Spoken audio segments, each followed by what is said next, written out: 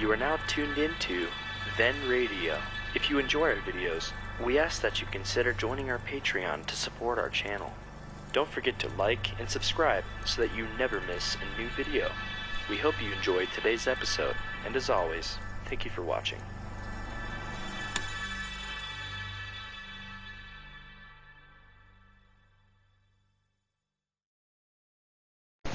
This year, we were blessed with a mild winter in the Austin area. Unfortunately, that also means that we can count on a large bug and pest problem this spring.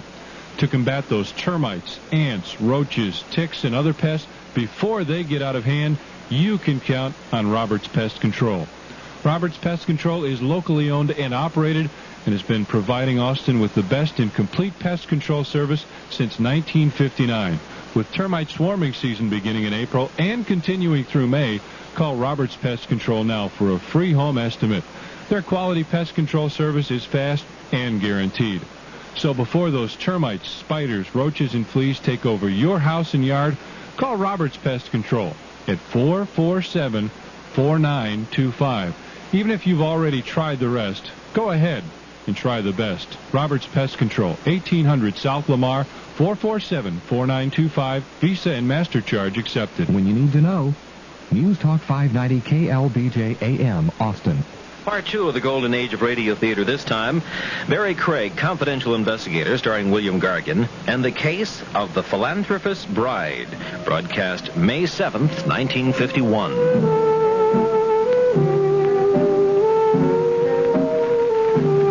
Barrie Craig speaking.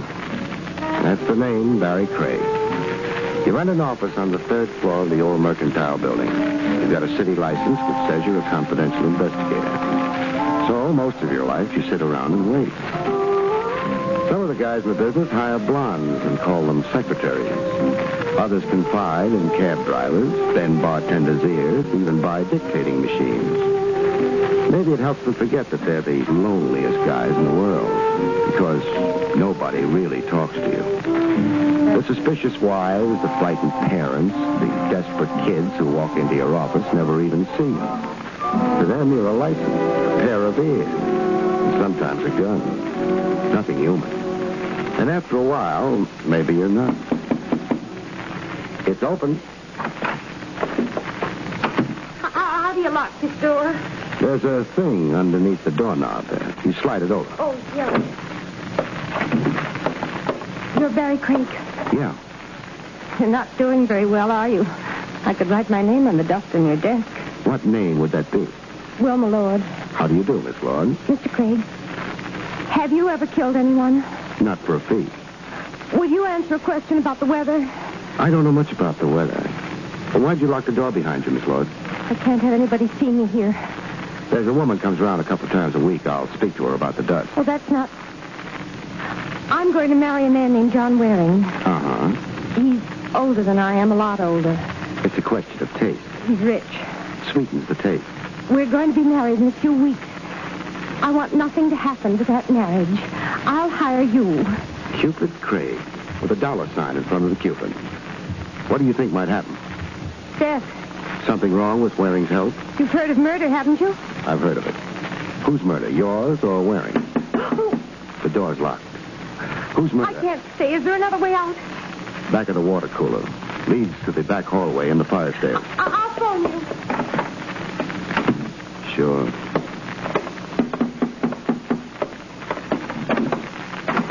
Yeah? Get out of my way. That gun a little heavy for you? I said... Okay. Well? The dame. Where's the dame? You don't look too good. Where is she? Got a name for her? The dame. Walked in here, I seen her.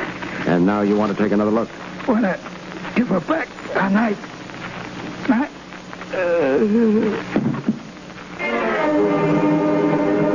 The floor stopped him. I kicked the door shut behind him.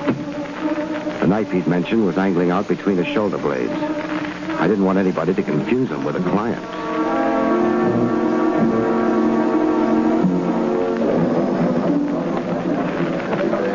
The homicide squad arrived and went to work. I don't like watching the boys. They're too smooth. I start thinking of all the stiffs they've practiced on. I shut my eyes. Are we boring you, Craig? Lieutenant Rogers, I've seen it all before. Too bad. If only we could work out an entirely new approach. Then perhaps you'd watch us, Stop being so tough, Trav. Everybody's forgiven you for having gone to college. Thanks. You're welcome. Craig, the story's no good. It's the only one I've got on hand. I'll tell you why it's no good. The punt there with a knife in his back was on the Harry Otis payroll. Oh? Wilma Lord is on the Otis payroll. Must be a large payroll. Among his varied and largely illegal activities, Otis also runs a supper club over on the east side. The Gilded Lily. Mm-hmm. You can have Wilma Lord for supper there 6 nights a week and twice on Sundays. It's too early for supper. The last couple of months, Otis has been very busy.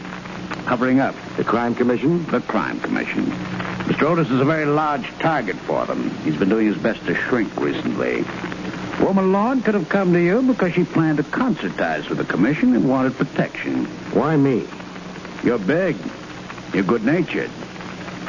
And, well... I'm stupid? No. But you like to believe people when they give you a chance to.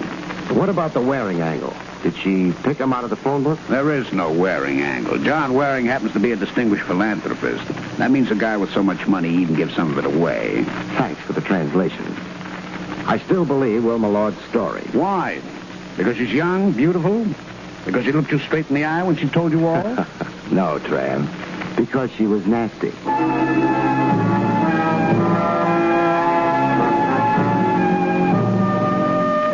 Homicide wound up and went away. One nice thing about it, after they were through, the office no longer needed dusting.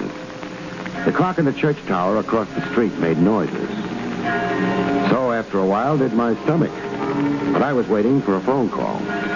Maybe the cops would get Wilma Lord before she could reach a phone. Maybe Wilma Lord had no intention of phoning me. I've been a sucker before. I prefer it to being a wise guy. So I listened to the bells, ignored my stomach, and was rewarded. Hello? Mr. Craig? Yeah. It's late. I thought you might have gone home. I'm still here. You're alone? Yeah.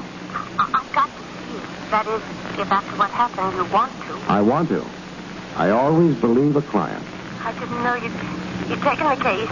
Where do we meet? Well, not here at my apartment. It's too dangerous. Wait a minute. Would there be a couple of cops sitting on your lap by any chance? No. Why not? They've got an alarm out for you. Well, the apartment isn't in my name. Look, let's make it park, the 67th Street entrance, in an hour. The park in an hour. Oh, Miss Lord. Yes. Don't bring a friend.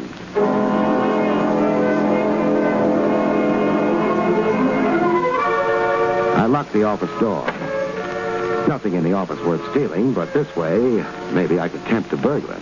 I felt underprivileged. I'd never been burgled.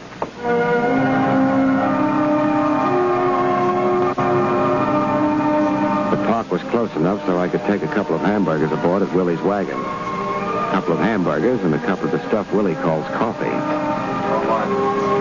Willie keeps his coffee urn shined. I was facing it. What I saw in the urn looked like what you see in the distorting mirrors in the Coney Island Funhouse, except not so funny. Willie! You got a complaint? Take it up with the mayor. Take a look over my left shoulder, Willie. Oh, it's gorgeous. You want I should pin a gardenia on it? Somebody looking into the wagon had his face plastered against the window. I don't want to turn and tip him off. Huh? You hitting the pipe again? No face? I bet you inhaled, too. Oh, forget it, Willie. He must have ducked. Here. Take that up with the Bureau of Internal Revenue. Boy, you're throwing dough around. What's the matter? You had a horse in the fifth? No. I had a corpse in the third.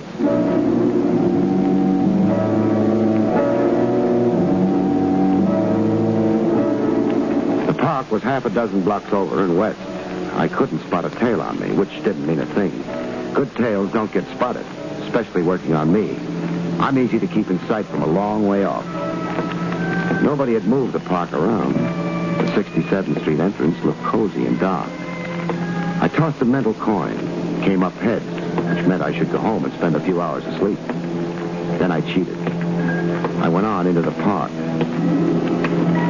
An investigator's job is a funny one. Either you play it hard and believe nobody, which is fine. It's safe. You stay out of trouble. Maybe after 10 years, you're growing ulcers because nobody likes you, but an ulcer never killed anyone yet. Or else you believe people. then you've got trouble. You're not smart. Except maybe it's not a choice. It kept getting darker. Not a choice because it depends on the way you're built. The way I'm built, you stick your neck out. I did. Only warning was a slide of feet on the gravel path.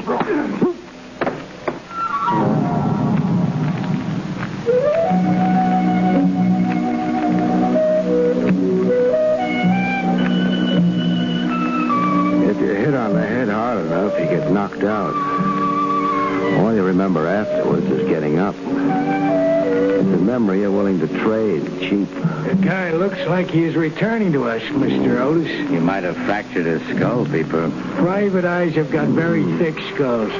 All I know is I read about them all the time. Private eyes are always getting bopped on the skull. It don't bother him. It bothers me. Beeper, help the gentleman. Never mind. Mr. Craig. I've got a headache. I'm sorry Beeper is so enthusiastic. Send him over a little closer to me. I'll calm him down. I'm afraid not, Mr. Craig. Beeper is armed. He was acting on instructions from me. Was he supposed to bring me in alive? I'm not that funny. How did he find me in the park? He trailed you there from your office. Uh-huh. It's rather a cold, unpleasant night, Mr. Craig. You often walk in the park. I managed to get there from time to time. You wouldn't have been meeting anyone there? I could use a couple of aspirins. Beeper was perhaps a little impatient. How was I supposed to know he had an appointment? Beeper. I beg your pardon, Mr. Otis. Well, Craig? I could still use those aspirins. I see.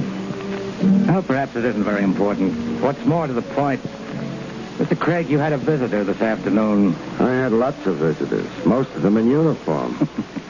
I'm referring to the gentleman who preceded the police. The gentleman whose untimely death was responsible for the visit. You didn't happen to kill him by any chance? The cops didn't think so. They might be prejudiced. Also, you may have pleaded self-defense. Otis, you know better than that. A man like you has pipelines to the department. Very well. A question, then. What was the gentleman... You mean the punk with the knife in his back? ...doing in your office? He was dying there. Hey, I'm hearing music. A ringing in my ears? A rather good little orchestra. They'd be insulted by your description. Don't tell them about it. This wouldn't happen to be the Gilded Lily, would it? You know the place? Sure. Some of my best friends have had supper in it. What was Jimmy doing in your office? A punk? He might have been looking for a confidential investigator. Oh? For what purpose? To help him find his lost innocence, maybe. Beeper. I'm not joking. What job was he doing for you? What makes you think he was doing anything at all for me? He was on your payroll? Indeed. The cops told me. They're blabbermouths. Pity about the civil service. Things would be so much easier otherwise. You could buy more for less, huh? You're not going to tell me why Jimmy came into your office? I didn't say that. I'll tell you why. He was looking for the owner of the knife in his back. Oh? He never got around to telling me who it was. Would you like some information? Very much. At what price? We'll discuss that later. The information goes like this. Your boy came up in the elevator. He didn't have the knife in him then. He did have when he got to my office. So... Someone presented him with a knife someplace between the elevator on your floor and your office. Yeah. One thing more. It wasn't right outside the office door. Oh? He got it near the elevator. He went down. There were a couple of bloodstains on the hall floor indicating that. He went down, stayed down for a while, pulled himself to his feet, and made it to me. Why? You didn't like my previous suggestion? No. Craig, whom did Jimmy follow to your office? It'd be nice to know, wouldn't it? I mean, for me. Because you know, don't you? You mentioned something about a price for the information. What price? What do you think about matrimony? I've no time to discuss philosophy at the moment. Or philanthropy? Beeper. Yeah, Mr. Otis. Up until this moment, I've been considering Mr. Craig an honest, if somewhat stupid man. Now I'm not so sure. Yeah? Either of his honesty or of his stupidity. I can get you references on both counts. I would like to be sure, Beeper. I take him apart? Unless Mr. Craig would like to tell us another story. I'm out of story. You're in trouble, however. Beeper, we want Mr. Craig to explain his remarks about matrimony and philanthropy. Yeah, hold it, Craig. I wouldn't mind plugging you in a leg, say. Give me an excuse. You gonna stand and take it nice? Okay. Take it. I hope the gun barrel don't scare you permanent. How about putting your arms behind your back, huh? Gonna start getting painful soon. Thanks. Now, hey, opportunity knocks. No, Otis. I've just inherited a gun. Beeper. You weren't expecting company. Mr. Otis, I've been knocked unconscious. I've been pistol whipped. Maybe I'm sore. I wasn't expecting company. Yeah, that's the reason Beeper was startled. All right, open the door. Let's see who it is. Hello, Mr. Otis. The Marine. Hello, Trav. Hi, Craig. Mind if I come in? The office belongs to Otis. You're holding the gun. That belongs to Beeper. Beeper? He's lying down. Tired? He ran into a doorknob. Have a gun on him. Thanks. Who knows? Maybe he has a license for it. We'll see. Exactly what do you want here, Lieutenant? We've had the place staked out. Nobody we were interested in showed up. I got the report that a big man was carried in. Turns out it was Mr. Craig. That's how it turns out. The place staked out? And you're looking for... If nobody minds, I'll get up. In a hurry, Barry? I'm late. For what? A date. Now, wait a minute. Way it looks, you were slugged and brought here. I guess it does look that way. You could prefer charges. It was all in fun. That welt across your face doesn't look funny. One of the reasons I'm in a hurry. What? I want to have the nasty little bruise chipped away. You're listening to Barrie Craig, confidential investigator on the golden age of radio theater. When you're overweight, a day on the sales floor can make feet scream. High heels, forget it. Extra pressure flattens out your natural cushioning, that tissue on the bottoms of your feet. My knees, my hips, my back, with 12 extra pounds, every step jolts your whole body. Dr. Scholl's insoles can help. Dr. Scholl's special DS6 air compression process creates shock-absorbing protection and cushioning comfort in one thin insole. So the insoles help take the pounding, not your feet. Dr. Scholl's insoles at the yellow display. Take the pressure off your feet. Once again, our star, William Gargan. Lieutenant Rogers didn't argue with me. He wanted conversation with Otis and Beeper. Nobody had mentioned Wilma Lord yet. Not Otis, not Trav. But they were thinking of her. So was I. I tried the park. A couple of hours had died since the appointment, but I had to make sure. I made sure. Maybe Wilma Lord had been waiting for me. Maybe not. Either way, she wasn't waiting anymore.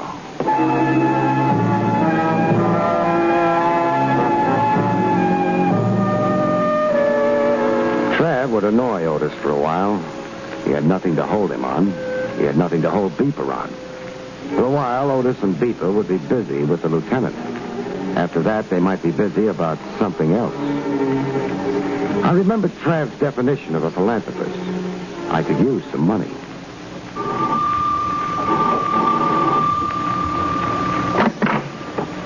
My name is Barrie Craig. Yes? You're John Waring? I am. Mind if I come in? It's rather late. So late you sent the butler to bed, huh? No, that is hardly... Who did you say you were? Barrie Craig. Should I know you? Yes. Why? Because you're a philanthropist. Good night. I didn't finish. Because you're a philanthropist about to get married. Come in. Thanks. In here, if you please.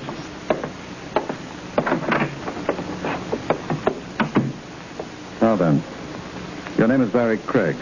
You're a reporter, perhaps? Not exactly. Then why your interest in my... Marriage? I've been hired to make sure it goes through on schedule. Hired? By whom? Your fiancée. My... Didn't I use the right word? You mean Miss Lord? How many girls were you planning to marry? Mr. Craig, I permitted you to enter my home because you seem to know about my marriage. I didn't expect you to insult me. I'm sorry. Blood gets on my nerves. Blood? A man was murdered in my office today. And that's why... That's why what? Nothing. This man who was murdered, had he any connection with... Your marriage? Yes. What do you think? I can't think anything about it. I'm confused. So confused you haven't thought of offering me a drink? I beg your pardon. Oh. Yeah. I could almost think you were expecting me. That's 2 glasses you've got sitting on that coffee table. With the drinks in them. One's rye by the color, the other... Mr. Craig, you're in my home. Looks like creme de menthe. A girl's drink. I suppose it's too much to expect the behavior of a gentleman from a confidential investigator. Yeah. We're the sorted type. I had an appointment with Miss Lord. She kept it, didn't she? Why don't we ask her? Ask? Nice drapes you've got. Pity they don't quite reach the floor.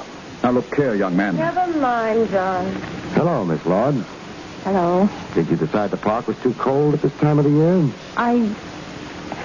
What made you come here? You wouldn't be holding up in your apartment, listed in your name or not. The cops are bright nowadays. Well... Where else would you duck for cover? It was simple. Lucky for me, it was simple. I get confused easy. What do you want? You hired me to do a job. I believe you. I always believe my clients. Sometimes I'm suckered, sometimes not. Because sometimes clients don't expect to be believed. I resent all this. Don't be in too big a hurry, Mr. Waring. Miss Lord was afraid that the marriage was going to be interrupted by murder. Murder? She didn't get around to telling me whose murder, yours or hers. Because another murder happened to somebody else. I didn't... Somebody on Harry Otis's payroll. Whose idea was this marriage? I asked Miss Lord to be my wife. And she said yes. Why? I love... You don't have to laugh at me. Harry Otis. You were on his payroll, too, Miss Lord. The Crime Commission was getting ready to ask him questions about his business, his tie-ins with officials, his backers. I must ask you... were going to say Lee. Let's pretend it was explained. Wilma Lord's young. She's beautiful. Maybe she could have wrangled a marriage offer out of you anyway. But her working for Otis can't be a coincidence. Sure, you asked her to marry you. After she told you she knew about your connection with Otis. My connection? Financial. Dollar bills don't have pedigrees on them. That's a shame. How many of the dollar bills making up your bank account came out of Harry Otis's dirty enterprises? This is absolutely unwarranted. No. Up until 5 minutes ago, it was a guess. A stupid guess. Because I couldn't figure any other reason for the whole deal. Now it's not a guess anymore. It's not a guess anymore. Hello, Otis. I've been expecting you. And the gun. That's nice. Beeper's outside with a gun, too. And the car? With the motor idling? Another stupid guess? Sure. The stupid ones give the most trouble. If you'd had brains enough, Craig, you'd have stayed out of this. I couldn't. I was hired. By Miss Lord. I had to, Harry. I had you set up. Waring was going to marry you, so you couldn't testify against him. Why'd you bury the knife in Jimmy's back? I didn't. I had him on you all the time. Would you have had any reason for killing him, Otis? What reason? Not even a stupid guess. Otis. Yes. This squabbling. It's unpleasant. And a waste of time. Meaning what? Whatever Miss Lord did or didn't do, Mr. Craig is now in a position to inform the Crime Commission of our business association? Yes. That would be disastrous. Not only for myself, but for you as well. I hesitate to suggest anything violent, but... But what choice have we got? Precisely. No, there's been... Shut up, Ruma. You've still got Jimmy's death to account for. Oh, you... Miss Lord. What? Don't drink that. What are you talking about? Just went this way. You in a hurry to die? The man is insane. Otis. Yeah, Otis. The man looking for a murderer. What was wrong with the drink? Another guess. A solid one this time. Wilma Lord wanted by the police for the murder of your punk. Wilma Lord disappeared. Suppose she died in this house. Waring would have the body what? Buried? Burned? Either way, no more Wilma Lord. The cops would spend the next century looking for her. The case would be closed. No. Also, John Waring wouldn't have to marry her. He'd be rid of a witness against him. What he had in mind for you, Otis, I wouldn't know. But he had something in mind. Then he'd be free. He could go on being philanthropic. It's childish melodrama. Murder's melodrama, only it's not childish. Mr. Waring, when I walked in here, you asked me if I was a reporter. The gag being you'd never seen me, heard of me before. But a little later on, you said something about a confidential investigator not being a gentleman. You must have followed me, too. You said Wilma Lord had kept her appointment with me. How did you know? If she told you, you wouldn't have confused me with a reporter. If she didn't... Wait a minute. He was checking on her because he was planning to get rid of her. But your boy Jimmy spotted him on the 3rd floor where my office is. Nobody else would have had any motive for killing him. Waring had to because it tipped his hand about his plan for the girl. Nonsense. Absolute nonsense. Then suppose you drink this, huh? I detest creme de menthe. Drink it, Waring. I shall leave now. I find this highly distasteful. Drink it. You're being a fool. A fool. Had to be done. Done. The reason I knew the drink was poisoned. Take a sniff at it, Otis. Don't bother. A deep sniff. So sorry. Got it in your eyes. Thanks for the gun. You... Mustn't lose your temper. Waring killed Jimmy. Sure. But you had to kill Waring, didn't you? If you'd turned him over to the cops, he'd have blabbed. The Crime Commission. Beeper! Beeper? You know something, Otis? You must be a sinking ship. From May 7th, 1951, the Golden Age of Radio Theater has presented Barrie Craig, Confidential Investigator.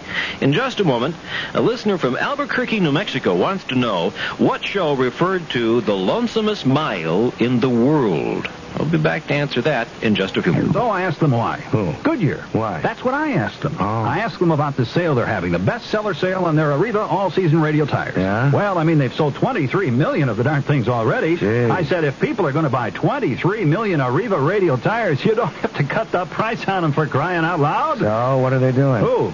Goodyear. They're having the sale anyway. Why? That's what I asked them. Who? Goodyear, take me home. Sale ends April 25th at participating Goodyear retailers. If your gasoline's not super clean, you may have trouble getting started. Because many gasolines don't have enough detergent to keep your fuel injector or carburetor clean and running smooth. But with new Phillips 66 Super Clean Unleaded and Super Clean Premium Unleaded, as little as one tankful can clean your engine to run like new. And you can depend on Phillips 66 to help keep it clean. Super Clean Unleaded gasolines. Clean up and keep clean gasolines from Phillips 66. Presidential assailant John Hinckley is spending this Easter Sunday at a mental hospital in Washington after a federal judge decided not to allow him to make an unescorted visit to his family in Virginia. The judge, Barrington Parker, told CBS News broadcast Face the Nation that it was a hard decision to make, but an even harder one is whether he should ever be allowed to go free because he was never convicted of a crime. If the testimony, if the facts support it, certainly you must consider it. But I, as well as any other responsible judge, would be aware of the fact that a person has been completely maimed for life, and you can't help thinking of deciding it based on the merits. Judge Parker said Hinckley, who was found to be insane at the time of his attempt to kill President Reagan, could at some time be judged cured and therefore legally no longer could be held in custody. The government says one area of crime is declining, but despite a 17% drop, nearly 15 million Americans were robbed during the decade beginning in 1973, and one-third were injured in the process. As to robbery targets, Justice Department statistician Carolyn Wolfe Harlow says the victims are not usually wealthy. People who are likely to be robbed are males, blacks, the young, those that are less than 25 years old, persons who are divorced, separated, or have never been married. The poor and residents of central cities are disproportionately robbed. The study says the average loss from a robbery is $447, and most of the losses are never recovered. The New York State Thruway Bridge collapse earlier this month has claimed more victims. One person was killed and 3 critically injured in a head-on crash of 2 vehicles on the detour caused by the bridge accident. 10 people were believed killed when the bridge fell into the raging creek on April the 5th. Several bodies are still missing. Now this. Does the personnel assistant of a major insurance firm ever require the services of temporary help? Yes, we do. Quite a lot. When you need temporaries, what service do you call? I call Kelly. Kelly Services? The Kelly Girl people. Why do you call Kelly? Because I know that they will be able to match exactly what I need. I will give them a detailed description of the assignment. Most of the time, the skills that we're looking for will be clerical and secretarial skills, typing, filing, sorting, collating, putting packets of information together. You get all these people from Kelly Services? Get all these people from Kelly Services. And they're qualified? As a matter of fact, I have certain department managers that will request that we get a temporary from Kelly Services because they have had bad experiences with other services in the past. Do you think I could talk you into using one of the other temporary services out there? You can have them all. Kelly Services, the first and the best? Nobody does more to make sure I get the right person for the job. I love that. Makes my job easier. And you get your money's worth with Kelly Services? Get my money's worth. I'm sticking with the winner.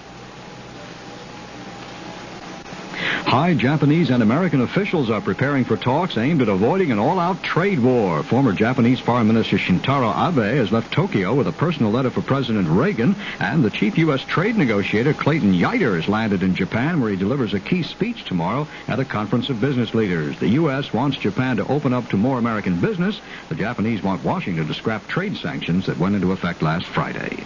Mitchell Krause, CBS News. You need to know.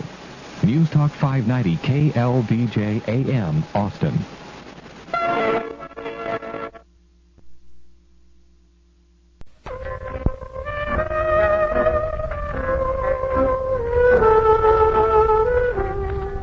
Barrie Craig speaking. A smart, confidential cop keeps a straitjacket handy as standard office equipment. The time has to come when you want to rush a prospective client to Bellevue for observation. What else can you do when a guy pops in, tells you his name is Julius Caesar, and then without any further explanation starts bawling like a baby? Julius Caesar, right out of Runyon. Pants under his hip line like a Burlicue comic. A checkered vest with egg stains. And a face that could only advertise a meat grinder. Here, my handkerchief. Dry your eyes. I only said to dry your eyes. You through blubbering? Yeah. What are you crying over? Cleo is gonna die for sure. Some incurable disease? You and me put together, Cleo is healthier. Now I'm in utter confusion. I was to a tea room. I didn't know they had pool tables and tea rooms. Look, I'm in there getting my fortune told. I'm gonna lose Cleo, it says in the tea leaves. Cleo has got to go. What's going to kill her? Not what. Who? That is what I want to know. You, maybe? Chop off my arm. I wouldn't hurt Cleo. I love this doll. That's the whole basis of your fears? Cleo didn't make out in the tea leaves? Let alone that. Someone has tried to get to her already. Clear up get to her for me. Rub her out. Depart Cleo from my midst. Somebody tried to murder Cleo? What was I saying? Don't you know? Okay, murder. Describe the attempt, Julius. Cleo has got a medicine for pep. A hangover had her down. So she took a swallow of this stuff. What was she drinking instead? Poison. Somebody had switched the bottles on Cleo. That's the attempt? No, I got a few more. This one, for instance. Coming down the stairs. Soap. Now her spine is out of whack. Cleo leans a little. To the right or left? Left. No, right. No. Oh, I give up. Who's behind all the mayhem? I wouldn't be here if I knew. Here. 3 C's on account. I took a mortgage on a shop.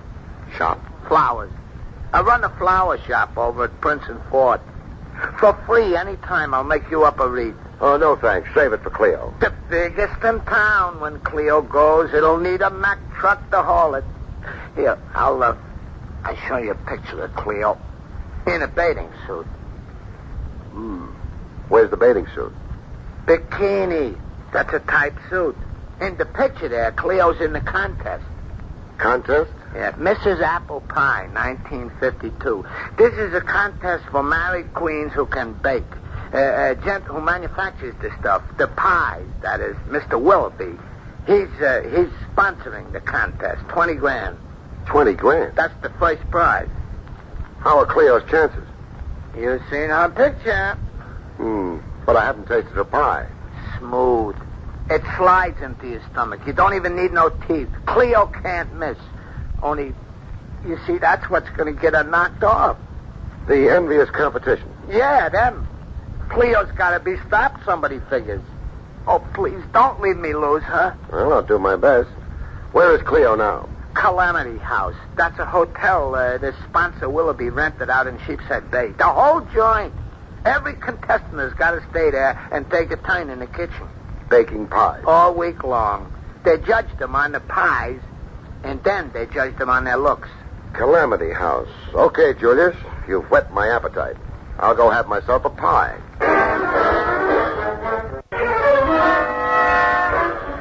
As it so happened, I ran into Cleo before I got to Calamity House in apple pie heaven on the highway, going up an incline where a sign warned horseshoe curve. Coincidence or destiny? I made a note to look up a mystic and ask him sometime. Anyhow, I hadn't made the top of the hill when a car flung around the upper level curve coming down toward me. A car out of control, it looked like. I braked to a dead stop. The runaway car whizzed past me. I got a photo look of a lady driver, and then came the crash.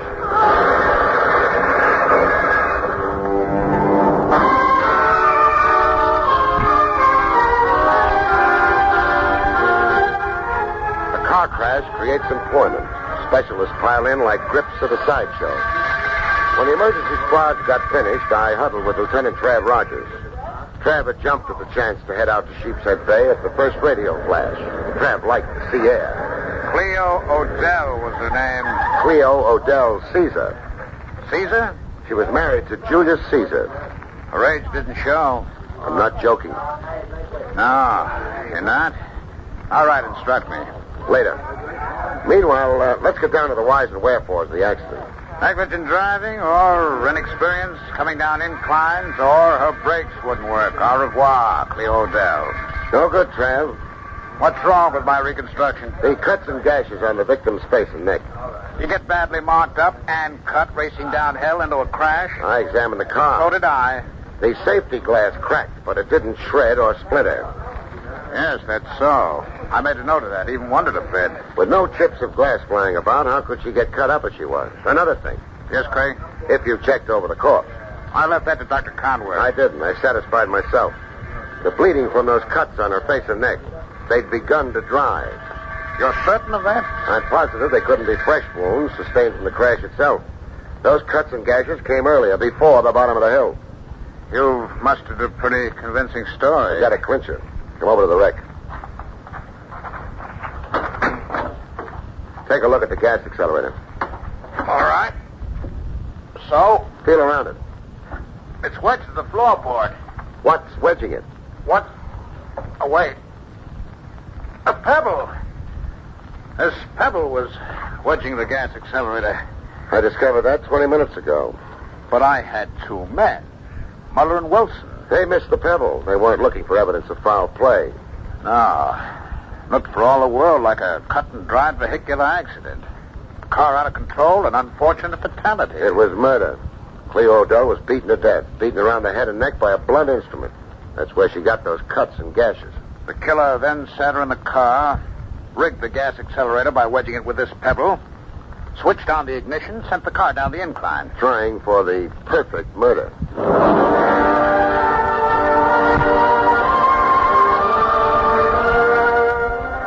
In Calamity House, pattering about the main suite like a Maharaja, I found the contest sponsor and pie manufacturer, Mr. Willoughby. His Highness was wearing a scarlet lounging robe with a golden dragon growling across it. This tragedy, Mr. Craig, it casts a damper. Murder does that, Willoughby. Murder? But I thought... The first police flash was a mistake. Cleo was beaten to death before she went joyriding down an incline. I'm bewildered. I cannot grasp. Let's stray from the corpse until your blood pressure can take it better. Answer me this. What were Cleo Odell's chances of pocketing your $20,000? Why, most excellent indeed. Her pies hit the spot? They were outstanding. In the first 4 contest days, Cleo Odell had won 456 points. We have a point scoring system. Skip the intricacies. Who was the runner-up? The missus closest to Cleo's 456. The contestant most likely to win, if not for Cleo. Why, Lois LaRue. Her point score so far, I believe, is 372. Yes, 372. And the rest of the field? Oh, below 200. Their chances of forging ahead to victory are quite doubtful. Okay, then. Lois LaRue. Cleo alive could cost Lois $20,000. Well, surely you don't think... I'm only asking. Now, about looks, shapes. How much rides with that? Physical beauty determines the winner only in the event that there is a close race between 2 or 3 contestants. If the spread in points between contestant 1 and 2 or 1 and 2 and 3 is less than 50... Less than 50? Well, that ends that. Cleo was a mile ahead of everybody. Her runner-up and survivor, this Lois LaRue, is also miles ahead of the field. Yes. After Cleo Odell, it appears the award must go to Lois LaRue. Who awards points? Or maybe let me say it this way. Who Who judges the quality of the pies and hands out the points? Our judge, Mr. Cornell, Vincent Cornell. Mr. Cornell is a well-known illustrator. Who appointed him judge? I did. If you're minded to impugn... Simmer down, Your Highness. I'm just acquainting myself with background. All right for me to go have myself a pie? Why, of course. Any number of them. The kitchen is on the basement level. Every pie is enriched with exclusive Willoughby ingredients. A secret miracle chemical, exclusive with Willoughby. Cut, you've got your plug in. You're keeping me from the pies.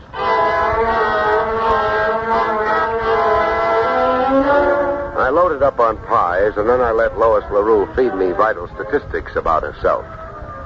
A brunette with hair of midnight black, and a cute nose that tilted at the tip like a ski jump. Her bathing suit made me feel overdressed. Lois looked like she'd been tipped off to my coming. She had soft lights and softer music going. A drink, Mr. Craig? No, thanks. And, let's switch off the music, huh? Romance and murder mixed badly. Oh, it was a terrible thing. Cleo had so much to live for. There was a neat $20,000 in her future. But you can't say that with certainty. The contest hasn't finished. It was in the bag for Cleo. She was a mile ahead on points. Ahead of you. There are 9 contestants here in Calamity House. The other 7 are hanging on for the exercise. All right, I won't argue it. Except to say that I felt I could win somehow. And somehow you're going to. That's for sure. I don't know how to take that. Resent it if you can muster outraged innocence. If I can... Why, of all the girls... No throwing things. And don't throw music and curves at me, beautiful. I look at that utterly utter torso of yours, and all I can see is a corpse. The corpse of Cleo Odell. Now, let's get businesslike. Well, what do you expect of me? Some insight into you. You're right up front in my gallery of suspects. Merely because I was closest to winning after Cleo? Because 20 grand is bait, and you look to me like hunger. Like you'd die if you lost the contest. All right. I admit it. I am intense about winning. I don't dare lose. This contest isn't my gamble alone. They're investors. It's their gamble, too. Investors meaning? Backers. My family and friends. They've shelled out every penny they could raise to dress me, pay for my photographs, publicity, miscellaneous expenses. I'm a corporate body. I've been cut into percentages, into pieces. Familiar stuff, speaking of contests. How does your husband fit into the situation? My husband? This is a contest for married women only. Oh, yes, my husband, Zach. Zach? Zach Foster. He manages me, too, represents me. Where is he? Oh, he's around. Zach floats around. What is he, a balloon? Oh, well, I mean, Zach can't be pinned down to a place, so to speak. He's on the move, making arrangements, contacts. Sometimes he's here at the hotel, other times somewhere else. I see. Next time you see Zach, tell him to stay put long enough to exchange introductions with me. Tell him Barrie Craig wants to talk to him.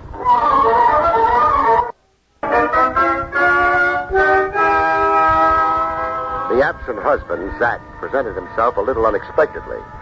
I was down in the kitchen again, sinking my overjoyed molars into more pies.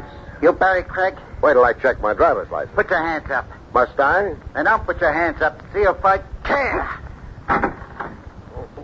Teach you. Oh, my jaw. Teach me what? To terrorize my wife. I talk better standing. I terrorized your wife, you say? Lois LaRue. I found her in hysterics, a poor kid. Crying her eyes out. You just left, she said.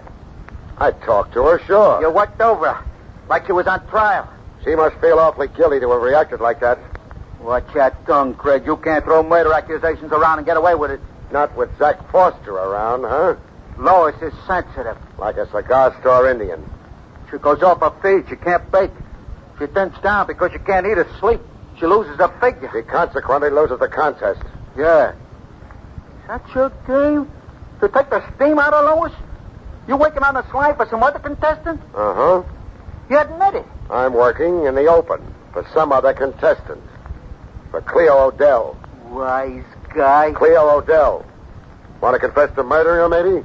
Craig, I'm going to declare total war. You already declared it, chum. You fired the first shot. It's my turn now for a counteroffensive. I was up before the count of 10, chum. Let's see if you beat my time.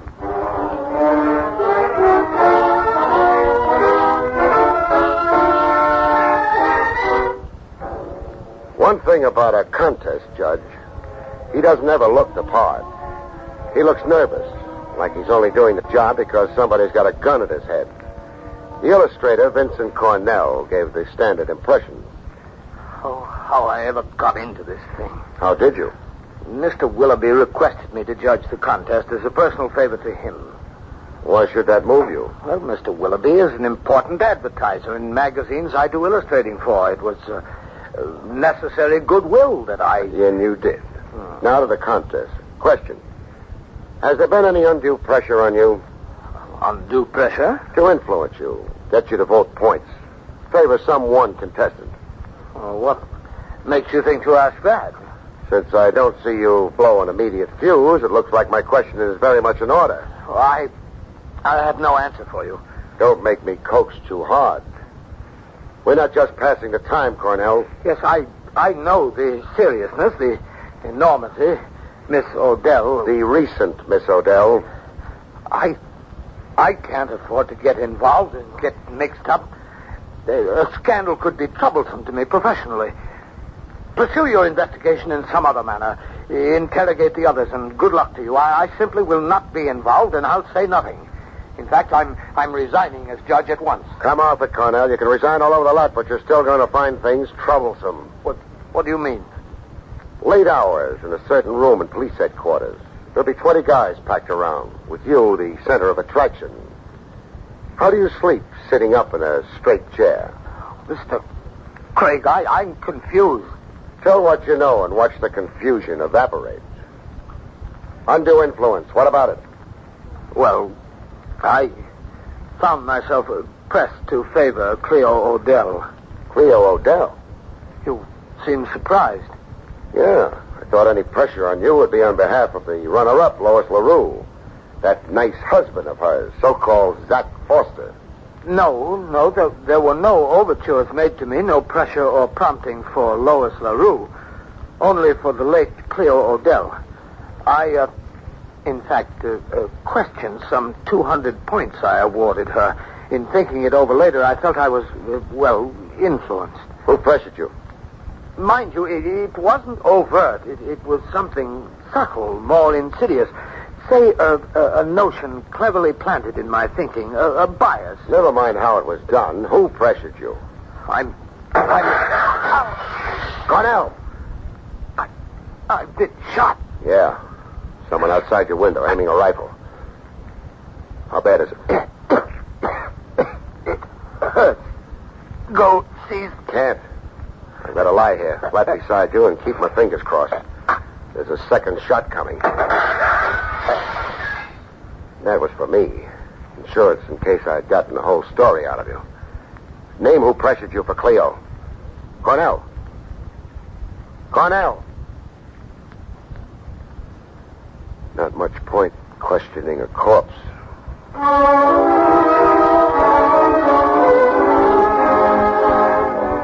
Murder to shut Cornell up. A rifleman with a nice sense of timing. The search outside the window turned up nothing, except an overturned flower pot. No footprints. You don't find any on flagstone. The search of the grounds reintroduced me to my client, Julius. Julius was sitting on the edge of a goldfish pond, crying into it. I loaned you my one good handkerchief this morning. I got it here in my pocket. Be my guest. Blow your nose. You really got something to blubber about now. No kidding this time. I won't never stop crying. Do it someplace else. You've got the fish pond overflowing. I lost Cleo. Cleo lost more. What brings you here to Calamity House? To see you. I got things to talk over. Where did you park your BB gun? I don't get you. How long have you been squatting down here? 10 minutes. Then you heard 2 rifle shots. No. Like peals of thunder and with breaking glass. What are you, stone deaf? No. No what? Not stone deaf, but I don't hear good. I once got a draft deferment because I don't hear good. Oh, Julius, you kill me. Wouldn't I like to? Repeat that, please. For losing me Cleo. Craig, they're going to pin it on me. Lay Cleo's murder to me. On what grounds? 15 grand. Double indemnity. That makes 30. $30,000? You carried insurance on Cleo? Yeah. Double if Cleo went in an accident, like a train or a car. A policy that size is suspicious. All of a sudden, I even suspect you myself, Julius. Oh, don't say that. Are there any other suspicious circumstances wrapped around that policy? Yeah, there are. You see, I got the policy only 2 weeks before. 2 weeks before Cleo went down the incline? Yeah. 2 weeks before this afternoon? Yeah, that's what. Cleo was murdered, and the killer tried awfully hard to make it look like an accident. A vehicular accident. Looks bad for me, huh? I can practically see you in the electric chair. Oh, Craig, don't say that.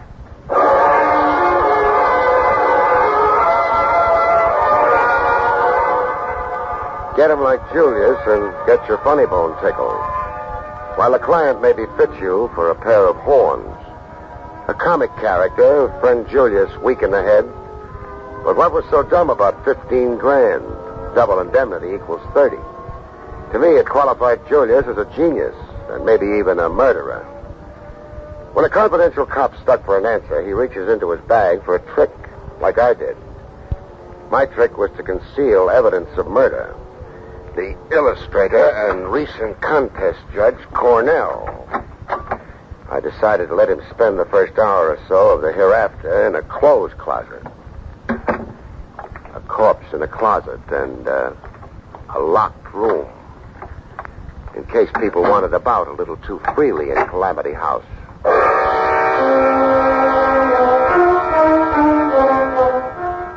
I made myself conspicuously available in Calamity House, the main lobby. I couldn't be missed by anybody. Even a blind man could reach me by the odor of my cigar. The first gent to buttonhole me was Zach Foster, looking as if it was quite an effort to come up and talk to me. Craig? Zach. Okay to talk to you? Is it round two? No. War's over as far as I'm concerned. Anyhow, Peace. It's wonderful. Frankly, I'm frightened stiff. Of what? Well, you mainly. The way you go about things. And the slant you're working on. How Cleo Odell died, who killed her, and why. Did you? No. But it might fit. You might make it fit. That's why I'm scared. For me and a kid. Who's the kid? Lois. You see... You're about to make a confession. Yeah. A confession is something I think you've already guessed. That you're not married to Lois. And you did guess. No. We're in a contest on false pretenses. We don't qualify. Lois is single. I promoted her into the lie. I got her to go along with the swindle, make out she was a Mrs. Zach Foster. You just talked yourself out of 20 grand. Yeah, I know. I'm scared off. I don't want a rap we don't rate. The murder of Cleo Odell can't be laid to us. Now what, Zach? I'm going to locate the contest judge, Cornell, and make a clean breast. Tell him what I just told you. Why Lois LaRue should be disqualified. Then I'm going to clear out. I mean, if it's okay with you. It's okay with me. You've just cleared yourself, all right, in a bigger way than you suspect. But stick around a while anyhow.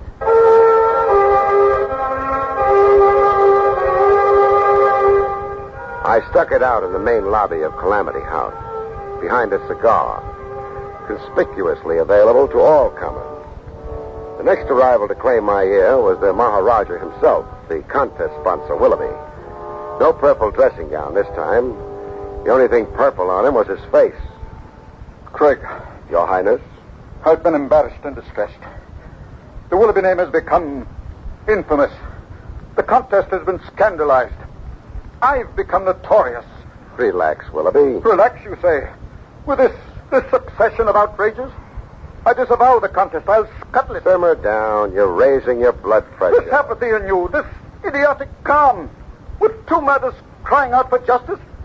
Mr. Craig, I find you offensive. And I find you guilty.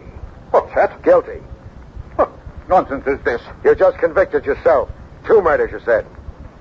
Cleo Odell is 1. Who's number 2? Why, Vincent Cornell. Correct. But only the murderer could know that. Only the murderer? There's been no advertising of Cornell's fate. I've got him in a clothes closet. His death is a secret 2 people share, me and the killer. That's you. You can clam up or you can talk. Whatever your motive was, it can wait. I can wait. But you're licked. 2 murders. You did them both. Yes. I did them both. Cleo Odell, because she knew me when we met, she recognized me. An ugly and untalented person. I was forced to see that she won our contest. And after victory, I knew there'd be other blackmail, other tribute to pay. If I didn't dispose of her first. What did Cleo have on you? An unsolved murder. In the long ago past. 17 years ago. My wife, I'd struck her fatally in the heat of a quarrel. I'd fled, left town, and later resumed my life elsewhere. Here in New York with a new name. Cleo Odell was a Janet Tyler, in her teens then. The daughter of a next-door neighbor in our town. Ironic twist. Cleo showing up in your contest 17 years later. You're escaping the police in all that time, but running afoul of Cleo. My retribution. I'd have to pay for my crime sometime, I knew. I always knew. Cornell. Why did he have to die? Cornell could tell you that I had influenced him to favor Cleo. You see, I'd agreed to blackmail before. Before you decided that the only good blackmailer was a dead blackmailer. Yes. I wasn't at first aware of the lady's avarice. But I would be her captive forever. Case solved. You're under arrest for murder. Murder new and old. Now, who was it who said, your sins will find you out?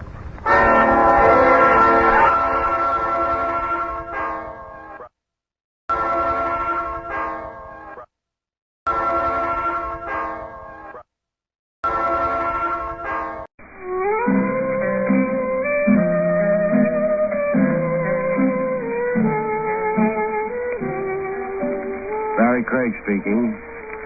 I'd spent most of the afternoon composing a snide letter in my mind to the management of the office building where I rent an office. Although I had no fundamental objections to a little dust here and there, I felt nevertheless that it ought to be disturbed from time to time. The old lady picked by the management to do the cleaning apparently had other ideas. They consisted mostly of rearranging the furniture in the office. This was a small laugh because the furniture consisted of 1 desk and 2 chairs. By the time I got the letter all finished, I was too tired to write it. I decided to let it go till the next morning. That way I'd be employed for another day. Hey, this was no hour to acquire a client. What did they think anyway, that Barrie Craig didn't keep office hours like anyone else? If that's what they thought, they were right.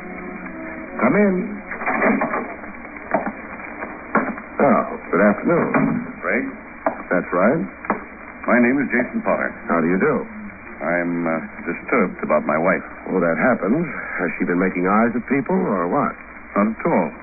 I almost wish she had. How large an almost is that? It was merely a manner of speaking. My apologies. What disturbs me is her sudden interest in literature. You don't approve of literature? It's not that. You see, Mr. Craig, my wife has been going about pricing epitaphs. You're telling me this why? You want me to interest your wife in a short story, maybe? Or a rhymed couplet instead of epitaph? I want you to make sure that she has no immediate use for any epitaph she may be smitten by. She's epitaph happy? Or just unhappy about you? That is hardly your concern. So far, none of this is my concern. Perhaps I can change your mind. So? Well, nice white envelope. Look inside, will you? Okay. Well, 5 $500. You really don't care for epitaphs, do you? Not my own. Not for some time yet. How long do I have to keep you alive in order to earn this? Until I get my divorce. I don't handle divorce cases. It won't be necessary for you to. I have all the required evidence. I merely want you to see to it that I'm divorced by a judge, not by a bullet.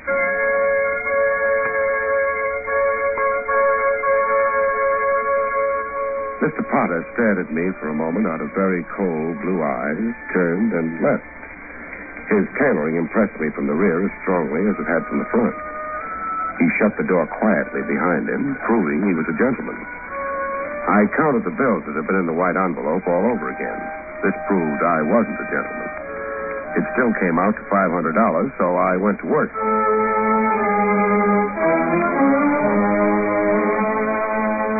I picked up the Potters at their townhouse.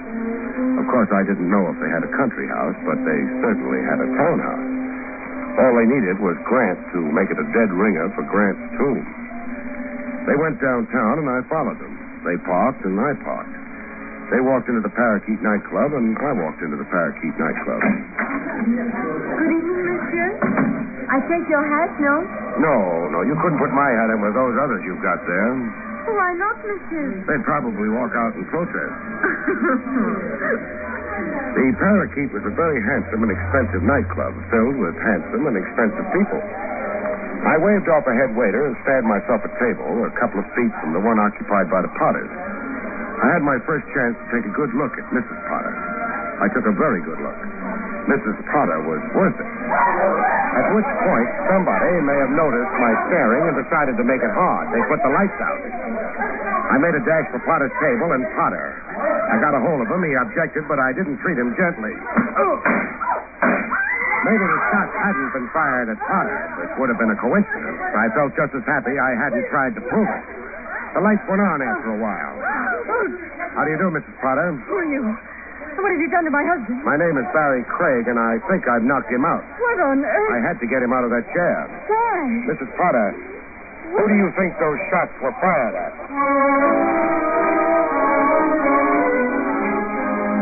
About this time, we got lots of company. Head waiters, managers, newspaper columnists, and stuff. We should have got the police, too, but the kind of people who go to nightclubs like the Parakeet can afford not to be public. The police were kept out. Potter began to revive after a while, and the incident could be considered closed. But before it was quite closed, Mrs. Potter and I had a snatch of dialogue. You must have been expecting an attempt on my husband's life. I had it in mind. Are you going to talk to the police? I've got no objections to talking to the police. As a matter of fact, some of my best friends are policemen. I wish you wouldn't. I don't suppose there'd be any use. No, but people try, though. Mr. Craig, what are you doing later tonight?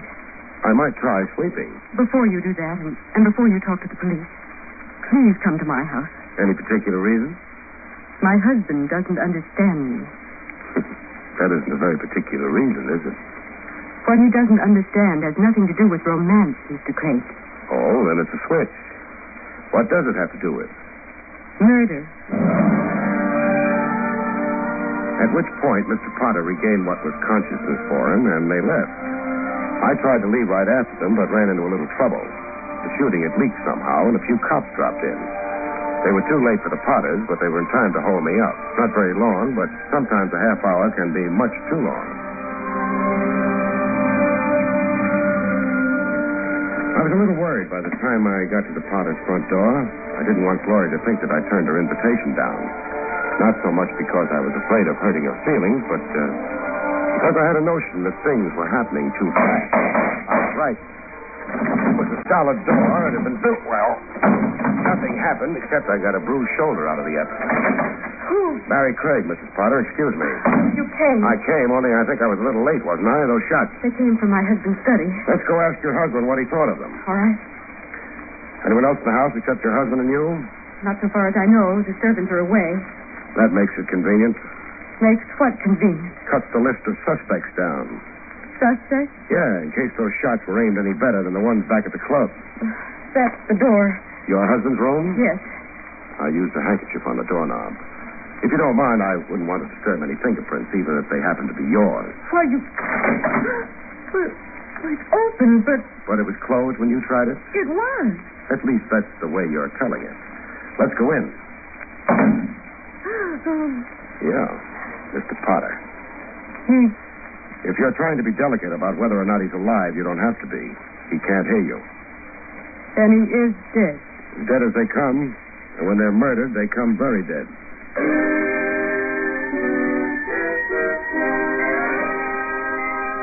Gloria Potter went to her room in order to grieve, exult.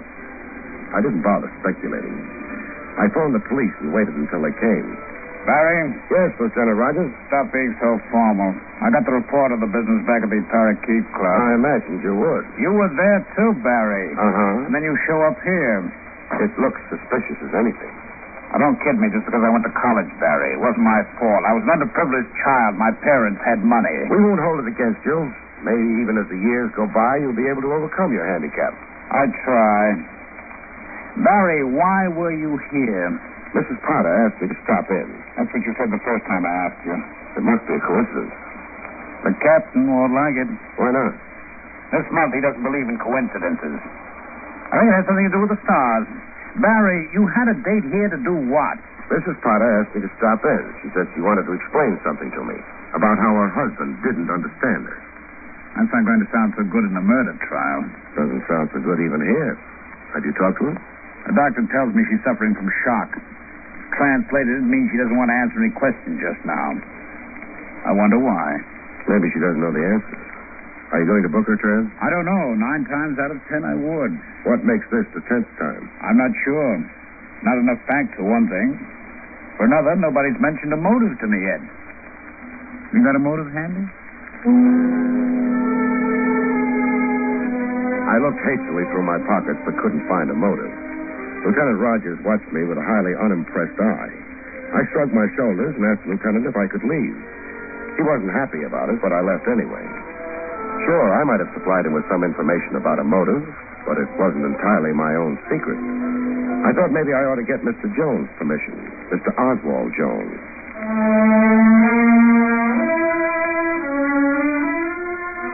It wasn't hard to find the Barham Towers. The 11th floor had an elevator running to it, which I used. It may have been a hunting lodge, but it had an ordinary door out in front of it. I hoped Oswald wasn't out hunting. Yes? The name is Barrie Craig. You're Mr. Jones? I am. Mind if I come in? That would depend on the nature of your business, Mr. Craig. I'm a confidential investigator. Indeed. That, however, is your occupation. Your errand? Gloria Potter. I dislike seeming finicky, but that again is merely a name, not a description of the reason that brings you here.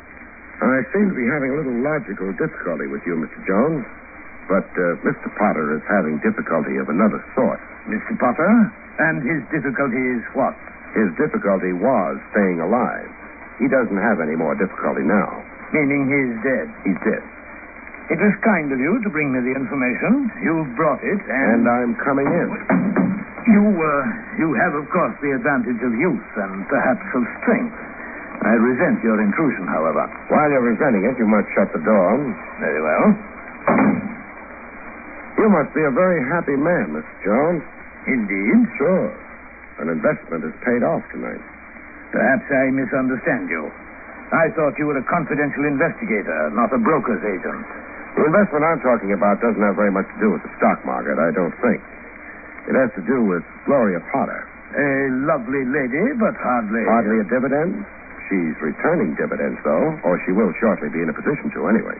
You had better make yourself clearer. I'll try. You staked Gloria Potter so she could marry a millionaire who was afraid that women were after him for his money. I may have lent Mrs. Potter some money in the days before she was married. At what interest? Look here, young man. I think we have done enough fencing. I've already told you I did lend Gloria Potter some money. I expect to have it returned. Whether with interest or not is no concern of yours. It might be a concern of the police. The police? Where do they come in? You do it very well. If it's an act, that is. Mr. Potter not only died, he was murdered. How distressing. You should practice expressions of distress. You didn't do that very convincingly. I'm not trying to convince anyone of anything. You lent Gloria money. You expected a return on it. That would have been fine. She did succeed in getting Potter to marry her, but Mr. Jones, Potter was preparing to divorce her. Such, alas, are the vicissitudes of matrimony. One can never be certain, can one? You can spare me the philosophical remarks about matrimony. If Potter had lived long enough to divorce Gloria, you'd never have got your investment back, or the profit on it. Then I suppose I must be mildly pleased that Mr. Potter did not succeed in divorcing Gloria. Sure, you must be pleased. What I'm curious about is, how much of an effort did you make to guarantee your investment? Are you implying that I had anything to do with Mr. Potter's unhappy decease? I'm asking you if you had anything to do with murdering him. That seems to me rather naive, Mr. Craig. Assuming that I may have had a hand in his untimely taking off, would I be likely to tell you about it? I don't know. There are no witnesses present. You could tell me in perfect safety. Perhaps. But why on earth should I? It might satisfy your ego. Mr. Craig, I am no longer a young man. I was never a handsome one. I perforce learned a great many years ago to abjure ego satisfaction, at least of the more obvious sort. I think the hour is late. I think your visit here an impertinence. Good night. Okay. Good night. Mr. Craig, that is not the direction of the front door. I know it isn't. Hey, let go, me. Sure, but join us, won't you? I'm sorry, Mr. Jones. It doesn't matter, Baker. How do you do, Baker? Were you having fun listening in? Mr. Jones. Mr. Craig, this is my home. If I choose to have Baker stand by in case I should need protection against intruders like you... I just wanted to find out exactly what Mr. Baker's job was. You found out. And now? And now I leave. Mr. Jones. Yes? Has Baker got a license for that gun he's carrying?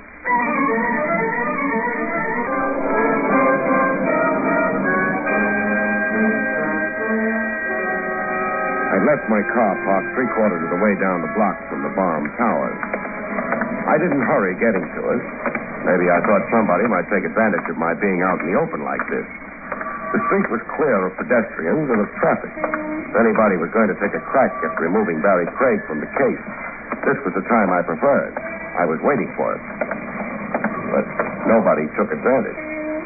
I got into the car. Then I stuck the ignition key in the lock, turned it, and got out of the car as fast as I could move. Nothing on my car is supposed to tick when you turn the ignition key on.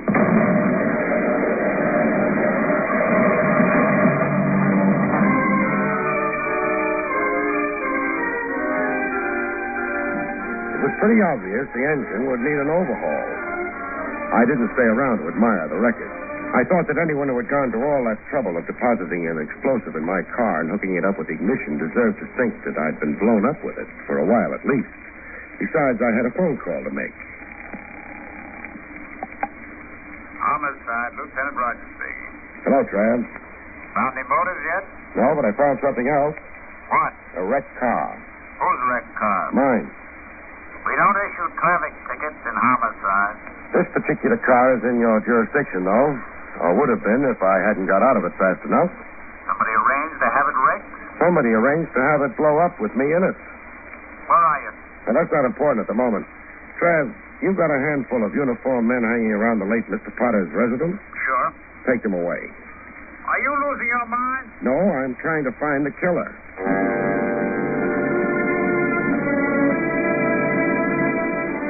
Trav and I had a small argument for a few minutes, and finally he gave up.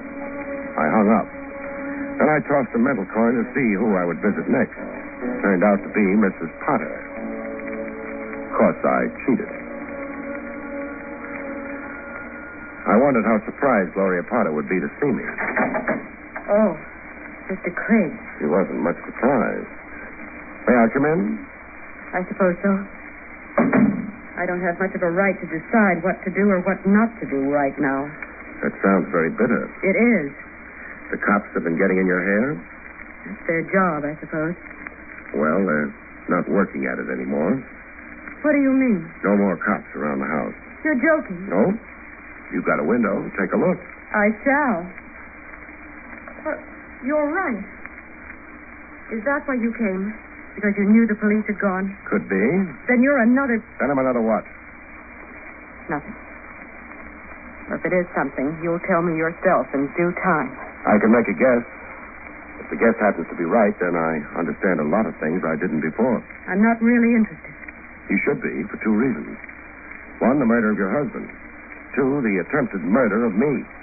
Someone has tried to murder you? Uh-huh. Why? Maybe because I was crowding someone. Someone who'd already disposed of your husband. Did you bring that up? Sure. Your husband hired me. He was afraid he wasn't going to live long enough to divorce you. He didn't. Now, you might try telling me the truth. About what? For example, what do you hear from Mr. Jones? Mr. Jones? Mr. Oswald Jones. The gentleman who bought you the platinum-tooth trap for Jason Potter. You have to get into it, too, don't you? Not, two. It means someone else got in on the deal. You also said that I must be another. Another what? You didn't answer that.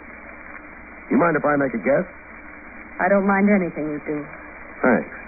When I walked in here and told you the cops were gone, you thought I took advantage of their absence to come. You thought I was a blackmailer? Thanks for telling me. It rounds out the picture. There must be someone else here in the house. No. Sure, there must be. After my car blew up, I had a phone call to make. That took time. I took a cab over. It took time before I found one. But whoever had arranged to have that car blow up wouldn't have hung around. He'd have come here. I don't know what you're... Someone else must have known that your husband was preparing to divorce you. I don't think that's been a very great secret. That would have given him a nice handle for blackmail. And then... Mr. Jones. Yeah, Mr. Jones. Complete with revolver. I'm afraid I've been eavesdropping. For how long? A matter of minutes only. I missed the beginning of the conversation, but on the other hand, I don't think I missed anything important. Okay. You didn't miss anything important. What now? You've become rather a nuisance, Craig, both to Mrs. Potter and to myself. All right, I've become a nuisance. So what? What does one generally do with nuisances? One removes them. That's a bright idea. Was it also your bright idea to kill Potter? I hardly think you are in a position to ask questions. You're not in a position not to answer them. You see, Mr. Jones, an attempt was made on my life less than an hour ago, and less than 100 yards from your house. Oh, nonsense. No, a wrecked car. You must have noticed it, leaving your house there. There would have been a crowd about it. Oh, now that you mention it, yes, but... Naturally, you knew nothing about it. Well, naturally. Which is what you'd say whether you'd set that bomb or not.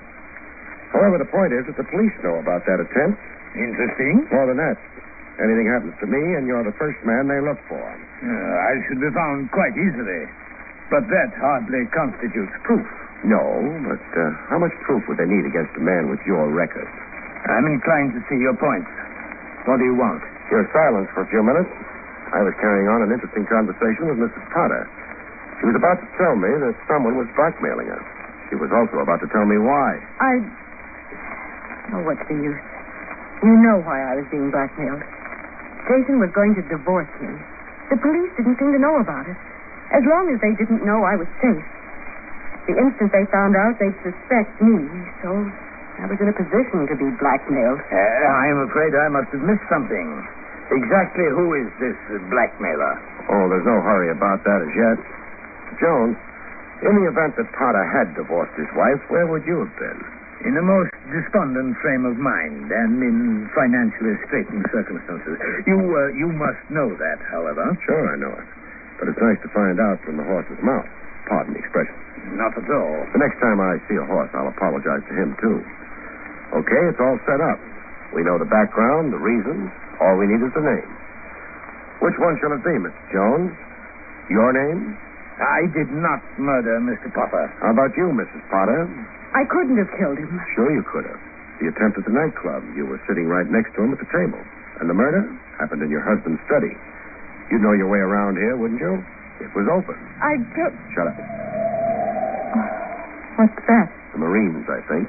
Whatever are you talking about? Don't the Marines always land and have the situation well in hand? I suppose in your adolescent way you're referring to the police.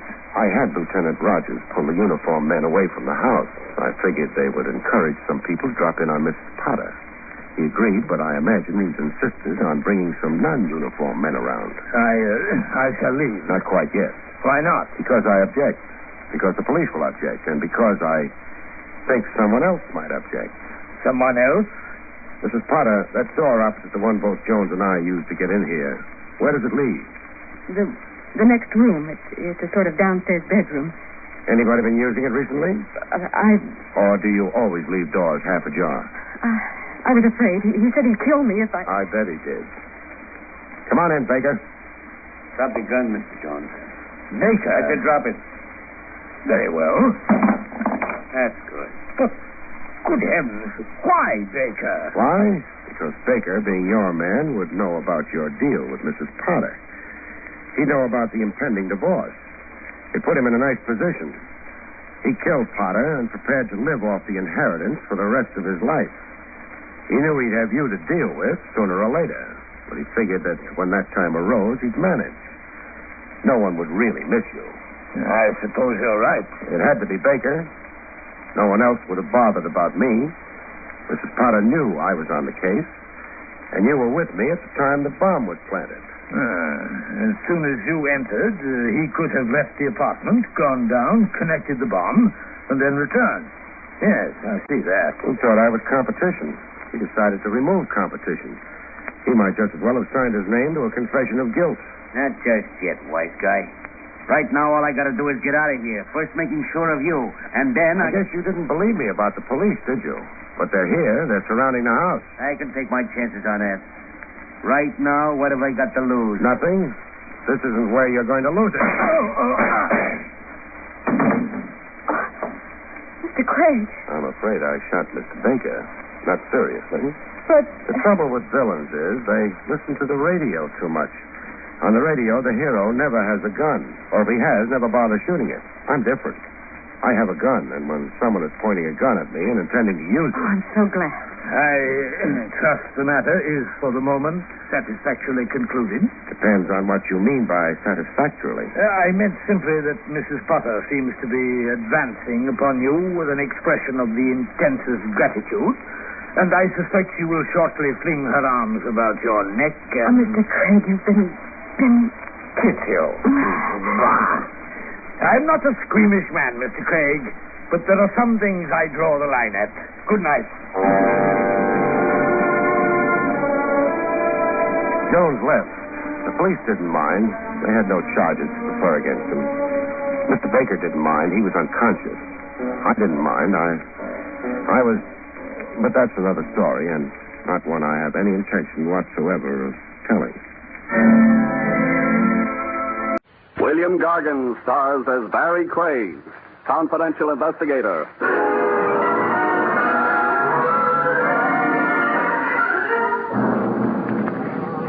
There's a big house up the river that always has the welcome mat out, folks.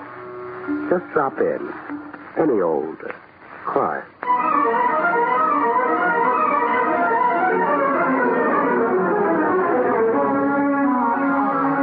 National Broadcasting Company presents William Gargan in another transcribed drama of mystery and adventure with America's #1 detective, Barrie Craig, confidential investigator.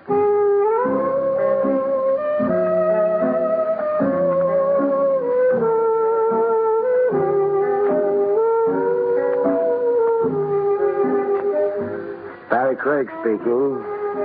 The streamlined confidential operator keeps the case file with a nod to police regulations and with an eye to posterity.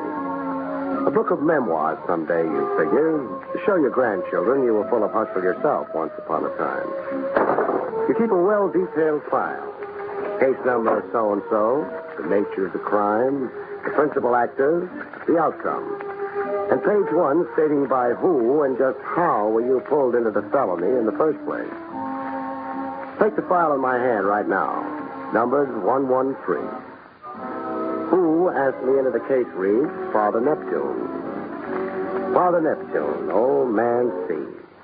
Case I worked grouted. The old man didn't even throw me a fish. I'd been at it sailing over the West Side Pier, seeing a friend off. I hung around the docks for a while, walking off the champagne and canopies, and wondering what there is about a lonesome river at night that makes the little man inside you cry. Along about that time, Father Neptune decided to take my thoughts off me and transfer them to a mermaid and a drink. A drowning mermaid, the way it sounded. Where are you? Oh, December is a great month for a dip into the river if you're a polo bear. But in I went. Hey, grab a hold of me. Hey, I didn't say a stranglehold. Cooperate your rescue, lady, or I'll have to. Okay, much as I hate you.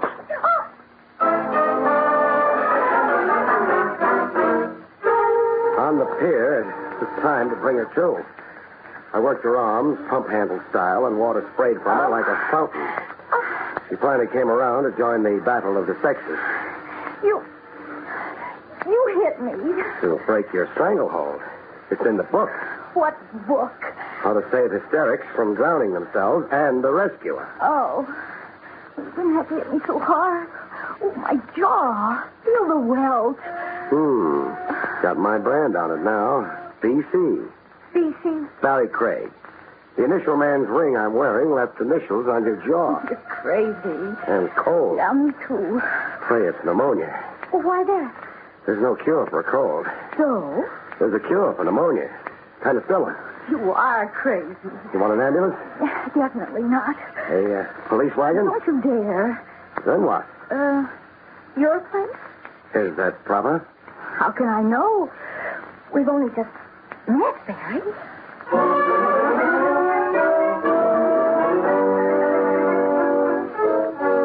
We got into dry things, and properly enough to rate a good conduct medal from the mayor. I got a hard, square look at my mermaid. Okay, a face and a figure that makes truck drivers water their whistles. Penny for your thoughts. I'm wondering. About? How many lies you're going to tell before you tell the truth?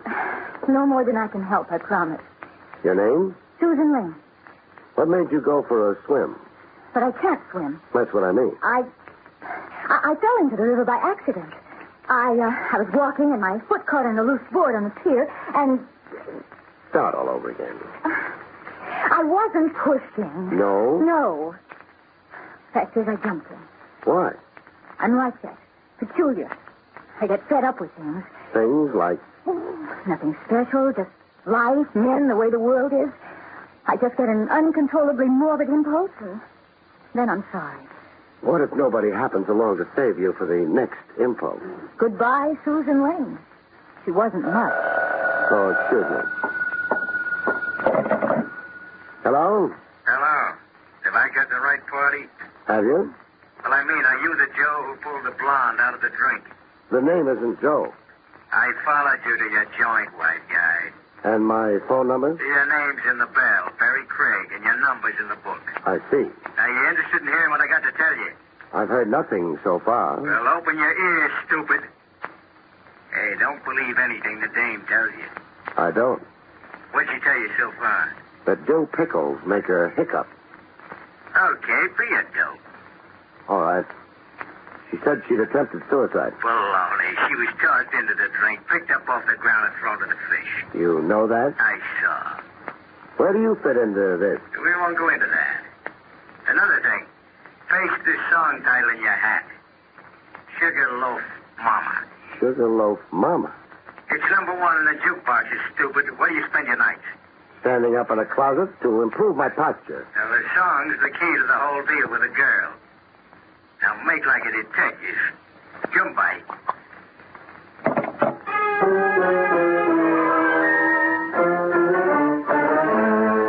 I made like a detective with Susan.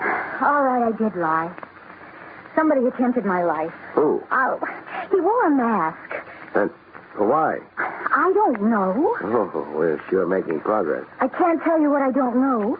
I suppose I might as well skip asking, who was with me on the telephone?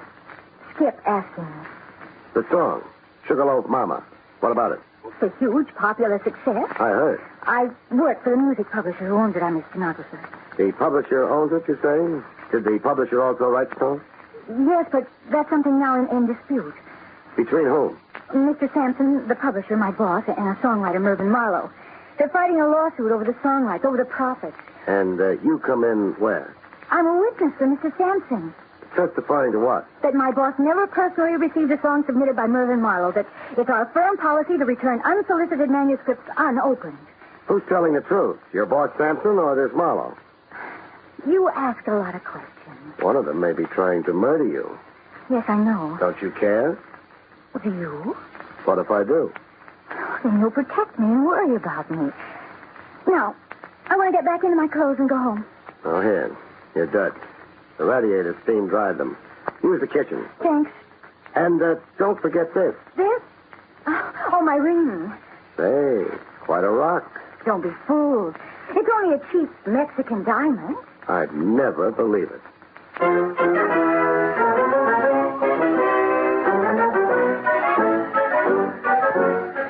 A lightning change of wardrobe, and we were on the street, arm in arm, like we'd been engaged since the high school prom. Call a cab, Barry. Taxi! Hey, taxi! Want company going home? I was wondering when you'd ask me. Get in. Don't try it, cousin. Huh? You just say something? I said stay out of my cab. Now, wait a minute. Oh, You were going to make a quarrel out of it? that was before your gun. Barry. The gun's pointing at me, Susan. Yeah, relax, lady. All you stand to lose is his company. What's my loss? Skin off the top of your head. Now, I want 10 minutes before you phone the cops. One favor, please. What? Do it to me over here, close to the left ear. What's the gag? You're not the first to take a liking to my head. Oh. The rest of your head's still sore, huh? And unhealed. If you're going to. Good. Close to the left ear.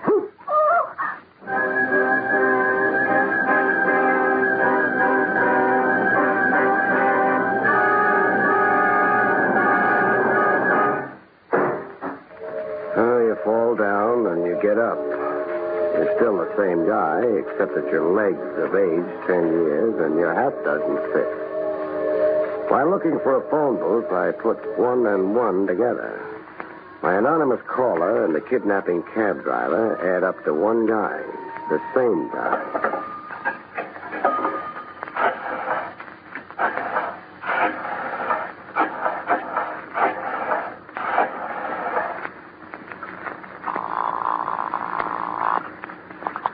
Hello. Give me Lieutenant Trav Rogers, please. You got him, Craig. Oh, well, your voice is changing, Trav. Should I worry? Over losing a squeaky soprano? Is this an official call or are you just passing the time? It's official. What about? Mayhem in December. I found a girl and lost her. Sad. I can refer you to a Lonely Hearts Club. A torpedo masquerading as a hacky put the snatch on her. More facts, please. Susan Lane, 5'2", blonde, blue eyes, wrinkled dress that needs ironing. Wrinkled dress. Stop prying into my inner life.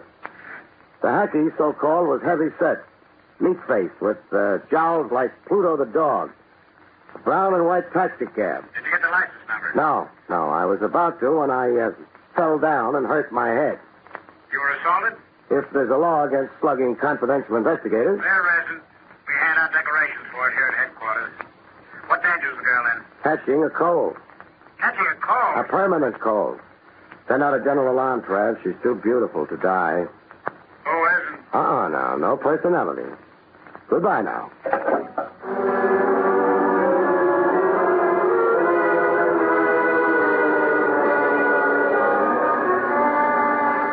Eli Sampson, music publisher, occupied a building that looked like an inferiority complex. Calcimine streaks for paint. Outside windows with the dust of ages on them. And a broken-down staircase that made you feel like a dinosaur walking on eggs. The staircase was going to loom big in my future, as I soon found out. The first warning I had was a shot. Correction, 2 shots, and then a yell from an upper landing. A yell of bloody murder enough to freeze me in my tracks. I stood still automatically in the middle of the staircase, and that was my undoing. It sounded like a stampeding herd was coming smack at me. Him was a wild-eyed maniac who looked like he jumped out of the street. Out of my way, you. I'd love to oblige, but narrow like the staircase is, it's a bottleneck. I said out of my way. I'll need time to shift the reverse. Let me do it for you.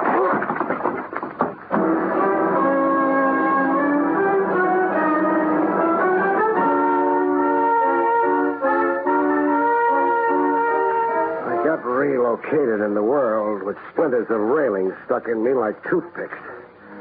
And a guy standing solemnly over me. A janitor holding a mop and a soap bucket.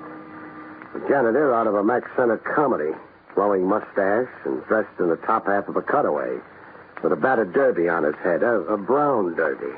You seem fully recuperated, my boy. Not recuperated, only recovered. What was that railing tied together with? Pieces of string? Iron glue. I myself performed the repairs. Here, I'll help you up. Oh, don't bother. What are you made up for? You refer to my elegance? To the mop and the bucket. A temporary condition, my boy. The mayor is down, the mayor is up. Up being? Stocks and bonds. Oh. I fluctuate as it fluctuates. You're, staring at me? Yeah, trying to push you. I've seen that odd kisser of yours before. Along the stock exchange, perhaps? No. Who did all that shouting on the upper landing? It was me, summoning help. Who got shot? One Eli Sampson. The miscreant fugitive who butted you so unceremoniously. You'll get nuts in your tongue, Lamar. Mind if I leave you for Sampson? Not at all. I'm in no mood to be interviewed today.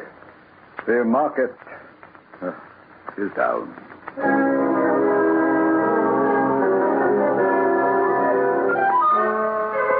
I found Sampson in his office, fluttering his eyelids. How do you feel?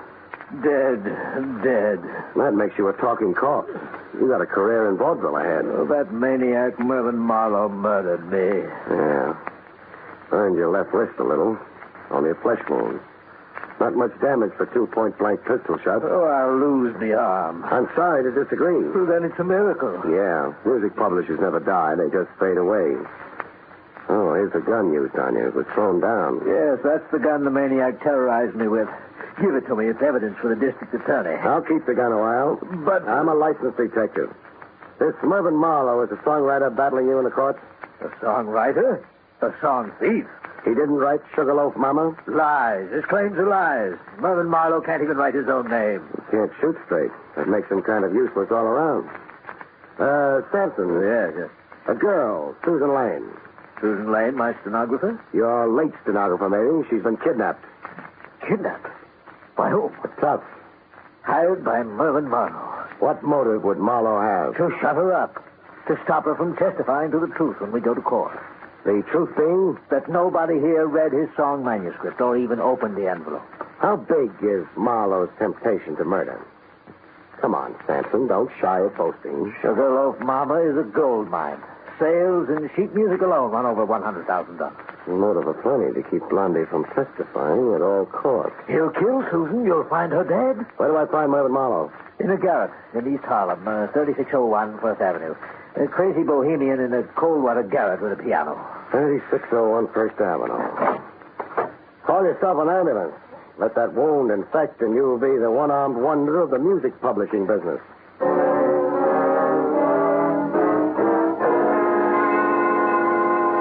Before quitting the building, I looked up Lemare, the janitor. I found him in the basement, washing up. Welcome to my humble quarters, my boy. Dry your face. I've got something to discuss. Proceed. You clean the offices as well as the halls? Yes. The mockery of it. Being able to use your master key as you are, you're no doubt well familiar with the contents of the offices? I am, after a fashion, that is. And after a fashion, also familiar with the contents of the desks? Do I detect an innuendo that I knew? You detect. Base and reprehensible slander, my boy. As of this moment, consider our discussion terminated. This gun. Have you ever seen it before? You've seen it in Sampson's office, maybe? Okay, so we're going to play close mouth. Is this your locker? I asked, is this your locker? It is. Open it. Why? I want to total up the stamps, the scotch, clips, and rubber bands. Your day's haul, man. You dare accuse me of the pettiest of thievery? Yeah, I dare. You see, I placed your odd kisser where I'd seen it before, that is. The south of France, was it? The Rogues Gallery, it was. Weldon Lemare, alias the Baron. And what's snatching ladies' handbags if not petty thievery? Not so loud. I lose face with the building management. Tell me what I want to know. Yes. I have seen this precise pistol before. Where? In Mr. Sampson's desk drawer. The bottom left drawer, if my memory serves. You've cost me a pretty piece of change. The blackmail you could have wrung out of Sampson. So it's Sampson's own gun, huh? The old reprobate shot himself? The old reprobate sure did.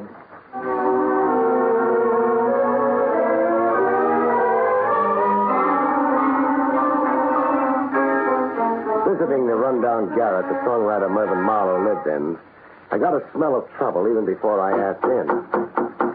Who's there? I didn't need X-ray vision to know a crackpot songwriter on the other side of the door was heeled with a gun. Who's there? I want to talk to you, Marlowe. The door's unlocked. Come in. Come in and not hello to a gun. An old familiar situation.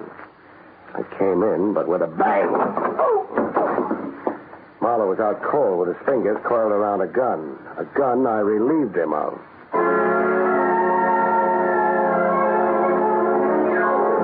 He came to, cursing himself.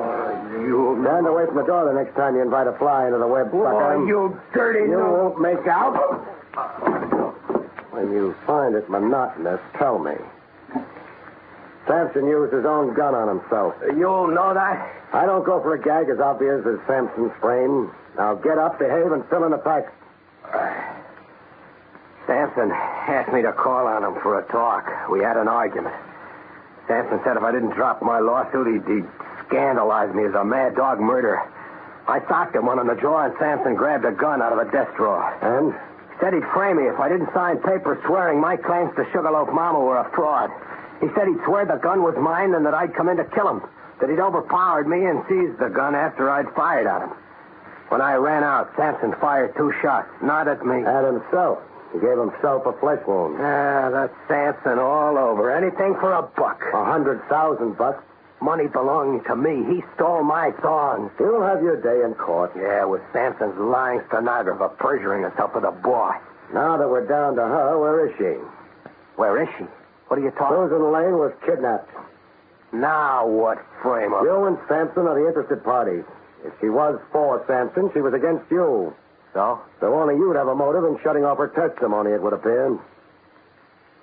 If you arrange the snatch, Marlowe, you're a sucker. Get out from under while you can. Ring off. I had nothing to do with it.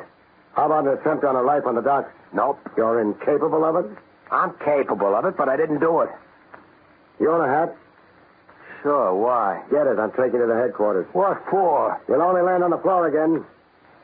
To protect you against yourself. That wild gleam in your eye belongs under temporary lock and key. I spent years writing a song, picking my brains, days, nights, starving in this filthy, infested hole. So that swindler Sampson... That's what I mean. The fire night you're cooking at, you've got to explode. If you're really innocent of anything so far, I want to keep you that way. Walk in front of me.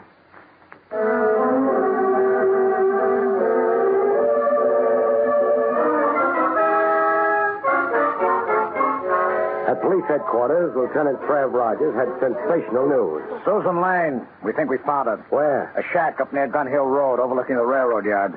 But how? Let's go get her, shall we? I'll tell you how another time.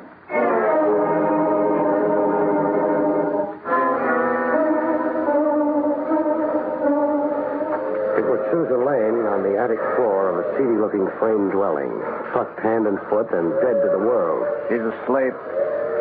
Here's how we were tipped to a whereabouts. The telephone? The receiver's off the hook. The girl squirmed enough to roll against it and knock the receiver off. The operator became suspicious and called police? Right. Help me untie her, Trev. I've got a pocket knife. Hey, Susan, wake up. Huh? Susan, it's me, Barrie. Oh, she seems dopey. An overdose of sedatives, I'd say. See how many pupils of her eyes dilate?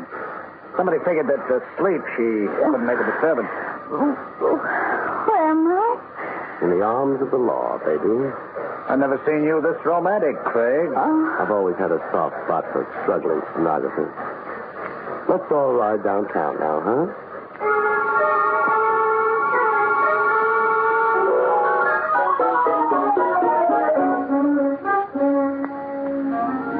Riding downtown on the West Side Highway with Trev Rogers thumbing his nose at speed laws, Susan came around to 100% of herself.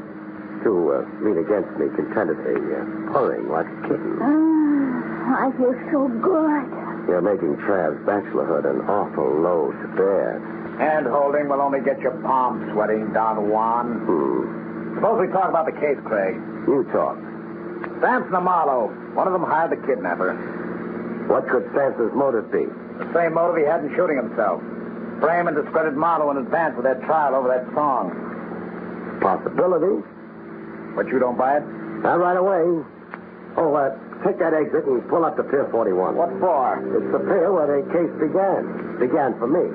Some clue you missed there? Reconstruct the crime. Isn't that standard approved routine? All right, Brain. Pier 41. Susan. Yes? Follow me. I'll need your help. All right. It began about here. I heard a cry for help. Is this about where you were when a masked somebody threw you into the river? Well, yes, I think so. Good. Now, let's reenact it. Stand facing the river. Yes. I'm the masked mister. I steal up behind you, grab a hold. Don't be ticklish. I hoist you into the air, so... Craig, do you have to be that realistic? Well, I have to be. How else can I heave a cute little bundle like Susan into the drink? Hey, you maniac, you can't swim. Oh, can't she? You saved her life in the first place. Yeah, that's what she wanted me to think. That was the hook, and I swallowed it. She can't swim, huh? Look at that Australian crawl. She swims like a fish. Yeah, good old will to self-preservation. I was counting on that to convict her.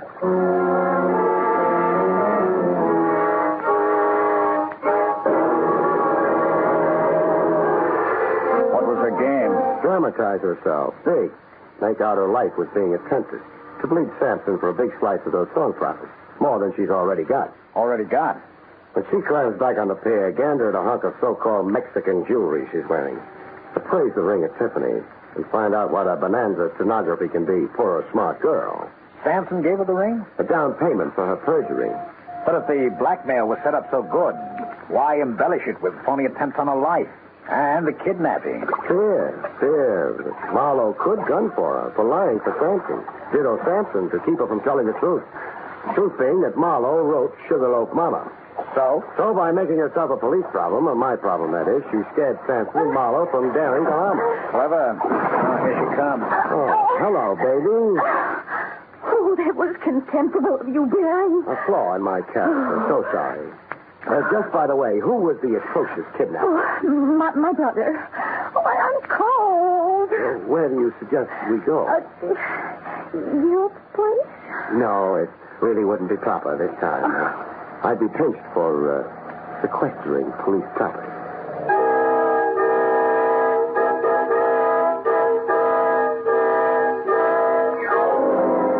Case solved. Only Trav Rogers didn't let me just walk away from it. At his insistence, I had it dragged down to headquarters to hunt and peck away at a typewriter. How's your detailed police report coming along, Barry? I'll be a month at it the way I type. Bad. Why are we so suddenly so clerical? Regulations. Section 6, paragraph 4, governing confidential operatives, states... Spare me. But why in such a confounded hurry? Why right away tonight? I've got flight tickets for St. Nick's. Susan Lane's under arrest. Thanks to you. I can't just book her, not without a precise stipulation of charges. Then get me a competent typist. Sorry, they've all gone home. Patience, Barry. Just put one word after another. All this for a case I worked without a fee yet. Oh, by the way. What? Speaking of fees, the fact is Miss Lane was sporting enough to worry about that. Are you kidding? No, I'm not. She said you were working for her, even though it did boomerang for her. She hates to see you go empty-handed, she says. Sweet of her. Isn't it? Lacking funds, she gave you her dearest possession, her finest jewel, this ring. Hey, why, Trav, the rock's worth 5 G's if it's a penny. I'm sure. And now, if you'll hand it back. Hand it back? What for? Regulations governing extorted property. The girl, unfortunately, came by the ring dishonorably. You kill yourself. Good night, folks. See you next week.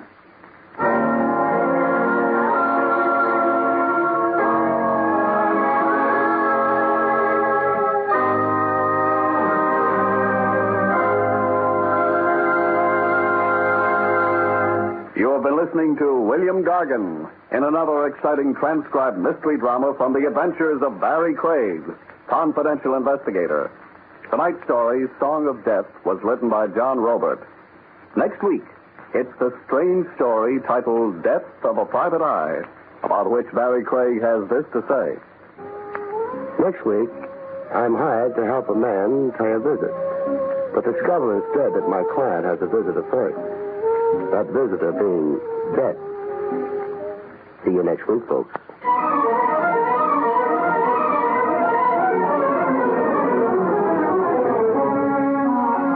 Featured in the role of Susan was Amzie Strickland.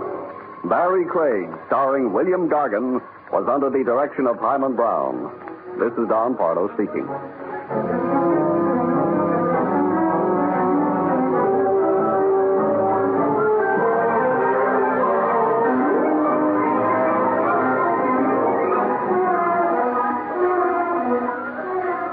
Now enjoy Meredith Wilson's Music Room on NBC.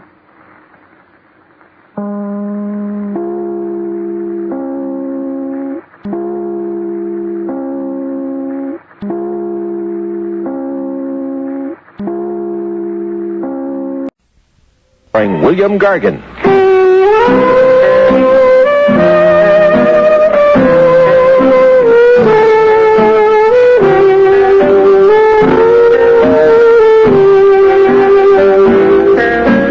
Barrie Craig speaking.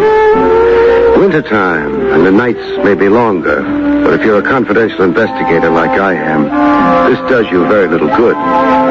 Except that it gets you out of your office that much quicker. But in my case, it generally gets me over to Willie's wagon, which isn't bad. It's warm there, the windows are steamed over. There's a feeling of being protected against the wind and snow and cold. The only trouble is, there's also Willie's food. Craig. Yes, Willie? I ever make cracks about your investigating? No. Then lay off my food. I'd like to. I meant the cracks. What's the matter with that hamburger you're waking on? I don't think it's completely dead. Then drink some coffee. That'll kill it. What'll it do to me? You ain't had a stomach lining for 10 years. What are you worrying about? Touche. Touche. Some days you can't make a nickel. Hey, what do you know? Maybe a cash customer. Hey, there's something wrong with it. Mr. Craig. Yes? My name is Hanson. Peter Hanson. Hey, you better grab a stool. You look... No, never mind. I was at your office. Elevator men told me I might find you here. Jake was right. Well, want to retain you. Well, that's not hard, but... Want to retain you to find... Yes? My murderer. Hey, he passed out. Yeah. Way out. What? He was holding the front of his coat together with one hand. It's open now. So what? Oh, that's blood. A knife wound. Blood's still coming out, which means he was stabbed not very long ago. Something in his other hand.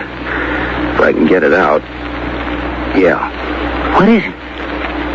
Part of a chess set. A queen. A crimson queen. Peter Hanson had come to Willie's wagon with a fatal wound in his chest and a crimson queen gripped tightly in his hand. Peter Hanson had come to Willie's wagon to die there and had died. You want I should call the cops? In a minute. They might not like you going through his pockets. Who's going to tell him about it? Okay, but... He was my client. Not for long. Didn't pay him much either. Bargain basement tonight. All right. You can notify the police now. Find anything on him? Just an address. Some days nobody can make a nickel.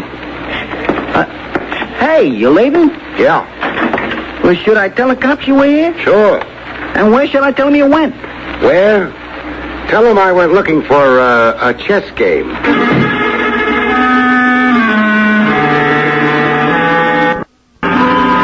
Peter Hansen's house ran to a barbered lawn, ivy on the walls, and a butler in the doorway. Good evening, sir. Good evening. You wish to see... Mr. Hansen. Come in, sir. Who shall I say is... Barrie Craig. Very good, Mr. Craig. I'll tell Mr. Hansen you're here. Wait a minute. You're sure he's in? Oh, yes, sir. Mr. Hansen's in the study. Doing what? Playing chess, sir. I didn't like to call the butler a liar, so lowbred. On the other hand, I was pretty sure I hadn't been dreaming. I decided to be lowbred. You could be mistaken. Oh, no, sir. If you'll wait here... I'd get lonely. So let's go to the study together, huh? But... Or shall I try it all by myself? Very well. Yes, sir. That is, lead the way. This is most... Most? Sure it is. You just think harshly of me. Maybe that'll make you feel better. I don't know what Mr. Hansen will say. Funny, but I've got a feeling he won't say anything. Is that the door to the study? Yes, sir. No. You go back to the pantry or wherever it is butlers hang out. I couldn't... A brawl would be even worse, wouldn't it? I suppose so. What's your name? Groves, sir. Goodbye, Groves.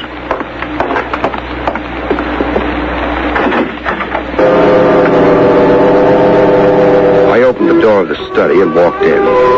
Nobody noticed me. It was the kind of room that looks maybe a little hackneyed after you've seen enough English pictures. But I guess the movies got the idea from someplace. There was a small table over at the far end near the fireplace. There was a chessboard on the table covered with chess pieces. And there was a chess game going on. Yes, Groves, what is it? Oh, this isn't Groves. Then go away. I can't be disturbed. My bishop's in a dreadful position. So's Peter Hansen. What? Oh, you're not Groves. I already mentioned that. If you'd looked up from the board a little quicker. Who are you? Barrie Craig. Groves had orders. I canceled them. I threatened to start a brawl. Well, everybody knows who I am. I don't know who anybody is. Then why come here? You can do something besides play chess and laugh. Yes. I didn't exactly mean... You meant introducing people to people. Uh-huh. I'm Mona Bailey, and he is Walter Hansen. How do you do? Well, now that that's been taken care of... We're just beginning, Mr. Hansen. This is your house? Oh, nonsense. Sorry. Peter is the wealthy one. Your brother? Of course he's my brother. There's a resemblance. Well, naturally there would be. You said something about Peter before, didn't you? Yes, I said he was in a bad position. You said, to be precise, that he was in a worse position than my bishop. I'm about to lose my bishop. You've already lost your brother.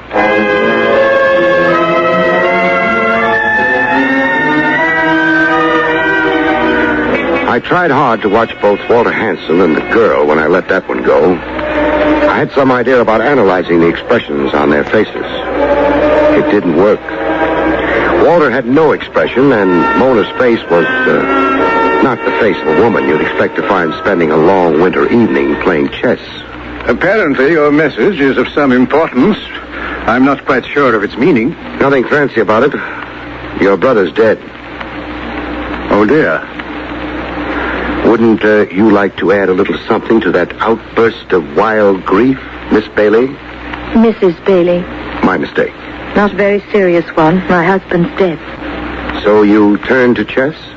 I have quite a strong feeling that all this conversation is improper. You may be right. Peter's death is, of course, a great shock. A very great shock. You've said so. But how did he die? Automobile accident or... Heart failure. Oh?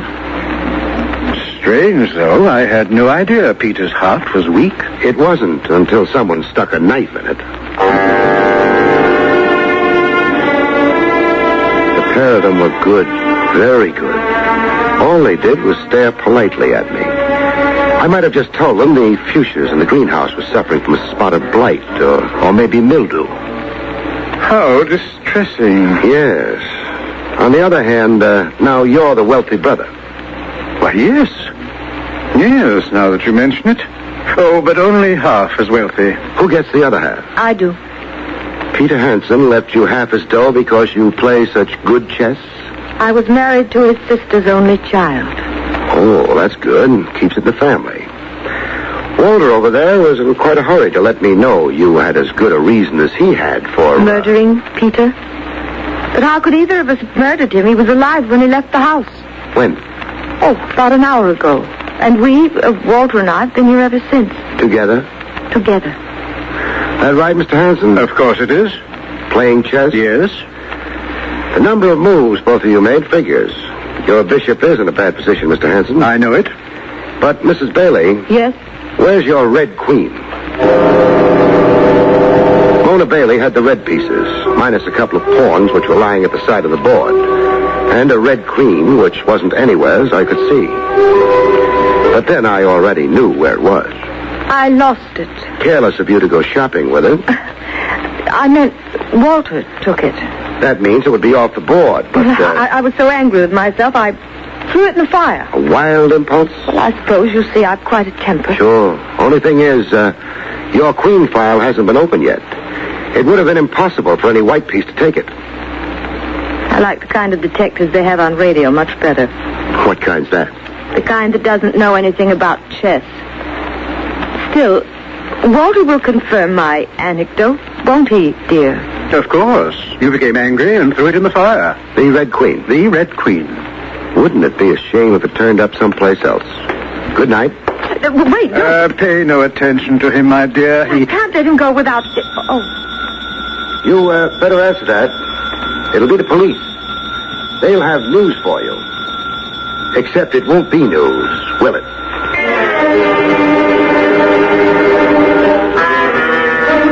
I left the study and went down the hall to the front door.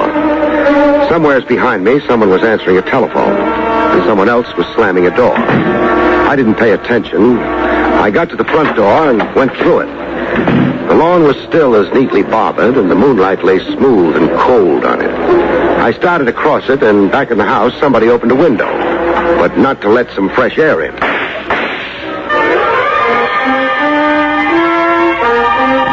The Crimson Queen. I'm not crazy about the great outdoors, but when you're being shot at, you've got room to move. I moved. That lawn had been overdone. The bushes at the edge looked like home, but home was far away. When I got there, the barrage gave up. I shot a look at the house, but the marksman hadn't put the lights on behind that open window. And at this distance, I couldn't tell which window it was. I thought for a minute of going back to the house and getting indignant. It was a very short minute. Then I started moving away from the house.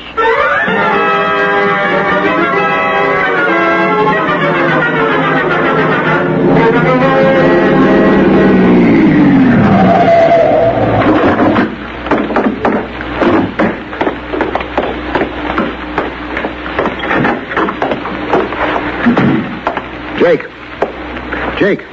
Stop shouting. I had to wake you up. Wasn't asleep. Your eyes were shut and your mouth was open. That's so? That's so. I was concentrated. On what? Springtime. It happens to be the middle of the winter. That's what makes it hard. You know, Jake, there are times when I don't think you're the best elevator man in the world. I was even worse at that. You going upstairs at this hour of the night? No, but I've got a question for you. You sent a man over to Willie's wagon earlier tonight. Yeah. Small man, perhaps around 60, pink and white complexion, gray hat, gray overcoat. Name Peter Hansen. That's right. He said he wanted to see me. Yeah. What time was it? Oh, around 8:30. Which would be about right. 15 minutes for him to get to Willie's wagon, give or take 5, and... Jake. Yeah. Did he look all right to you? Looked beautiful. What does that mean? $1 tip. Aside from that... I didn't notice anything wrong. That's not positive enough. Jake, did he have his coat open when he was in here? Yeah, he had to. Why? To get at that $1. That's what I wanted to know. Means he was stabbed on his way from here to the wagon, not before. Does, huh? Has to be that way. This fella stabbed bad? Bad as you can be. Jake, did he mention why he wanted to see me? No. Reason's obvious enough by now. Good night, Jake. Good night. Well, Mr. Craig, you ain't going up? I'm going home, I think. Getting old? No more than usual. Why? I'm getting old more than usual, but I still wouldn't go home. What would you do? I'd go up to my office. There's someone up in the office? Yeah. Got here a couple of minutes before you did. Did he mention his name? She didn't. She? What did she look like? Springtime. Mona Bailey. Oh, is that what they're calling it this year? Thanks, Jake. You ain't using the elevator? No, the stairs. You need exercise? I need to make sure she doesn't know I'm on my way. I could be wrong, but she might be here to finish an unfinished job. 3 flights aren't a lot to climb, but they took me longer than you'd think. Of course, Mona Bailey might not have been the marksman behind the open window, but the odds weren't too good. And when someone has decided you make a lovely target, you need all the odds there are, even if she reminds the night elevator man of springtime. I pushed the door open, but didn't use the doorway, not for a couple of seconds. Nothing happened. I called myself a coward and walked through the doorway. Mona Bailey had whirled in the chair as I came through the doorway, and she wasn't holding a chess piece in her hand. Hello? Mr. Craig. Please don't call all this a coincidence. No, it isn't. Thanks. That gun in your hand might be a mistake, though. Not really. You see, I didn't know who'd be coming through that door. And now that you know? I'll put the gun away. In the pocket of your coat. Well, a girl never knows when she might need a gun. As, for example, at 8:30 this evening? Is that when Peter Hansen was killed? Roughly. Weren't you watching the time? You're being unkind. Are you always unkind? Call it self-defense. What did you want here? I might have wanted to see you again. So soon? We weren't alone the last time we met. We weren't close enough then for me to notice your perfume. And now you've noticed it? I'll remember it when I get to be as old as Jake. Well, that's too long to wait. I'll wait. Until you tell me why you searched the office. You didn't get a chance to close a couple of the desk drawers. You might have left them open. I might have, but I didn't. Good night, Mr. Craig. You're jumping cues. There's more conversation coming. Noticing those desk drawers, Mr. Craig, while I was close to you is insulting. Call it an occupational disease. What were you looking for? A red queen? I told you I threw it in the fire. Peter Hansen's right hand wasn't singed. Singed? As it would have been had he pulled the queen he was holding when he died out of the fire. Oh. I don't have it. By now the police do. You try your story on them, they won't bother tying up loose ends. They'll arrest me? What do you think? What should I do? You were playing chess with Peter Hansen. Say at 8. Then what? He said he had an appointment and left. So Walter took his place at the board. And played with you? Yes. Without a queen? Still no good. Peter Hansen left. Where was Walter Hansen at the time? In his room, I guess. And he didn't join you till when? Nearly 9. Therefore, he can't alibi you. No.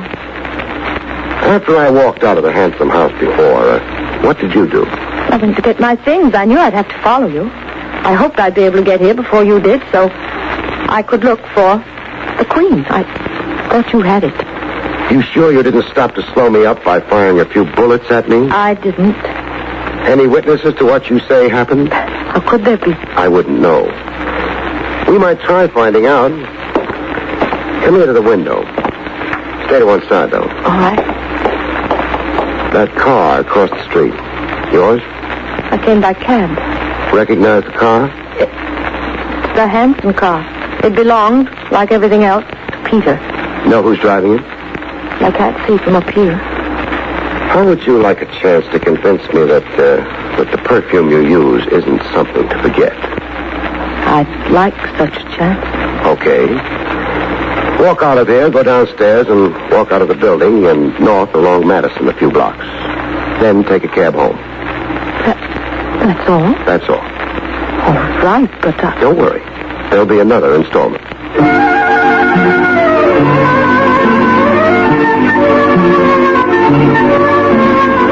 She used the elevator, I used the stairs. That let me get down to the lobby and behind a curtain before she made it. She went out of the building and walked north along Madison Avenue. The car on the opposite side of the street didn't move. That meant more work for me. The back alley was dark and cold. But it let me out half a block down from the entrance, half a block down and behind the waiting car. I crossed the street fast and moved in. The boy in the car was too busy watching the building entrance. I got the door open, reached in, and... Go on. I hope this hurts.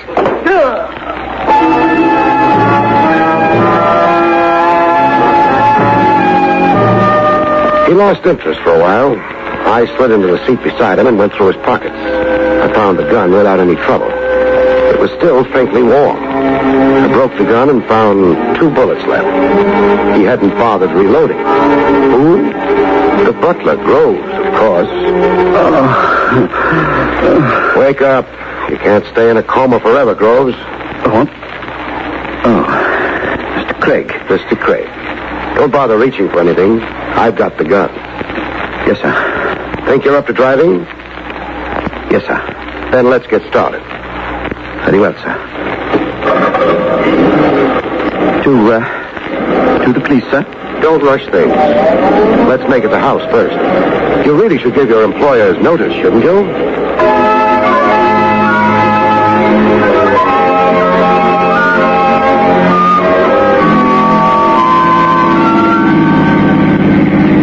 Groves. Yes, sir? How long has it been going on?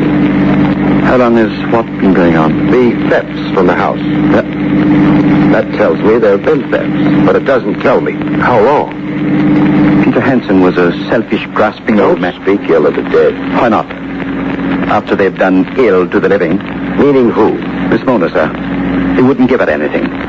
Let her live the way she wanted to live. So she stole. I don't know, sir. But if she did, what matter?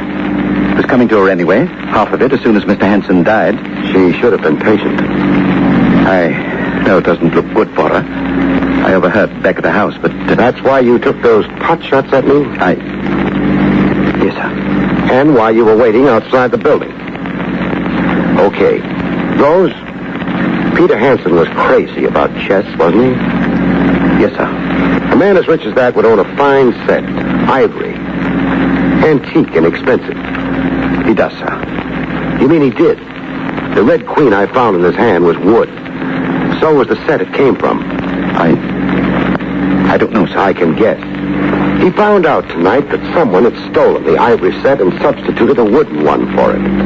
That's why he was coming to me with a specimen. He wanted me to trace it so he could prove who'd stolen the ivory set. Oh, you better stop. We're at the house.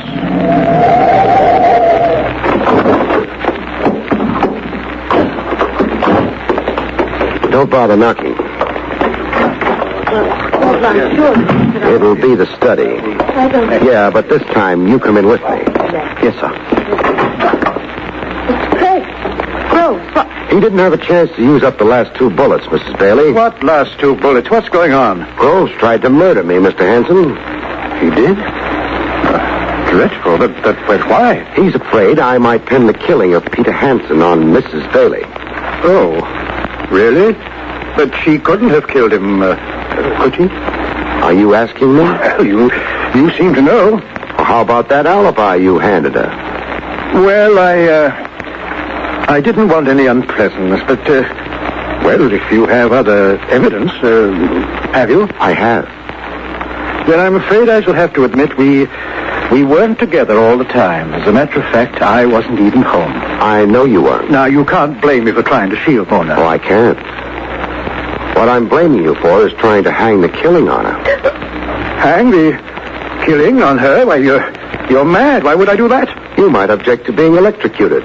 It's unpleasant. Electrocuted? For what? The murder of your brother. Now, double.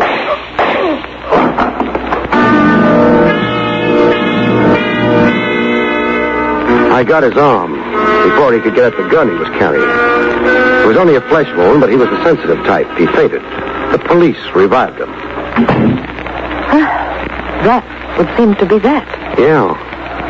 You didn't really have any proof against him. He was anxious to tell me you were a suspect. In a hurry. He set up the alibi and made it look as though you were lying for your benefit. He didn't try very hard to make the lie sound good. Why? Because he didn't want it believed.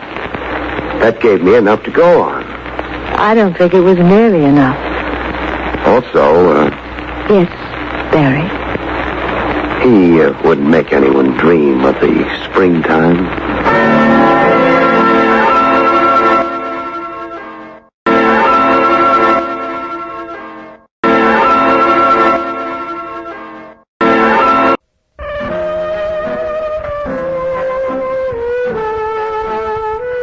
Barrie Craig speaking. I'd been to a movie. It was about a private eye who pinned a wreath on a murderer after an hour and a half of swallowing dry martinis, wrestling amorously with youthful blondes, and wearing a succession of the best pressed suits ever seen off a tailor's dummy. I decided to walk home. I wondered if there was a special license that a plain investigator like me could get that would make me like martinis and make blondes like me. It was close to 1 a.m. The air was raw and cold with the tang of metal in it you get in New York. The afternoon slush had hardened to ice underneath your feet, and I decided you'd probably need more than a license when I saw her. Halfway up the block, an apartment house lobby spilled some light out into the street. Enough light so I could see that she was young, redheaded, with that pale, almost transparent skin redheads sometimes have. The guy with her had his back to me. It was an old scene. He was probably making a play for a nightcap up in her apartment. She shook her head and moved into the doorway. He moved after her, maybe for a goodnight kiss. It was none of my business. I started walking. He must have tried for more than a kiss and wound up with a slap in the face. He came stumbling backwards out of the doorway, hit the ice on the pavement, and went down. I heard the door slam behind her. Either she hadn't noticed him fall or she didn't care. He wasn't moving when I got to him. The pavement can be pretty hard when you slap it with the back of your head. I tried shaking him, but he wasn't playing. I lifted his head, thinking maybe that might help bring him to, and then I eased it back onto the pavement. I couldn't be sure if the skull was broken, but by that time I was sure of something else. He'd quit breathing. Not a nice way to wind up a date with a pretty redhead. I thought she might want to know about it. There were a dozen names on the bellboard in the small lobby. Any one of them could have belonged to the redhead. I pushed the super's button. I tried the inside door. It was locked. A well-run apartment house. Supers probably need their sleep as much as anybody, but they frequently don't get it. What do you want? I'm sorry I had to wake you. There's been a small accident. What kind of an accident? Somebody slipped on the ice in front of the building. What are you, a lawyer? No. Nobody could have slipped in front of the building. I put plenty of ashes on the ice. It ain't slippery. Well, come on and look for yourself. Okay, but if you think you got a case... I don't know the man. It's none of my business. Well, if he thinks you... Come on. And he's not thinking of suing anybody.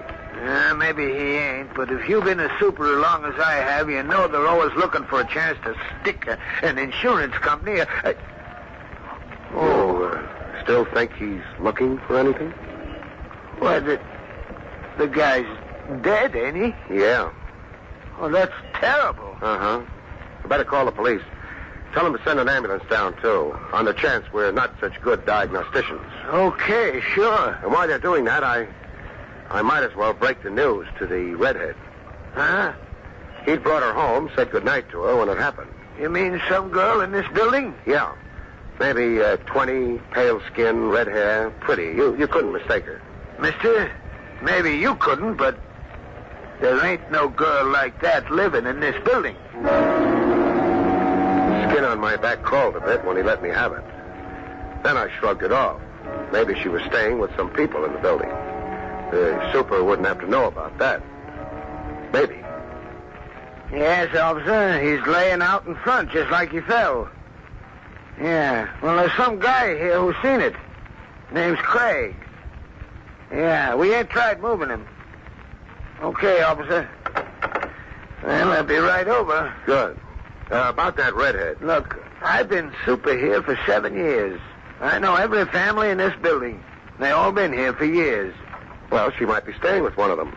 There was some burglaries in the neighborhood the last couple of weeks. I checked on all the door keys. Today, there was nobody staying with nobody. Well, it might have been a sudden... She wouldn't have had no key. She didn't have to have one. She could have pushed a button and...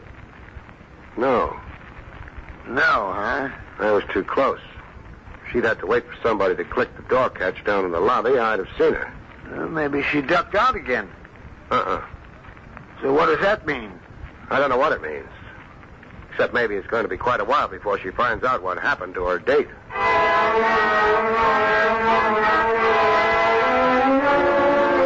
It didn't take long for the police to arrive, or the ambulance. They moved pretty fast. They always do. They've had experience. And on this trip, they also had Lieutenant Rogers of Homicide. Barry? Yeah, Lieutenant. You're not curious enough. The police doctor said the guy was dead, didn't he? He's dead. What should I be curious about? About why I came down on an accident case. I figured maybe it was on account of your college education. What would that have to do with it? I wouldn't know. I never went to college. You're being a big help. What do you want me to be helpful about? I came down because when the report came in, your name was mentioned. So you decided I was involved? Aren't you? No. You got my story. Yeah, you just happened to be walking. You just happened to notice the redhead and the corpse and so on. That's right. It's hard to believe. Why? Because I'm an investigator, I don't have a right to witness an accident? Not an accident that happened to Walter Barley. Barley? That's the corpse? That's the corpse. I've heard the name before. Sure you have. Walter Barley's a big man. Or was, in the Midwest. In New York, he's just dead.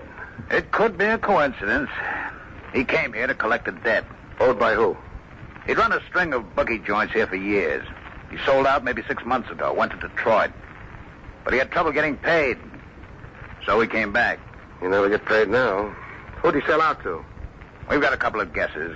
Any names attached? Mark Wheeler, Joe Carson. Neither of them are redheads. No.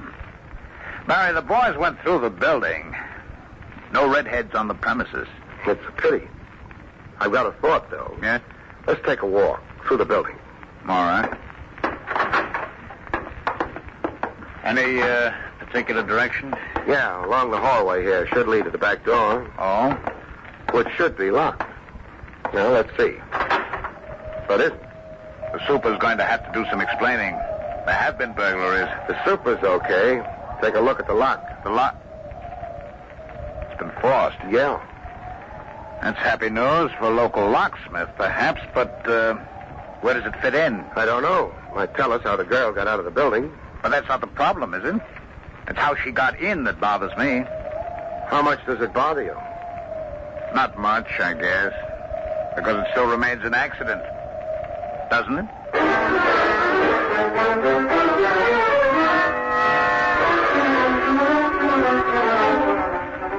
Walter Barley went to the morgue. Lieutenant Rogers went back to headquarters, and Barrie Craig bought a drink.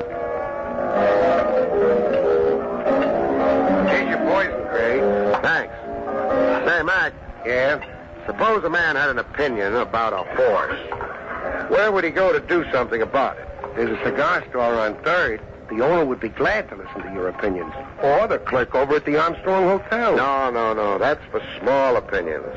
I've got a king-size opinion. Real big? Tell you, Craig, I wouldn't be surprised if you was to get a phone call first thing tomorrow. Well, that'd be too late. I get nervous carrying big bills around. Who knows, I might lose them before morning. Say, Craig, there's a new hot spot opened over on the west side. Yeah? Someplace in the 40s, I think. They call it the Three Aces. Got a wonderful floor show. 3 aces. Carson would be one, Wheeler another. Could be the third. If I'd been to one doctor, I'd been to a dozen. Never did me any good, though. Some days I can't hear a thing. Okay, Mac. Doesn't matter much about that third ace anyway. He's been trumped.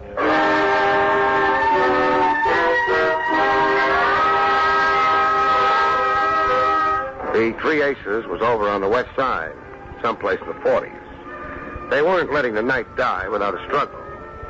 Everything is satisfactory, sir? Sure, except for one thing. I'm lonely. I'd like to have a man-to-man conversation with someone. Someone named Joe Carson, say. Or maybe Mark Wheeler. I'd even talk to Walter Borley. Very sorry, sir, but I've never heard of... Ever seen one of these before? Well... Pretty shade of green, isn't it? Nice picture of Andrew Jackson on it. Go on. Have a good look. Oh, thank you, sir. You're welcome. I will see if one of the gentlemen you mentioned happens to be around. You do that. Yes, sir.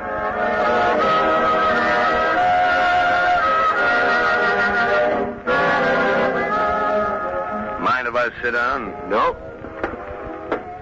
How do you like the floor show? Not bad. One of these nights I'll come back and look at the floor. That's very funny. So. The waiter tells me you wanted words with my partner or me. The waiter's right. You wanted those words quite a few bucks worth. I figured it was the only way I'd get them. I don't like to see men throw money away. I'm Carson. Fine. Speaking of floor shows, one of the regular girls is out tonight, isn't she? Which one? Well, we never got around to throwing names, but she describes easy. Around 20, redheaded, with a very white skin. Yeah, now you mention it, she's not working the show tonight. Too bad. I was looking forward to seeing her. Well, that can be arranged. Well, arrange it. Okay.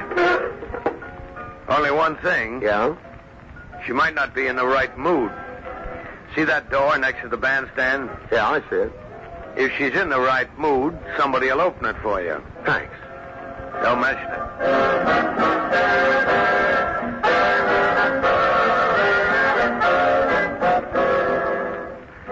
It took him maybe 5 minutes to find out if the girl was in the right mood. If that's what he was finding out. Either way, at the end of 5 minutes, the door next to the bandstand swung open. Somebody outside the door had done the swinging. I didn't have a chance to see who. I wasn't sure that I was playing it the right way, but I couldn't think of anything else. Nobody paid any attention to me. I crossed to the door and looked through it. The little I could see was a stretch of dirty hallway. But if you're a confidential investigator, you're not too fastidious. I walked through the doorway and shut the door behind me and turned, but not fast enough.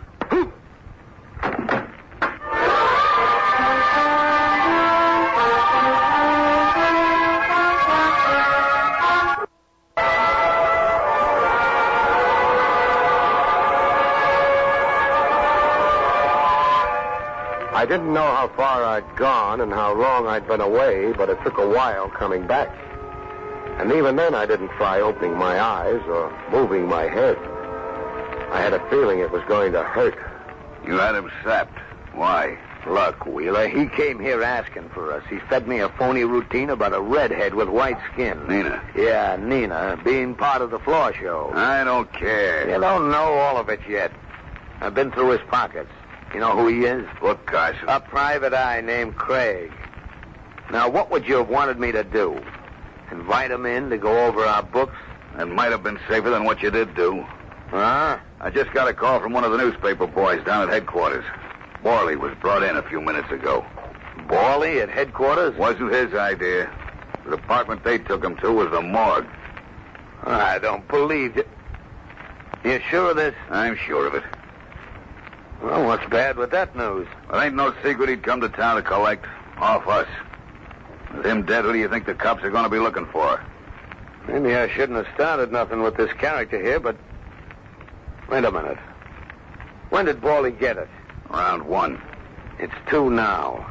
If what you handed me is true, the cops should have already been visiting. According to what the press was told, Borley died in an accident. So what are we worrying about? The cops have handed out phony releases before. I don't get it. Either you want to make trouble or you know better than the press. Where were you around 1 o'clock? That's a funny question coming from you. What do you care? Oh, forget it. Maybe I'm getting jumpy, but how does this guy fit in? And Nina? Nina ain't been around the club all night, which means she don't fit in. Him? I don't know. Maybe he heard about Borley, too. I've been thinking of that. Maybe we don't take no chances on maybe. He's out cold. Never know what... Okay, Carson. Get a couple of the boys in. Now you're talking. Sure, I'm talking, but I could be talking myself into the chair. So far, I'd been doing fine with my eyes shut. But that wouldn't last much longer. Carson's boys would be glad to shut them again for me if I opened them at the wrong time. So I had to open them at the right time. Keep an eye on Sonny Boy. Yeah. Sonny Boy.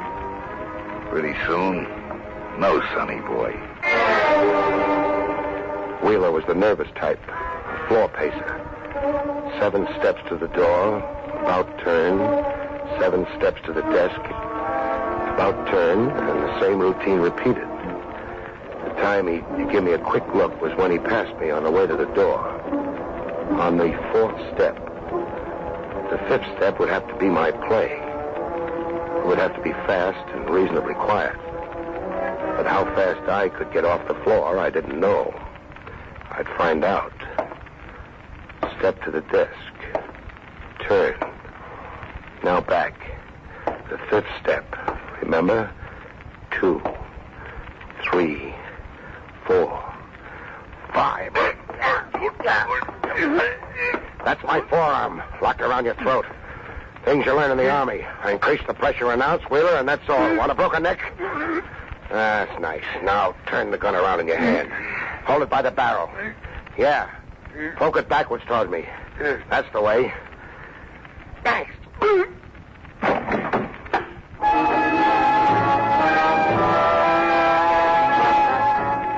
Gun butts make a funny sound hitting a man's head. I didn't stop to laugh like mad. Carson and a couple of pals would be dropping in at any minute. There was a window behind the desk.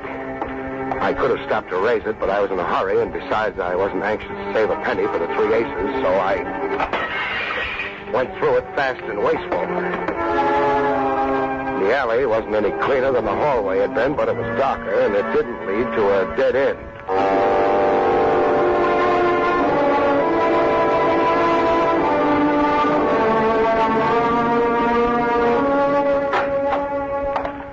Lieutenant Rogers. What?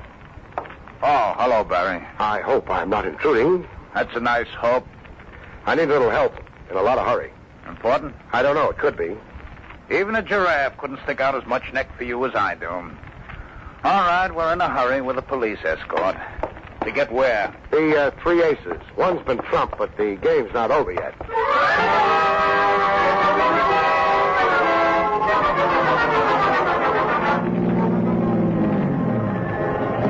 Got their instructions. Front and back of the club's covered. We go in? If you don't mind. I don't mind. 3 aces. Yeah. Good evening, gent. Yeah, I'm back again. I brought company with me, though. Lieutenant Rogers, homicide. Save it for your lawyer. Take us to the office. I will ring. No. We want a personal guy. That way we can be sure it'll be a surprise. Move, huh? Yes. That quiet authority always gets them. The badge. Don't be modest. A couple of square inches of tin isn't that impressive. I don't know what Mr. Wheeler will... Nobody passed the law. You have to know anything. Now knock. If a man answers, tell him you're checking the wine list or something. Yes, sir. Open the door. No. Yeah. I'll explain the reason why to you. If anybody inside has the idea trouble's coming and is preparing to blow down anyone in the doorway, you'll be the one. I won't. Sure you will. All right. Mr. Wheeler. Move over, Buster. That's Wheeler? Yeah. We met earlier. I had the pleasure of knocking him down with the butt of a gun. He got up? Yeah. Sat down behind his desk and proceeded to blow his brains out. Looks that way. But I'm stupid. What do you mean? I don't know why he killed himself. You'd escaped? He knew you'd come to the police? He was through in the bookie racket? He still had a skin, his own. Boys like that are very fond of their skin. It'll be a hard thing to prove anything. Looks like suicide. Sure. Just like Borley's passing on looked like accident. It was an accident. No, Trav. Not an accident at all.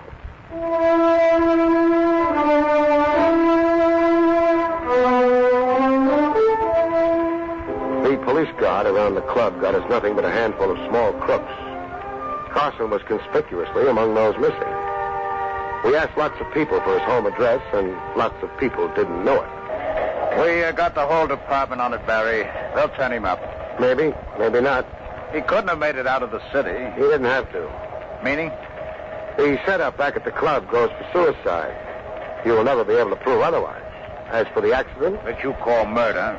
there's only one way you can tie him to it. The girl. We did dig up a name for her. Nina West. Pretty name. A pretty girl. Right now, very possibly a dead girl. Oh, you can't be sure. Put yourself in Carson's place. She's the one who can send him to the chair. With her dead, you've got nothing. Not even, and get this, Trav, not even a motive that would stand up in court for his killing her. I went out and took a look at what had happened to the night. The sky was getting lighter. The winter sun would be sneaking over the tops of the buildings in an hour or two. Not handing out much warmth, but a promise anyway. I started walking. I didn't try to think. Because the only thoughts I had on tap weren't very pleasant. Nina West wasn't the kind of girl your mother hoped you'd marry, but she was young, pretty. I didn't think she'd known what was going to happen to her date. If she'd lived, maybe someday she'd have walked into my office in the old building on Madison Avenue and asked me to find a lost dog for her, and suddenly walking wasn't fast enough for me. I needed a cab fast. I needed to go someplace fast. Only a hunch, but it was the one chance we had, the one chance Nina West had. If she'd gone where I had to get to within minutes, my office.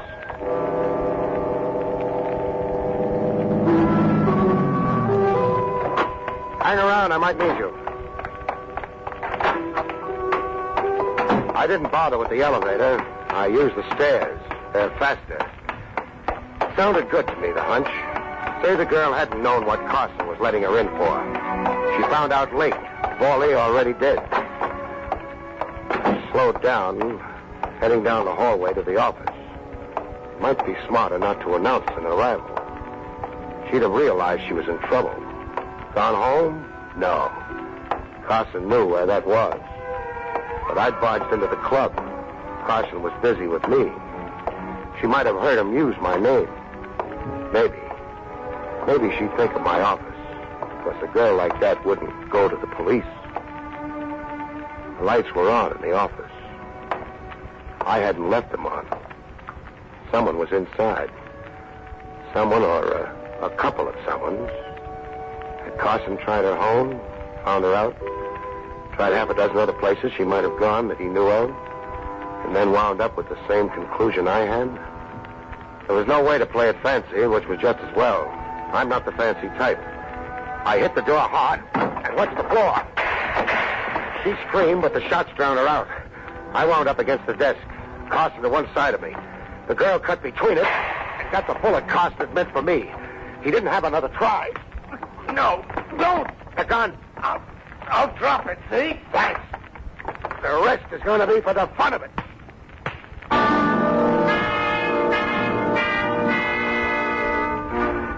It didn't last very long. He dropped his hands. You can't hit even a Carson with his hands down unless you're a Carson yourself. I didn't qualify.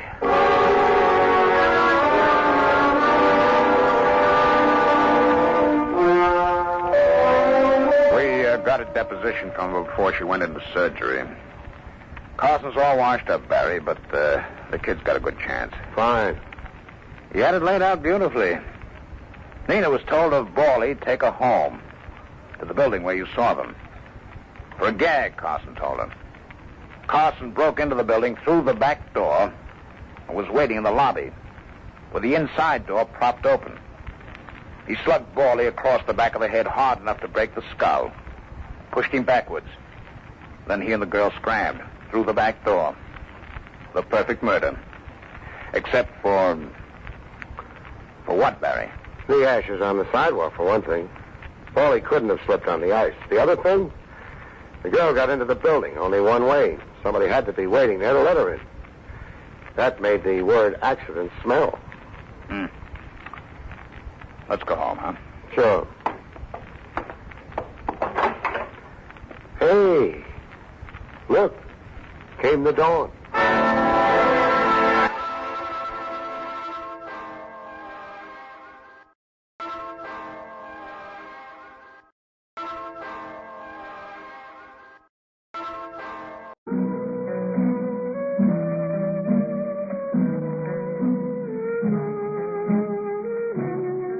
Barrie Craig speaking. A confidential investigator isn't always hired on his merits. His merits as a fact finder, I mean. Some clients choose you because they hope you're stupid. They don't want a cop. They want a stooge. You ought to be the front behind which they can keep a criminal operation going. You're the rubber stamp certifying their sincerity so they can get away with murder. Yeah, you get them like that. Cases phony from the word go. That was my first hunch on Brenda Conner, a brunette with a tendency to overact. We launched her case in Central Park in a handsome carriage, complete with horse, silk-hatted driver, and lap robe. Around the park at $3 an hour, but I wasn't paying the fare. The lady was. Why the handsome cab in the freezing weather? I didn't ask. You get used to eccentrics. The rhythmic snippety clop. I'm able to think. So who's the demon? Demon? The demon pursuing you. You have a flippant way, Mr. Craig. To cover up my emotions. I'm the type who identifies. A sad lady like you, I can cry harder than any little white cloud around. You were about to tell me. It's my husband. Funny now how it always is. Ralph Conner. He was gone for 5 years, completely out of my life. A long wait for a streetcar. I'd almost forgotten him. And then 1 week ago, he came back to me. And you resent his return? I didn't say that. That's right, you didn't. But you don't look overjoyed. No. But it isn't what you think. I have no basic quarrel with my marriage, even despite the separation, but... Throw the punchline. Ralph, this man who's my husband come back. I'm not so sure that it is he.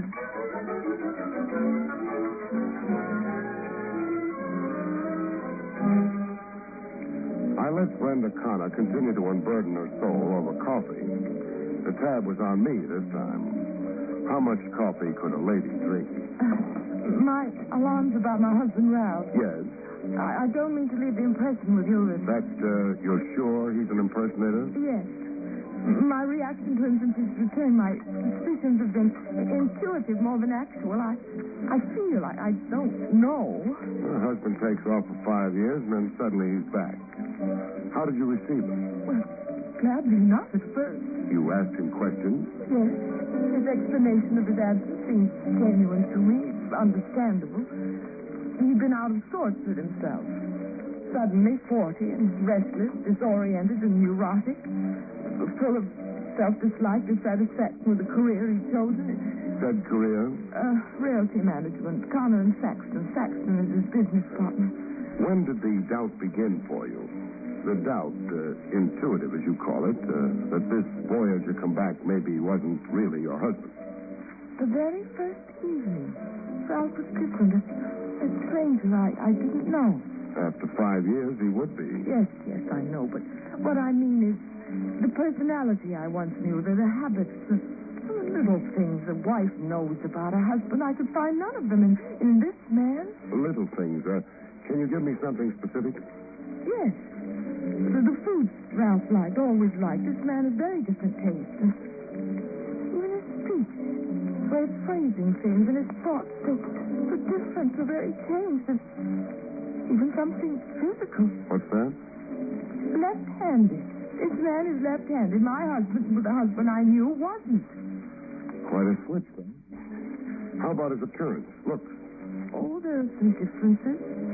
Still differences that could only mean time, how time changes the face. Ralph was full in the cheeks. This man is gaunt, thinner. Oh, mind you, I'm not saying... Oh, I don't know what I'm saying. I'm confused. I'm so confused. I can't even think straight.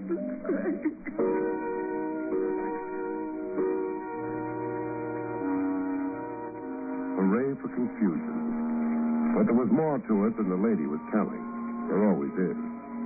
I got a peek into what was omitted in the telling. The time was later that same afternoon. It was raining buckets. I had my formal tie on to ride over to see the husband, Ralph Conner, firsthand. The great thing about a jalopy, it either starts or it doesn't. Mine wouldn't. Wet wires from the downpour, I figured. But my guess was wrong. There was a gentleman on hand to correct me on it. You only run your battery down, Craig. Get off the starter. The guy on a range flicker slouched in the back of my car. Nice eyes and an easy grin. And a familiar swell near the left armpit. I knew what that swell was. I had one myself to match it. A gun holster. The wires aren't wet, Craig. There's another reason she won't start. What's that? This. Here. Your rotor. Rotor? You don't know about cars? I know they go or don't go. The rotor belongs under the hood on the engine where the distributor is. I removed it. Why? So your car wouldn't go. Why again? So you'd bum a ride from me. Where are you parked? Right behind you. Come on, I'll chauffeur you. You sound like you know where I'm going. Yeah, I think so. See Ralph Conner. You want to look him over. You're well informed. I took courses in mind reading. Come on, I'll drive you. To Ralph Conner, this is? No, not right away. I've got something else to show you first. You're stalling, Craig. No, I'm thinking. How about? The penalty for armed kidnapping. 20 years. Life if you cross state lines. That's the Lindbergh law. And the chair if you compound kidnapping with murder.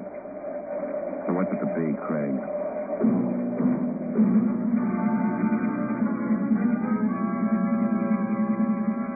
I'd been grabbed at gunpoint before, but this one had a new wrinkle. No violence, no dent in my skull, no impulsive ride to the country. Just a short ride over to Queens, to a roadhouse you had to shove your way into. More people and floor space. A jam at the bar and a jam on the postage stamp dance floor. People laughing it up, people living it up. Look over the dance floor. You see something? Yeah. Sweat and suffocation? No, I mean faces. For instance, over there, the brunette swooning all over the He-Man in the plaid shirt. You see her? I see her. You know her? Brenda Conner, my client. Well, that ends my mission. So long, Craig. You're on your own now. Buster, wait. Yeah, Craig? The plaid shirt with my client. He's not Ralph Conner. Married folks don't spend time here with each other. No, he's Chris Cantura. He's a tennis player. A tennis player? Love matches in the hot afternoon sun and love matches under hot blue lights with slender ladies with fat checkbooks. Is this why you brought me here? To show you a two-timing wife so you discount half to 90% of what she told you. Look, as long as we're talking... I've said all I want to. So you won't knock yourself out identifying me when I'm gone. Here's my card. So long again. The card he'd left with me read, Mike Hassick, private detective. The guy who'd put the polite snatch on me was a private eye.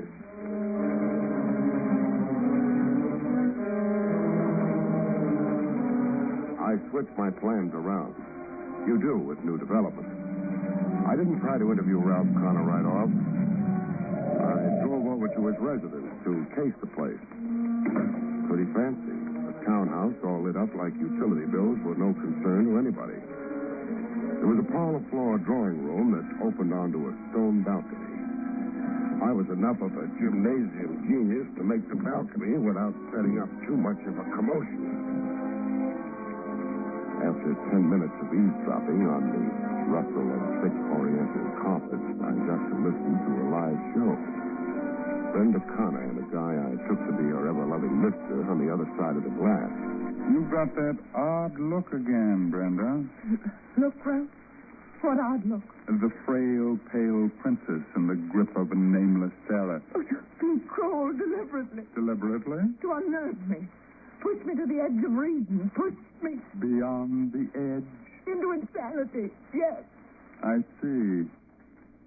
Now, suppose you try the shoe. I tried the shoe. To see how it fits you. What's been your scheme with me? I have no scheme. The terrified glances since my return, so nicely timed when company watches, so beautifully acted. And the way you contrived to look at me other times. The unfamiliar stares, if I were not your husband, but an interloper. Not an interloper, Ralph, but Yes, Brenda? an imposter. I see. I am not who I am. Is that what you're saying? Oh, what about me is so changed? I'd like to know, Brenda. Everything has changed. Your manner, your talk, your habits, so many little things. And not like the Ralph I knew, the Ralph I remember. An imposter, that was your word. Do you then really think I am not Ralph Conner? That I am somebody else? Some diabolical somebody else playing at being Ralph Conner? I don't know. I don't know. It was time to get off the balcony and make a more formal entrance into the life of Ralph Conner through the front door. I started to do same when I had a mishap. Cute word, mishap. It can mean anything. It can mean a tear in your trousers from an unexpected nail. It could mean a ton of brass landing on your head. In my case, it meant the last mentioned. A ton of brass. Ooh! It fell from a height, from upstairs somewhere with cannonball speed. What? Who? I was too sleepy to care. I just lay down.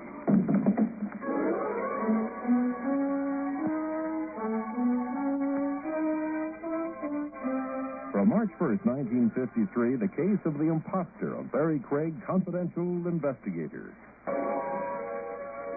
One thing about consciousness, it always returns sooner or later. If you're not dead, that is. I wasn't. I had proof I wasn't. I could wiggle a finger. When you're dead, you can't. Rigor mortis won't allow it. I was on a couch with a guy slapping cold compresses on my forehead. A guy with nice eyes and an easy smile and wearing a rain slicker indoors. He was the private eye, Mike Hasek. Able to get up now, Craig? I'm up. What hit me? A flower pot, solid brass. It was on the window ledge, 3 flights up. It fell? No. Oh, it was dropped on me. That's right. By whom? Me. You're working for the Mr. Ralph Conner? That's right.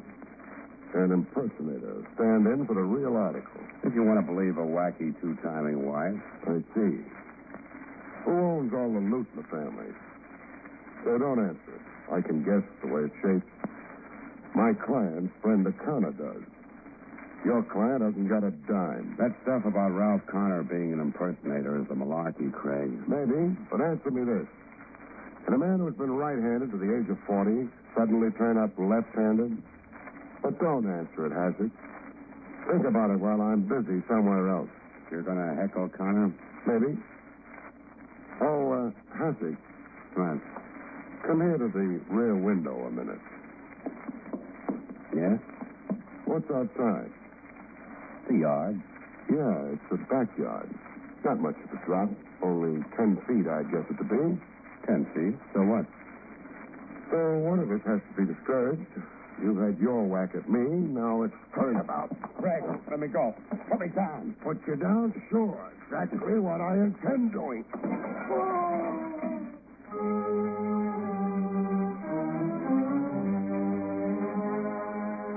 You meet some guys sometimes who have to be paid back in their own coin.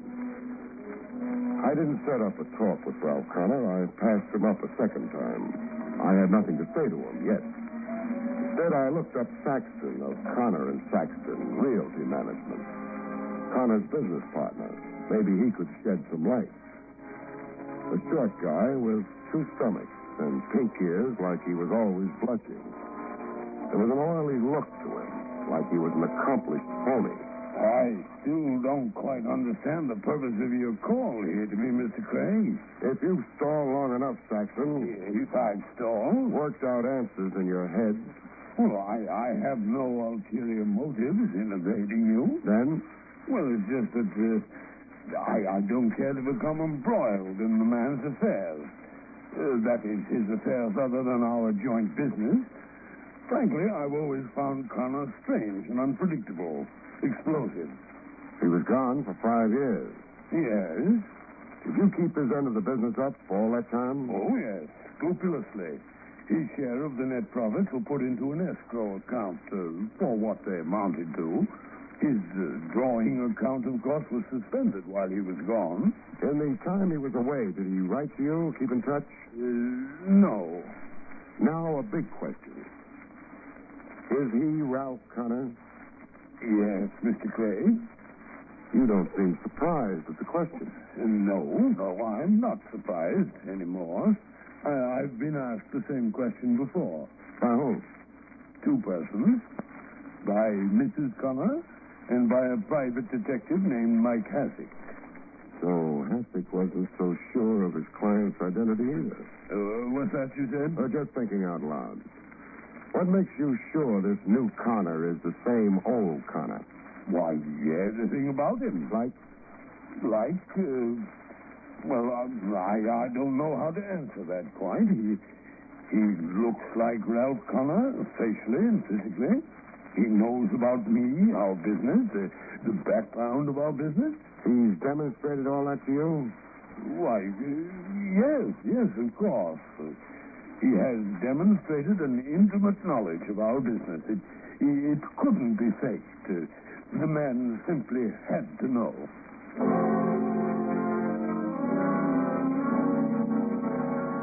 Conner was Conner. Only thing, Saxton didn't tell me the notion convincingly enough. I double-checked on Saxton's truthfulness by applying some heat to the office bookkeeper of Conner and Saxton. Why, Mr. Saxton told you outrageous falsehoods. Outrageous. He didn't ring true to me too much. Good I got to you, Mr. What's it again? Pippin. I'm the one to tell the truth. Oh, that's peachy dandy. But get around to telling it. Well, now, Ralph Conner, the new one, he's a queer one. Meaning? Well, when he came back after being away all that time, he didn't know my name. He kept calling me Pippin and Poppin. Pippin and Poppin, mind you, when it's Pippin, like it's always been. Pretty staggering. And then about the business, he didn't know about the old Cameroon account. He didn't, huh? The biggest account in the Conner Saxton agency, and he didn't even seem to know he had it. Like this wasn't his business. What else? Well, his easy way about money. Tipping me $1 when he sent me out for coffee. The old Ralph Conner only took 5 cents. Is the new Ralph Conner also easy about money in other ways? Business ways, for instance. I don't know what you mean. I mean, like not asking for an accounting from Saxton to cover the 5 years Conner was away. Well, then never was an accounting. And Mr. Conner never yet asked for one. Well, you'd know that. You're the bookkeeper. Oh, yes. I'd be the one to know, all right. Is there an escrow account with Conner's share of the profits of the last 5 years in it? Oh, no, there's no escrow account. Well, were there any profits the last 5 years Conner's been away? Oh, yes. Good profits. Business has been very good. How good were the profits? Well, I couldn't say without going over the books. $50,000? Is that close to it? It isn't far from it. Then a sharpie like Saxton would have reason to play ball with somebody not the real Conner, but an impersonator. To keep all the accumulated business profits, so long as the new Conner didn't stick his hand out or yell for the DA. Oh, well, I'm afraid now you're getting too deep. Oh, forget it. You've been a great help. You can go back to your books now, Pippin. The name is not Pippin. Oh, my mistake, Poppin. It's Pippin.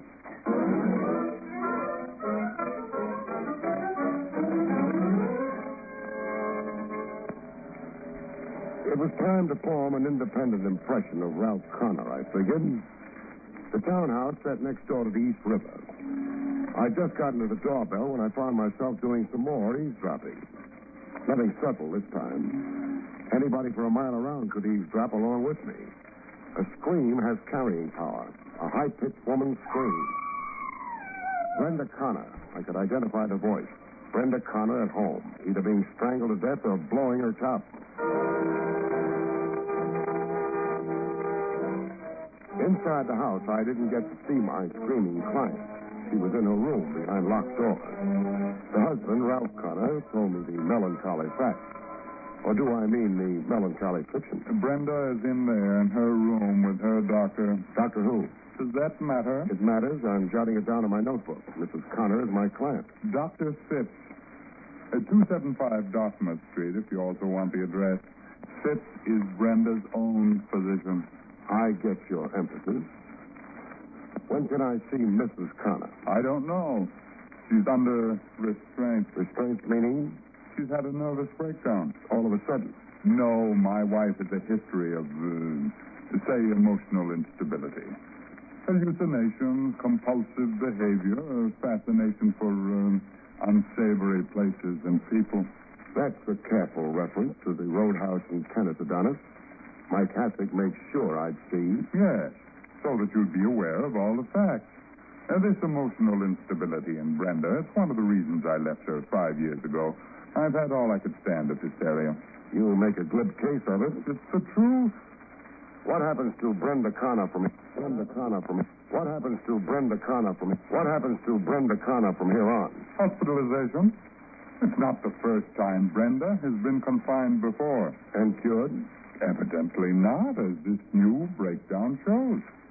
Comes the time she's declared mentally incompetent. Who gets her money? That is an impertinent question. I'll answer it. You do. You step into her estate. I'll even bet you've already got the petition before the court with Dr. Phipp's affidavit pinned to it. I don't care to dignify this nonsense any longer, Miss Craig. So if you don't mind, good night. On the street, I had an encounter with a guy who was making a habit of it. Stop a minute, Craig. What for, Hassick? A talk. Friendly talk. With a gun in my ribs? The gun's for my own protection. You play too hard. So do you. I have to. I'm in it for the cabbage, just like you. Speak only for yourself. You'll change your mind. $100,000. We split it down the middle. Who gives it to us? Conner, if you don't spoil it for him. Keep talking. Conner is a phony, an impersonator, like you said. The real Conner, he probably knocked off somewhere, the way I figure it. That's none of our business. Now, this Conner grabs the wife's estate. We let him. You let him. Then the fight. He pays us off. We own him. You're sure of your facts? I checked. I sized everything up. Conner's a fake, a smart fake, and the winner. Let's win with him, okay? Why did Conner hire you in the first place, Hassick? To follow his wife around, report on who she saw, spent time with, that tennis player, you. So, now tell me, you playing it smart along with me? What do you think? I think you are. Sure you are. What have you got against money? I played it smart, the poor man's way. I didn't go home and let Conner play out his scheme. I went back to Conner for a closer look at his scheme. You've become a frequent visitor, Miss Craig. Every 10 minutes. I realized out on the street that I'd said things in here to you that were out of line. I'm sorry. Forget it. Thanks. I can see now what a screwball Mrs. Conner is and how I went for the buck. The only thing... Yes, Miss Craig. I'm a working operative. I put in time and sweat. I've had expenses. Oh, I see. You've got a bill, and you're wondering how you're ever going to get paid. That's it. It's no obligation of yours, I know. Oh, nonsense. I'll pay Miss Conner's bill. In fact, I'll make out a check right here and now. How much is it, Mr. Craig? Well, 100 will about cover it. $100. Very well. Here you are, Miss Craig. A $100 check for you. It means more to me than you think, Mr. Conner. Oh, you don't have to thank me. The money's due you. But I didn't mean it like that. Guess again, Conner. I frankly don't understand you. I'll explain myself. You wrote out a check, and you also wrote out a confession. A confession? You're right-handed. You wrote that check out right-handed. Like Ralph Conner should, since he was always right-handed. Look here, Craig. Let me finish. But you've been deliberately left-handed for Mrs. Conner's benefit since you came back to her. To confuse her about you, start her doubting your identity. See you as an imposter, but never be sure. Until she went out of her mind like she has. Well, you can't prove a thing, Craig. All kinds of tricks like that to play on her imagination. You thin down, change your known habits and clothes and foods, your style of talk. All to make an already unstable woman a screaming lunatic. Have her declared mentally incompetent so you could take control of her money and her estate. How big is the estate, Conner? Big, I'd judge it to be. No end of money. It has to be a fabulous grab to rate your fancy technique in crime. I say again, you can't prove a thing. Because you're really Ralph Conner, huh? And can prove it. Birth certificate, relatives stuck somewhere, fingerprints. That's what you're gambling on. Why you're so cocksure. You're immune, you figure. Win or lose, you can't lose. Since you're really not an impersonator, but the genuine article. Get your hat anyhow, Conner. My hat? Well, where are we going? To the district attorney's office to see what charge he can fit to your kind of cute scheme. Offhand, I'd say conspiracy. But what do you bet the DA finds a few more in the book?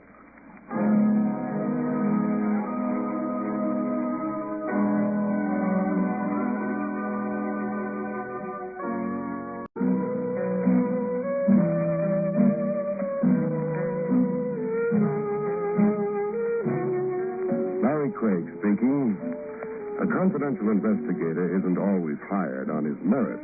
His merits as a fact finder, I mean. Some clients choose you because they hope you're stupid. They don't want a cop. They want a stooge. You ought to be the front behind which they can keep a criminal operation going. You're the rubber stamp certifying their sincerity so they can get away with murder. Yeah, you get them like that. Cases phony from the word go. That was my first hunch on Brenda Conner, a brunette with a tendency to overact. We launched her case in Central Park in a handsome carriage, complete with horse, silk-hatted driver, and lap robe. Around the park at $3 an hour. But I wasn't paying the tab. The lady was. Why the handsome cab in the freezing weather? I didn't ask. You get used to eccentrics. The rhythmic snippety clop. I'm able to think. So who's the demon? Demon? The demon pursuing you. You have a flippant way, Mr. Craig. To cover up my emotions, I'm the type who identifies. A sad lady like you, I can cry harder than any little white cloud around. You were about to tell me. It's my husband. Funny now how it always is. Ralph Conner. He was gone for 5 years, completely out of my life. A long wait for a streetcar. I'd almost forgotten him. And then 1 week ago, he came back to me. And you resent his return? I didn't say that. That's right, you didn't. But you don't look overjoyed. No. But it isn't what you think. I have no basic quarrel with my marriage, even despite the separation, but... Throw the punchline. Ralph, this man who's my husband come back. I'm not so sure that it is he.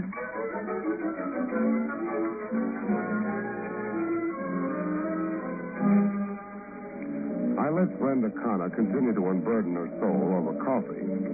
The tab was on me this time. How much coffee could a lady drink?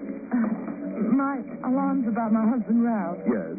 I don't mean to leave the impression with you that... You're sure he's an impersonator? Yes. My reaction to him since his return, my suspicions have been intuitive more than actual. I feel, I don't know. Her husband takes off for 5 years, and then suddenly he's back. How did you receive him? Well, gladly not at first. You asked him questions? Yes. His explanation of his absence seemed genuine to me, understandable.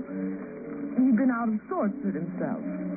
Suddenly 40 and restless, disoriented and neurotic, full of self-dislike, dissatisfaction with the career he'd chosen. Said career?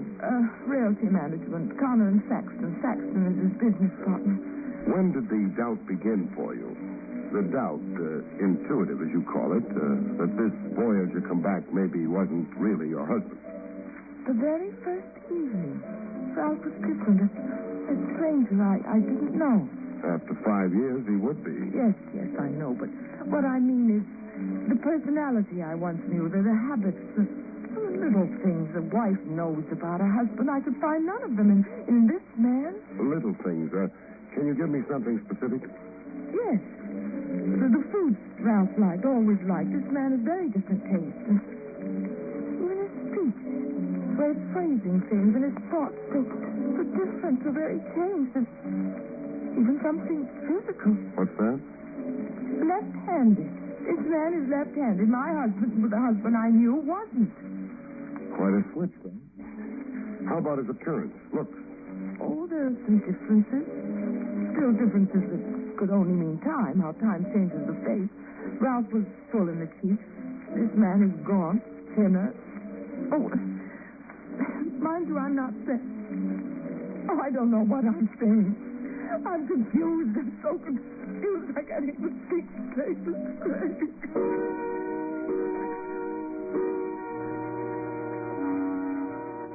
Hooray for confusion. But there was more to it than the lady was telling. There always is. I got a peek into what was omitted in the telling. The time was later that same afternoon. It was raining buckets. I had my formal tie on to ride over to see the husband, Ralph Conner, firsthand. The great thing about a jalopy, it either starts or it doesn't. Mine wouldn't.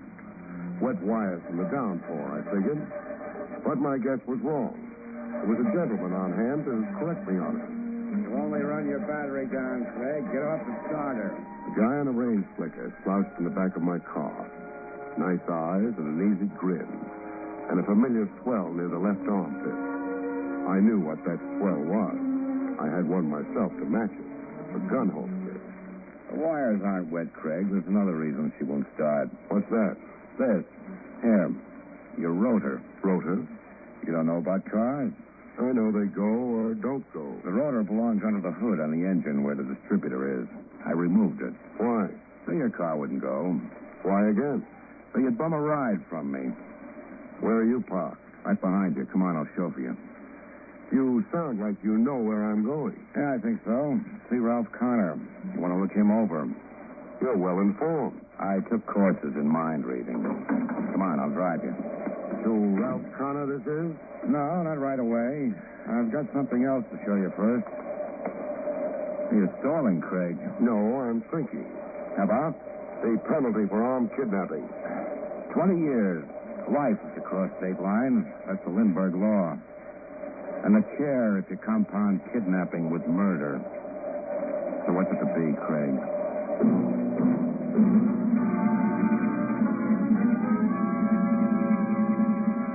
I'd been grabbed at gunpoint before, but this one had a new wrinkle.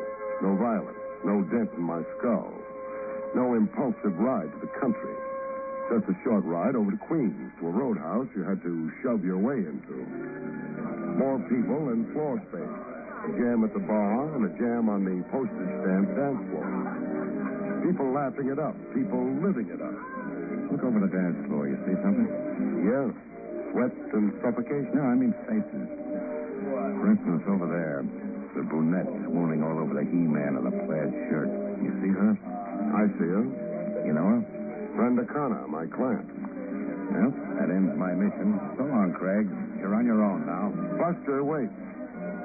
Yeah, Craig? The plaid shirt with my client. He's not Ralph Conner. Married folks don't spend time here with each other. No, he's Chris Cantura. He's a tennis player. A tennis player? Love matches in the hot afternoon sun and love matches under hot blue lights with slender ladies with fat checkbooks. Is this why you brought me here? To show you a two-timing wife so you discount half to 90% of what she told you. Look, as long as we're talking... I've said all I want to. So you won't knock yourself out identifying me when I'm gone. Here's my card. So long again. The card he'd left with me read, Mike Hassick, private detective. The guy who'd put the polite snatch on me was a private eye.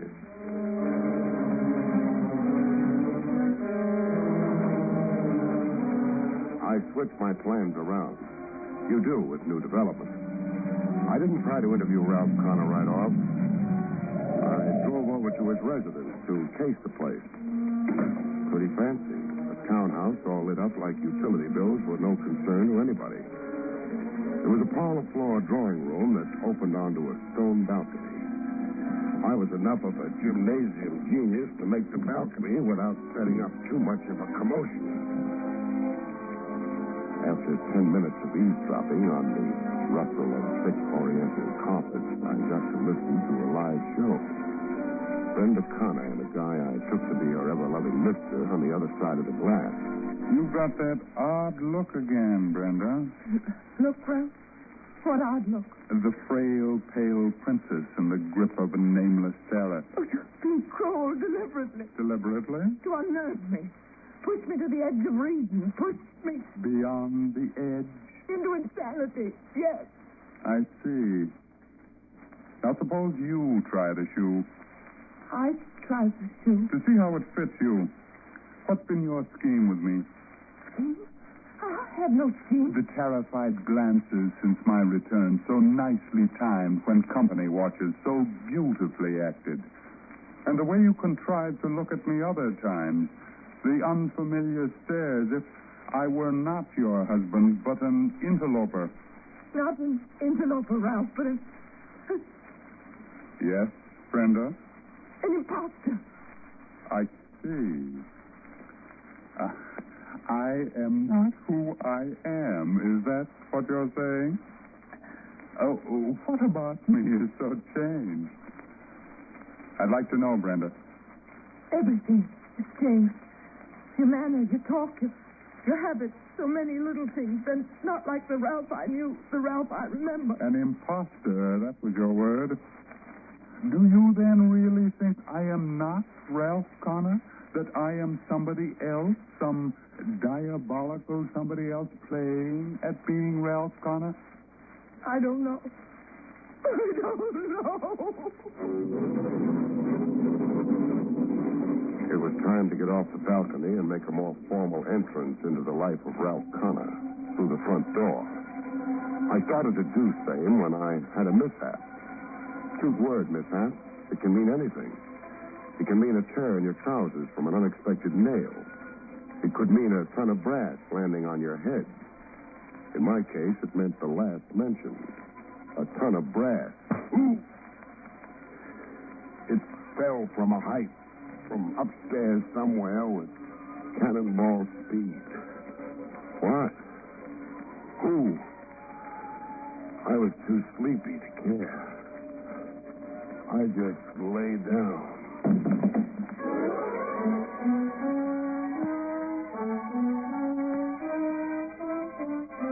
From March 1st, 1953, the case of the imposter of Barrie Craig, confidential investigator.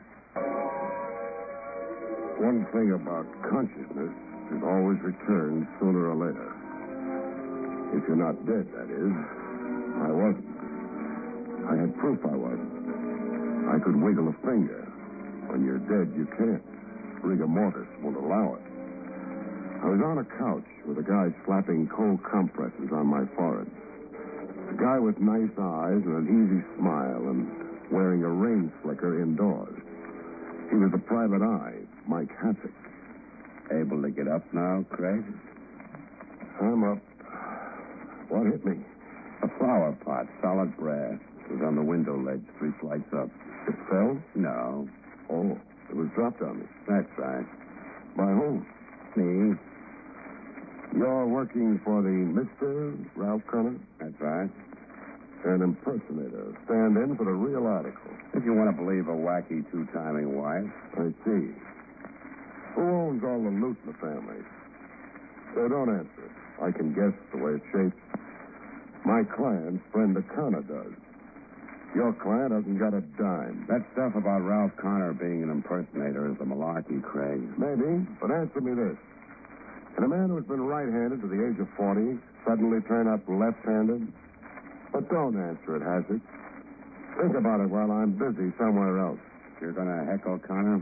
Maybe. Oh, Hassick. What? Come here to the rear window a minute. Yes? What's outside? The yard. Yeah, it's a backyard. Not much of a drop. Only 10 feet, I guess it to be. 10 feet. So what? So one of us has to be discouraged. You've had your whack at me. Now it's turnabout. Craig, let me go. Put me down. Put you down? Sure. Exactly what I intend doing.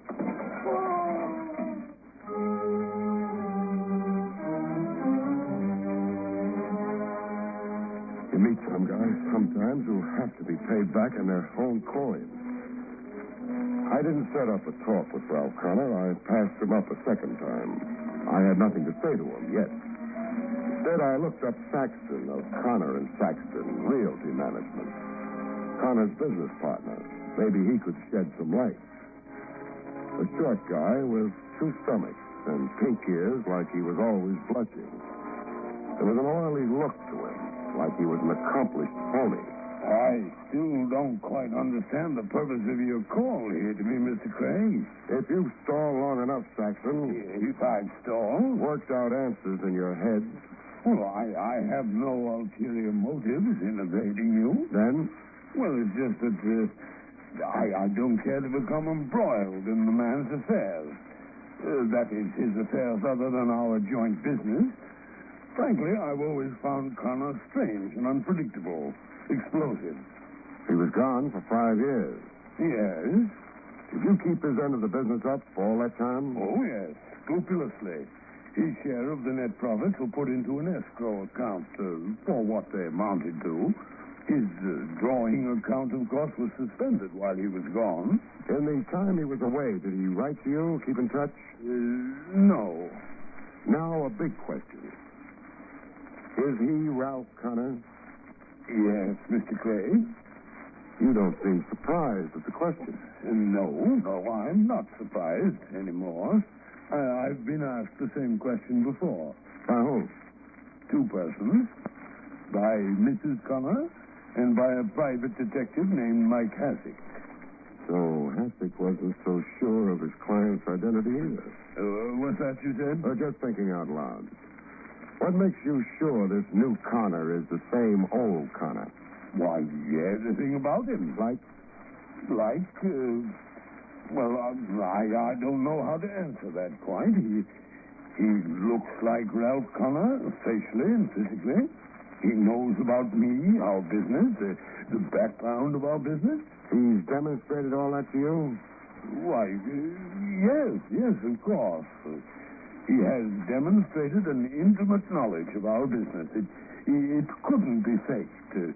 The man simply had to know.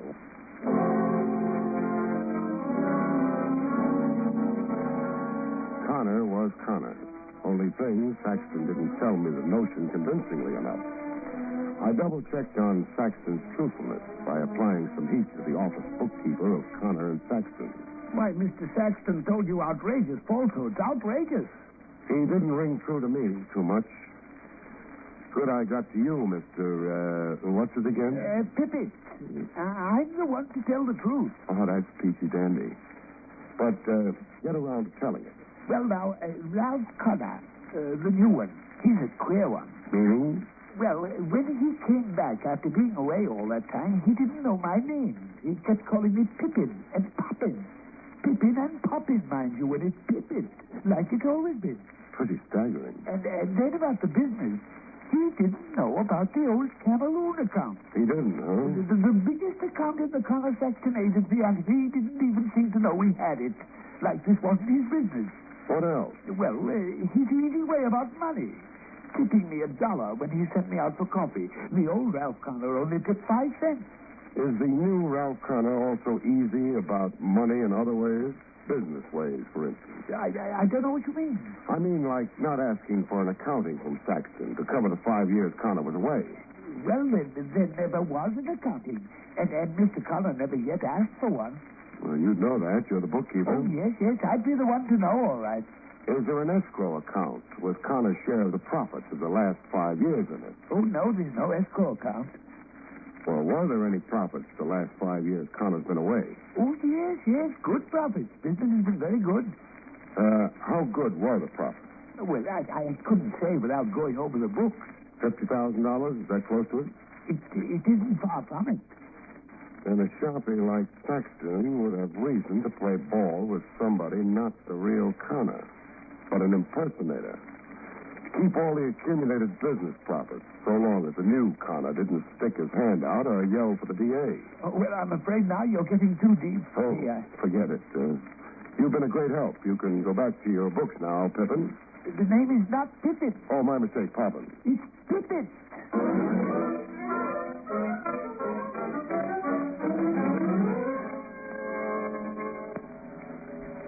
It was time to form an independent impression of Ralph Conner, I figured. The townhouse sat next door to the East River. I'd just gotten to the doorbell when I found myself doing some more eavesdropping. Nothing subtle this time. Anybody for a mile around could eavesdrop along with me. A scream has carrying power. A high-pitched woman's scream. Brenda Conner. I could identify the voice. Brenda Conner at home, either being strangled to death or blowing her top. Inside the house, I didn't get to see my screaming client. She was in her room behind locked doors. The husband, Ralph Conner, told me the melancholy facts. Or do I mean the melancholy fiction? Brenda is in there in her room with her doctor. Doctor who? Does that matter? It matters. I'm jotting it down in my notebook. Mrs. Conner is my client. Dr. Fitz. At 275 Dartmouth Street, if you also want the address. Fitz is Brenda's own physician. I get your emphasis. When can I see Mrs. Conner? I don't know. She's under restraint. Restraint meaning? She's had a nervous breakdown. All of a sudden? No, my wife has a history of, say, emotional instability. Hallucinations, compulsive behavior, a fascination for unsavory places and people. That's a careful reference to the roadhouse in Kenneth Adonis. Mike Hassick makes sure I'd see. Yes, so that you'd be aware of all the facts. This emotional instability in Brenda, it's one of the reasons I left her 5 years ago. I've had all I could stand of hysteria. You make a glib case of it. It's the truth. What happens to Brenda Conner from What happens to Brenda Conner from here on? Hospitalization. It's not the first time Brenda has been confined before. And cured? Evidently not, as this new breakdown shows.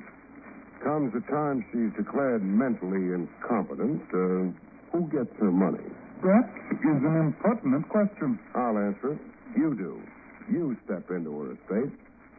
I'll even bet you've already got the petition before the court with Dr. Phipp's affidavit pinned to it. I don't care to dignify this nonsense any longer, Miss Craig.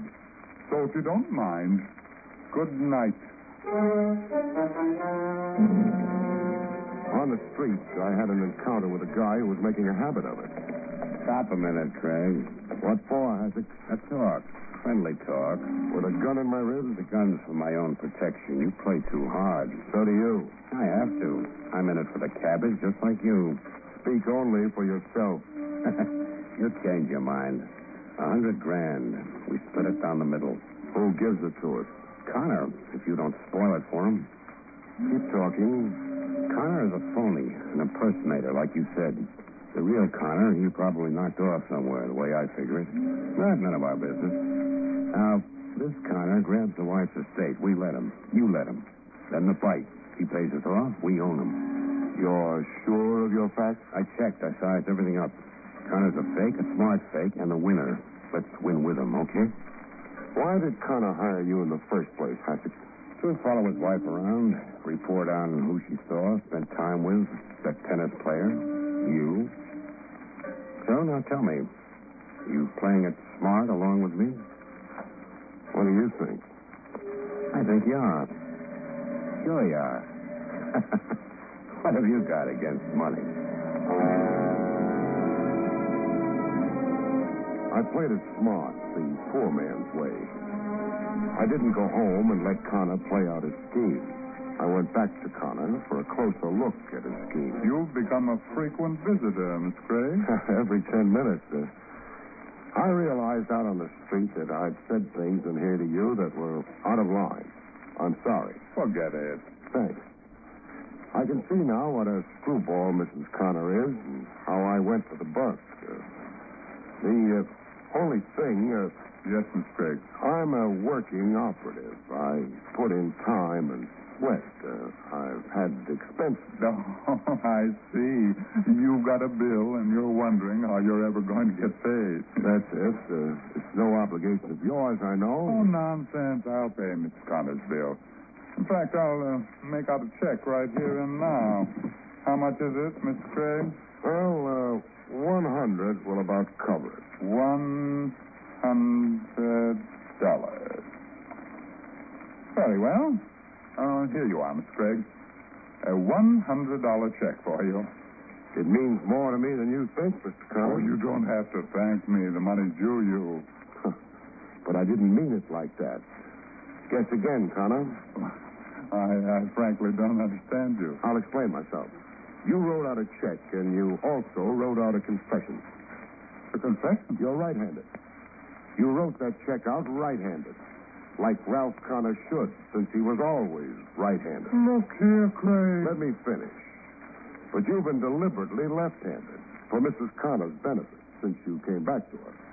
To confuse her about you, start her doubting your identity. See you as an imposter, but never be sure.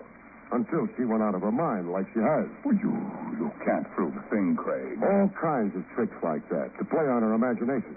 You thin down, change your known habits and clothes and foods, your style of talk.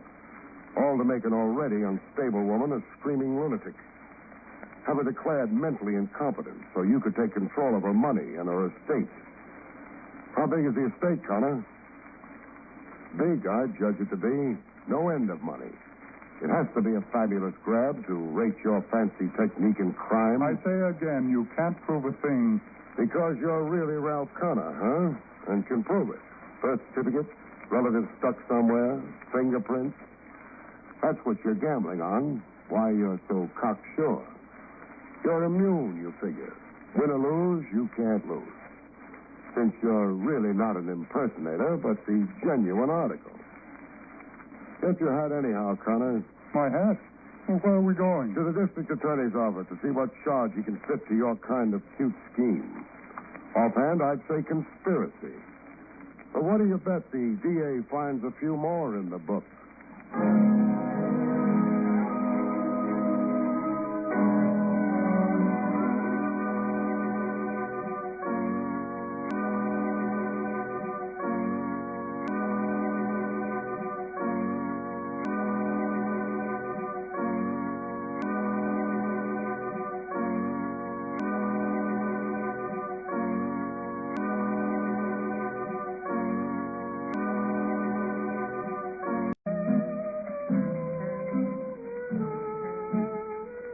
Barrie Craig speaking. You're a confidential investigator. To prove it, you've got more kinds of headaches than even the psychiatrists have counted. Take the one I acquired late this afternoon. Silhouettes through a frosted glass door don't tell you much, except hers did. What it told me was not an investigator's business. Come in. On the other hand, the business day was almost over. The silhouette hadn't lied. Even without the meat tossed carelessly around her shoulders, she would have slowed up any parade. You in a trance or something? Look, mister, all I want from you is the answer to just one question.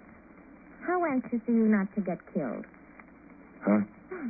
He is alive. Who is? Oh, me. For a while back there, I was beginning to worry. I was in a trance. Uh-huh. Sometimes I spend days in a trance. Mr. Craig, Yeah? I asked you a question. Well, that's right, you did. How anxious are you not to get killed? Very anxious. That's good. I was afraid you might be disappointed. Oh, no, because I don't want anyone to get killed on account of Caesar. On account of Caesar. He happened quite some time ago. Huh? Oh, never mind. I guess we're not talking about the same Caesar. I guess not. Mine's only a puppy. Only mine was a Roman. Of course, he's a pretty big puppy. Sure. And he behaves just like a gentleman. Fine. I guess he'll be pretty expensive, won't you? Depends on what you... Would $500 be enough? For what? For walking Caesar?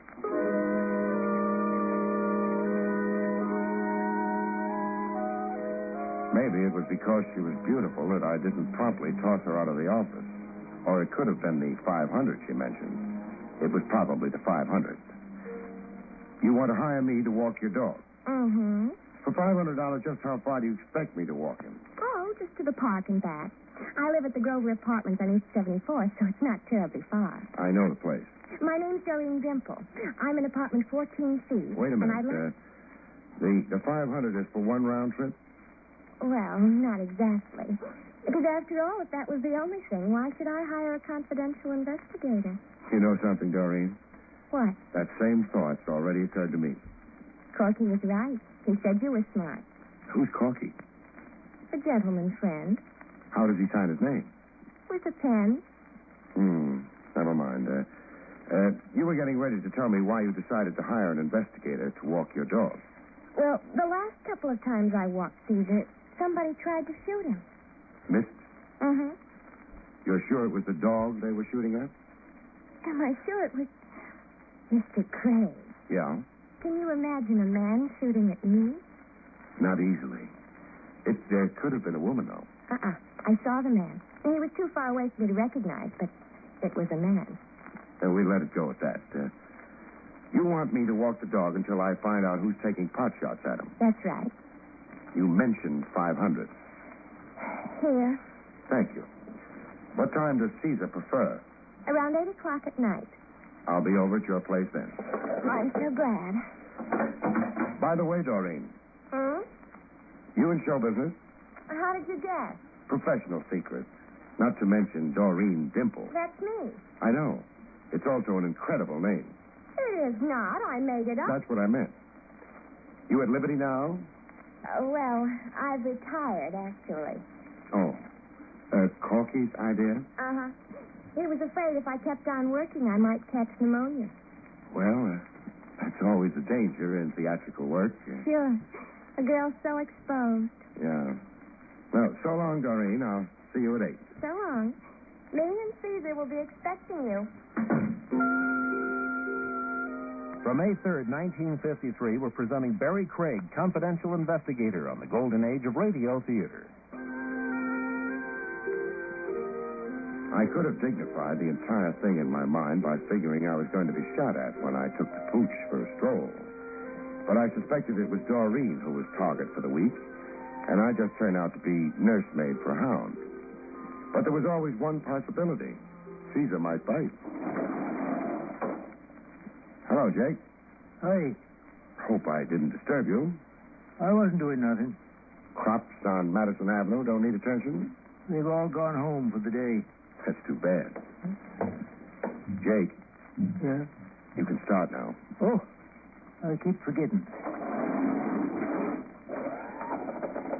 Speaking of crops, did you notice my client? Yeah. Why have you got your eyes closed? Resting them.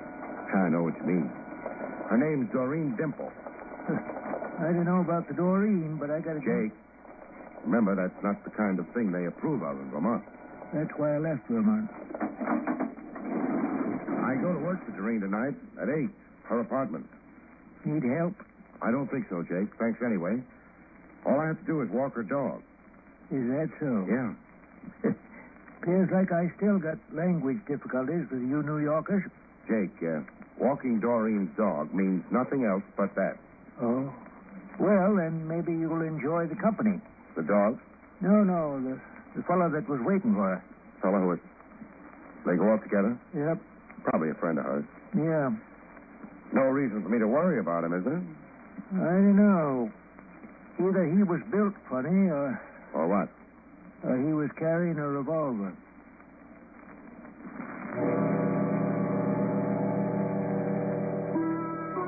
Jake sometimes suffers from delusions of melodrama. I shrugged him off, went home, ate, changed into my dog walking suit, and at 8 o'clock...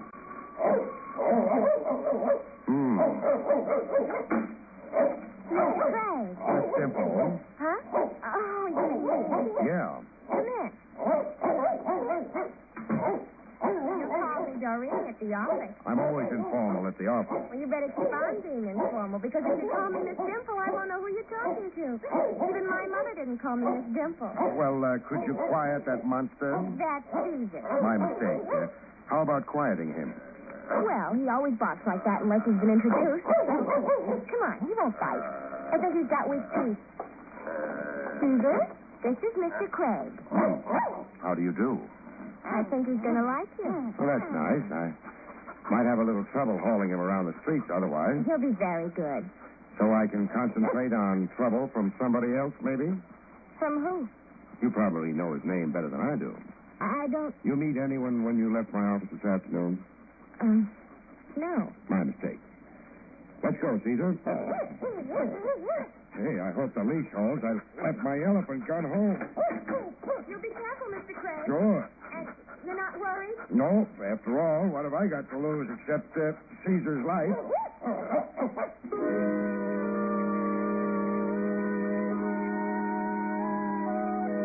The nice thing about walking a dog as big as Caesar is that nobody sneers at you. For $500, I can be sneered at, but I don't insist on it. The streets were kind of quiet and cold. Nothing happened until we got to the park. All that happened then was that Caesar got excited. All those trees. He got over them after a while, and we started back, which was maybe a mistake. Doreen Dimple had warned me there'd be times like this. I was philosophical about Caesar's danger until one of the bullets removed my hat. At which point I gave up philosophy and took up diving. This made me a lousy target. The unseen gunman must have been annoyed. He parked his car on the road leading through the park, I guess. Because I heard him taking off. At least I hoped it was he.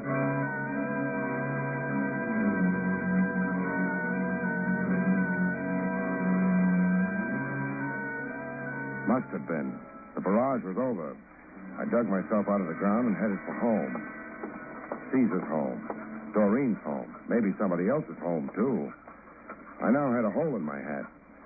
This night entitled me to a few more girlish confidences with Doreen. It entitled me to a new hat, anyway. The lady may be occupied, Caesar. On the other hand, the lady gave us no warning. Well, the door's not locked. The lady must be trusting. Oh, something's holding the door back. Something heavy and... Hey. Yeah, Doreen. Her body was up against the door. That kept it shut. Take it easy. It's a body, but it's still got life in it. Life and a big bruise on the head. Doreen. What? Hey, you better take it slow. I'll help you up. I don't feel good. You shouldn't have hit whatever you did hit with your head. I didn't hit anything. I was hit. By whom? I didn't see. The doorbell rang. I opened the door, and it happened so fast. Burglar, maybe? I guess so. I wouldn't know. Oh, we'll find out. I think maybe it's time we got out of the foyer. Huh? I just remembered. Corky was visiting. He was in the living room when I answered the door. Maybe he caught the burglar. Or maybe he didn't. Let's go see. All right. Although Corky wouldn't have left me lying on the floor. Oh? Sure. He's a gentleman. And gentlemen... Never leave ladies lying on the floor. What's Corky's full name? J. Fotherington Bruce. Obviously a gentleman. Nothing in the name suggests Corky, though. Oh, that was because his greatest son was pulling corks out of bottles. Nice living room. But Corky isn't here. Milk bottles don't come with corks. Your friend was a South? Corky was a gentleman. Oh! Yeah, I just noticed it, too.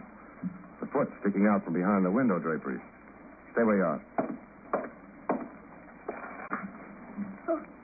Who is it? Maybe 50. Gray at the temples, red at the nose, paunchy in the midsection.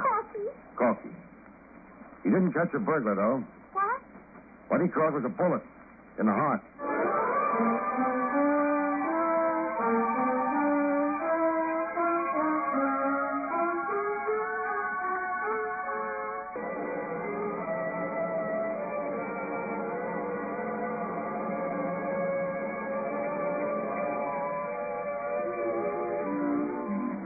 Corky, who in life had been J. Frothingham Bruce, would uncork no more bottles. Bullets in the heart, it seemed to that. I phoned homicide and told them about it. They said they were busy, but seeing as it was me, they'd be right over. Doreen and I waited. Need a handkerchief? No. Dry type tears?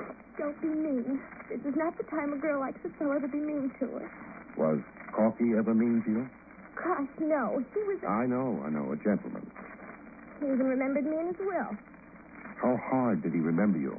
Oh, something like $50,000. What's like $50,000? $50,000. What's his wife going to say about that? I don't care what you... Mr. Craig, how did you know Corky was married? The Corkies of this world always are. Did she approve of his helping you leave show business? He didn't have any reason not to approve. There was nothing wrong between Corky and me. He was a... Whatever he was, he's dead now, and somebody killed him. Were you under the impression he died of old age? I knew he'd been shot, but... Mr. Craig, are the police going to think I killed him on account of we were alone in the apartment? That's going to be up to the police. Is there a back door? From the kitchen. Lead me to it. All right. Well, latch from the inside. Is that important? It makes your story sound a lot better. It explains why your visitor used the front door. He took a chance on being seen by you. Oh, the back door was latched. Mr. Craig, you're a darling. I look terrible in lipstick, though. I like the effect. Maybe, but the police won't. So you'd better give them my regard. Mr. Craig, where are you going? To tell a widow the sad news, if it's sad, or if it's news.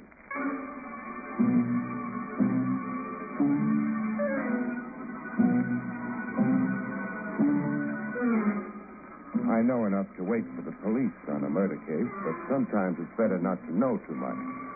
Because people who don't know too much sometimes get told. Yes? It's pretty late, I know. It's very late. If we spend much time out on this doorstep, it'll be later still. Maybe too late. Too late for what? A heart-to-heart talk before the police arrive. Are they arriving? Pretty soon. I won't pretend I know what this is about, but come in. Thanks. You're Mrs. Bruce? I am. I figured you for at least 20 years older and a lot less decorative. Thank you. This way, I'm a little worried. What about? The way I had it set up.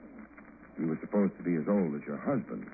Not the kind of woman who could stir a pulse anymore. And? I'm having trouble with mine. This, way you had it set up. Set up for what? The murder of your husband. Pretty brutal, excuse me. It doesn't matter. Maybe it does. You're not shedding any tears. Phony ones. I wish I could, but... Yeah. The book of etiquette calls for them, but it's better this way. Better? More honest, perhaps, but harder. My business, I don't run into honesty so often I'm calloused about it. You been home the last couple of hours? Yes. Is that when... Yeah. Anybody around who can verify that? Why? You'll need a verification. You inherit, don't you? I suppose so. Maybe the guy trying to imitate wallpaper behind those curtains might help. Oh. I spotted him the minute I walked in. Oh. Briar. I pity he was so observant, Helen. Depends on how you look at it. Why'd he act? Did you think maybe it was her husband ringing the doorbell? Her husband never rings. My name is Anthony Briar. I'm an attorney at law. How do you do? Mrs. Bruce was considering a divorce. Uh-huh. Because she's a bad shot? What do you mean? Because she missed Doreen a couple of times when the blonde was out walking the dog? I don't know of any. Anthony. Well, there's no reason to bare our souls to this. Keyhole peeper? No, there isn't. We knew about Doreen. She was going to be named in my suit. Corky didn't keep her very much of a secret. The scoundrel even named her in his will. I know. I still don't know, though, why you ducked for cover when I rang the doorbell. That's easily explained. We were afraid you might be someone working for my husband. You see, he's accused me of... With Brian? Yes. How true is it? Why, you... Oh, come on. Let's act like we're grown up. Well, I am very much in love with Mrs. Bruce. Always have been. But she's not. The jury might believe that. Or it might not. A jury? Maybe I'd better repeat myself. Your husband was murdered. in Doreen's apartment. Mrs. Bruce doesn't know where... Boy, both of you know. If you were going to name her in a divorce suit, you'd have had a detective on her. Look, you put up a very bad performance for a lawyer. Mrs. Bruce maybe better look for somebody else. Good night. Wait. Yeah? You haven't told me your name. Barrie Craig. You said something about honesty. Mr. Craig, Anthony was not here with me for the last 2 hours. He came just a few minutes before you. Helen, there was no necessity You've kind of deprived him of an alibi, haven't you, Mrs. Bruce? I suppose so. As well as yourself. Good night.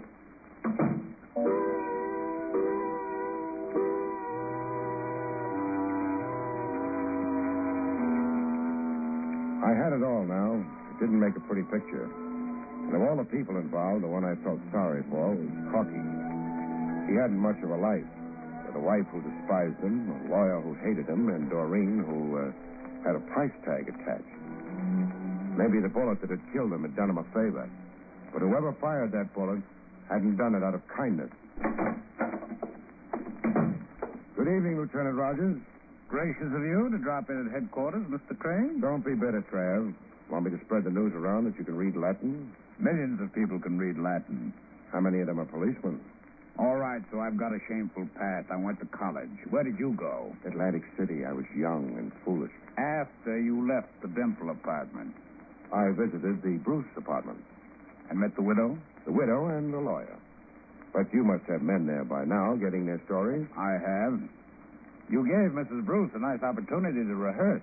Your men ought to be grateful. Who enjoys a lousy performance? When it's given by someone suspected of murder, the district attorney. Is Doreen being held? No, nothing positive against her. How about her boyfriend? Joe Stover? In the clear. He was in Brooklyn at the important time, being wrapped up on a speeding charge. No possible doubt? No possible doubt. Sure, he carries a gun, but, Barrie. Yeah? How did you know about a boyfriend? He wasn't at the apartment when you were there? No, but a dame like Doreen always carries a boyfriend on the side. You must have had more reason than that. Jake spotted Doreen chatting with a loaded lad right after she'd been to see me at the office. All right. Means nothing, though. He's not in the picture at all so far as the killing goes. Okay. Oh, Trav. Yes? Got a guard on Doreen's apartment? Yeah. Send him home to his family, huh? Why? Maybe his family loves him. The answer is no. Maybe I'll take his place. Somebody might not recognize me. Somebody might be just as anxious to get Doreen as Bruce. Somebody might make a stab at it. Send the guard home. The answer is yes.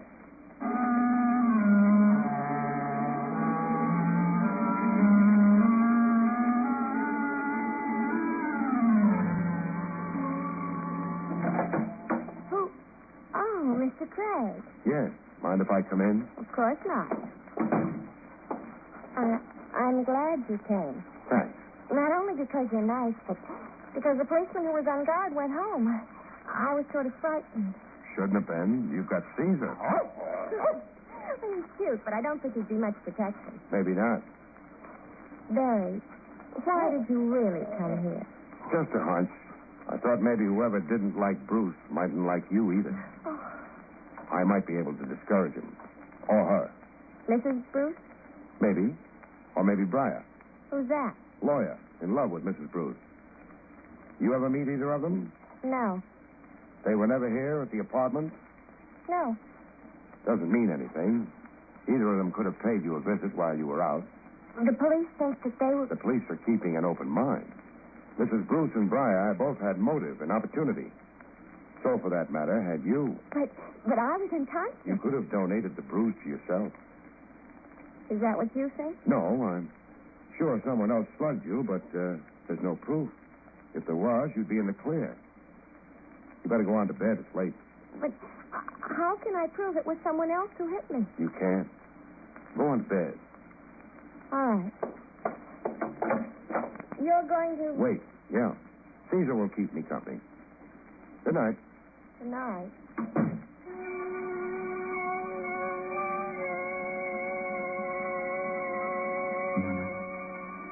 I didn't think it would be too long a wait. It wasn't. I had more than Caesar to keep me company. I couldn't sleep, Mr. Craig. Do you think... Oh. Somebody... Yeah. Should I? Yeah. Go ahead, see who it is. Nobody's going to try anything in the corridor. It's too exposed. All right. Caesar, you'll have to excuse me. I'm using the back door. Sometimes you meet more people that way.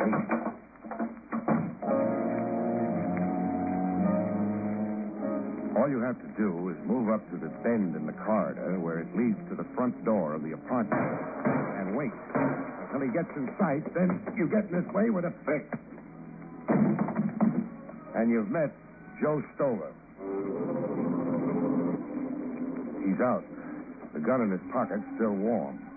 You take it for company, move up the corridor to Doreen's apartment, go inside the half-open door, bend over the body on the floor, and make sure it's only a flesh wound the girl's got. It's only a flesh wound. So it turns out you were right. The gamble paid off. You don't bother trying to bring her to. You go into the living room, take a peek into the bedroom to make sure there's a phone in it. There is. Then you call the police. Pick up a murderer. No, not Joe Stover. Doreen.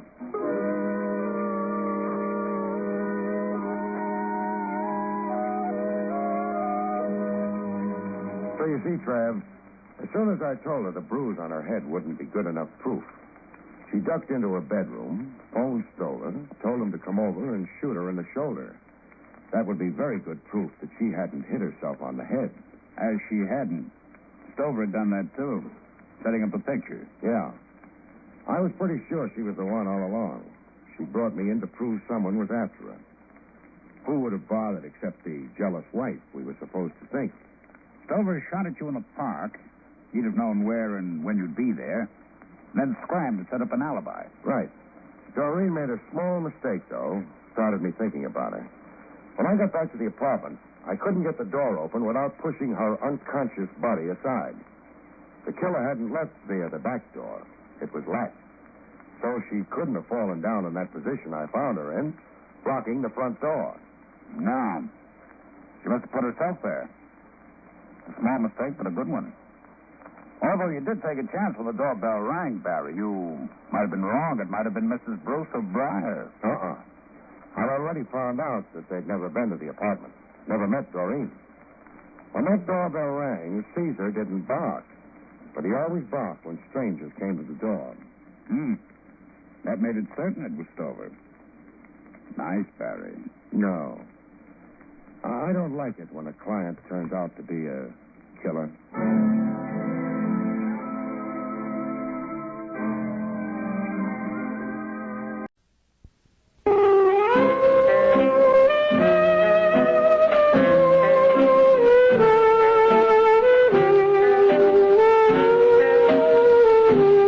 Barrie Craig speaking. When you've been a confidential investigator for long enough, you don't surprise easy anymore. A man named Adolf Beck hands you a couple of $100 to help his wife buy a hat, and you don't lift an eyebrow. You take the couple of $100 and you meet Mrs. Beck the next morning at the Beck apartment.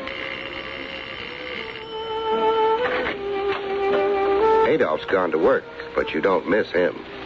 Barrie Craig? Barrie Craig. Nice. Will you wait? Sure. I couldn't very well go shopping in this, could I? Not unless you wanted to hold up traffic.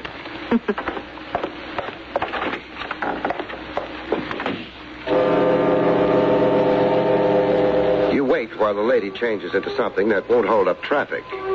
You decide you're being overpaid. Given the chance, you'd watch Mrs. Beck even if there wasn't a nickel in it. Ready? Fine. You think traffic will be safe now? Sure. I don't know about myself, though. Oh, hold it. What? I'll take a look outside first. Oh. Well, the street looks normal. Let's go. Oh, it's such a lovely day. Yeah. But that's my car. Well, can't we walk? The shop's not very far. No. Well, all right, but... Safer this way.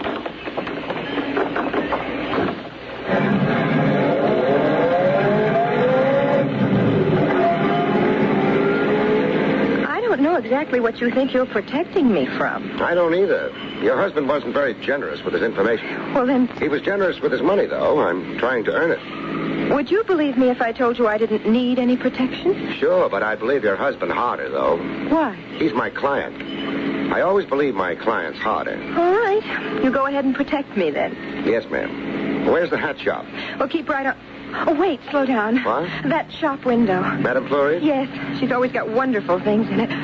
Oh, Mr. Craig. Yes? Stop the car at once. Okay.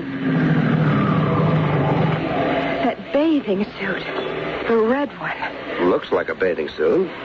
Can you imagine it on me? Yeah.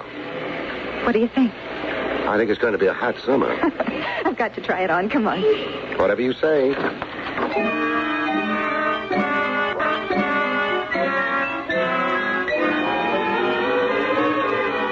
Time went by, and I got restless. Monsieur looks forward to seeing his wife in the suit, huh? Monsieur has been looking forward to it for too long. She's been in there over 15 minutes. Oh, a pretty woman always keeps her husband waiting, no? I wouldn't know about that. I still think she's been in there a long time. Would you mind hurrying her up? If monsieur is impatient. He's impatient. Tiens, then I go to advise madame. Madame? Madame? What's the matter? Madame does not reply. The door. She's locked. Well, let me. Yeah. Locks automatically? Automatic? No, it is necessary that one moves the latch. One has moved the latch. Mrs. Beck. Mrs. Beck. Madame Fleury. Oui? Get back a bit. I'm going to break the door down. But, monsieur... I'll explain later. Right now, I'm in a hurry. But this is barbaric. Is monsieur so jealous? Monsieur is scared. Well, latch wasn't too strong. Oh, nobody home. Not even in the closet. But that door there, where does it go? The back of the shop, a storeroom. Fine. Storeroom. Nobody home here either. But I do not understand. You and me both. You always keep that window open? Mais no, one cannot because of the thieves. Well, it's open now. Yeah. Short drop to the alley outside. She could have managed it. Yeah, you are of the opinion Madame flees? That could be the opinion I'm of. Come on. Oh, the bathing suit, yeah, she left it behind. The mystery grows. Fixing that door up is going to cost you a few bucks. Here's 10. Merci, monsieur, but what... Put the bathing suit back in stock. I've got a feeling Mrs. Beck isn't going to return for it.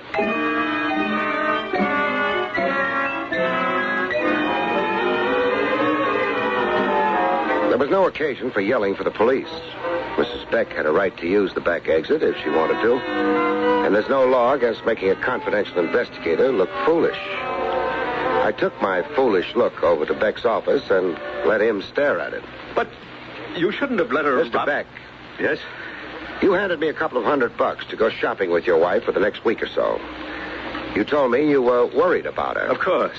And the first thing you do is let her slip out of your fingers. I never had them on her.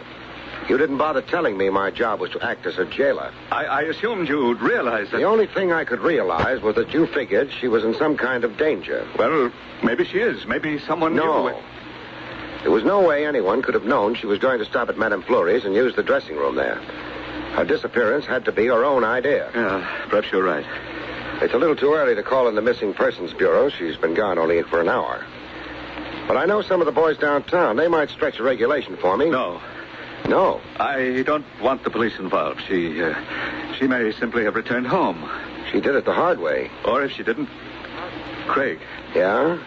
I want you to find her. Meaning you don't really think she went home? Wherever she went, you find her. The police do that kind of thing a lot better than a one-man outfit like me. I don't care. Okay, it's your money. But I'll need a few leads. Leads?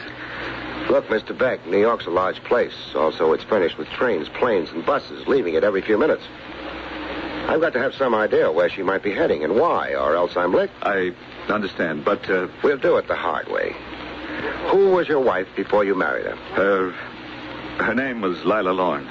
Lila Lorne? It sounds phony. It was her professional name. What profession? She sang. She was a club singer. Where'd she have her last date before giving it all up for a home in Kitty's? She was singing at the Romany Rendezvous. The Romany Rendezvous. East 40s? Yes. Fine. Before marriage, your wife was a singer named Lila Lawn, singing at the Romany Rendezvous. Now, you tell me the rest. What rest? You know, somebody listening in would think I was working against you instead of for you. I had to drag this information out of you. Why? There's nothing wrong with a girl singing in a nightclub. Nothing to explain a disappearing act, either. You're shrewd, Craig. Isn't that why you hired me? I didn't think shrewdness would be necessary. The way you talk, people might get the idea you didn't want her found. I do. Okay, then what's the rest of it? Before Lila married me, she was sort of engaged to Eddie Myron. What does he do? Pitch for the Dodgers? He owns the Romany. Keep going. Well, Myron was very angry with Lila. And myself, I suppose. I've always been afraid that he might do something. That's why you hired me? Yes. Myron didn't grab your wife. Nobody did. That flight out of the back window at Madame Fleury's was both unscheduled and strictly her own idea. So I understand. Meaning maybe she decided money wasn't everything? Look here, Craig, this is terribly difficult for me. And I'm not helping. All right, I'll get started. Only one thing. Yes? Suppose I find her and she likes it where she is. All Beck had for that was a stricken stare. Didn't look good on him, and I didn't waste time admiring it. I got out.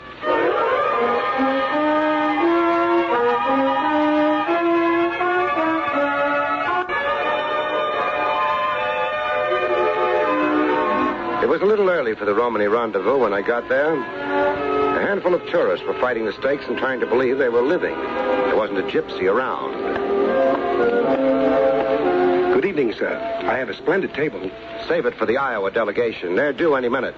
I beg your pardon? Eddie Myron. Eddie He wouldn't be on public view. Lead me to him, huh? Mr. Myron is not in, sir. That sir must have hurt. All right, he's not in. You've done your duty like a nice little head waiter. Now take me to him. Hey, wait a minute. Careful, the gutter's beginning to show. What makes you so tough? Clean living. Well? You didn't mention a name. Oh, careless of me. Barrie Craig, how's that? Craig? Private eye? Confidential investigator. More syllables, higher fees, class. Let's go, huh?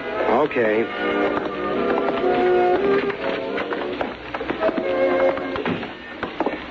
Lila with him? Lila? A friend of yours, Mr. Craig? Very good. Forget I asked. Yes, sir. Mr. Myron's office is down the corridor. You can see the door from here. Thanks. But I'll take the sap first. Let go. Sure, the better. Now I'll take the sap. Thanks. I get so tired of being hit on the head. Don't say it. We'd both be shocked. You were a little obvious, friend, asking me to walk in front of you. Now go back to the dirty napkins, huh? I'll show you the... No. Okay. Craig's made another friend. What goes... Oh, I forgot to knock. I'm terribly sorry. Who are you? The name's Craig. I also forgot to shut the door behind me. Excuse me, Mr. Myron. Wonder if there's a lock. Yes. Now, I feel better. I'd hate to have anyone walk in while my back was turned to him. Got a permit for that gun? Got any authority to ask? No. No. That makes us even. No, it puts me one ahead. I got the gun. Some days I can't keep score worth a darn. Is this some fancy kind of holdup? You wouldn't keep your dough in here. I wouldn't. But you mightn't know that. Barrie Craig. Do I stand and salute? You remember I'm a confidential investigator, which makes it unlikely I'm after your dough. Maybe I haven't got as high an opinion of investigators as you have. You're misunderstanding me, hurting my feelings. All I'm after is companionship. Mine? Lila's. Lila who? You took too long on that one, fella. All right. Your business has got something to do with Lila Lawn. The name's familiar. So's the lady. So what? I'm looking for her. Here? Know any better places? Sure. Try the Beck residence. I already have. Well, then we both don't know a thing. I don't know a thing. You do. What makes you think that? I tossed Lila Lawn's name in your head waiter's lap. He tried to toss this blackjack at me. Oh, that wasn't very nice of him. He missed. How does he feel about it? Painful. Well, I hope it doesn't show too badly. I wouldn't want the place to get a bad name. We're getting away from Lila Lawn. I haven't been near her in months. That's why your head waiter was so sensitive? I could pry it loose from him. Okay. Maybe I could use you on my side. Maybe even I might need you. Oh, yeah? Yeah, I got a call from Lila early this morning. First time I'd heard from her since she got married. Must have been a surprise. And it was even a pleasant surprise. She wanted me to meet her. She was upset. Beck was running short of money? Well, Beck, it seems, was running after another blonde. That's what Lila said. That's what she said. She wanted me to meet her up in Creekdale. What's Creekdale? Well, I got a kind of cottage up there. It's maybe an hour out of the city. She wanted you to meet her up there this morning? You agreed? I agreed. I drove up there. The cottage was there. And Lila? No. Well, I hung around for maybe a couple of hours. Then I started thinking. Somebody was playing me for something. I made fast time back to town. I worried. Boyle, that's the head waiter you tangled with, got his instructions. He'd been with me all day in the apartment. Why are you breaking down and telling me all this? Well, partially because Boyle lost his head when you mentioned Lorne. That wouldn't make him a good witness. And partially because I don't even know what I was being set up for. I'd like you to find out. If I find out anything that might interest you, you'll hear from me. Or maybe from the police. That was thrown in to worry him. He was already worried, but maybe not about the right things. Even at that, he was ahead of me. I didn't even know what the right things were.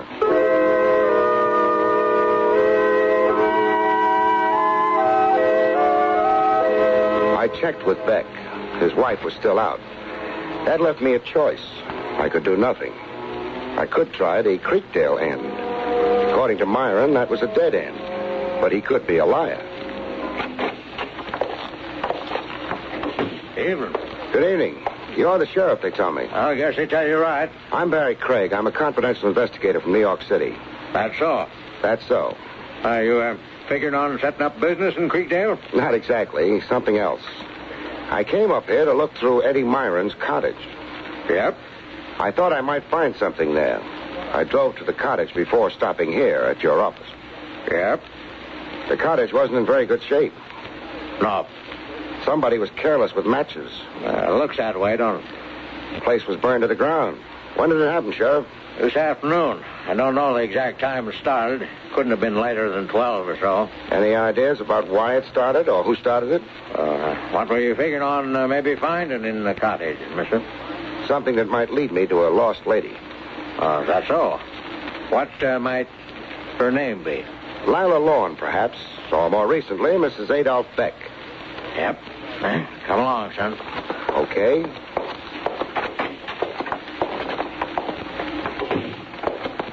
There she is, son. What?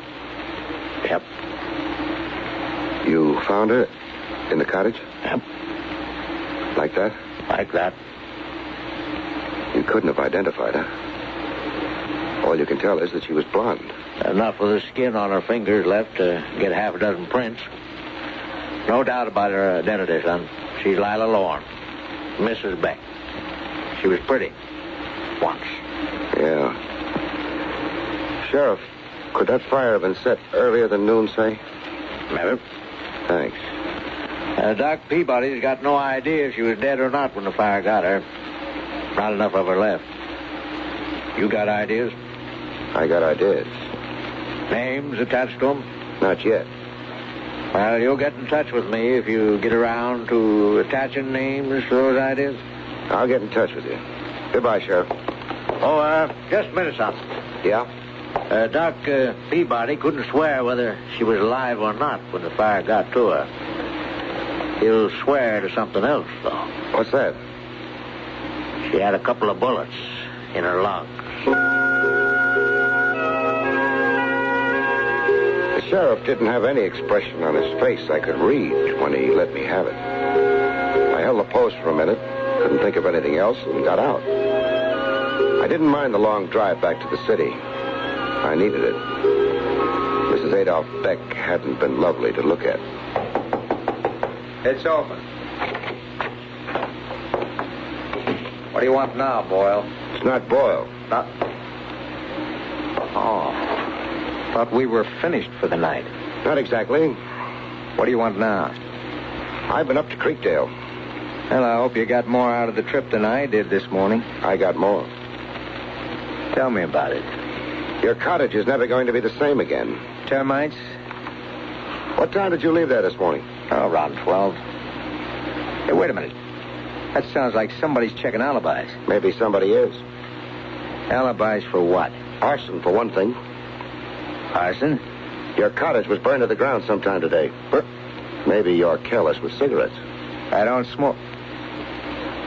I think you better get out of here. Okay, but nobody really worries about arson in connection with a cheap summer cottage. What do they worry about? Lila Lawn is never going to be the same again either. I didn't give him much of a chance to respond to that. I walked out.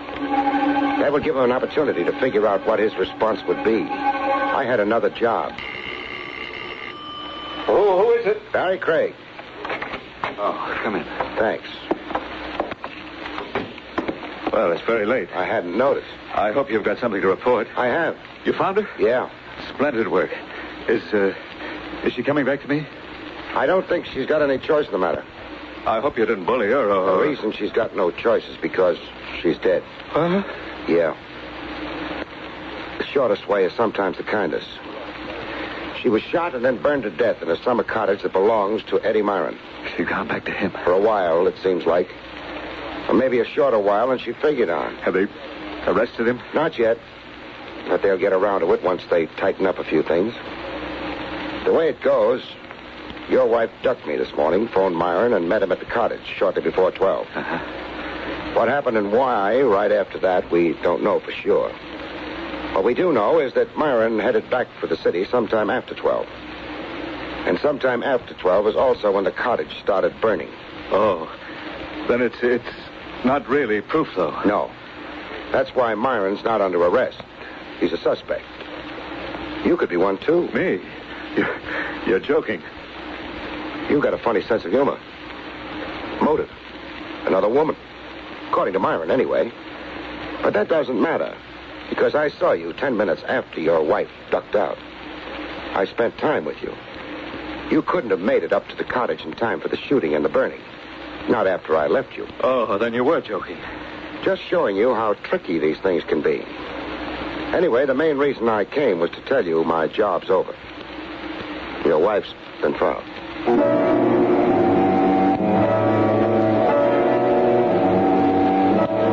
I walked out. He didn't see me to the door. Loved her, hated her. The fact that she was dead meant something to him. I got out into the street and started walking, but not far. Somebody else was walking behind me. I stopped. He stopped. This wasn't my idea of fun. But it didn't matter because still another guy showed up. He didn't notice either of us, but we noticed him. I went after him, the hired man went after me. He must have made quite a procession. He turned off the pavement and walked into one of the small houses they still keep in New York City to prove that once upon a time it was a nice place to live in. I gave him a few minutes and then... While I waited for the doorbell to be answered, I scribbled a note on my card and dropped it. It would give the man following me something to think about. Yes? Police. Oh, all right. Thanks. You're not a policeman? No. Now, let's shut the door. I don't want the whole street to know I impersonated a cop. Mrs. Beck. Mrs. Beck? You sound surprised. Well, Maybe you're embarrassed. About the way you ducked me in Madame Fleury's this morning. I never did get to see how you looked in that red bathing suit. It's terribly late. It hasn't even begun to be late, Mrs. Beck. But I've got a problem bothering me. According to the police and to fingerprints, which never lie, Mrs. Beck is dead. You're not dead, are you? No, which leads me to a very funny conclusion. You're not, you never were, Mrs. Beck. You don't think that conclusion is very funny? I don't know what you want, what you're thinking. I'll tell you. Eddie Myron said Beck was running after another blonde. You're blonde. So was Mrs. Beck. That figures. You still haven't... Maybe you were holding out for marriage. I wouldn't know. I'm not asking. But Beck decided he'd have to get rid of his wife. He overheard her make a date with Eddie Myron. She was scared, I guess. And so he went to work. He got hold of me, hired me to go shopping with his wife. He got hold of you, got you to pretend you were his wife until he could duck up to Creekdale, kill his actual wife, wait till Myron had left the cottage in disgust, and then set fire. Why, that's silly. He got back to the city by 12. You were still alive then, according to what my testimony would have to be. Then you disappeared. So I think Beck couldn't have killed his wife. But he did. You prove it. I'm not doing anything. Myron put himself at the scene of the murder at the time of the murder, with no alibi. If he'd killed the girl, he wouldn't have done that. Therefore, the rest of his story has got to be believed. That leaves you. I followed Beck here. If you turned out to be someone I'd never met before, fine. Beck's in the clear, but you're not. So what else do I need? Killer Craig. Finally came out of the woodwork, Beck. Why don't you introduce me to the lady who's going to hang with you? Excuse me, they don't hang you in New York. Stop it.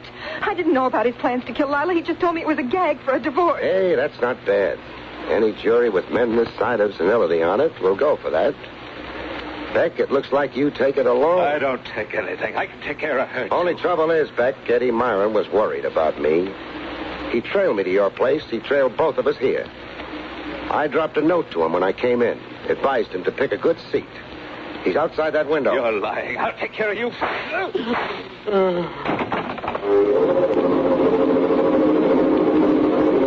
I wasn't lying.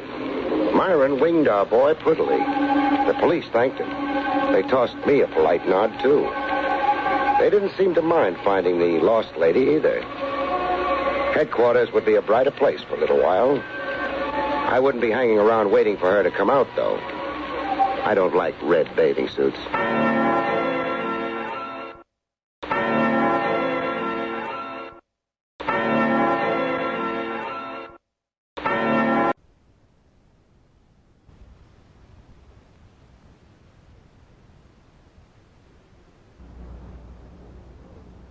William Gargan stars as Barrie Craig, confidential investigator.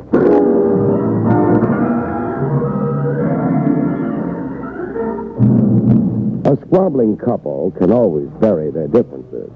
The question is, which of them doesn't mind underground shelter?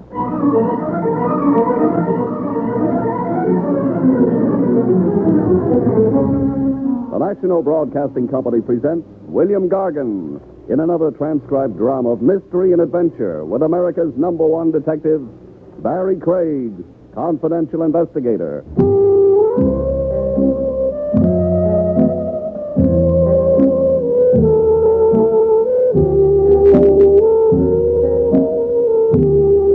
Barrie Craig speaking. Marriages may be made in heaven, but they sometimes can end in the city morgue. I know one that did. Almost, that is. A bridegroom the lucky wife loved so passionately, she kept trying to exterminate him. The pigeon's name was one to remember, Killer Beth, an ex-pugilist billed as the perfect specimen. He had forceps and biceps like that, and a chest expansion that reached clear to Madagascar. Added to that, he'd read a book and memorized quite a vocabulary. I first met him in his hour of agony in the Cabana Adora, Eats Table d'Hôte, where girls in short skirts and long stockings sold you cigarettes at $5 a pack. I was there with Trav Rogers, celebrating his birthday. Even lieutenants of homicide have birthdays, if they live to see it, that is. Trav was living. The only immediate threat to his future was the steak he was wolfing. This fool's all right. Tell me that again, Trav, when you see the check. Well, how many birthdays does a man have? One a year, the rumor is. Place is crawling with celebrities. Yeah, I see. There's Marshmallow Midas over there. Marshmallow Midas? The hat-lips trumpet player. Oh. Yeah, I thought he was dead. His agent dug him up. A 40-week contract came along. You keep informed. Yeah, I'm a who's who. Over there, getting nicely potted, Killer Beth. Welterweight contender. Light heavy and ex-contender. He had his nose rebuilt and hung up his gloves. He married into society, no? An educated guy for a fighter. He read Pilgrim's Progress and Frank Merriwell. A polysyllabic grunter. You kid, you. Uh-oh, Trav. What? Look at the killer change colors. changed colors. From rosy red to green. He's gagging. Gasping for breath. He's not gasping anymore, Trav. He's conked out. We next saw Killer Best in the Southmore Hospital, a private place where checkbook society can recover from the sheer ordeal of living. The killer was no longer green in the face. He was blue. I let Trav Rogers hold bedside hands with him. I only listened. You were poisoned, Killer. Poison? But that's... Not only possible, but a proven fact. I had the sedimentation in your glass sent to chemical analysis. Somebody loaded your drink. Then if it was poison, why am I alive now, talking to you? An excellent question. I've asked it, too. There are a couple of likely theories on that. One, you have a certain immunity to a poison of this type, or two, you hadn't taken enough of it to be fatal. I've got an awful stomachache. Well, you imagine it. Your stomach's empty. It's been pumped here in the hospital while you were unconscious. When can I get up? When you can stand without falling down. Who did it? I don't know. Who are your enemies? No more, please. I've been pumped enough for one day. You don't want the police involved, hmm? Now that you ask me, no. You fellas are too public. I don't want to be a public problem like highway repairs and sanitation. No thanks. Then, might I suggest somebody confidential? Who? His right hand. Barrie, make your sale. Barrie Craig, Killer, confidential investigator. I've got blue eyes and I'm kind to dumb animals. Not that I like to ambulance chase, but I'm all worn out looking for hen's teeth. You mean clients are scared? You've read my diary. And I read your value on the hoof. Meaning I've got money. Meaning I haven't got money. You're hired on condition that you keep wisecracking. And that I find out why you're marked for extinction? That, too. Your friend here, the lieutenant... Trav Rogers of Homicide. Send him away and then notify my wife for me. Mona Best, Lawrence 6, 4000. What will I tell her?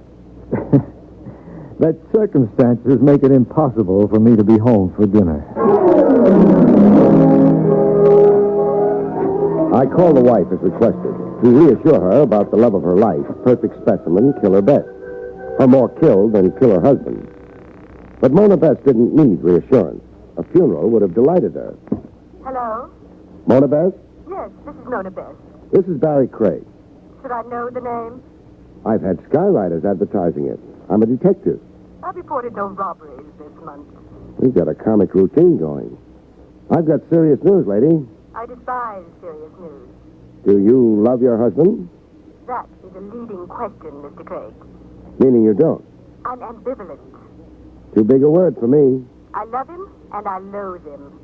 Which half of you is operating right now? The worst half. Then the bad news I've got will be good news to you. He's been arrested for public drunkenness. He's been hospitalized for public collapse. He was poisoned at the Cabana Adora. You want to console him? He's in room 602 in the Southmore Hospital, Midtown. Thank you for the invitation. But you won't come. I haven't time. I'm due for a pedicure. Besides, I haven't the inclination. Please give the fallen gladiator my anxious wish for his speedy demise. Some marriages can really be colorful. Back at the bedside, the killer showed a sense of humor. She told you to throw dirt in my face. Bury me deep. She's bashful about her love. It embarrasses her. Her hard-hearted talk is a cover-up. You've got good sense, Craig. Have I? Mona is soft as mush. The surface is only a shell. I'm the love of her life, but, as you say, she covers it. She talks tough through her martinis. It's the ancient female device. Keep the man guessing a little. Never let him take you for granted. I've heard of husbands kidding themselves like that, but we're avoiding the gruesome. Who tried to kill you? I wish I could tell you. For a starter, name me personal enemies with strong motives against you. No. No, meaning there aren't any? There are some. What man doesn't make enemies? So? I don't want to slander people, make hysterical guesses about who hates me enough to want to murder me. You find out for me on your own. Don't even keep me posted. Just tell me the climax when you come to it. Until then, I want peace of mind. I want to drink with a friend without analyzing the contents of the glass. Dig into my life, Craig. Do your worst and best. Now, help me stand up and get dressed, please.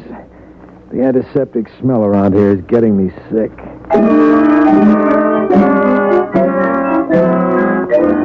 I did my worst and best, checking into the life and times of the next pug gone blue blood and social register. At headquarters, Trav Rogers had as many facts for me as I could digest.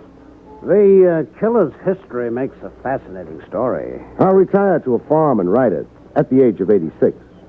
I know another book the intellectually inclined killer read. This is besides Pilgrim's Progress and Frank Merriwell? The author, Somerset Maugham, a book titled Of Human Bondage. Do we have to go through with this aside? A learned note here and there. It adds a fillip to the ordinary crime puzzles.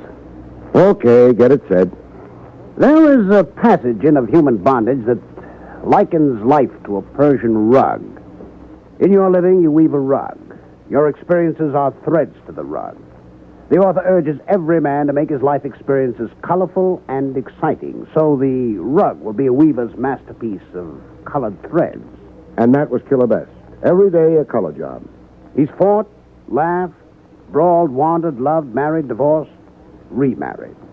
Like him or dislike him, he's at least annihilated monotony. Now some monotonous Mo wants to annihilate him. Who is the Mo, Trav? I'll give you a rundown. You can make your own choice of suspect. Ex-wives with mutilated hearts and broken egos? The killer has 3. All capable of the ultimate crime against an erstwhile spouse who loved and decamped. Men about town organized into a Let's Kill the Killer club? There are a few of those. Killer Best has been the snake in many a man's garden. A constitutional homewrecker.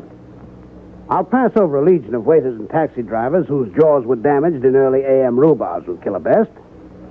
I'll also pass over some 50 litigants who have sued Killer Best for every civil offense in Blackstone. Sued and lost, that is. But I will remark on his present helpmate. Mona. Once Mona Phipps. A tabloid once featured her as the Society Borgia. Lucrezia Borgia, the lady of ancient Rome who showed a talent with poison. Is that the reference meant? It is. It seems Mona, like her current husband, was also thrice wed. 2 husbands were shed in Reno and Las Vegas. A third died mysteriously. Poison? The case never stood up quite. His body was exhumed in the Vital Center autopsy. But? The exhumation took place 3 years after his death. Too late to prove poison. Yeah. There is one more enemy of the killer's worth remarking on. So remark. A lad named Polonius. Remember him? Vaguely. Wait. Kid Polonius, a prize fighter, wasn't he? Yes. A contender who ran afoul of the killer. They had a match. Polonius was knocked out in 4 rounds. So? Polonius lost the sight of one eye. After the fight, he accused the killer of having sprayed his gloves with a blinding chemical. Polonius sued and lost, then swore revenge. He attempted that revenge. In what way? A felonious assault on the killer with a knife. Polonius? Polonius.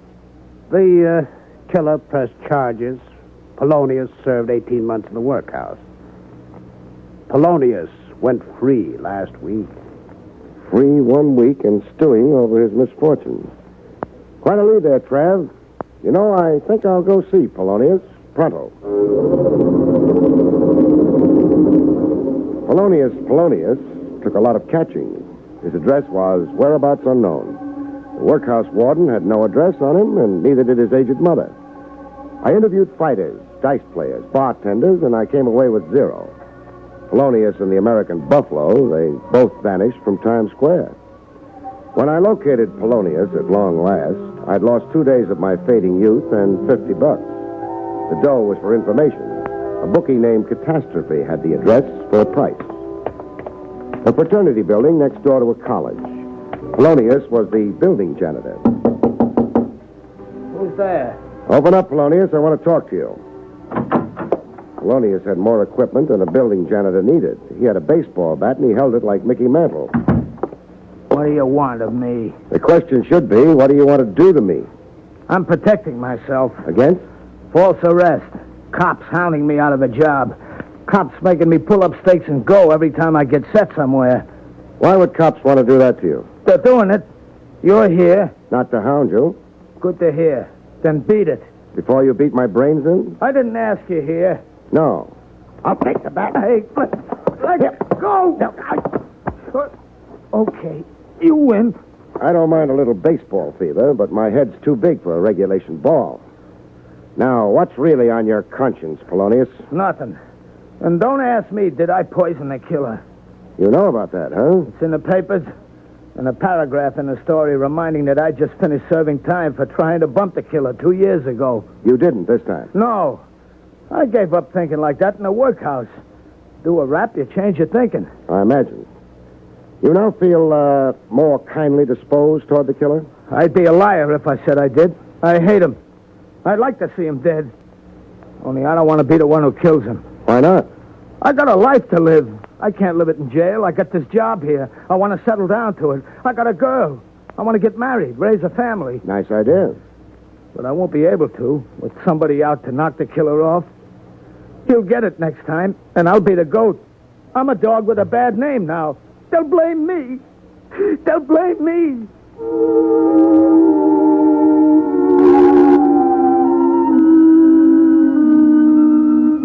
Polonius wasn't as felonious as advertised. He'd given up on his deadly grudge against Killer Best, so he said anyhow. When he came out of the weeps, he proved what a peaceable citizen he had now become. Listen, Mr. Barrie Craig. Mr. Craig, you can do a big thing for me. Like? Catch who poisoned the killer that other night. Nab whoever it was and take the heat off me. I'll be glad to oblige if I'm lucky. It happens to be my assignment. Well, make it your double assignment. Represent me, too. I'm expensive. Well, I got $100. I was going to get a new suit and shoes, but I'll give it to you. Keep your money. If you're on the level, you'll come out okay, Polonius. I'm after the poisoner, and I figure to catch him. So long. Oh, yes. Here's your baseball bat. Buy yourself a horsehide ball out of that 100 the next time you get that urge to swing that bat.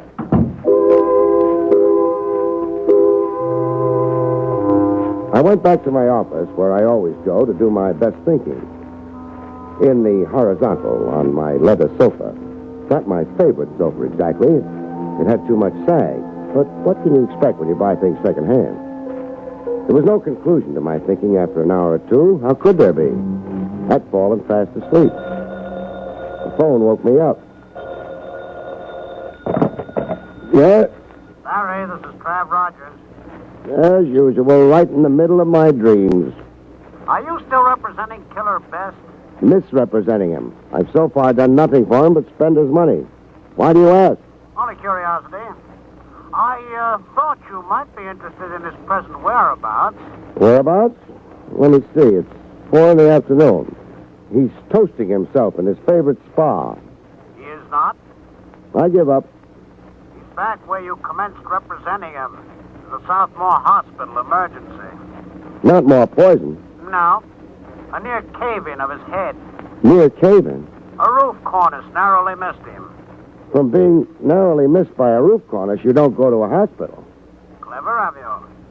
The cornice missed him, but the dagger didn't. Oh, stupid of me. He was knifed 2 hours ago, a block or so from his residence, while out for an evening stroll. And, Barrie. Yeah? Polonius.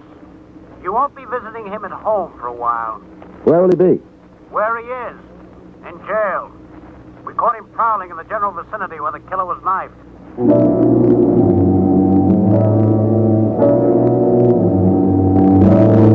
In the hospital, some of the starch was out of the killer. He looked scared and trying not to show it. The knife gash on his shoulder and forearm seemed to hurt like the devil, even though the patient tried to grin. I've survived again.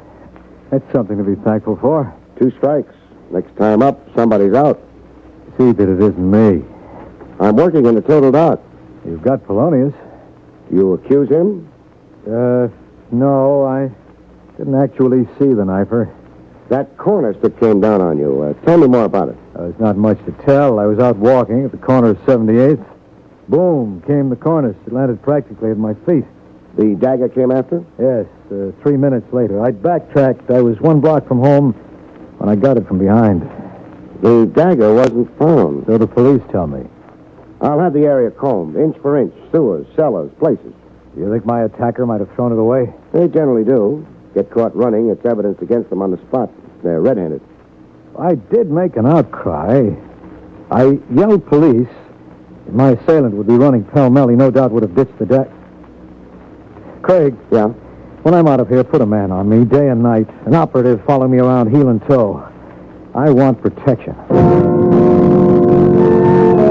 In the tombs, Polonius looked like he was on a marathon crying jag. Craig, get me out of here. If you merit it. You don't think I knifed the killer? Didn't you? Why were you prowling in the vicinity where the attack occurred? I was following the killer around to see who might attempt to kill him. I wanted to insure myself against being made somebody's fall guy. I thought I was to take care of that. Yeah, I know. You were representing me, but frankly, Mr. Craig, I had no confidence in you. I see. So I'm a schmo. Please, Mr. Craig, get me out of here. I'm afraid you're in for a while, at least. In? For nothing? Just for walking on a street? Just for climbing up on strange roofs and prying cornices loose. You lay that to me? Lie and you'll grow a long beard and stir. And what if I tell the truth? I might intercede for you. Get you paroled in my custody. After you've repented in here long enough. I only might, mind you. Okay. I dropped that cornice. You said you were cured. You'd given up seeking revenge. Yeah, I know I said, but there was the killer on a stroll for himself, dressed like an English lord and wearing a fancy vest and spats. My blood got hot. I looked at my crummy pants and the cardboard in my shoes. I thought of how he used chemicals on those boxing gloves once and cost me a chance at the title, let alone this eye here. I went up to the roof. It was temporary insanity, Mr. Craig. Plead with the judge for me like that. Only temporary insanity. I'm better now.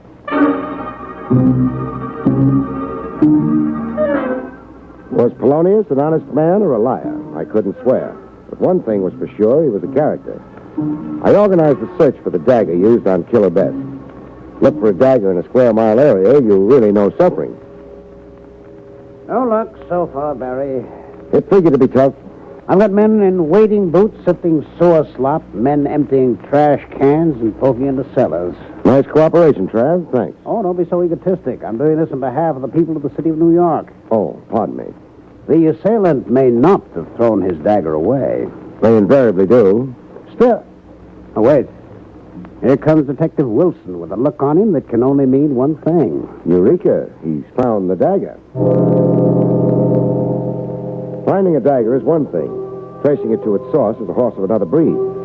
After the same 14 men, plus yours truly, got ourselves acute atrophy of the metatarsals, our aching feet, that is, we gave up canvassing storekeepers. Later, on an idea that didn't seem too bright to me, I tackled Mrs. Killer Best, Mona. Tried tackling, I mean. Mona wasn't home. Her social secretary, a good-looker named Candy Joplin, was. Can I help you, Mr. Craig? Yeah. First, where is Madame? Out. Just out? She didn't say where. I've got something here. A dagger. Ever see it? I'm not sure. You think you might have? Yes. In a case in the library, I seem to remember a pair of antique daggers. Let's adjourn to the library. That the case? Yes. Well, what do you know? Here's the twin to the one I brought in. Who owns these daggers? Mr. or Mrs.? I don't think I'm able to answer that.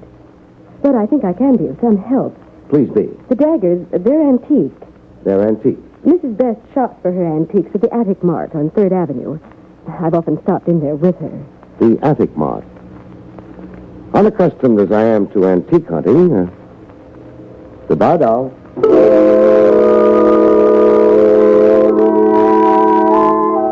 At the Attic Mart, a guy who looked more worn out than his merchandise confirmed who purchased the dagger. Yes, I have the entry here. Mrs. Best, a fine lady. You mean a fine customer, don't you? Yes. She's here every week, always to buy. This particular dagger, it's a very good specimen of old Persian craftsmanship. I've heard enough. There is perhaps something you would care to be shown? There is. The door.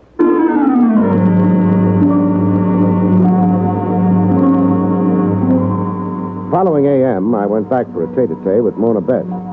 The lady was still unavailable. The social secretary, Candy Joplin, was on hand. I'm sorry, Mr. Craig. What makes Mrs. Best so scarce around here?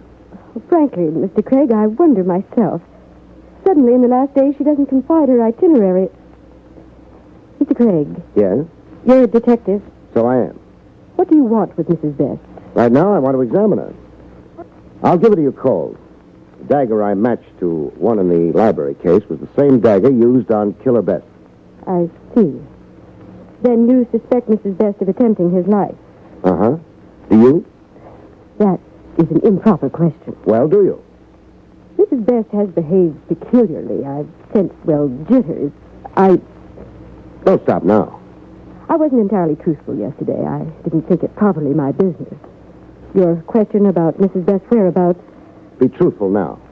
Well, the fact is, I saw her packed secretly. It seemed to me 2 valises.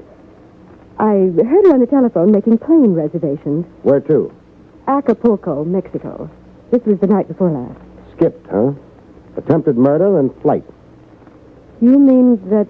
Mrs. Best is presumably a fugitive from justice.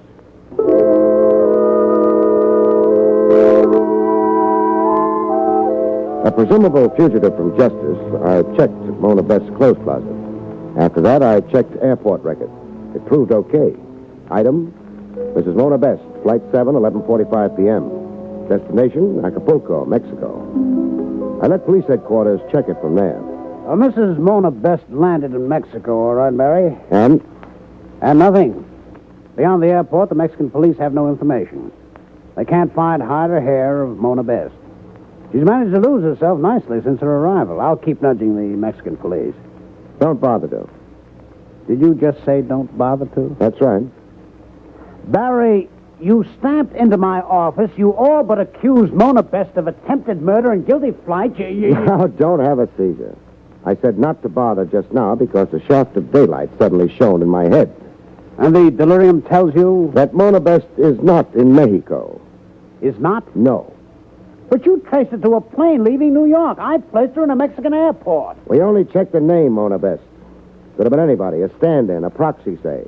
Said proxy reassumed her own identity on arriving in Mexico. That's why a Mona Best cannot be found. You've got a notion there. Bet I've got the answer to a cute technique somebody developed to get away with murder. The murder of Mona Best.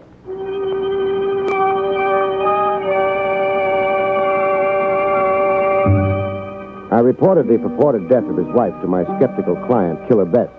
Craig, the heat's got you. Mona's as alive as you and I. I don't think so. Moreover, I'm not so sure I can accept Mona as a suspect in these attempts on my life. Right now, I'm not so sure I can either. Except Mona as a suspect, that is. Now you're talking at cross purposes. You said before... To catch your reaction. No, Mona wasn't behind the attempts on you. As a matter of fact, there never were real attempts on your life. Now, look here. You staged them. You poisoned yourself just enough. You stabbed yourself, not too seriously. Why would I hate myself that much? Because you hated your wife more. I won't right now go into your love for her money. You murdered Mona Best.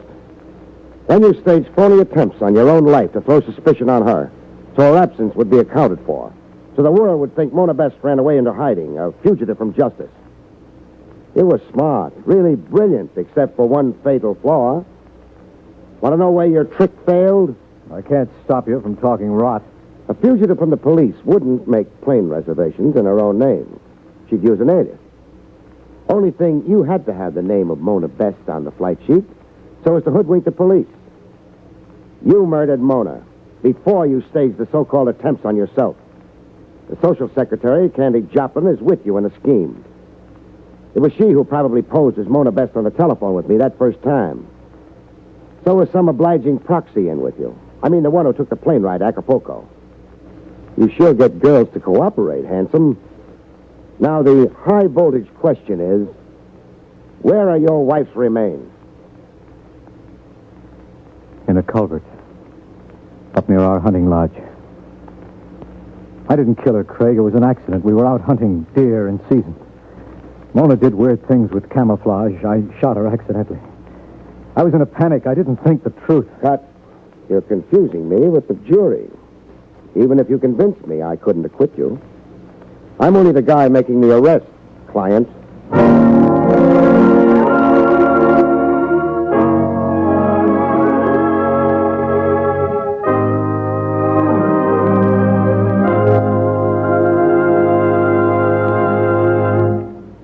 You've been listening to William Gargan in another exciting transcribed mystery drama from the adventures of Barrie Craig, confidential investigator. Tonight's story, Screen for Murder, was written by John Robert. Next week, it's a strange story titled Murder in 3 Acts, about which Barrie Craig has this to say. Next week, a blonde, a bookie, and a gentleman of no distinction form a partnership in crime, only to find that the road to the hot seat is paved with bad intentions.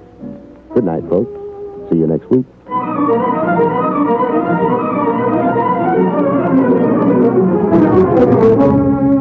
The National Broadcasting Company has brought you Barrie Craig, confidential investigator, starring William Gargan. Featured in the role of Candy was Fran Carlin. This is Don Pardo speaking.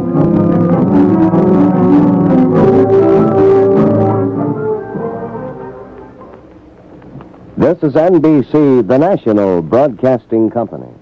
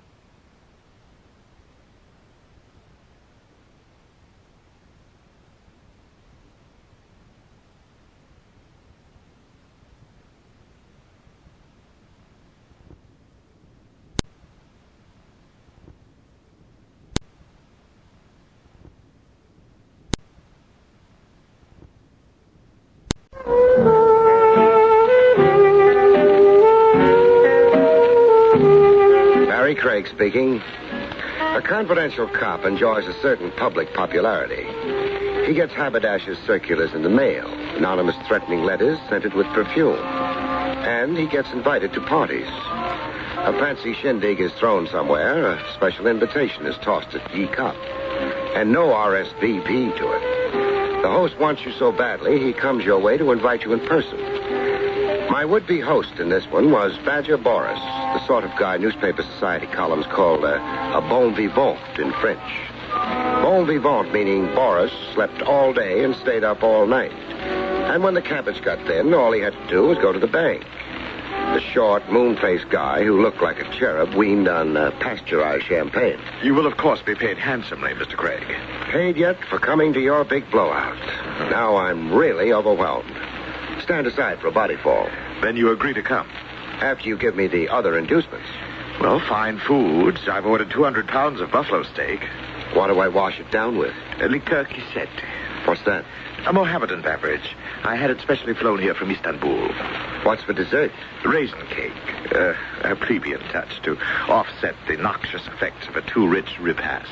Rich? I just felt the whack of that word. How prosperous will I be going home in the early a.m.? Your fee will be $1,000. Money flown in from Istanbul? Oh, no, American money. I'm your slave, Sahib. Sketch out the requirements of my assignment now. I'm giving an intimate costume party for certain selected friends. A masquerade, you understand. You perhaps read about other famous parties I've given in the past. Who hasn't? Your parties generally make the front pages and the police blotter. Brawls. They always break up in bloody brawls. You are unfortunately accurate. You will circulate with the guests, and when you sense that any of them are becoming too disputatious, too hotted up, you will then exercise a tranquilizing influence. Exactly what do I do there? Well, strictly entre nous. A blow shrewdly delivered to the stomach, say, where the damage cannot be seen. I don't want a lawsuit against me. Where do I cart the horizontal guest after I stiffen him? I'll have an emergency room set aside. You'll find bandages, smelling salts, and restoratives in it. Well, that's my job. Bouncer with kid gloves. And a tuxedo. You must wear a tuxedo. And, of course, a mask. You were an honored guest, too. Oh, and one other small chore. Don't tell me. Dilettantes, you said. On my side of the street, we call them deadbeats and freeloaders. They live piling up IOUs. A party sideline with them sometimes is palming somebody's jewels or wallet. Yes. You will prevent any theft. I don't want that disgrace. Well, are we agreed? One item remains. I'll need $10 on account. On account of I've got to rent a tux.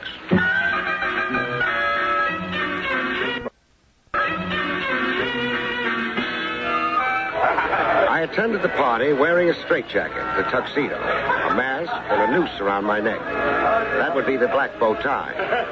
An intimate crowd like Badger Boris had promised. Everybody in costume and mask. And all of them milling around the food and drink, and each other. I got up on a balcony for a better view of the menagerie. Up on the balcony with me was a society photographer. A guy in striped pants who looked like an unemployed diplomat. He was taking flashbulb pictures. I watched him until I felt a hot breath on my neck. Mr. Craig. Oh, how are you, boss? Call me Mr. Boris, please. I dislike informality. You've got a problem? This is the wrong station for you here on the balcony. It is? I don't like you looking down on my guests. I'm not. They're looking up to me. Mingling with them, you can overhear and anticipate. Prevent any disorder by forestalling it. Okay, I'll get down off my perch. Besides, the ladies below resent the standoffish male. You must dance with them and flatter them. And be witty. Witty? Say, can you tell me a few fast jokes?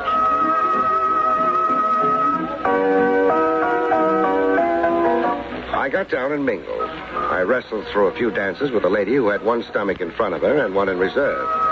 She was costumed as a witch and wore a pink mask. You danced beautifully, Mr. No name dropping. Everybody's incognito until midnight. That's how Boris wants it. This step I'm doing, lady. Yes? It's a one step.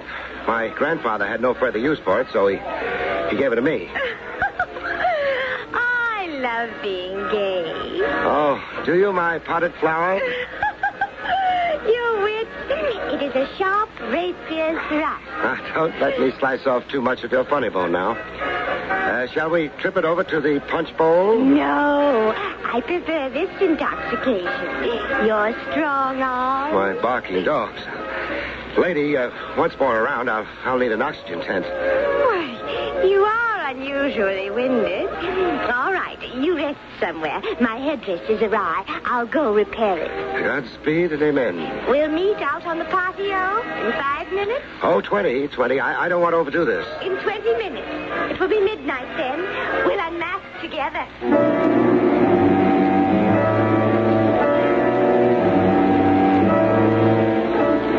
rendezvous on the patio. Two alone under the moon. Me and an oversized dame dying to kick me around for kicks. Earning a living sure came hard. Midnight happened like it usually does. I sneaked off to look for my witch on the patio. The patio was sleek flagstone with a floral display on it like a high-class funeral parlor. There was a moon that had a bloodshot look to it as if it didn't sleep days. There was a small wind that poets and advertising copywriters like to call zephyrs. I found my bewitching witch on a love-seat swing made out of wrought iron. She had her arms outstretched like a snake about to give you constrictions. The rest of her was in a sprawl. When I reached her, my worries ceased. She wasn't being amorous. She was asleep as if she'd passed out. 2 seconds later, I changed my diagnosis. She was in another condition altogether. She was defunct, dead. There was blood all over her costume, like she'd been stabbed over the heart by a knife or a dagger. But the weapon wasn't around. At least I couldn't see it. But then the way the situation stacked up, I had eyes only for the corpse. I conducted some postmortems with my client, Badger Boris. I checked over his guest list. 12 guests. Is that the net count, Boris? Yes, 12 excluding you, Mr. Craig. But then you weren't really a guest. Who was the murder victim? Cora Wilmer. Cora Wilmer. Let me see. I don't find her name on your guest list. How come? Cora Wilmer, the late Cora Wilmer, I mean, crashed the party. Symbolically enough, she was the 13th guest. Tell me about Cora. Gross, foolish, and very rich. A middle-aged matron, miserably in quest of the elixir of youth. Chop it up. Cora was 50. She affected the mannerisms of 20. That sounds like a young husband in the picture she was trying to keep up with. Astute of you. Yes, there was a younger husband. A bit player in theatricals whose dream is to play Hamlet, the melancholy Dane. Was he here tonight? You have the guest list. Yeah. Mark Wilmer. What costume was he wearing? I've already given you a clue. Hamlet, the melancholy Great Dane. How did Cora and Mark feel about each other, or don't you know? I would venture that they despised each other. May and December, Mr. Craig. The seasons are inimical and antithetical. You keep clobbering me with words. Call Mark Wilmer in here for a little questioning. I can't. He's gone home. I gave orders. Nobody leaves. Mark Wilmer or any of my guests don't respond to orders, as you will discover. Cora crashed, you say, but Mark was an invited guest. Then who came coupled with Mark? Oh, the Queen of Sheba. Yeah, I saw the costume. A dish in harem silk with a ruby glued to her forehead. Who was she on this guest list? Rita Romaine. Heat wave? Yes, if you must express it so commonly. She was the poster girl for the Inter-Allied Fruit Pickers Convention last year. Boat manufacturers proclaimed her Miss Cabin Cruiser of 1953. And Mark nominated her to be Queen Empress of his heart, soul, and liver. You're trying awfully hard to supply me with a motive, Boris. Am I? And I thought I was being so ingeniously subtle.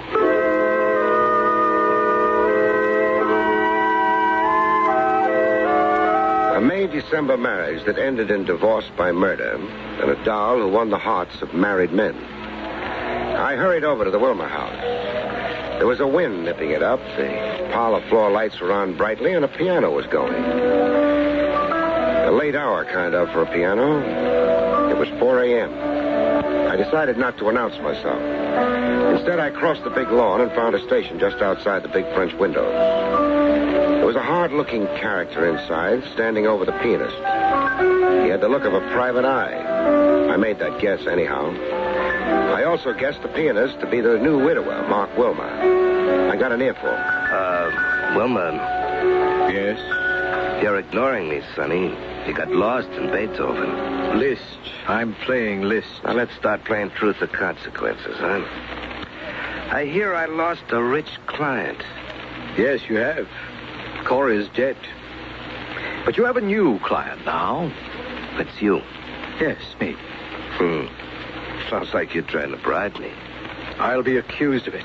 They'll say I murdered my wife for her money. Money? And how? A lot of loot falls into your lap. They'll say I did it to be free to marry Rita Romaine. That I was secretly in love with Rita. Which you are, Sonny. They'll subpoena Gurko, a private detective. and put him on the witness stand. And I'll testify the late Cora Wilmer hired me on the QT.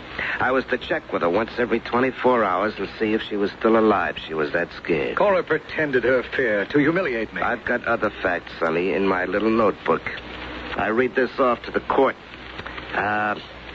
February 16th at 10 p.m., the defendant, Mark Wilmer, attempted strangling his wife, Cora. Dr. Enright treated her for throat bruises and shot. Cora baited me into assaulting her, to hold a weapon over me, to keep me from ever leaving her. Maybe, but who'll believe you? That's why you're working for me now. Maybe I am, maybe I'm not. You know, what you're asking is a lot, Sonny. I got a big investment in my license. A lot of loot falls into my lap. How much do you like money, Gurko? Oh, who doesn't like money? The bribe has to come pretty high for me to be tempted to forget my duty. It will be high. Even higher than your dreams, Gurko. The big bribe. Offer and acceptance. Some husbands had their own tender way of mourning the dead. I'd really gotten an earful. When the private eye Gurko had wrapped up his deal and scrammed, I walked in through the big French windows and introduced myself to Mark Wilmer. Police persecution is beginning early. Early? Your wife's very cold. She's been dead 100 years. I don't like your informal entrance, Mr. Craig. Next murder, I'll come down the chimney. How long have you been outside those windows? How long? Oh, I only just arrived. Now, that's a funny question. Please get your business over with. I'm dog-tired and verging on collapse. The $64 question. Answer it for me. I did not murder Cora Wilmer. You had motive to. Your marriage wasn't too divine. There was another woman in your life. We had certain incompatibilities, my wife Cora and I. But we reconciled them tonight.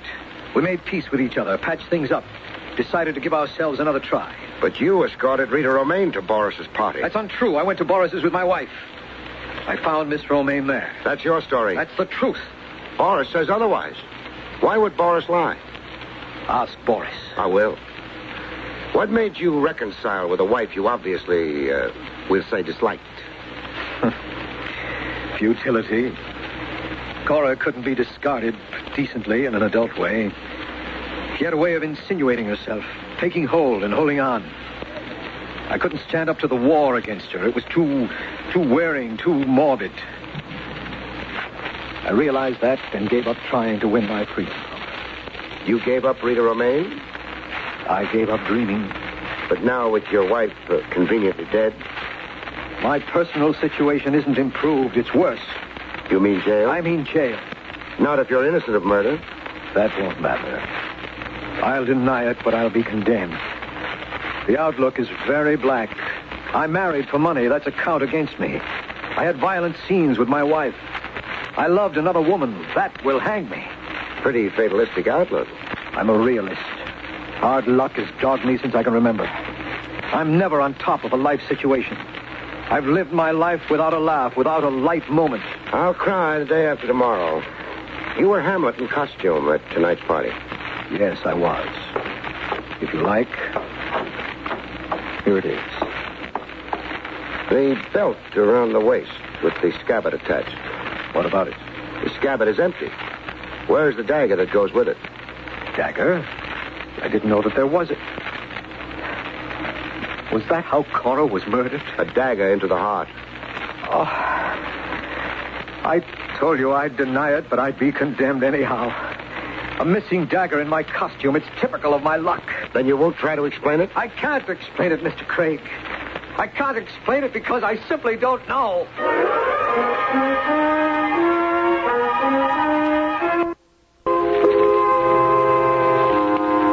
A guy on the edge of becoming delirious, you leave him for another day, a calmer time.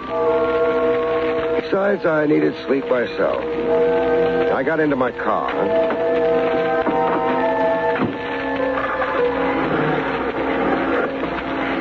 I just pulled away from the curb when I got notice that sleep was going to be a missing ingredient in my future. A try at murder number 2. Yours truly, the victim. I drove around the block. and around again with my headlights out, watching for a car somewhere to come to light, start up and show the glow of its taillight. My car was the only way the rifleman could quit the area. The area was suburban, way off of the main hub. No taxis, no bus lines, and it was 4 a.m. Somebody had to try and escape by an automobile parked somewhere in the vicinity. All I had to do was cruise around and watch and hope. When I saw it, I saw the taillight first. A car starting up a half block away, pulling away from the curb. I raced over to it. I cut across its path, trapping it. A lady motorist took offense at what I'd done. Mister, you're in my way. That was the understatement of the century. I got out to go hunt for a rifle. Sorry to be so melodramatic, miss. Romaine, isn't it? Yes. How did you know my name? Search me. It was the first name that popped into my head. I want to look in the back of your car, beautiful. You have no right. Don't please overplay the indignation, doll. I'm a detective. I'm at work. Well, I don't find it. Find what? A rifle used on me a little while ago. Oh, this whole thing is absurd. Yes, isn't it? I'd apologize, only I found something even more exciting than a rifle. You found something? Right on the back seat, wedged into a cushion. A dagger, beautiful. More specifically, a blood-stained dagger.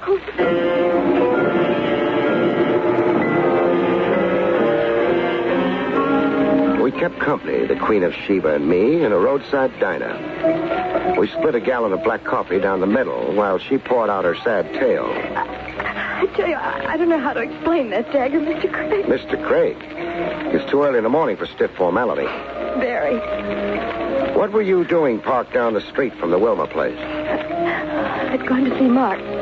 How he was. Just outside, starting up his walk, I thought better of it. It looked too compromising at that hour. I changed my mind. So I went back to my car. You went to see Mark Wilma hardly 2 hours after the murder of his wife? Yes, I know it was terribly foolish, but I've never made a secret of my feeling for Mark. So confess it to me. I'm desperately in love with him. It's not so shameful as it seems. You see, I knew Mark first, before Cora did. We were engaged to be married. We had wonderful plans. But Mark was afraid of our poverty. We were surely defeated because of the desperate lack of money, he said. Our marriage could not succeed. He kept adding postponement, until Cora happened along. Rich, possessive. She played on Mark's weakness. His insecurity, his overvalue of money. She bought him. Mark never really broke our engagement. He just eloped with Cora. Why would your recent party host, Badger Boris, try to throw suspicion on Mark? To hurt me, through Mark. Boris, well, he fancies me. I've laughed at his advances, turned down his proposals of marriage, but Boris doesn't forget, or even forgive. He harbors grudges. He's a horribly twisted egotist. Did you go to the party with Mark Wilma? No, I came alone. Mark came with Cora. And Boris did lie to me. I now have 3 capital suspects. 3 suspects? Mark, wanting out of his marriage, out with profit. You to get rid of a rival who'd stolen your dearly beloved. And now Badger Boris to beat you over the head by framing the man you love. Now, let's go, doll. I'm under arrest? House custody. Your own house, this is. The dagger was too conveniently where I could find it. I don't think you could be that careless about a murder weapon. Or could you?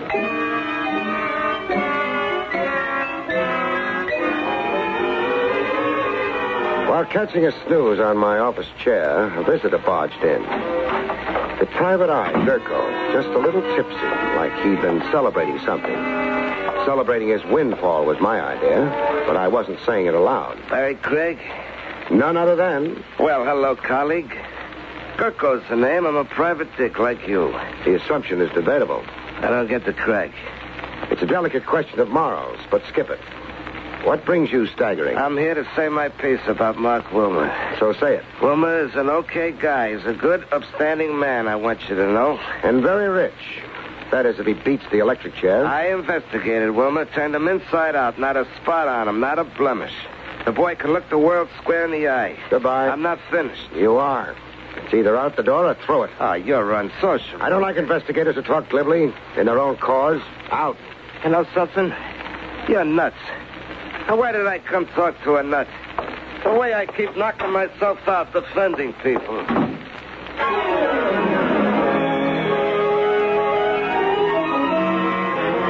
I got Boris on the phone.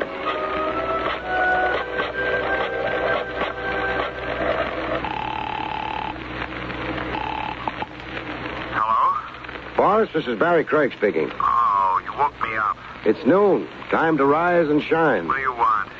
Those party photographs I saw being taken last night. I want them. Why? Well, a lot of reasons. One of them is I want to see if Mark Wilmer wore a dagger in the scabbard on his costume.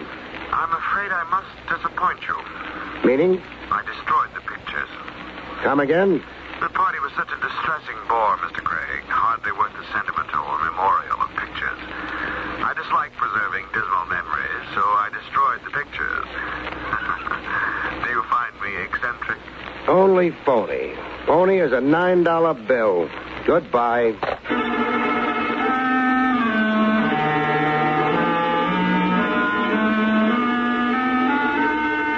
I stopped in to see Badger Boris personally, without appointment. You have no business molesting me. I know. Home is your castle. The pictures or the negatives, I want them, Boris. But I told you I destroyed them. Yeah, you told me. The memory of last night is acid in your soul. So why preserve it? It's cute ad lib. You've got a genius for evasion. Now come across. I'll have you thrown out of here. We'll hit the sidewalk together. We'll ride downtown arm in arm. So close because we're handcuffed together. Let's measure your wrist for size. You would dare handcuff me? And arrest you. Suspicion of murder. You're sure going to look elegant penned up with the rabble. Well? Well, you argue resourcefully. You've uncovered my one weak spot. I am allergic to odors. I could never tolerate the reek of your prison rabble. The negatives, you'll find them in that cabinet there. The bottom drawer. Take them and go. I'll take them and go after you write a check for $1,000. My agreed fee for last night's rhubarb. Don't look so pained, host.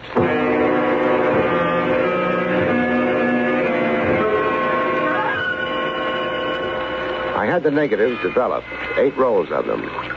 I had them developed with a prayer that my hunch on the film would pay off. When I got a look at the developed pictures, I went traveling. Downtown to a Park Row office with a shingle on it that read the Gurko Agency. I let myself in with a skeleton key to wait for Gurko. I wanted to surprise Gurko with a bang.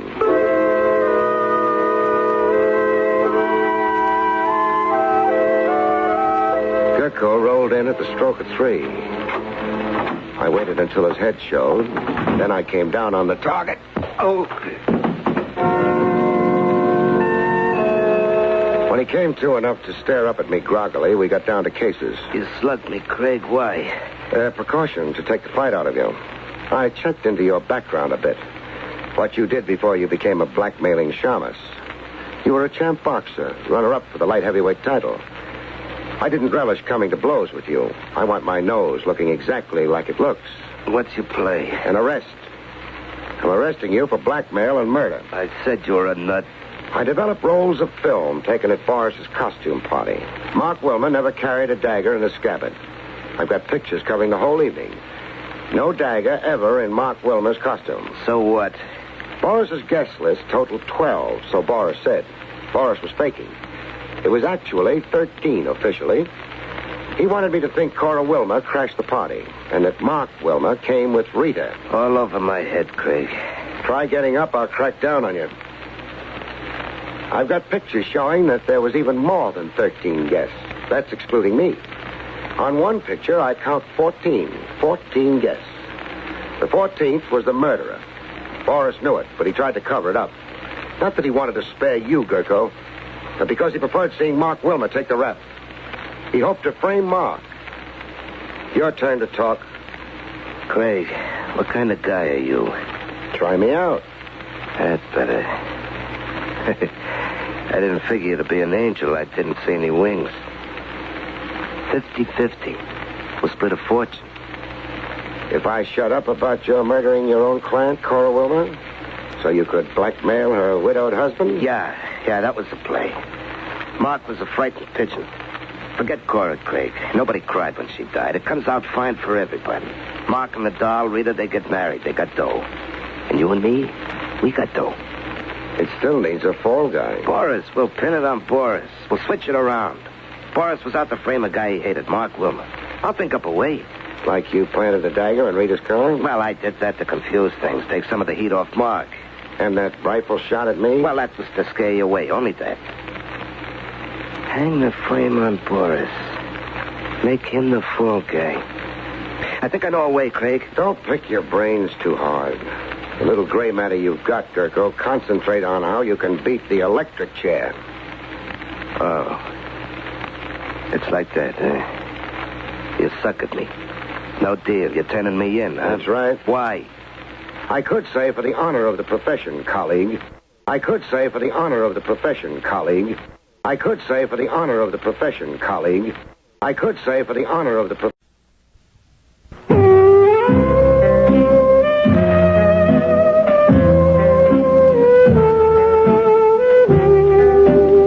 Barrie Craig speaking. I suppose the classic position in which confidential investigators are generally supposed to be found is lurking in a doorway. I was in such a position this particular evening, but I wasn't enjoying it. For one thing, the doorway was drafty. For another, it was raining outside. And for a third, if that's necessary, I hadn't liked the assignment in the first place. All I had to do was wait in the doorway until a man named Sam Jenkins made an appearance. Then go home. The next morning, I type up a report to the effect that Sam Jenkins was seen leaving 1012 East 43rd Street at 11:01 p.m. the previous night, and mail it to his business associates. Generally, there's a check in the return mail, all of which is fine, but not especially exciting. Except that sometimes it gets exciting anyway. Am I blocking your view, mister? That would depend on what I was looking at. Let's say the house across the street. It's a large house. I'm a large man. I've noticed that. Well, then why not take a walk down the street? I like it here.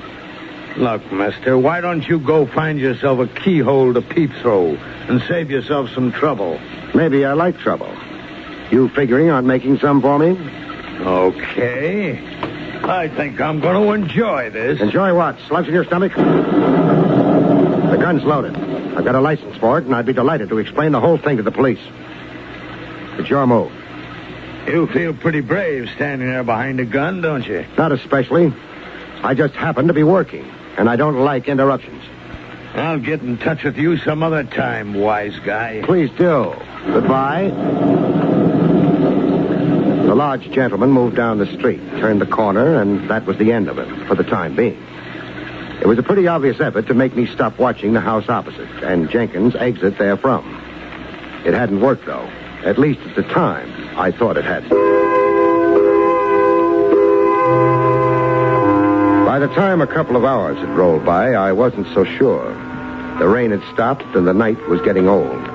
Jenkins was still in the house opposite. He wasn't supposed to know I was following him and reporting to his associates. Up until the time I made my move across the street, I was pretty sure he hadn't known. That didn't explain why he was still in the house. I decided he might just as well find out about me.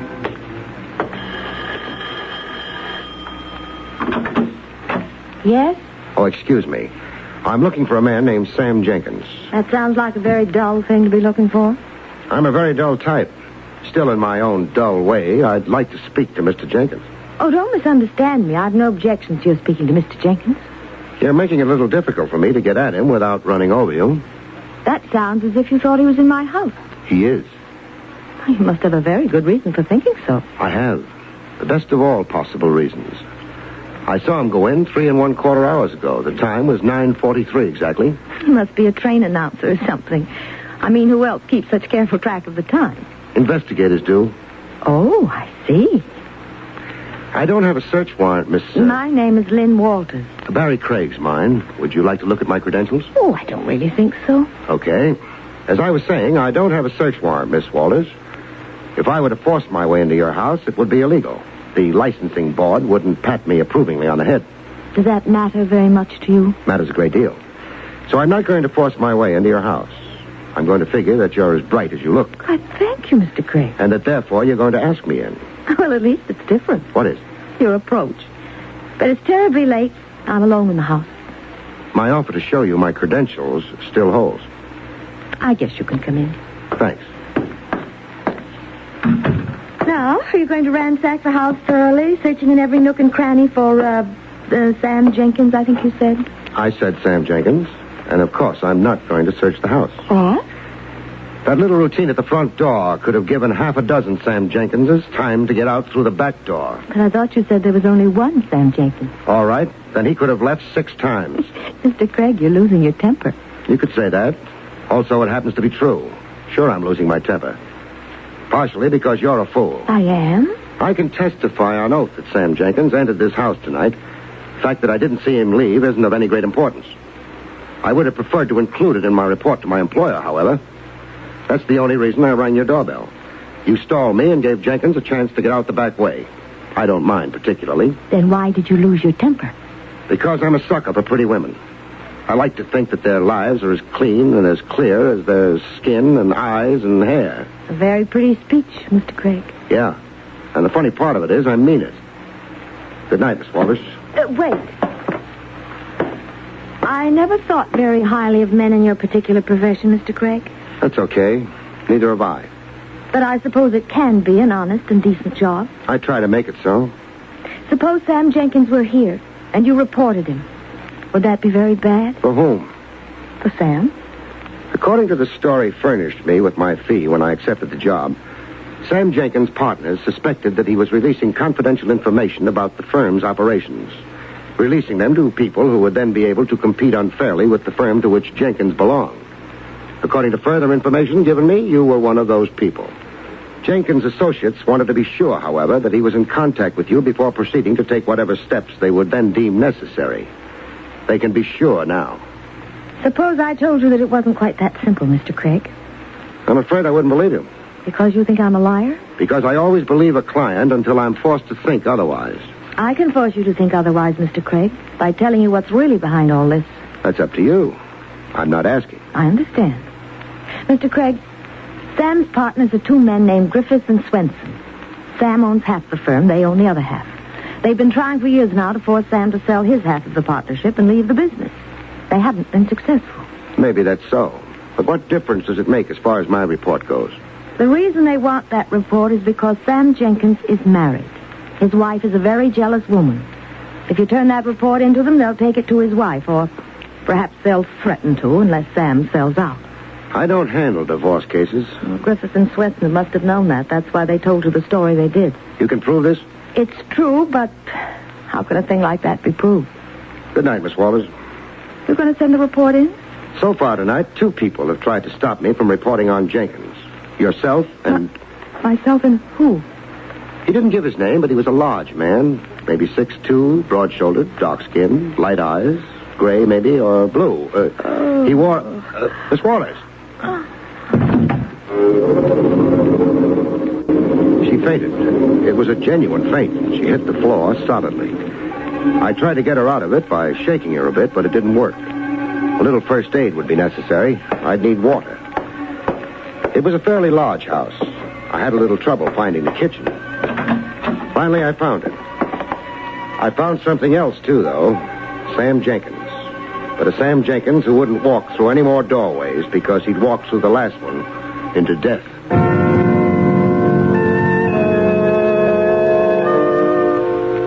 Oh. Here. Try drinking some of this. What? Oh. Thank you. Feel better? I suppose so. I guess I fainted, didn't I? You fainted. Here, let me help you up. Oh. Hey, better grab a chair. Yeah. That was very silly of me. What's his name, the boy with the broad shoulders? You mean Baldwin? Oh, you tricked me into answering that. Is there any reason why I shouldn't know his name? It doesn't have anything to do with anything. Maybe you're right. I got the water you've been drinking in the kitchen. Well, from everything I hear, that's an awfully good place to get water. I ran into something while I was there. Something I hadn't expected. Are you going to complain about my housekeeping? Maybe. I don't think you tidied up as well as you might have. Oh, you're embarrassing me. I think you're the one who ought to call the police, Miss Walters. They might give you a better break if you did. Call the police about domestic untidiness? Yeah. When that untidiness includes a corpse, I'm not very good at being subtle about things. What are you trying to say? I told you I was in your kitchen. Someone else was there, too. Someone who's going to stay there until he's carried away. Sam?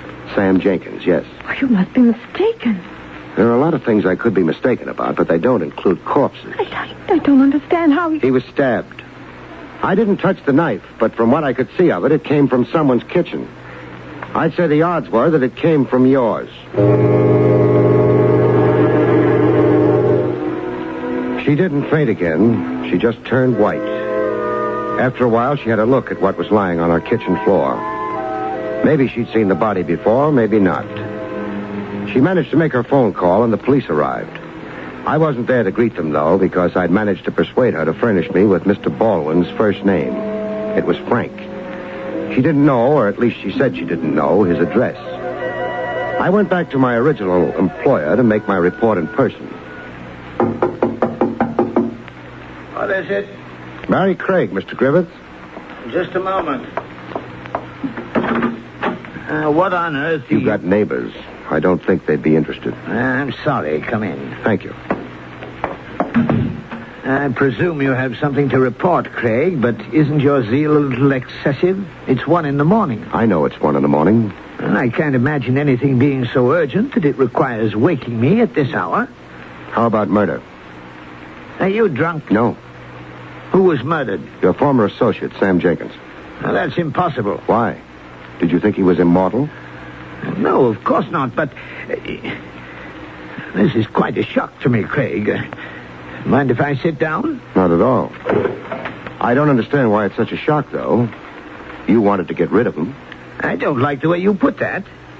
Swenson and I were convinced he was selling the firm out. Therefore, we decided to take steps about it, but... Steps short of murder? Would we have employed you if violence was our intention? That's a point. It's probably even a good one. But before I give you the rest of the report, who's Frank Baldwin? Frank? Oh, yes. Well, he was a rather well-known football player at one time. I think he was engaged to marry Lynn Walters. Nothing ever happened. Since then, he's been around. So far as I know, he hasn't earned an honest dollar since he left school. He's grown a lot, though. Sam Jenkins was found dead in the kitchen of Lynn Walters' home. Lynn Walters' home? Then he was seeing her. Your ideas about that seem to have been correct. However, I'd like a little reassurance on one point. What's that? According to Lynn Walters, the reason you wanted him followed to her place, the reason you wanted me to turn in an official report to that effect, was because Jenkins' wife is insanely jealous. Again, according to Miss Walters, you were to use that report as a club over Jenkins' head to force him into leaving the firm. Well, this is complete nonsense. Okay. Now, since Jenkins is dead, I don't suppose that there's any further reason you'd want me to stay on in your employ, is there? I suppose not. We'll send you a check in the morning. Fine. And that, of course, means you're not my client anymore, Mr. Griffith. Yes, I suppose that's correct. I think it's fine, because now I can tell you that you're a liar.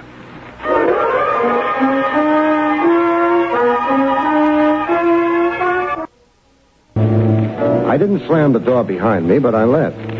I didn't report to Swenson either. Griffiths would take care of that. I went looking for a man named Frank Baldwin, who hadn't earned an honest dollar for years.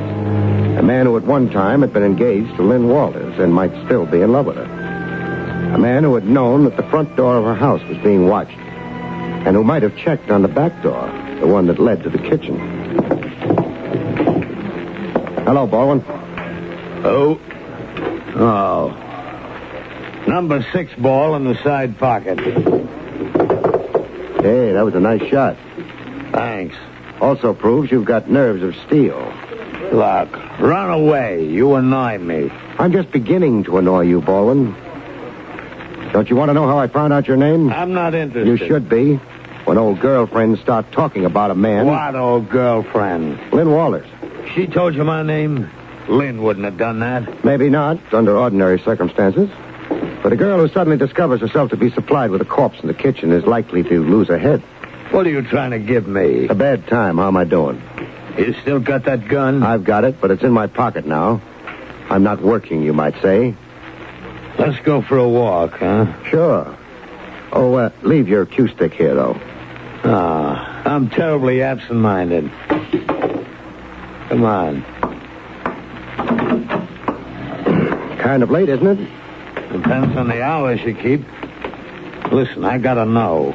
You said something about a corpse in Lynn's kitchen. Who was it? Who do you think? I'm not thinking, I'm asking. Okay, don't get excited. It's no secret by this time. Sam Jenkins. You sure of that? I saw him. There's something wrong. Because there was a corpse, you mean? Or because it was the wrong corpse? I don't think we're going to carry this conversation on any further. I gotta go pay a couple of visits. Okay.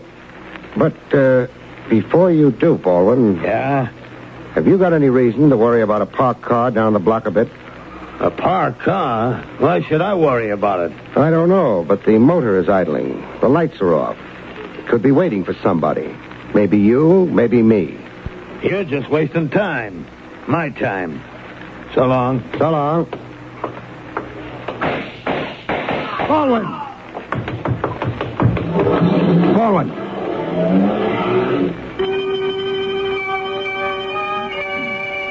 He could be paged from now to doomsday, Mr. Baldwin, but he wouldn't answer. Mr. Baldwin hadn't known it, but he had a lot to worry about. Now he had no more worries. A half-dozen bullets had cut him almost in half.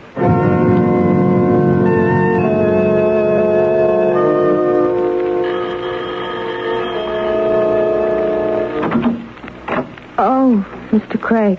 Mr. Craig, mind if I come in? I guess not. After tonight, I very much doubt I'll ever mind anything again. We'll get over it. That is, if you haven't been going around killing people. I didn't kill Sam. Wait, you said people. Does that mean... Yes. It means someone else has been killed, too.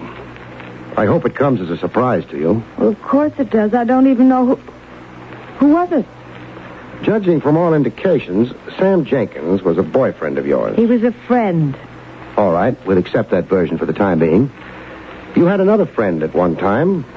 Frank Baldwin? Yes.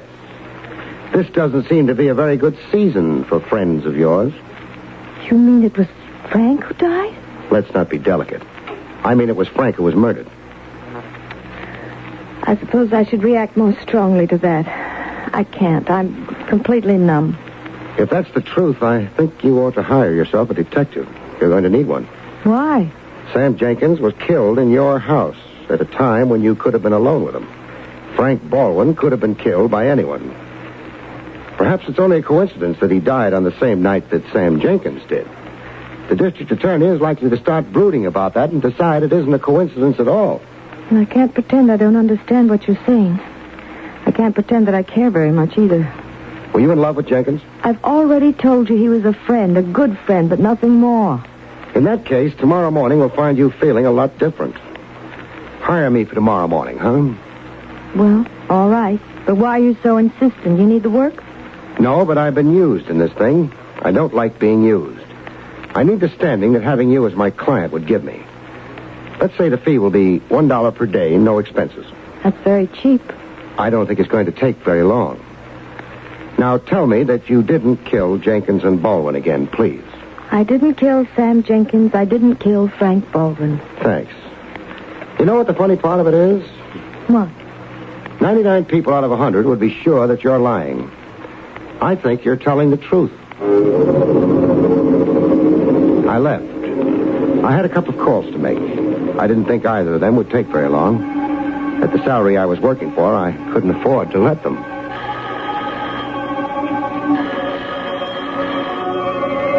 Mr. Griffith wasn't at home.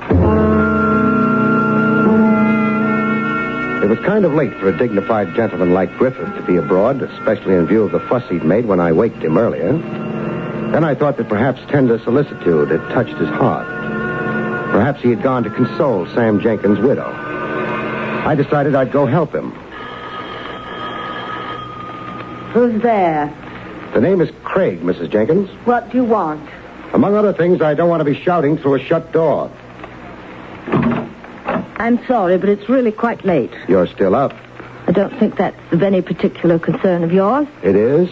I'm looking for Mr. Griffith. He's not here. Sure he's here. His car is parked out front. Oh, I guess you'd better come in. Thank you. Who is that? Oh, hello, Mr. Griffith. And why did you... Saw your car parked in front. I didn't take my car. I used a taxi. Never mind. Very clever, Craig. Thanks. I don't know exactly what you had in mind coming here. You're not employed by me anymore, you know. I know. Therefore, you're off the case, and... Sorry, I'm not off the case. I've just changed employers. What are you talking about? To be precise and personal, I'm talking about Lynn Walters. Miss Walters hired you? At my suggestion, she did. She got a bargain. And what did she hire you to do? To make sure that she doesn't wind up taking the rap for 2 murders, Mr. Griffith. Ah, yes? Are you sure that she didn't commit them? Of course I'm sure. Why? She told me she didn't. This is ridiculous. I suggest you get out of here immediately, Craig. Before you call the police? That's right. If you persist in annoying Mrs. Jenkins and myself... The trouble is, Mr. Griffith, I'm afraid I'm going to have to annoy you a lot more before I leave. Tom, I can't take much more of this after Sam's death and all. Mrs. Jenkins, I don't like to intrude on a lady's grief, but I'm afraid I'll have to. You see, immediately after I terminated my employment with Mr. Griffith, I called him a liar. I don't care what... You'd better. Griffith and Swenson hired me to find proof against your husband. Proof that he was betraying professional secrets to a competitive firm. I watched your husband for a while and found that he went nowhere near any such competitor. I did discover, however, that he was paying visits to Lynn Walters. When I reported this to Mr. Griffith, he was delighted. He wanted me to make a final check and turn in a report.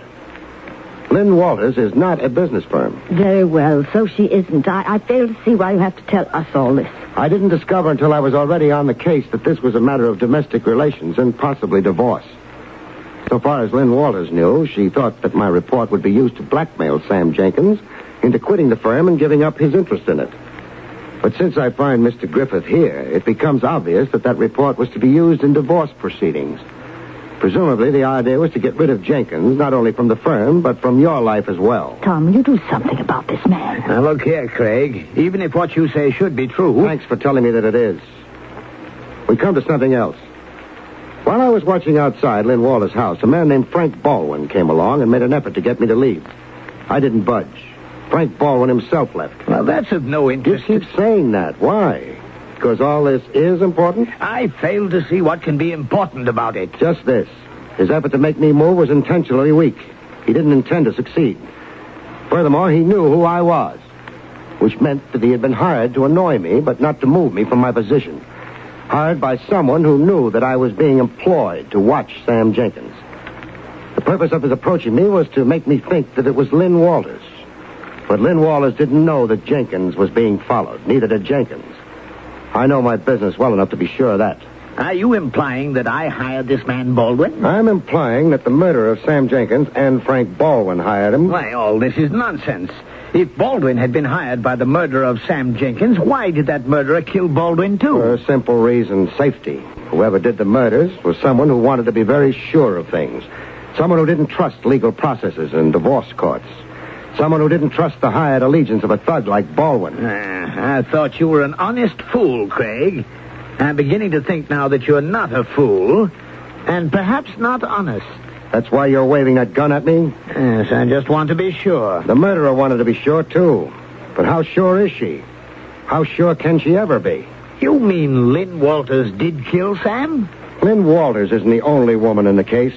Tom, did you hear what he said? Why, the man's raving. When Baldwin was gunned down, I was within 100 feet of him. He didn't die immediately.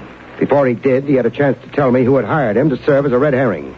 Who had hired him to keep me pinned out in front of the house while she was killing her husband and back. No man could have lived to tell you that with half a dozen bullets in him. How did you know how many bullets he had in him, Mrs. Jenkins, unless you'd shot him yourself? Mr. Griffith, I suggest that you have just captured a dangerous murderer. Keep that revolver on her until the police get here, and, my congratulations.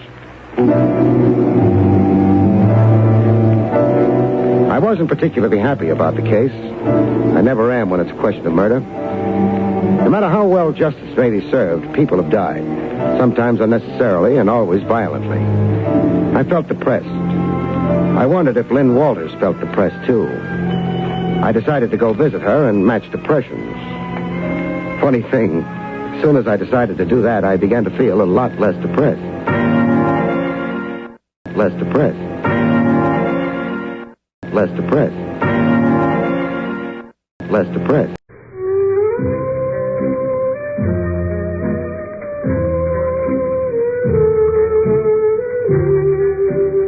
Barrie Craig speaking.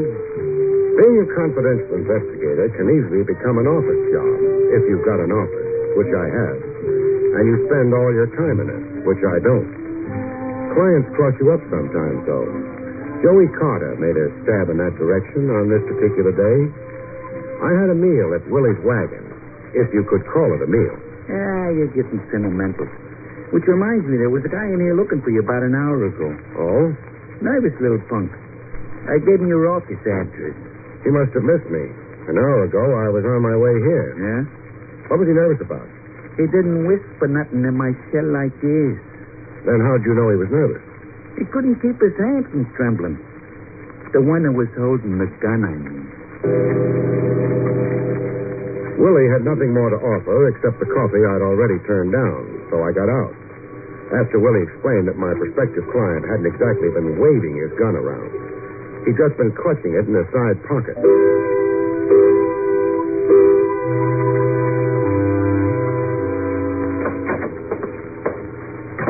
Jake, who'd given up a handful of stony acres in Vermont for an elevator cage in the building where I had my office, added a few, very few, well-chosen words.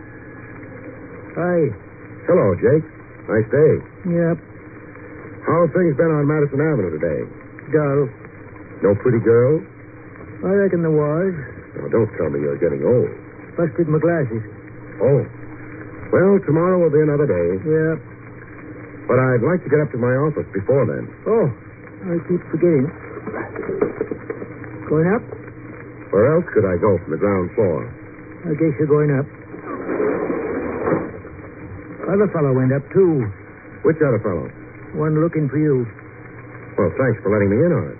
Was he a small man? Yeah. Nervous? Yep. Said he'd wait for me in the office? Yeah. Ain't come down either. Which means he's still up there, unless he used the back stairs. Yeah. Did he mention why he wanted to see me? No. He was carrying a gun, wasn't he? Oh, you heard about him? From Willie. He tried to get a hold of me at the wagon, but... Fella drink any of Willie's coffee? I don't know. You better hurry on to your office, because if that fella did... Yeah? He'll be needing major surgery. You're exaggerating. Well, I had some of that coffee when I first come to town, before I knew better. You're still alive? Yeah, but mighty feeble. You just hear something, Mr. Craig? Your buzzer. Somebody's ringing for you downstairs. Oh, what's the matter with them? Can't they walk up a few stairs? They may never have used your elevator before. You want to get in? Noisy, fellas. Excuse me. Not at all.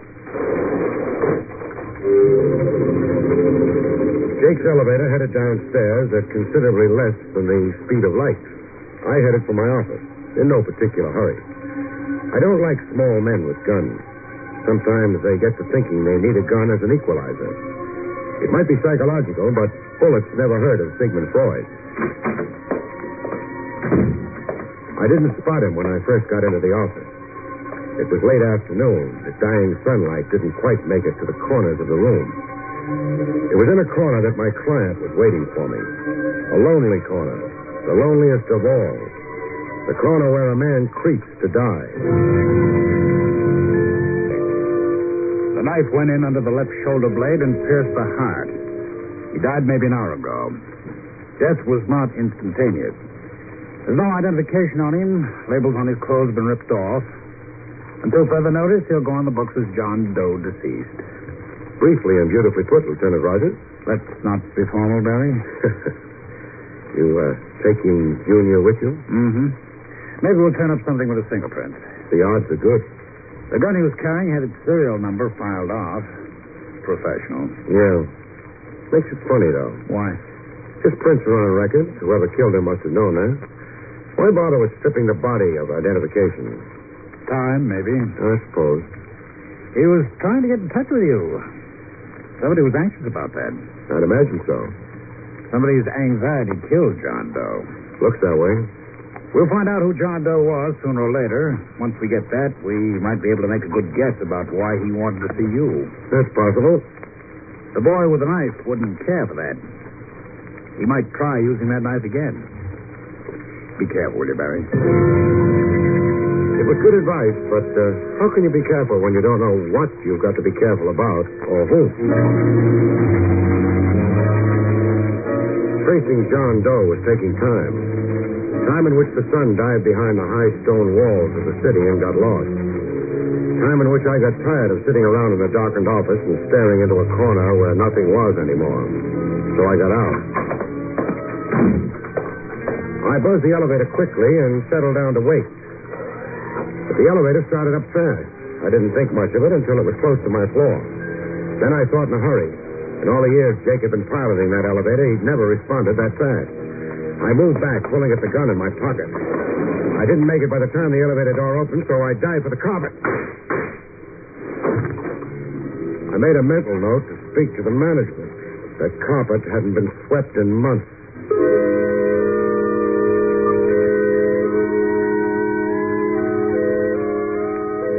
The little stranger in the elevator hadn't waited to see if the bullets had found me. I thought maybe I could let him know if I got down the back stairs fast enough. Then I ran into Jake. The foot of the stairs slumped behind the door that led to them. Jake. Jake. Yeah? If I remember correct. Boy, you had me worried for a minute. Hi. Hi. Head don't feel so good. You were hit on it. Maybe that's why I don't feel so good. Must have been hit by a piece of my farm up in Vermont. A rocky piece. That was the only kind there was. Here. Here. Thanks, Mr. Craig. How is it? It was better laying down. I figure I'll live, though. Good. Getting my glasses back tomorrow. Oh. You mean you'll be able to see the girls on Madison Avenue again? Yeah. Well, maybe we better get back to the lobby.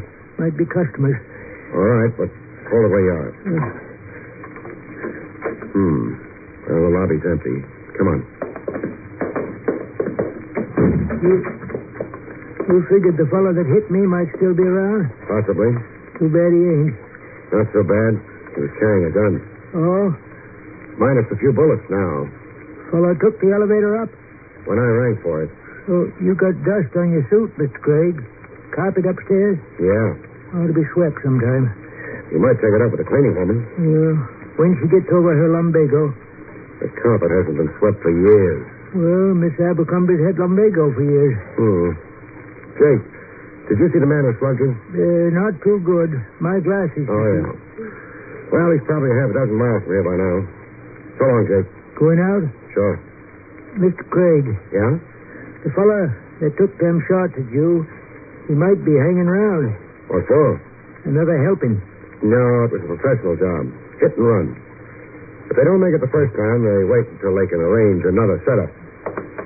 Well, I hope you're right, Mr. Craig. So, do I.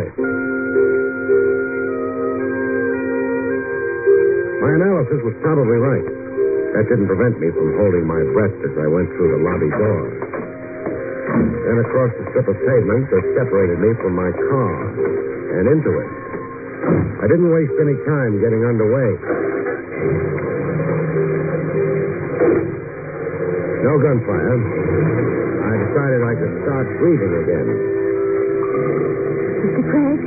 I beg your pardon? Oh, I'm the one who should... Let's not quibble about who begs whose pardon. I'm just a little worried about whether this is my car. It's your car. I never noticed that it came equipped with a small blonde before. Do you mind? I was a normal red-blooded American boy, Miss... My name is Doris. Doris Cheney. How do you do? And do you spend much of your time parking in other people's cars? Only when the other people are Barrie Craig. Must be my new tie.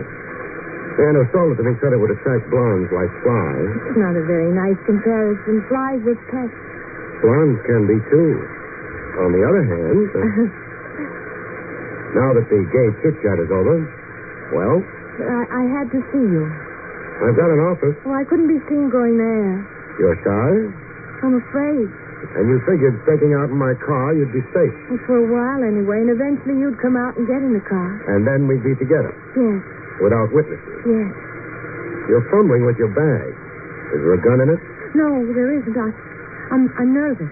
It's too early. We haven't come to the reasons for your being here yet. We've come to the reasons. My mistake. The name of the man who was killed in your office today was William Cheney. I concentrated on my driving. Concentrating on a small blonde is more fun, but is more likely to end up in a crash. She didn't add anything to the identification. I didn't figure she was finished yet, though. I gave it a cue. Relative? My husband. No relative. We haven't been living together for some time. He made noise when he ate soup? He was the thief. Oh, and that wore on your nerves. Well, I hadn't known when I married him. That happened. You don't sound as if you believe me. I don't have to believe you. You're not a client. What? Some reason or other, people never tell the truth to detectives if they can help it. Maybe they figure detectives should be smart enough to find out the truth for themselves. Sometimes detectives do. But if I were a client? I'd have to believe you. It's not on my license, but it's the way I play. I want you to believe me, Mr. Craig. It's $50 a day and expensive. That's not too bad. Depends on what you're buying. Suppose you hire me. What are you in the market for? An alibi, maybe? Alibi? For what? Your husband didn't die of old age. Oh, you think I... You could have. You knew where my office was. You knew he died there. But... Did you kill him? No. Okay. For now, we'll accept that as being true. The next thing is, what do you need a confidential investigator for? I know who killed my husband. She had a habit of throwing small bombshells as though she didn't know they were explosives. I sat that one out for a few seconds. It gave me time to wonder if the car that was trailing us intended to get any closer. It didn't. Not yet, anyway. You know who killed William Cheney? Yes. The district attorney will love you with a great love if you drop in and tell him. I can't. You don't care for the legal profession? I don't have any proof. That's a discouraging detail. But I know it has to be... Has to be who? You've been staring up into the rearview mirror all the time. Why? Car's been following us ever since we left my office. Who does it have to be? Car? Then someone... So far as we know, no one saw anything but me getting into my car and driving away. Who killed your husband? They must have noticed... It's night. They've not been close enough to make any identification. Maybe not even to spot the fact I've got a passenger. Why are you holding out on me? I'm not only... The headlights are getting bigger. We're going to have company pretty soon. Look, Mrs. Cheney, it's corny. Somebody with something important to tell is stalling about it until it's too late. You mean until they get killed? Yeah. And by then, the something important isn't important anymore. At least not to the one who died. John Hurley. John Hurley. My husband worked for him. And since your husband's profession was a thief, you mean he stole for him? Yes. That's background. Now hand me motive. My husband stole something. Hurley thought he was going to double-cross him, not turn it over to him. Was he? I don't know. I haven't seen Bill for months, since we separated. You make the marriage sound like ancient history. Your news is fresh, though. Well, Bill phoned me lots of times, begged me to take him back, but... What was it he was holding out? Oh, I'm not sure. It's jewels, I think. Uh-huh. Slide off the seat and get on the floor. What? Do as I say. All right. What's wrong? Car's trailing us. It's getting too close. I've been shot at once today. It could happen again. I don't want you in the line of fire. But they might not miss again. I know. That's why I'm going to dedicate a fender or two to self-preservation. Grab onto something. We're going to have a small collision.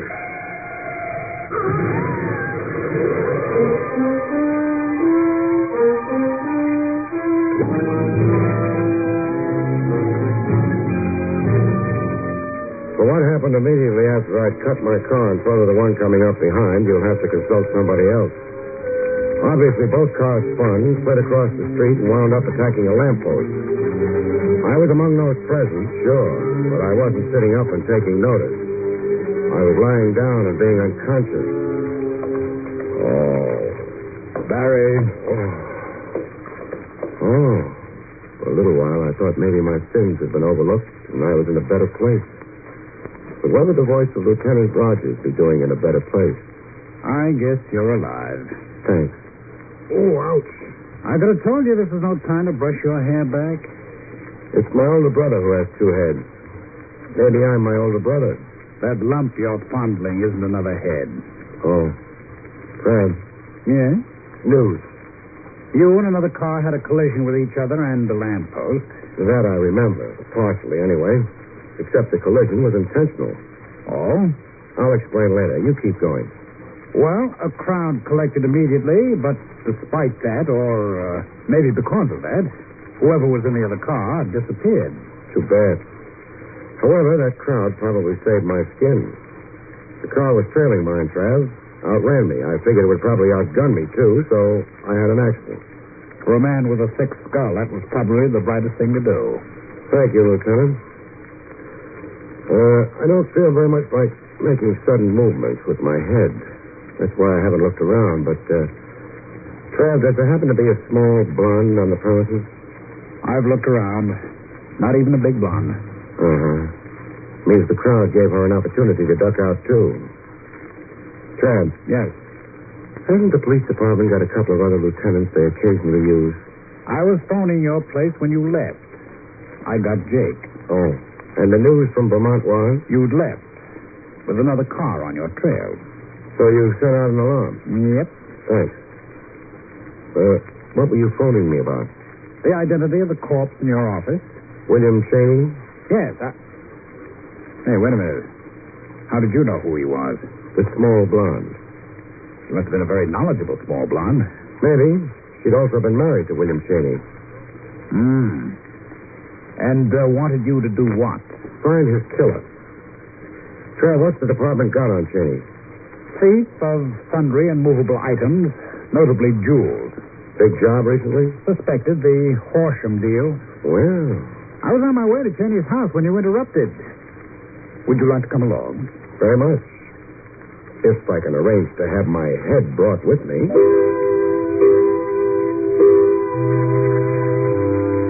But I was pleasantly surprised. My head stayed with me. We got to Cheney's place. Cheney, understandably enough, wasn't home. Neither was the necklace. We made sure of that. Well, wherever he hid it, it wasn't here. No. Funny thing. You can see his wife left him. Not a dress in the place or a pair of women's shoes, but he's kept her furniture around. Yeah. He wanted her to come back. I guess he didn't disturb anything. No. Her cosmetics all over the place. Perfume stuff. Yeah. Nice perfume. Hey. What? Newspaper. So I see.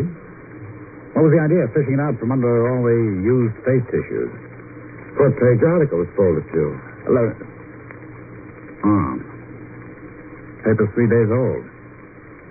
Horsham story broke 3 days ago. Which means Cheney was on the run for 3 days before they got to him in my office. Maybe he had the necklace on him? Then they'd have lost interest in me. But they didn't. No. Then the necklace is still among the missing. So far as Horsham, who owns it, is concerned, and so far as, who else? So far as John Hurley is concerned, I think. The small blonde gave you Hurley's name? Yeah. It might be a lead. Why not try it? John Hurley's been a bad boy for some time now. The department's got lots of warrants out for him. Trouble's been, nobody's found him to serve them on him. He must be around. Oh, I'm sure he is. Not half as sure as I am. I'm the one he's been spraying bullets at. We can always issue another warrant. I don't doubt it. The only thing is, I'd like to be around when it happened. Around and alive. That, for the time being, was that. Trav returned to wherever lieutenants of police return in the middle of the night, and I got some work done. Not finding Hurley. No private detective can come even close to the police when it comes to tracing people. The thing is, I didn't waste time looking for Hurley. I concentrated on a small blonde. According to what your fleet dispatcher tells me, you guys work the cab stand here tonight. That's right, Bud. 3 of you. The one I want is the one that knows a guy named Cheney. Address is 2906. Larchmount.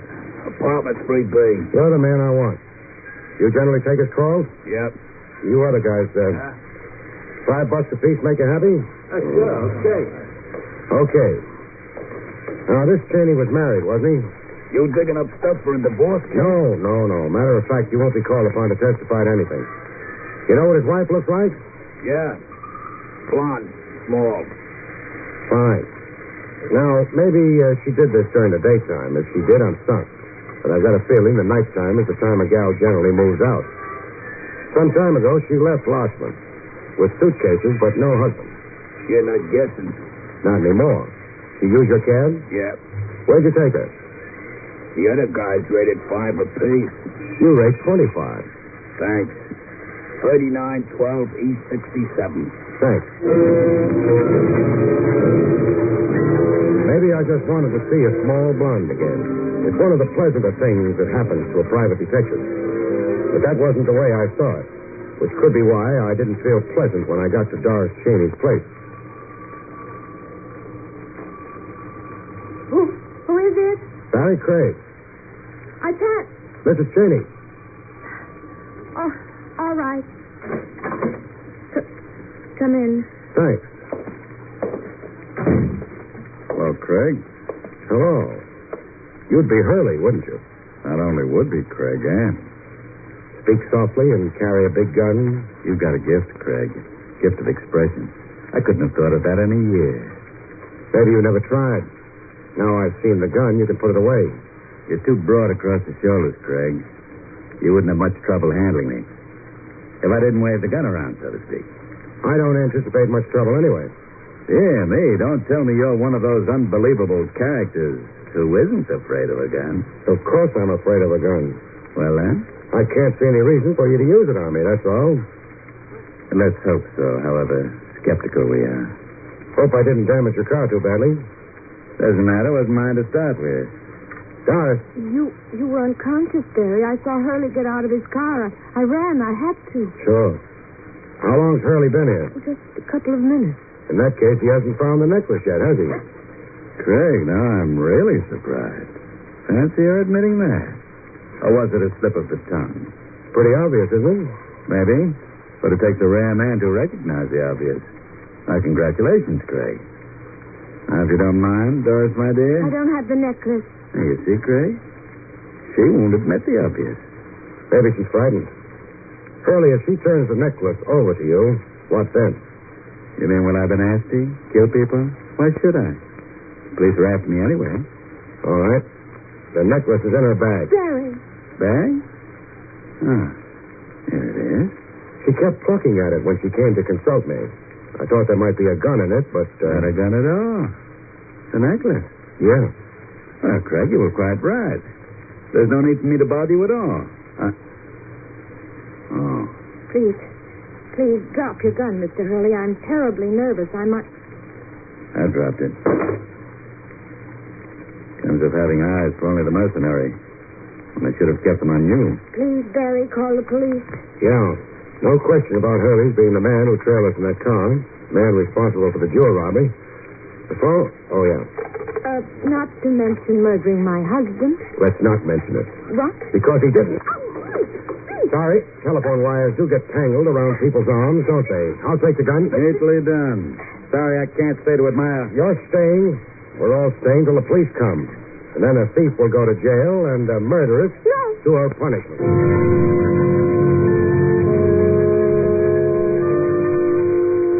Some of it I've got, Barry. Fine, Fred. Whoever killed Cheney took the necklace. But Hurley was still after it, so... He didn't kill Cheney. More than that, Fred, if Hurley had the necklace, why would he have bothered keeping after me? Well, but Doris did. Doris had to. She had to find out if Cheney had told me about her part in the deal. Hurley wouldn't have cared. Oh, that's true enough. So Hurley hung around, stalking Jake on the head. And it was Doris in the elevator, wasn't it? Yeah, she missed. Jake was knocked out.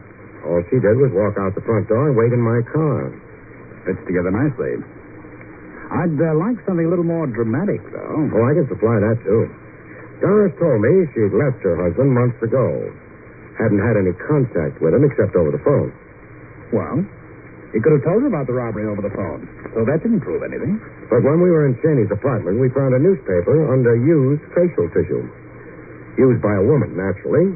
Hey, that's right. And the paper was 3 days old. 3 days old, which meant Doris hadn't split up with Cheney till after the robbery, which meant she lied. Which means a 3 days old newspaper is going to hang her.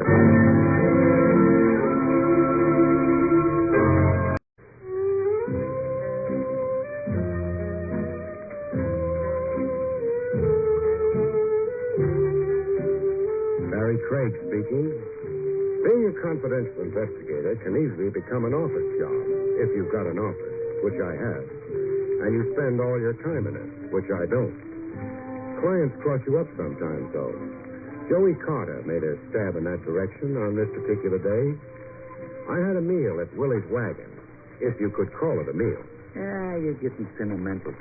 Which reminds me, there was a guy in here looking for you about an hour ago. Oh? Nervous little punk. I gave him your office address.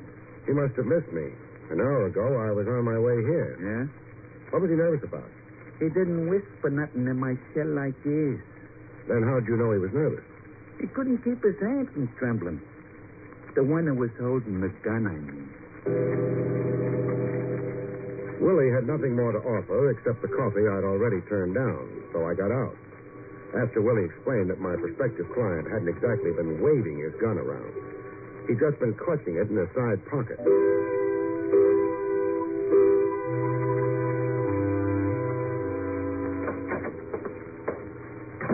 Jake, who'd given up a handful of stony acres in Vermont for an elevator cage in the building where I had my office, added a few, very few, well-chosen words. Hi. Hello, Jake. Nice day. Yep. How have things been on Madison Avenue today? Dull. No pretty girls? I reckon there was. Now, don't tell me you're getting old. Busted my glasses. Oh. Well, tomorrow will be another day. Yep. But I'd like to get up to my office before then. Oh, I keep forgetting. Going up? Where else could I go from the ground floor? I guess you're going up. Other fellow went up, too. Which other fellow? One looking for you. Well, thanks for letting me in on it. Was he a small man? Yeah. Nervous? Yep. Said he'd wait for me in the office? Yeah. Ain't come down either. Which means he's still up there, unless he used the back stairs. Yeah. Did he mention why he wanted to see me? No. He was carrying a gun, wasn't he? Oh, you heard about him? From Willie. He tried to get a hold of me at the wagon, but... Fella drink any of Willie's coffee? I don't know. You better hurry on to your office, because if that fella did... Yeah? He'll be needing major surgery. You're exaggerating. Well, I had some of that coffee when I first come to town, before I knew better. You're still alive? Yeah, but mighty feeble. You just hear something, Mr. Craig? Your buzzer. Somebody's ringing for you downstairs. What's the matter with them? Can't they walk up a few stairs? They may never have used your elevator before. You want to get in? Noisy, fellas. Excuse me. Not at all. Jake's elevator headed downstairs at considerably less than the speed of light. I headed for my office, in no particular hurry. I don't like small men with guns. Sometimes they get to thinking they need a gun as an equalizer. It might be psychological, but bullets never hurt of Sigmund Freud. I didn't spot him when I first got into the office. It was late afternoon. The dying sunlight didn't quite make it to the corners of the room. It was in a corner that my client was waiting for me. A lonely corner. The loneliest of all. The corner where a man creeps to die. The knife went in under the left shoulder blade and pierced the heart. He died maybe an hour ago. Death was not instantaneous. There's no identification on him. Labels on his clothes have been ripped off. Until further notice, he'll go on the books as John Doe, deceased. Briefly and beautifully put, Lieutenant Rogers. Let's not be formal, Barry. You, taking Junior with you? Mm-hmm. Maybe we'll turn up something with a fingerprint. The odds are good. The gun he was carrying had its serial number filed off. Professional. Yeah. Makes it funny, though. Why? His prints are on a record. Whoever killed him must have known that. Why bother with stripping the body of identification? Time, maybe. I suppose. He was trying to get in touch with you. Somebody was anxious about that. I'd imagine so. Somebody's anxiety killed John Doe. Looks that way. We'll find out who John Doe was sooner or later. Once we get that, we might be able to make a good guess about why he wanted to see you. That's possible. The boy with the knife wouldn't care for that.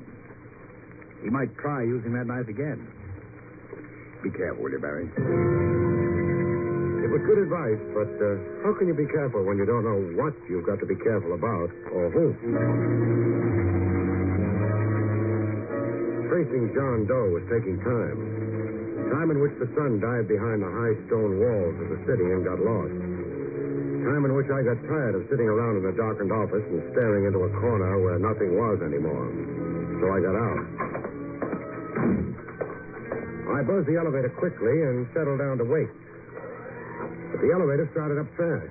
I didn't think much of it until it was close to my floor. Then I thought in a hurry. In all the years Jake had been piloting that elevator, he'd never responded that fast. I moved back, pulling at the gun in my pocket. I didn't make it by the time the elevator door opened, so I dived for the carpet. I made a mental note to speak to the management. That carpet hadn't been swept in months.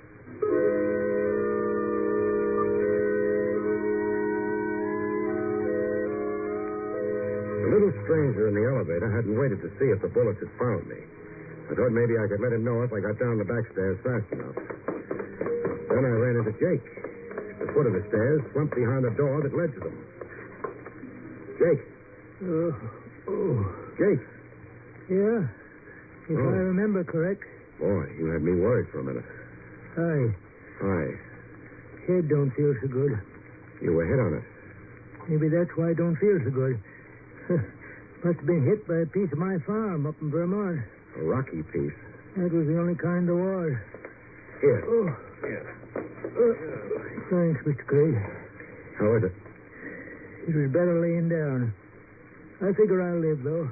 Good. Getting my glasses back tomorrow. Oh. You mean you'll be able to see the girls on Madison Avenue again? Yeah. Well, maybe we better get back to the lobby. Might be customers. All right, but hold it where you are. Well, the lobby's empty. Come on. You figured the fellow that hit me might still be around? Possibly. Too bad he ain't. Not so bad. He was carrying a gun. Oh? Minus a few bullets now. Fellow took the elevator up? When I rang for it. Oh, you got dust on your suit, Mr. Craig. Carpet upstairs? Yeah. Ought to be swept sometime. You might take it up with the cleaning woman. Yeah. When she gets over her lumbago. The carpet hasn't been swept for years. Well, Miss Abercrombie's had lumbago for years. Jake, did you see the man who slugged you? Not too good. My glasses. Oh, yeah. Well, he's probably a half a dozen miles from here by now. So long, Jake. Going out? Sure. Mr. Craig. Yeah? The fella that took them shots at you, he might be hanging around. What for? Another helping. No, it was a professional job. Hit and run. If they don't make it the first time, they wait until they can arrange another setup. Yeah, I hope you're right, Mr. Craig. So, do I. My analysis was probably right. That didn't prevent me from holding my breath as I went through the lobby door. Then across the strip of pavement that separated me from my car and into it. I didn't waste any time getting underway. No gunfire. I decided I could start breathing again. Mr. Craig? I beg your pardon?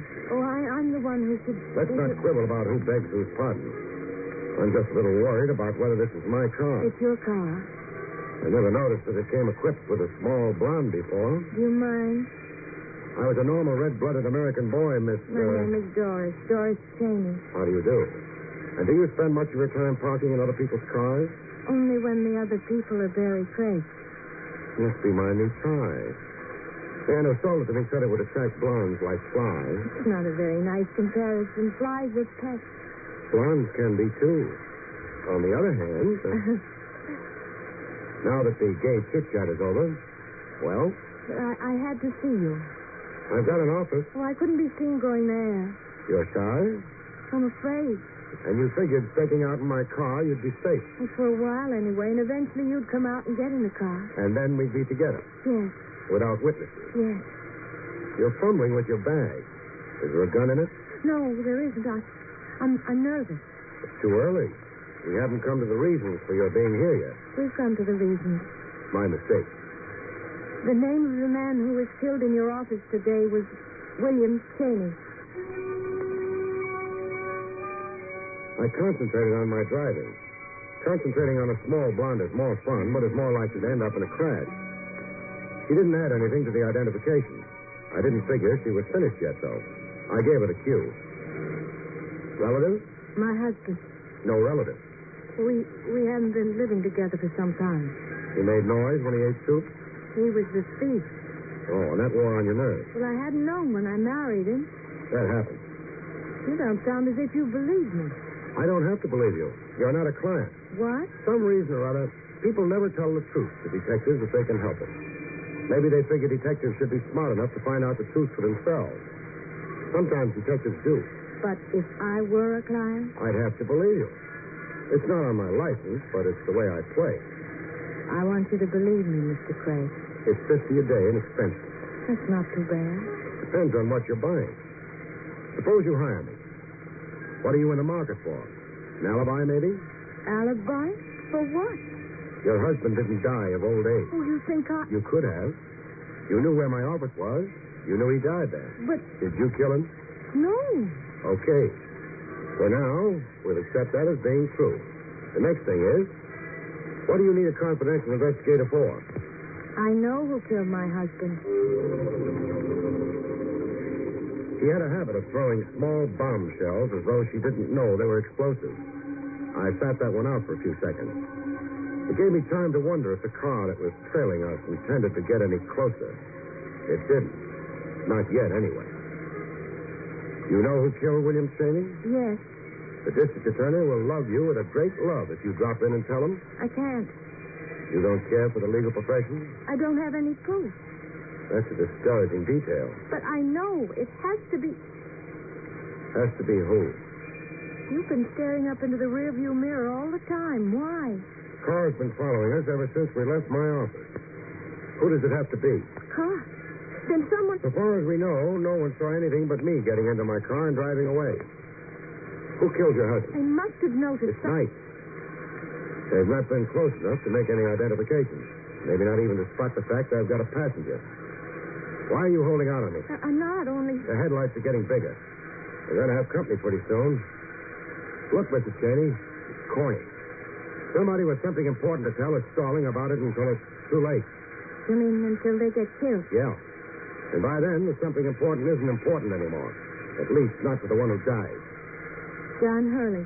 John Hurley. My husband worked for him.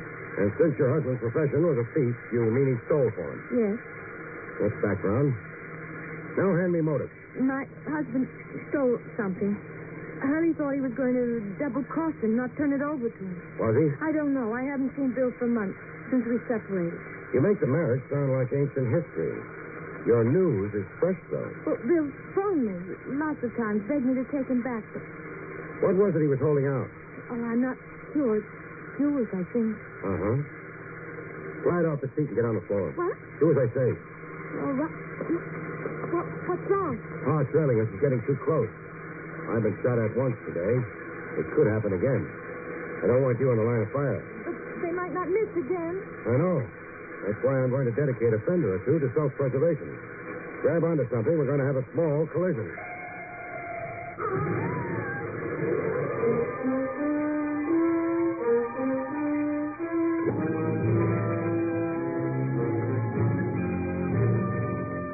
For what happened immediately after I cut my car in front of the one coming up behind, you'll have to consult somebody else. Obviously, both cars spun, slid across the street, and wound up attacking a lamppost.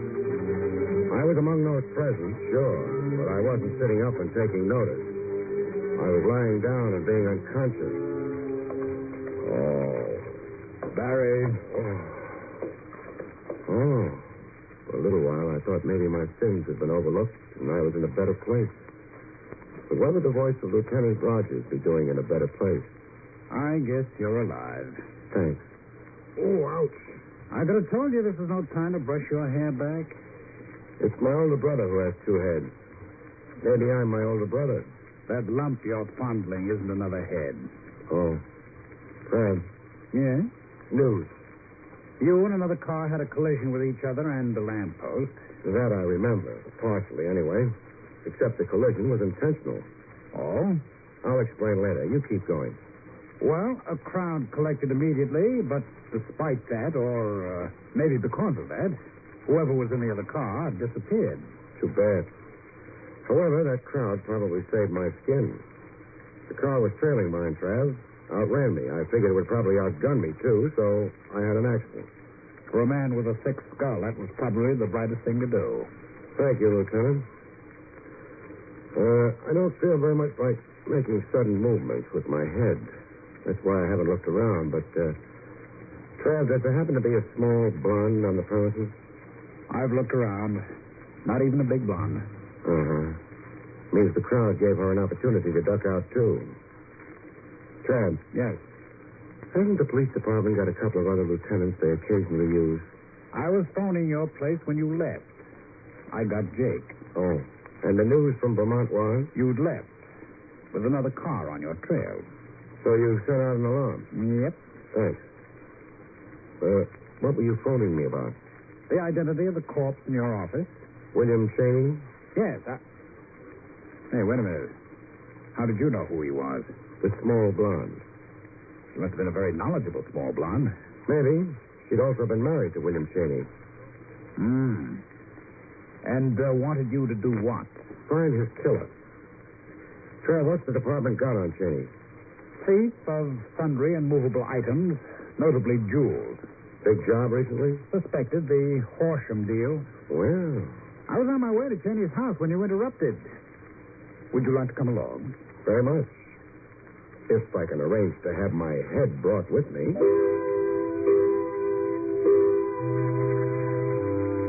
But I was pleasantly surprised. My head stayed with me. We got to Cheney's place. Cheney, understandably enough, wasn't home. Neither was the necklace. We made sure of that. Well, wherever he hid it, it wasn't here. No. Funny thing. You can see his wife left him. Not a dress in the place or a pair of women's shoes, but he's kept her furniture around. Yeah. He wanted her to come back. I guess he didn't disturb anything. No. Her cosmetics all over the place. Perfume stuff. Yeah. Nice perfume. Hey. What? Newspaper. So I see. What was the idea of fishing it out from under all the used face tissues? Front page article was folded to. 11. Oh. Paper's 3 days old. Horsham story broke 3 days ago. Which means Cheney was on the run for 3 days before they got to him in my office. Maybe he had the necklace on him? Then they'd have lost interest in me. But they didn't. No. Then the necklace is still among the missing. So far as Horsham, who owns it, is concerned, and so far as, who else? So far as John Hurley is concerned, I think. The small blonde gave you Hurley's name? Yeah. It might be a lead. Why not try it? John Hurley's been a bad boy for some time now. The department's got lots of warrants out for him. Trouble's been, nobody's found him to serve them on him. He must be around. Oh, I'm sure he is. Not half as sure as I am. I'm the one he's been spraying bullets at. We can always issue another warrant. I don't doubt it. The only thing is, I'd like to be around when it happens. Around and alive. That, for the time being, was that. Trav returned to wherever lieutenants of police return in the middle of the night, and I got some work done. Not finding Hurley. No private detective can come even close to the police when it comes to tracing people. The thing is, I didn't waste time looking for Hurley. I concentrated on a small blonde. According to what your fleet dispatcher tells me, you guys work the cab stand here tonight. That's right, Bud. 3 of you. The one I want is the one that knows a guy named Cheney. Address is 2906. Larchmont. Apartment 3B. You're the man I want. You generally take his calls? Yep. You other guys, $5 a piece make you happy? Sure, okay. Okay. Now, this Cheney was married, wasn't he? You digging up stuff for a divorce case? No. Matter of fact, you won't be called upon to testify to anything. You know what his wife looks like? Yeah. Blonde. Small. Fine. Now, maybe she did this during the daytime. If she did, I'm stumped. But I've got a feeling the nighttime is the time a gal generally moves out. Some time ago, she left Larchmont with suitcases, but no husband. You're not guessing. Not anymore. She used your cab? Yeah. Where'd you take her? The other guys rated $5 apiece. You rate 25. Thanks. 3912 East 67. Thanks. Maybe I just wanted to see a small blonde again. It's one of the pleasanter things that happens to a private detective. But that wasn't the way I saw it, which could be why I didn't feel pleasant when I got to Doris Cheney's place. Who is it? Barrie Craig. I can't. Mrs. Cheney. Oh, all right. Come in. Thanks. Hello, Craig. Hello. You'd be Hurley, wouldn't you? Not only would be, Craig, and Speak softly and carry a big gun. you've got a gift, Craig. Gift of expression. I couldn't have thought of that in a year. Maybe you never tried. Now I've seen the gun, you can put it away. You're too broad across the shoulders, Craig. You wouldn't have much trouble handling me if I didn't wave the gun around, so to speak. I don't anticipate much trouble anyway. Yeah, me. Don't tell me you're one of those unbelievable characters who isn't afraid of a gun. Of course I'm afraid of a gun. Well, then? I can't see any reason for you to use it on me, that's all. Let's hope so, however skeptical we are. Hope I didn't damage your car too badly. Doesn't matter. Wasn't mine to start with. Doris. You were unconscious, Barry. I saw Hurley get out of his car. I ran. I had to. Sure. How long's Hurley been here? Just a couple of minutes. In that case, he hasn't found the necklace yet, has he? Craig, now I'm really surprised. Fancy your admitting that. Or was it a slip of the tongue? Pretty obvious, isn't it? Maybe. But it takes a rare man to recognize the obvious. My congratulations, Craig. Now, if you don't mind, Doris, my dear. I don't have the necklace. Now, you see, Craig? She won't admit the obvious. Maybe she's frightened. Hurley, if she turns the necklace over to you, what then? You mean will I be nasty? Kill people? Why should I? Police are after me anyway. All right. The necklace is in her bag. Barry. Bag? Oh. Here it is. She kept plucking at it when she came to consult me. I thought there might be a gun in it, but... Not a gun at all. The necklace? Yeah. Well, Craig, you were quite right. There's no need for me to bother you at all. Oh. Please drop your gun, Mr. Hurley. I'm terribly nervous. I might... I dropped it. Comes of having eyes for only the mercenary. When I should have kept them on you. Please, Barry, call the police. Yeah. No question about Hurley's being the man who trailed us in that car. Man responsible for the jewel robbery. The phone? Oh, yeah. Not to mention murdering my husband. Let's not mention it. What? Because he didn't. Sorry. Telephone wires do get tangled around people's arms, don't they? I'll take the gun. Neatly done. Sorry, I can't stay to admire. You're staying. We're all staying till the police come. And then a thief will go to jail and a murderess to her punishment.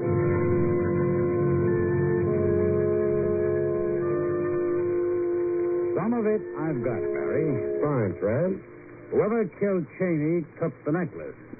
But Hurley was still after it, so... He didn't kill Cheney. More than that, Fred, if Hurley had the necklace, why would he have bothered keeping after me? Well, but Doris did. Doris had to. She had to find out if Cheney had told me about her part in the deal. Hurley wouldn't have cared. Oh, that's true enough. So Hurley hung around, stalking Jake on the head. And it was Doris in the elevator, wasn't it? Yeah, she missed. Jake was knocked out. All she did was walk out the front door and wait in my car. Fits together nicely. I'd like something a little more dramatic, though. Oh, I can supply that, too.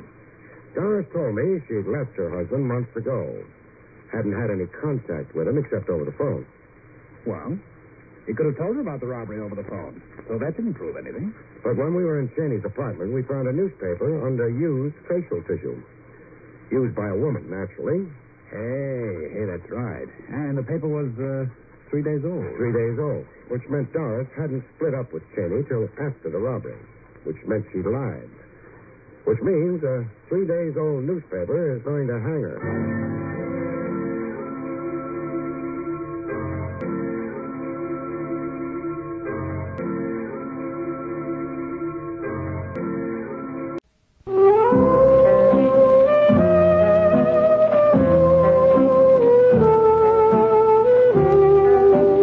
Barrie Craig speaking. Case number 216. The number sticks in my mind. as does everything pertaining to the rhubarb, because it was off the beaten track. Nothing like the general run of stuff a confidential investigator tackles. Even the way it began was unusual. Very hush-hush, with elaborate secrecy safeguards. The kickoff was on a train. I'd gotten on in New York, the 11:10 Express, as requested, and found myself a seat in the observation car, also as requested. Leaving Baltimore, someone was to spot me and join me, confidentially. A man named Dexter Dean. Leaving Baltimore, my client did join me, as promised. A short fellow, impeccably dressed, with worry wrinkles that made his face look like a spider web. He flopped beside me. You're Barrie Craig, of course. How can you be sure? Sure? Oh, no, I guess I can't be sure. So? You will please show me identification. Now we're getting smart. These credentials okay? Yes, fine. You were teasing. Teaching?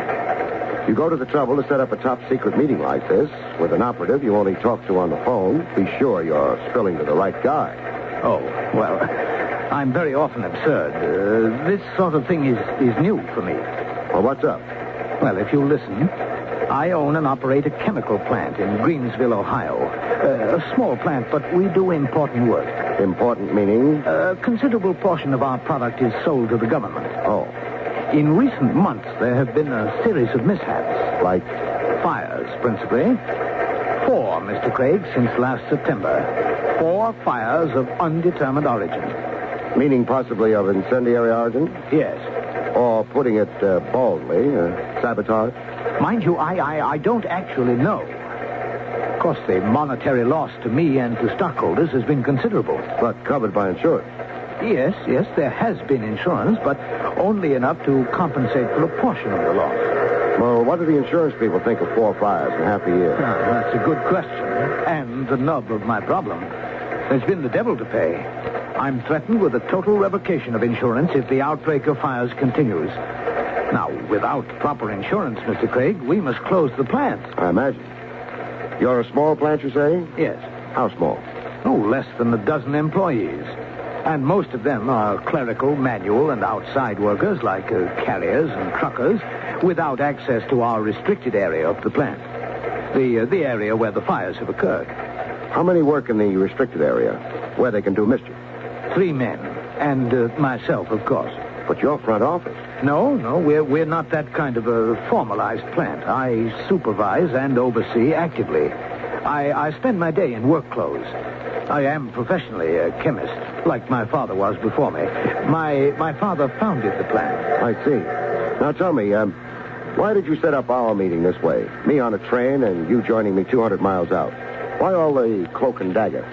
Because I somehow have an unshakable suspicion that I'm being watched. Somebody watching to see what I do about the fires. I want nobody to know I'm engaging an undercover operative. Undercover operative? Explain that. I want you to come to work in our plant. Computing formulae, say. Well, I don't know the first thing about it. Well, I'll prepare advanced charts. You can pretend to be testing and rationalizing them. You'll be able to fake it nicely under my tutelage. But I'll actually be getting a line on your key workers. Eyes and ears open. Yes. Prove or disprove sabotage. Prove the fires were merely accidental, matters of negligence only, so I can rest easy. Have renewed faith in my crew. You, of course, have to use an assumed name. Walter Gibbs. Fine. I'll pay you well. And add burial expenses to the tab. Burial expenses? Saboteurs play rough.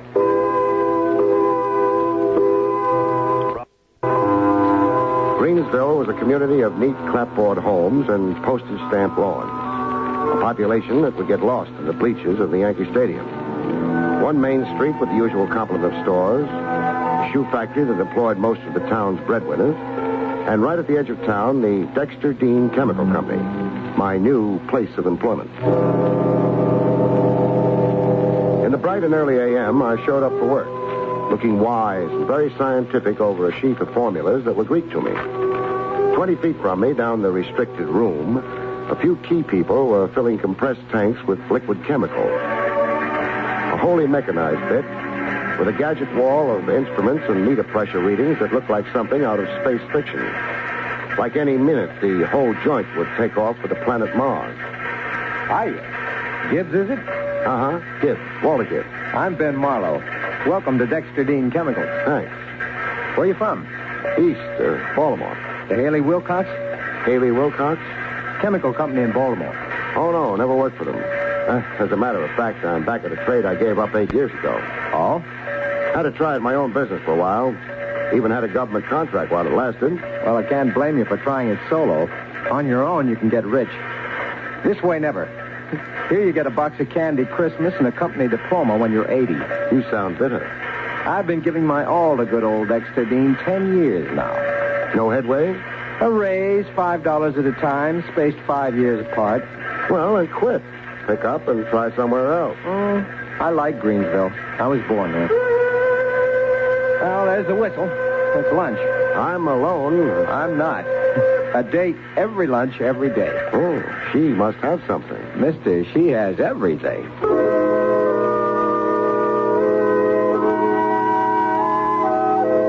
Outside the plant, I saw Ben Marlowe's date go off with him. Everything was an understatement. Nature had really provided for this baby. Her name was Marcia. I knew that from the list and breakdown Dexter Dean had given me. Marcia was the company bookkeeper. I ate in the only place Greensville offered, a lunch wagon on Main Street with a spick and span gleam to it. I ate alone, soup and pot roast. But I soon had company. Another inquisitive key employee anxious to cultivate me. Hi. Hello. I'll join you. Be my guest. Croquettes, Patsy. Heavy on the gravy. I'm Clyde Salter. Walter Gibbs. Our new chemist? Uh-huh. Well, there are your croquettes. Fast service here. Yeah, Patsy's a wonder. Chief cook and bottle washer, makes his own change. Wife's dead, raises 3 kids without help. A dynamo. Now pass the NaCl. The NaCl? The sodium chloride. Well, translated into English. The salt. Some chemist you are. NaCl is a basic chemical formula, high school stuff. Well, I'm a long time out of high school. Before you start clowning about the water, I'll pour you some H2O. You're frowning, cousin. Am I? Yeah, what about? Wondering why Dexter Dean's got you working on formulas. That worries you? In his, Dean's place. Must mean Dean's thinking of giving up active work, grooming you to replace him. It could mean that. So what? Well, frankly, I'm miffed. Why? I rate the promotion to head chemist. I'm qualified. I've got seniority. 12 years of my life. The typical Dean double-cross. Harsh words. Dean brings them on himself. Doesn't anybody like the boss? We could, if Dean let us, but he won't. He's pompous, fuzzy-headed, self-centered, dead to the human issue around him. But why I'm knocking myself out. Where are you living in Greensville, Wilson? The name is Gibbs. You know it's Gibbs. I just wanted to see if you remembered your own name. Did you think I wouldn't? Chemists are vague sometimes, absent-minded. And where did you say you were stopping? I didn't yet. The Hotel Wabash. $8 a week. 10. They hiked the price on you. Don't they usually to strangers in town? Well, I've got to get back to slaving over a hot formula. So long, Swanson. The name's Salter. Looks like you've won every round so far. Looks like. But I wonder.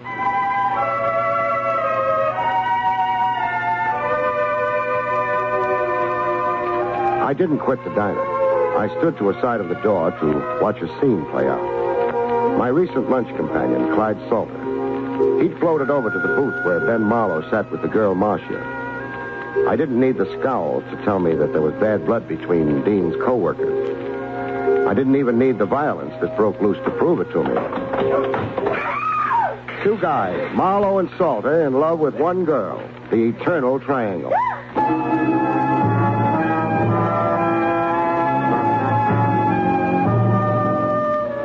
My first day undercover in Greensville. A setup so far with every earmark of intrigue. That night, heading for my room and to bed, I got a better idea of the lively time I was in for. I'd hardly gotten in the door when the sky over Greensville fell on me.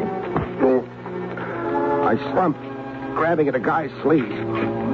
My hand came away with a piece of metal, a cufflink. I barreled my fist around it before going to sleep.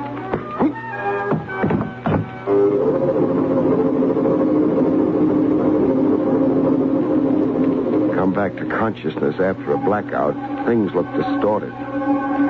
You see weird shapes and forms. I was seeing a lot of curves, floating circles.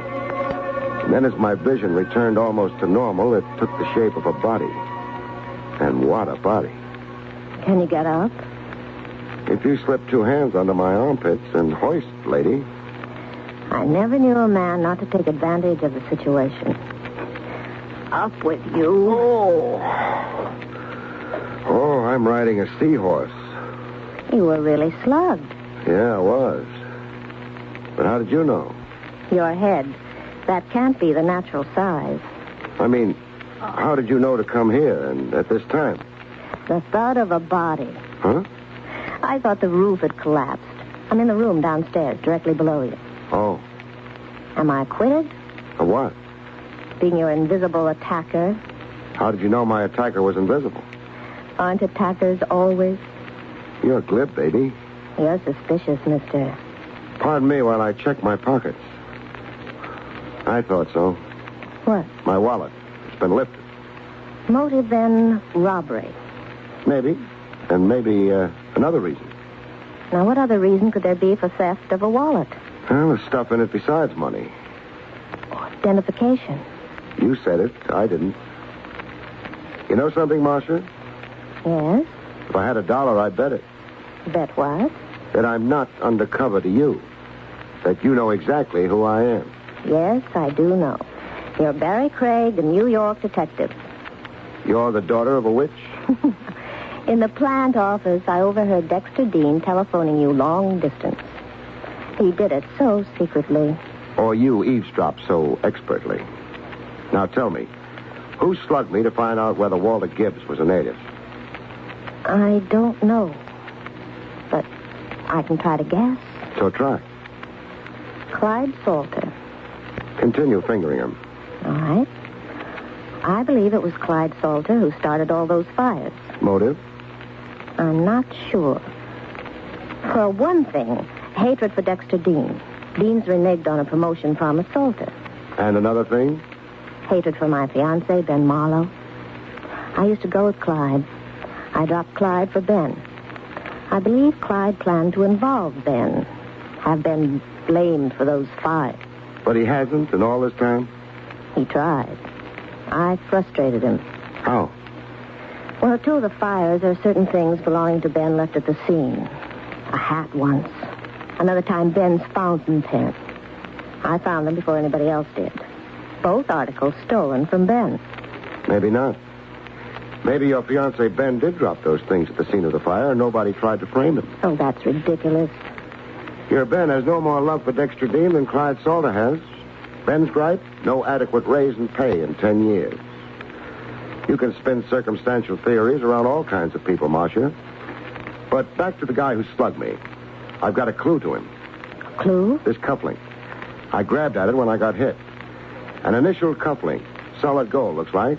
Here, look it over. H.T. Harry Tyler. And who is he? A former employee of Dexter Dean. He's here in Greensville. On a bum. He was once plant engineer. Until? He had a violent row with Dexter Dean and was fired. A rankling ex-employee. With time and purpose enough to come calling on me with a lead pipe. Looks to me like I've really got a suspect.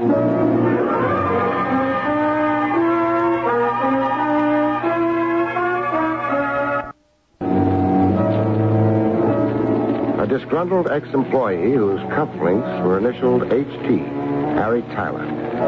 An ex-plant engineer now on the bum, as Marcia had put it. In a town the size of Greensville, there weren't many places a guy could be on the bum in. I tried the Odeon Dance Hall. Beer served on the premises. 6 couples were trying to live it up. Tyler wasn't among them. I next tried the one other place called the Sports Emporium. Pool and gentlemen's billiards. And in the back corner, a friendly dice table. The guy shooting answered the description Marcia had given me of Tyler. I waited until he'd lost his point. Then I pulled him to a side. Come here, Tyler. What do you want? Someone wants to see you outside. Outside? Who does? Me. What's the joke? If you don't come outside quietly, I'll have to embarrass you in front of your friends. Embarrassed? By dragging you out bodily. And what's this about? I'll tell you outside. Are we going? Outside, we found a quiet back street. That's all Greensville had, was quiet back streets. Empty your pockets. What are you, a stick-up artist? You know who I am. I do. You read my identification. You've got my wallet. Mister, you're crazy. I hate doing this. That evens up one phase of our situation. Now on your feet and hand over my wallet. Here's your wallet. You didn't have it, huh?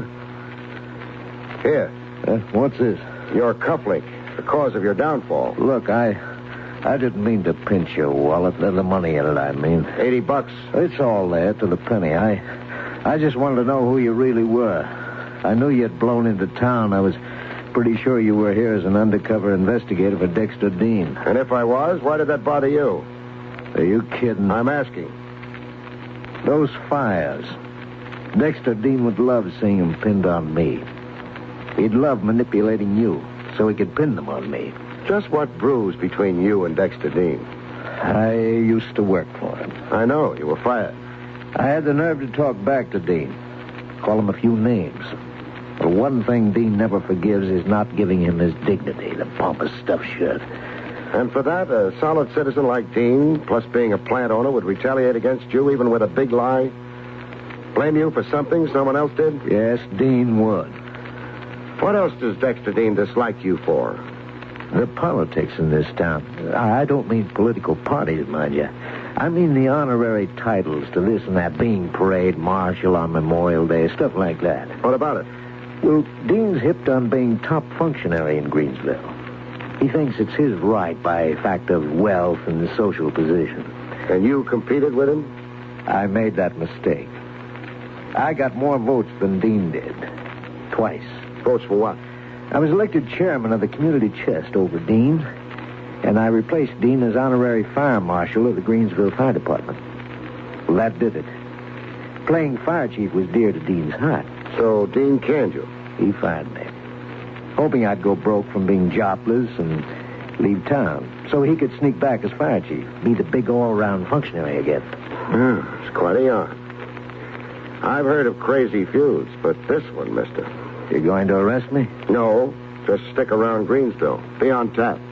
I'll be right here. Came quitting time, there was a whistle. Loud enough to buckle your knees and send waves up your spine. When the plant was emptied, I huddled with Dexter Dean in his office.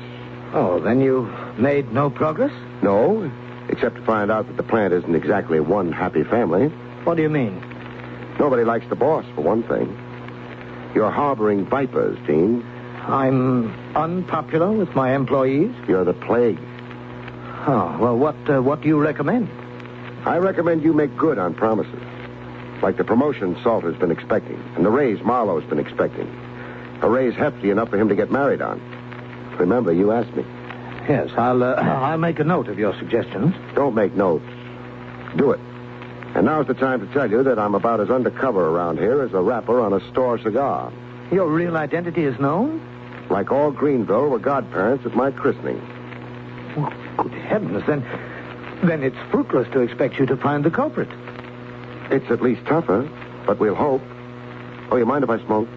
Why, no. Well, I've got cigarettes, but no matches. I have some here. Some matches? You've got 1 million of them. What? Oh, well, they seem to accumulate. A habit of boyhood, I suppose. I used to collect the covers of book matches. As boys will. Yes. May I light it for you? Please. Thanks. Hey, blow it out. Unless you hate your fingers. You said? The match. Blow it out. Oh, I'm absent-minded and uncoordinated. It's the unresolved problem here. My mind dwells on it. Well, I may come up with an answer. I'm still punching.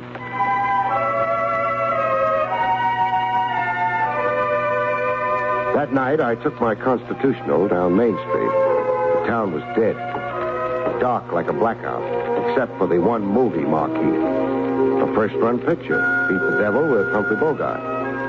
I thought of going in to see it as an antidote for inaction when I heard the fire engine. The whole Greensville Volunteer Fire Department, racing pell-mell toward the southern edge of town, where the Dexter Dean chemical plant was. And riding in the chief's car, wearing a big red helmet, was Harry Tyler.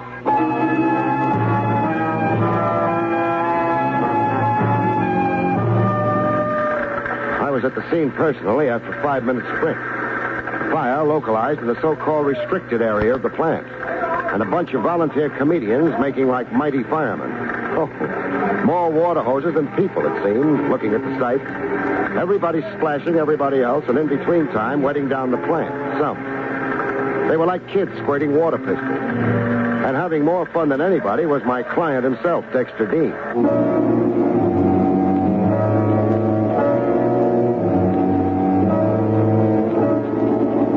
That night in the Hotel Wabash, I couldn't sleep.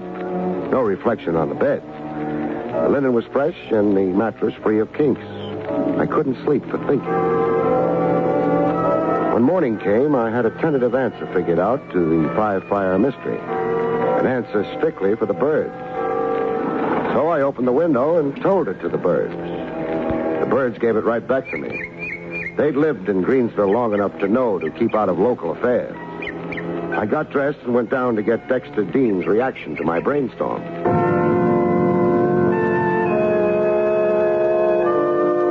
Dean was sitting in his chair looking shattered, but positively. Oh, last night's fire. My insurance will be revoked and never reinstated. I'm ruined, Craig. Sad. But I'll have one consolation. What? The Dexter Dean Chemical Company will close its doors. Every ingrate in my employ will be unemployed. Paupers applying to the community chest. That pleases you? One of them is a despicable arsonist. Maybe not an arsonist. Not? An arsonist sets fires consciously. He has a motive, profit or revenge.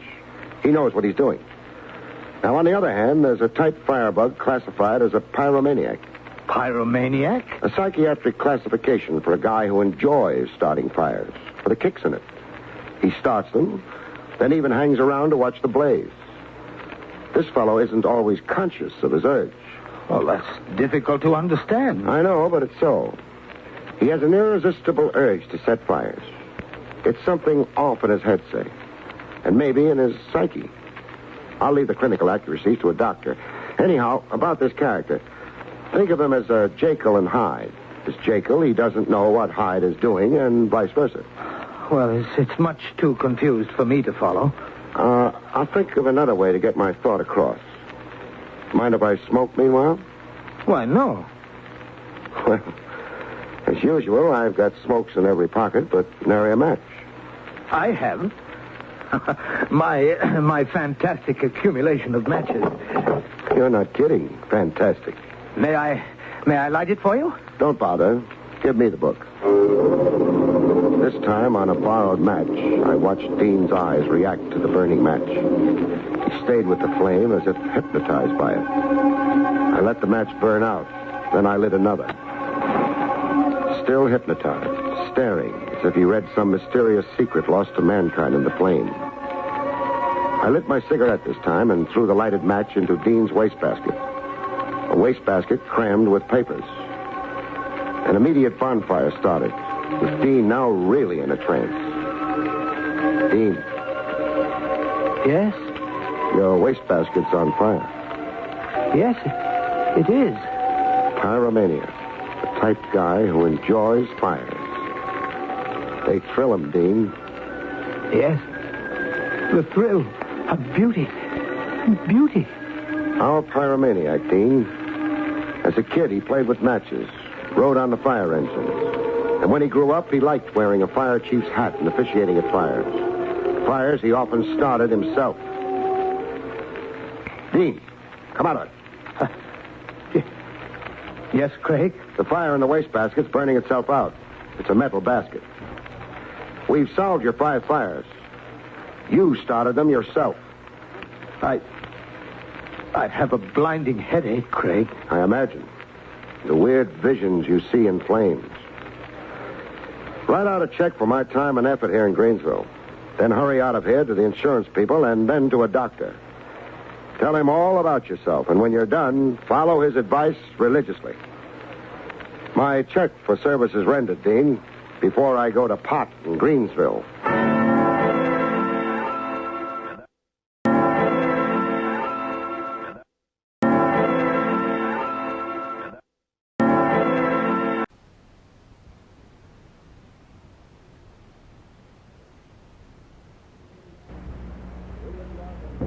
William Gargan stars as Barrie Craig, confidential investigator.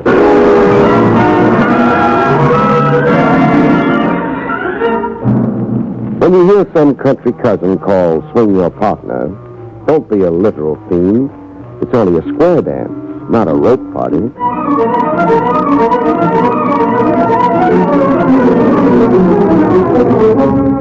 The National Broadcasting Company presents William Gargan in another transcribed drama of mystery and adventure with America's #1 detective, Barrie Craig, confidential investigator.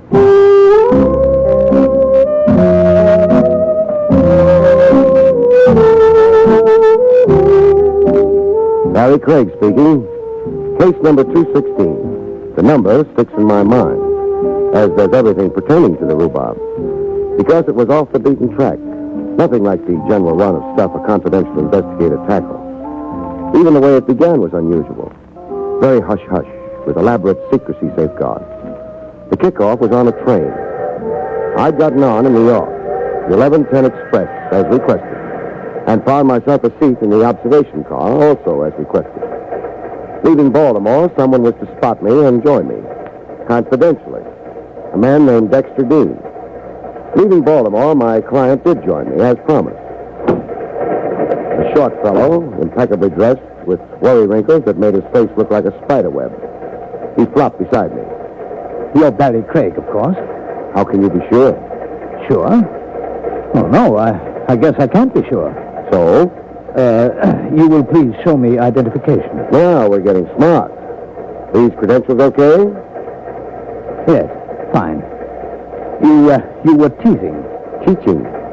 You go to the trouble to set up a top-secret meeting like this with an operative you only talk to on the phone. Be sure you're spilling to the right guy.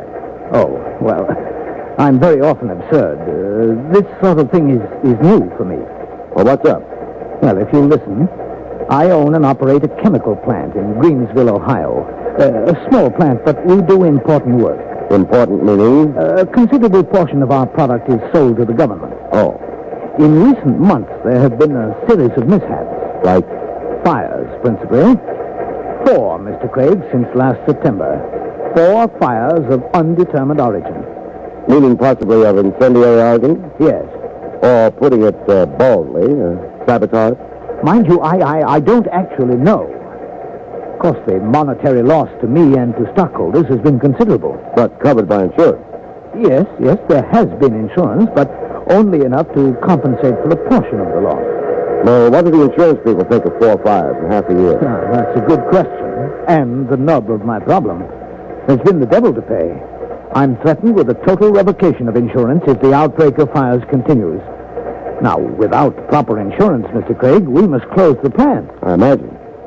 You're a small plant, you say? Yes. How small? Oh, less than a dozen employees. And most of them are clerical, manual, and outside workers like carriers and truckers without access to our restricted area of the plant, the area where the fires have occurred. How many work in the restricted area, where they can do mischief? 3 men, and myself, of course. But your front office? No, we're not that kind of a formalized plant. I supervise and oversee actively. I spend my day in work clothes. I am professionally a chemist, like my father was before me. My father founded the plant. I see. Now tell me, why did you set up our meeting this way? Me on a train and you joining me 200 miles out. Why all the cloak and dagger? Because I somehow have an unshakable suspicion that I'm being watched. Somebody watching to see what I do about the fires. I want nobody to know I'm engaging an undercover operative. Undercover operative? Explain that. I want you to come to work in our plant. Computing formulae, say. Well, I don't know the first thing about it. Well, I prepare advanced charts. you can pretend to be testing and rationalizing them. You'll be able to fake it nicely under my tutelage. But I'll actually be getting a line on your key workers. Eyes and ears open. Yes. Prove or disprove sabotage. Prove the fires were merely accidental, matters of negligence only, so I can rest easy. Have renewed faith in my crew. You, of course, have to use an assumed name. Walter Gibbs. Fine. I'll pay you well. And add burial expenses to the tab. Burial expenses? Saboteurs play rough.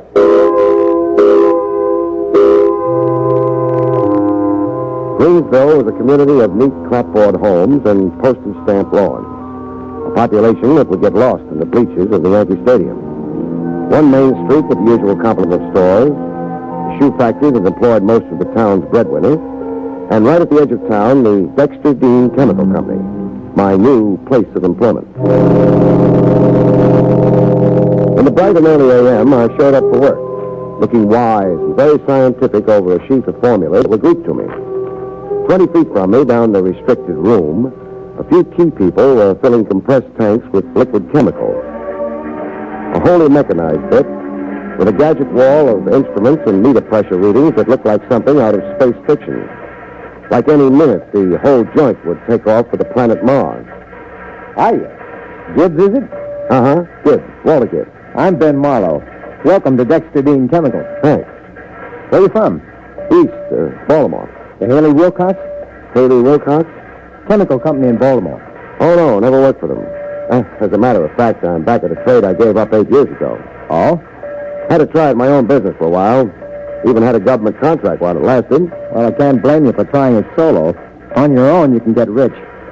This way, never. Here you get a box of candy Christmas and a company diploma when you're 80. You sound bitter. I've been giving my all to good old Dexter Dean 10 years now. No headway? A raise, $5 at a time, spaced 5 years apart. Well, then quit. Pick up and try somewhere else. Oh, I like Greensville. I was born there. Oh, there's the whistle. It's lunch. I'm alone. I'm not. A date every lunch, every day. Oh, she must have something. Mister, she has everything.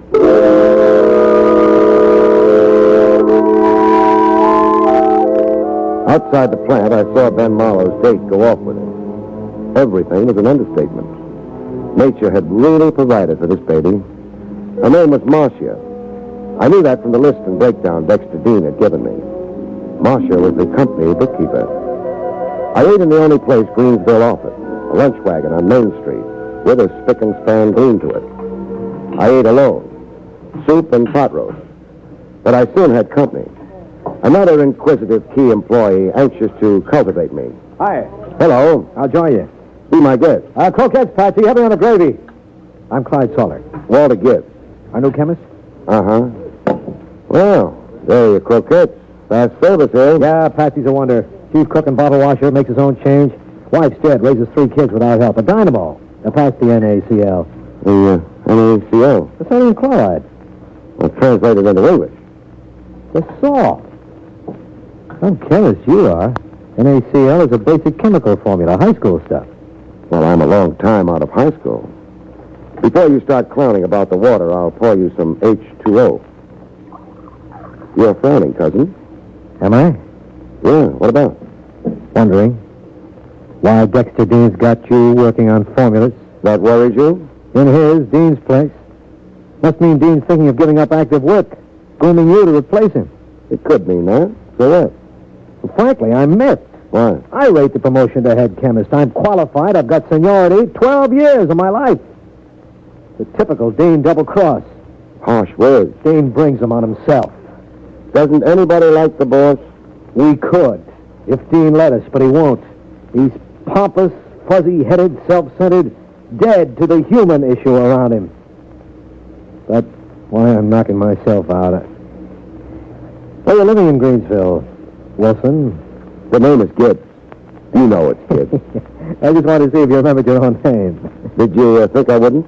Chemists are vague sometimes, absent-minded. And where did you say you were stopping? I didn't yet. The Hotel Wabash. $8 a week. 10. They hike the price on you. Don't they usually to strangers in town? Well, I've got to get back to slaving over a hot formula. So long, Swanson. The name's Salter. Looks like you've won every round so far. Looks like, but I wonder.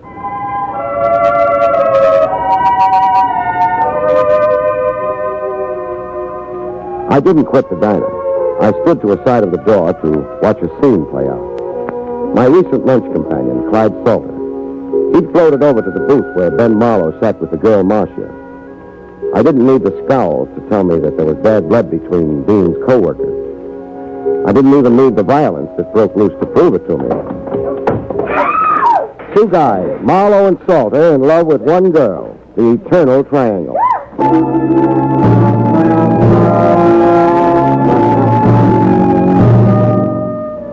My first day undercover in Greensville. A setup so far with every earmark of intrigue. That night, heading for my room and to bed, I got a better idea of the lively time I was in for. I'd hardly gotten in the door when the sky over Greensville fell on me. I slumped, grabbing at a guy's sleeve. My hand came away with a piece of metal, a cufflink. I barreled my fist around it before going to sleep.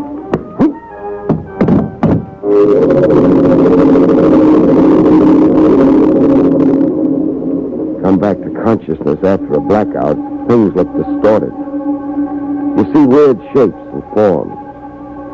I was seeing a lot of curves, floating circles. And then as my vision returned almost to normal, it took the shape of a body. And what a body. Can you get up? If you slip two hands under my armpits and hoist, lady. I never knew a man not to take advantage of a situation. Up with you. Oh, I'm riding a seahorse. You're really slugged. Yeah, I was. But how did you know? Your head. That can't be the natural size. I mean, how did you know to come here and at this time? The thought of a body. Huh? I thought the roof had collapsed. I'm in the room downstairs, directly below you. Oh. Am I acquitted? Of what? Being your invisible attacker. How did you know my attacker was invisible? Aren't attackers always? You're good, baby. You're suspicious, mister. Pardon me while I check my pocket. I thought so. What? My wallet. It's been lifted. Motive on robbery. Maybe. And maybe another reason. Now, what other reason could there be for theft of a wallet? Oh, stuff in it besides money. Identification. You said it. I didn't. You know something, Marcia? Yes? If I had $1, I'd bet it. Bet what? That I'm not undercover to you.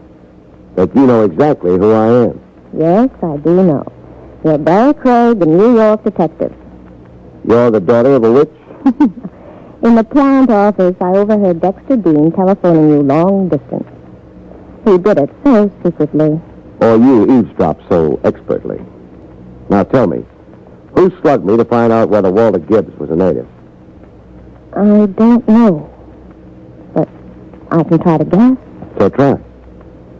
Clyde Salter. Continue fingering him. All right. I believe it was Clyde Salter who started all those fires. Motive? I'm not sure. For one thing, hatred for Dexter Dean. Dean's reneged on a promotion promised Salter. And another thing? Hatred for my fiancé, Ben Marlowe. I used to go with Clyde. I dropped Clyde for Ben. I believe Clyde planned to involve Ben. Have Ben blamed for those fires. But he hasn't in all this time? He tried. I frustrated him. How? When I told the fires, there were certain things belonging to Ben left at the scene. A hat once. Another time, Ben's fountain pen. I found them before anybody else did.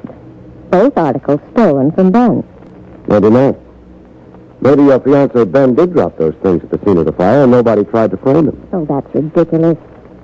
Your Ben has no more love for Dexter Dean than Clyde Salter has. Ben's gripe, no adequate raise in pay in 10 years. You can spin circumstantial theories around all kinds of people, Marcia. But back to the guy who slugged me. I've got a clue to him. Clue? This cufflink. I grabbed at it when I got hit. An initial cufflink. Solid gold, looks like. Here, look it over. H.T. What? Harry Tyler. And who's he? A former employee of Dexter Dean. He's here in Greensville. On a bum. He was once plant engineer. Until? He had a violent row with Dexter Dean and was fired.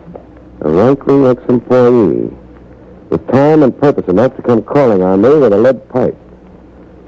Looks to me like I've really got a suspect.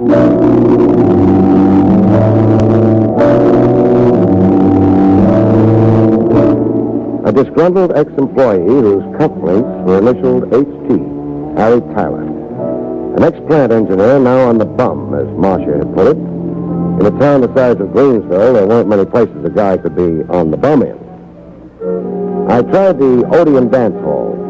Beer served on the premises. 6 couples were trying to live it up. Tyler wasn't among them. I next tried the one other place called the Sports Emporium. Pool and gentlemen's billiards, and in the back corner, a friendly dice table. The guy shooting answered the description Marcia had given me of Tyler. I waited until he'd lost his point. Then I pulled him to his side. Come here, Tyler. What do you want? Someone wants to see you outside. Outside? Who does? Me. Hey, what's the joke? You don't come outside quietly, I'll have to embarrass you in front of your friends. Embarrass me? By dragging you out bodily. And what's this about? I'll tell you outside. Are we going? Outside, we found a quiet back street. That's all Greensville had, was quiet back streets. Empty your pockets. What are you, a stick-up artist? You know who I am. I do. You read my identification. You got my wallet. Mister, you're crazy. I hate doing this. That evens up one phase of our situation. Now on your feet and hand over my wallet. Here's your wallet. You didn't have it, huh? Here. What's this? Your cufflink. The cause of your downfall. Look, I didn't mean to pinch your wallet. None of the money in it, I mean. $80. It's all there to the penny. I just wanted to know who you really were. I knew you'd blown into town. I was pretty sure you were here as an undercover investigator for Dexter Dean. And if I was, why did that bother you? Are you kidding? I'm asking. Those fires. Dexter Dean would love seeing them pinned on me. He'd love manipulating you so he could pin them on me. Just what bruise between you and Dexter Dean? I used to work for him. I know. You were fired. I had the nerve to talk back to Dean. Call him a few names. But one thing Dean never forgives is not giving him his dignity, the pompous stuffed shirt. And for that, a solid citizen like Dean, plus being a plant owner, would retaliate against you even with a big lie? Blame you for something someone else did? Yes, Dean would. What else does Dexter Dean dislike you for? The politics in this town. I don't mean political parties, mind you. I mean the honorary titles to this and that, being parade marshal on Memorial Day, stuff like that. What about it?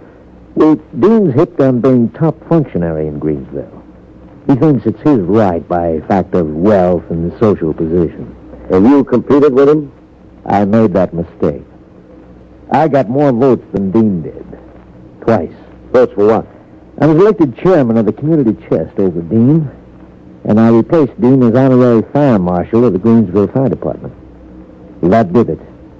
Playing fire chief was dear to Dean's heart. So Dean killed you? He fired me, hoping I'd go broke from being jobless and leave town, so he could sneak back as fire chief, be the big all-around functionary again. It's quite a yarn. I've heard of crazy feuds, but this one, mister. You going to arrest me? No, just stick around Greensville. Be on tap. I'll be right here.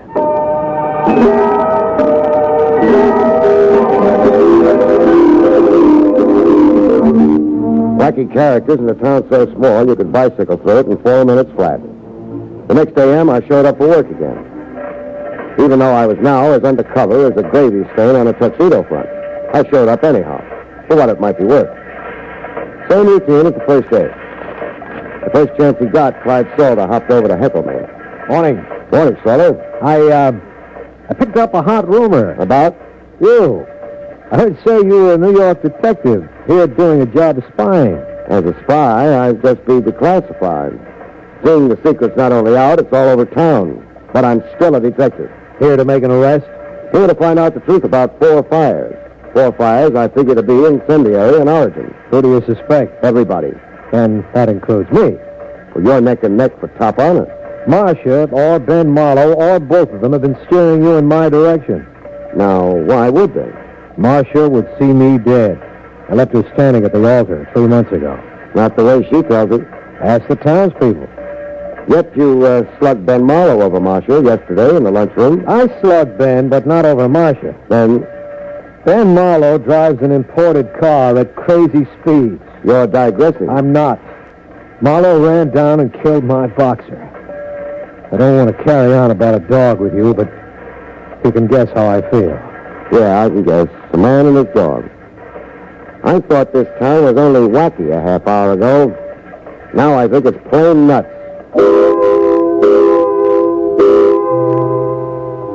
Came quitting time, there was a whistle. Loud enough to buckle your knees and send waves up your spine. When the plant was emptied, I huddled with Dexter Dean in his office. Oh, then you made no progress? No, except to find out that the plant isn't exactly one happy family. What do you mean? Nobody likes the boss, for one thing. You're harboring vipers, Dean. I'm unpopular with my employees? You're the plague. Oh, well, what do you recommend? I recommend you make good on promises. Like the promotion Salter's been expecting, and the raise Marlowe's been expecting. A raise hefty enough for him to get married on. Remember, you asked me. Yes, I'll make a note of your suggestions. Don't make notes. Do it. And now's the time to tell you that I'm about as undercover around here as a wrapper on a store cigar. Your real identity is known? Like all Greenville were godparents at my christening. Oh, good heavens, then it's fruitless to expect you to find the culprit. It's at least tougher, but we'll hope. Oh, you mind if I smoke? Why, no. Yeah, I've got cigarettes, but no matches. I have some here. Some matches? You've got 1 million of them. What? Oh, well, they seem to accumulate. A habit of boyhood, I suppose. I used to collect the covers of book matches. As boys will. Yes. May I light it for you? Please. Thanks. Hey, blow it out. Unless you hate your fingers. You said? The match. Blow it out. Oh, I'm absent-minded and uncoordinated. It's the unresolved problem here. My mind dwells on it. Well, I may come up with an answer. I'm still punching.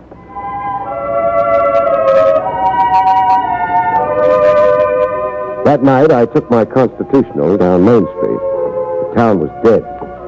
Dark like a blackout, except for the one movie marquee. A first-run picture. Beat the Devil with Humphrey Bogart. I thought of going in to see it as an antidote for inaction when I heard the fire engines. The whole Greensville Volunteer Fire Department, racing pell-mell toward the southern edge of town, where the Dexter Dean chemical plant was. And riding in the chief's car, wearing a big red helmet, was Harry Tyler.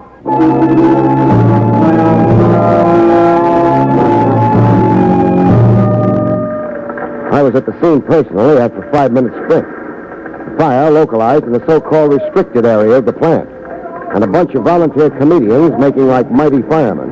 Oh, more water hoses than people, it seemed, looking at the sight. Everybody splashing everybody else, and in between time, wetting down the plant. Some. They were like kids squirting water pistols. And having more fun than anybody was my client himself, Dexter Dean.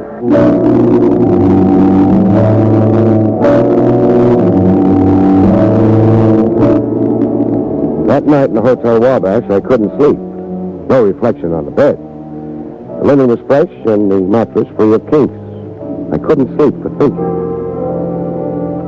When morning came, I had a tentative answer figured out to the fire mystery. An answer strictly for the birds. So I opened the window and told it to the birds. The birds gave it right back to me. They'd lived in Greensville long enough to know to keep out of local affairs. I got dressed and went down to get Dexter Dean's reaction to my brainstorm.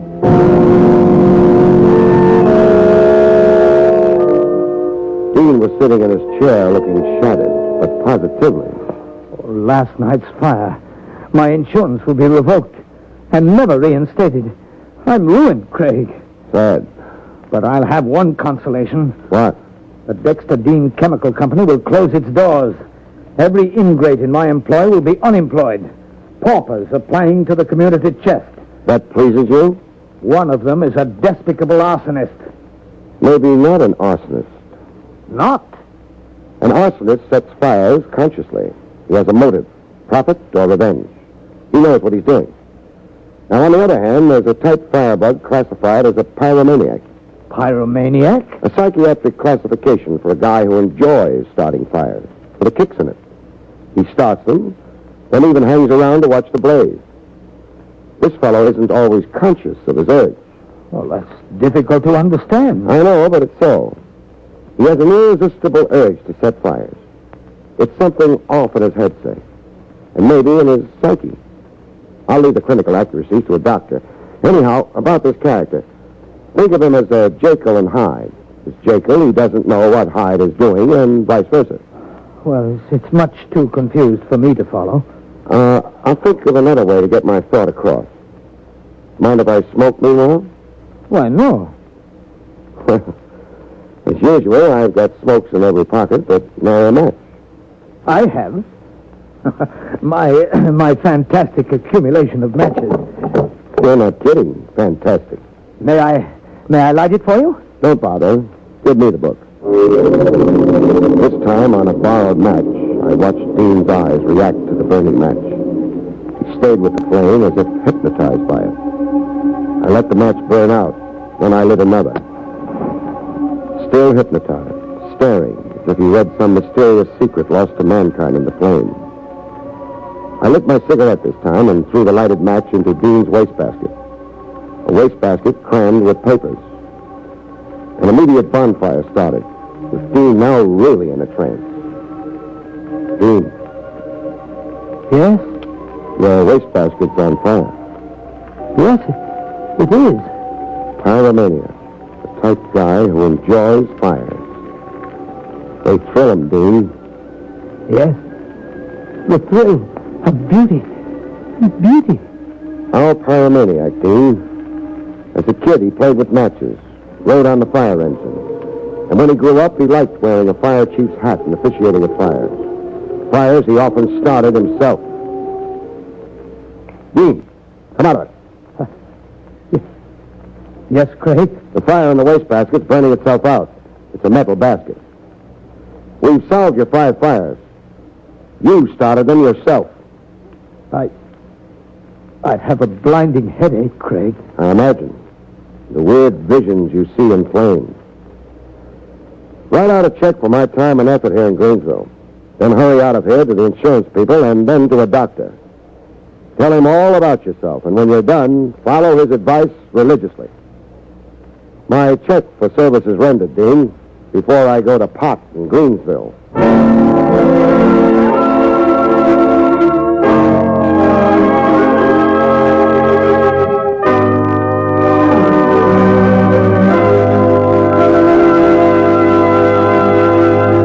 You've been listening to William Gargan in another exciting transcribed mystery drama from the adventures of Barrie Craig, confidential investigator. Tonight's story, Strange Vision, was written by John Robert. Next week, it's the strange story titled Death Wins a Bet, about which Barrie Craig has this to say. Next week's story title suggests the idea that it never pays to make any bets about death, because he's got the game fixed.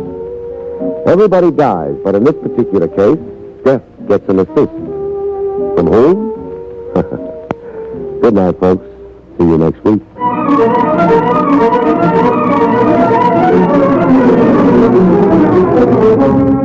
The National Broadcasting Company has brought you William Gargan, starring as Barrie Craig, confidential investigator. Featured in the role of Marcia was Barbara Baxley. Don Pardo speaking.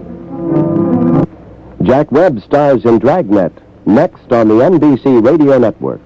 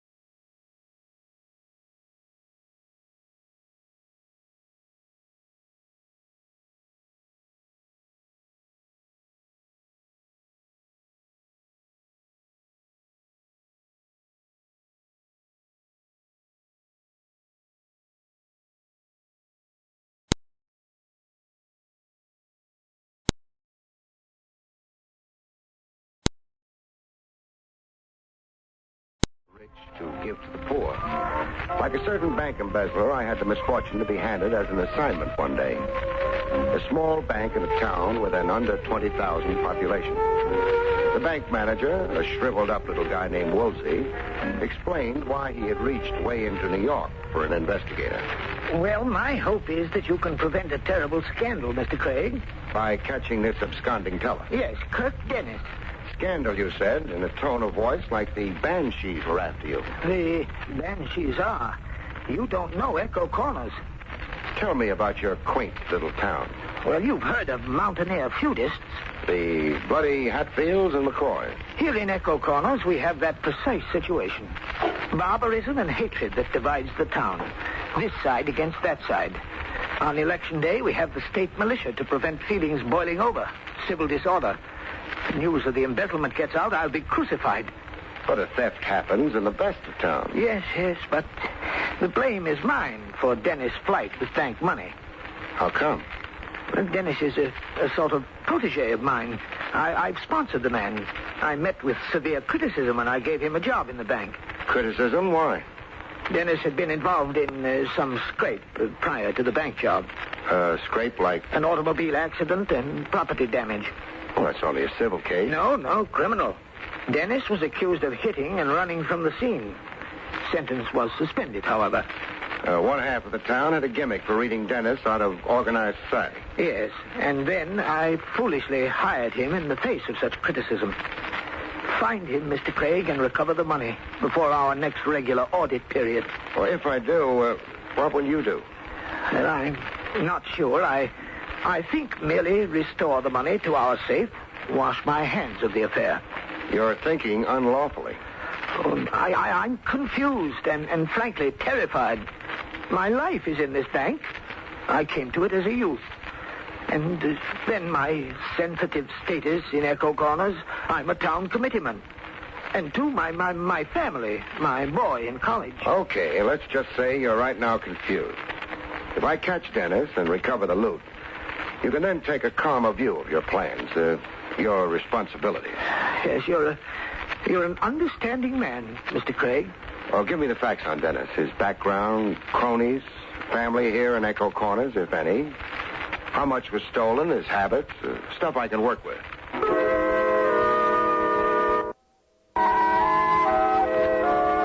An embezzlement temporarily hushed up. Woolsey had his executive neck way out. I got all the facts he knew about young Kirk Dennis and then went to work. Work kicked off pleasantly enough. In a farmer's market, the annual Spring Jubilee Bazaar was the occasion for the crowds and music. The booth I was especially interested in had a spinning wheel with numbers on it. You placed your dime bet, and the chances on the big wheel were 39 to 1 that you couldn't possibly win. All right, folks, place your bets. A selection of $5 in merchandise awaits the lucky winner. Look the shelves over and pick your prizes. Place your bets. The doll hustling bets was Jenny Smith. She'd been wild about the vanished embezzler and vice versa. Last call before the wheel spins. I got my dime down on number 13. And here she spins. And it's number 13. Whose dime is on 13? That's mine, miss. Okay, you win $5 worth of merchandise, mister. What's your selection? Anything on the shelves, this is? The lower shelf. Oh. All right, I'll take that gooseberry pie. That's $1 worth. What else? $4 worth of your time. Oh, a fresh guy, huh? No, an investigator. Lean close. I'll whisper something in your shell-like ear. Kirk Dennis. Kirk? Keep it a whisper if you still care about the guy. Meet you where? My car's parked on the north lot. It has a fare banner attached to the aerial. You'll recognize it. We can talk sitting in my car. Talk and eat. I've been years pining for a homemade gooseberry pie.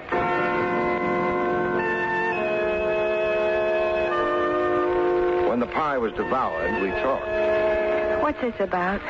10 to 20 years. 10 to 20 years? The time friend Kirk will spend in the clink for absconding with bank money. Kirk? You sound like you put embezzlement past him. Oh, it's just impossible to believe that Kirk would do anything criminal. The jails are full of the nicest people. Look, if what you say about Kirk is true, why haven't I heard about it? Confidentially, it's not yet been broadcast. It's top secret. Kirk can help himself. Reappear with the money, mitigate his crime. Are you trying to contact Kirk through me? If you know where he is. Well, I don't. Well, you two kept company. We dated. Does that make me an accomplice? Of course not. You're only a corn-fed country girl with nothing in your head but the purest thoughts. You never pined for big city lights, spangled evening gowns, mink, and all that sinful stuff. It never enters your head. Hardly ever. Thanks for frankness. Have you any idea where Kirk might go? No. Any place he dreamed of shoving off to? Dreamed? A wish you might have heard him make, especially when Echo Corners got him down and cramped his style. You know, idle talk, the fantasies people go in for. Oh, sure. Madagascar, Hong Kong, the South Pole. Kirk always talked like a frustrated adventurer. He only read travel books and railroad timetables. Are you really going to all those places in search of Kirk? Detectives sometimes make tracks, but I'll try it right here in Echo Corners before renewing my visa. Now, if Kirk Dennis gets in touch with you, will you contact me at once? For Kirk's sake, Jenny. Where are you staying? The Blue Moon Inn. I still find it incredible that Kirk stole bank money. Local boy makes good. The next fellow in my checklist found me before I found him. On South Main Street as I was strolling by. He came tearing out of a barber shop with lather still caked on one cheek. Hold on there, stranger. You're just the man I want to see. My hunch is you're just the man I want to see. You answer the description given to me. The description? Flap ears, a bald dome, and a big mouth. C. Samson Kovacs is the name. Then you're it. And you're some added painted shoe-flag cop flown in from the east, I'm privately informed. Keep bellowing, you'll blow a gasket. Do we continue this interview right smack on Main Street? Come back over to the firehouse and walk in front of me. I never turn my back to a stranger. I learned that reading about the Texas Rangers. Back at the firehouse, Kovacs raced his tongue in high speed. I'm privately informed a certain whelp whose name is better unmentioned. Kirk Dennis. Wash your mouth. That this thieving scoundrel took to his heels with a certain parcel of money. $80,000. You keep interrupting. You talk all around the landscape. Some brass tacks, huh? Who keeps you informed? Kovacs is not without friends. And not without suckers. Is that a merely reference to the venerable trade I pursue? Money lending and bet-taking isn't a trade, Squire Kovacs. It's a racket. What is a harness race without a wager? How about the money lending? And at a rate of interest that begins at 20%, I'm reliably told. You've been listening to my yellow-livered detractors. How much did Kirk Dennis owe you? I held his paper for, $5,000. Plus 20%? That makes the debt $6,000. It is an infamous lie. What is? That I put Dennis up to violating his trust as a bank teller. That Dennis stole money at my behest. Now, who said that? There have been whisperings. When did you last see Kirk Dennis? Not for a moon. If he skipped to Echo Corners in the county, you're stuck with $6,000 worth of uncollectible paper. How about that? A man dishonors his debt to me. I'd follow him to the ends of the earth. Then start traveling after Dennis. No such emergency. Dennis has performed with commendable regard for me. Meaning? An envelope left under my door. 2 nights ago, was it? Yes. The night of the Mad Hatter's ball. In the envelope is debt paid in full. Dennis left an envelope containing $6,000 under your door. He did? Stolen bank money. I dispute and deny that. You'll have to give it back. Not without a legal struggle.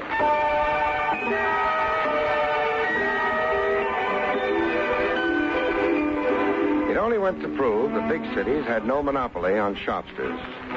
The next item on my checklist into a missing bank teller's personality and background was Kirk Dennis's uncle.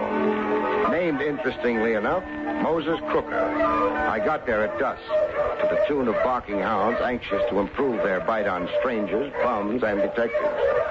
My information was that Dennis had lived with his uncle.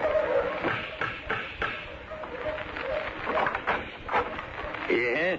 Moses Crooker? That's me. My name's Barrie Craig. All right if I visit a while? Welcome, man. So is out for a weary traveler. Huh. Sweet music to my ears. What's that? So far, I haven't found Echo Corners too hospitable. Well, there are those that are and those that ain't. Come in and sit. Yeah, I'm glad you thought to stop. I've been aching for company all day. You have? Just busting to talk to somebody. Am I mistaken, or are you bubbling over with happiness? Ain't never been happier. Not since the cow had triplets. Two things get a man bouncing that high. One's romance. Oh, it ain't that. Since the Pelagra got Emmy, it ain't never been that. The other thing's money. You came into money.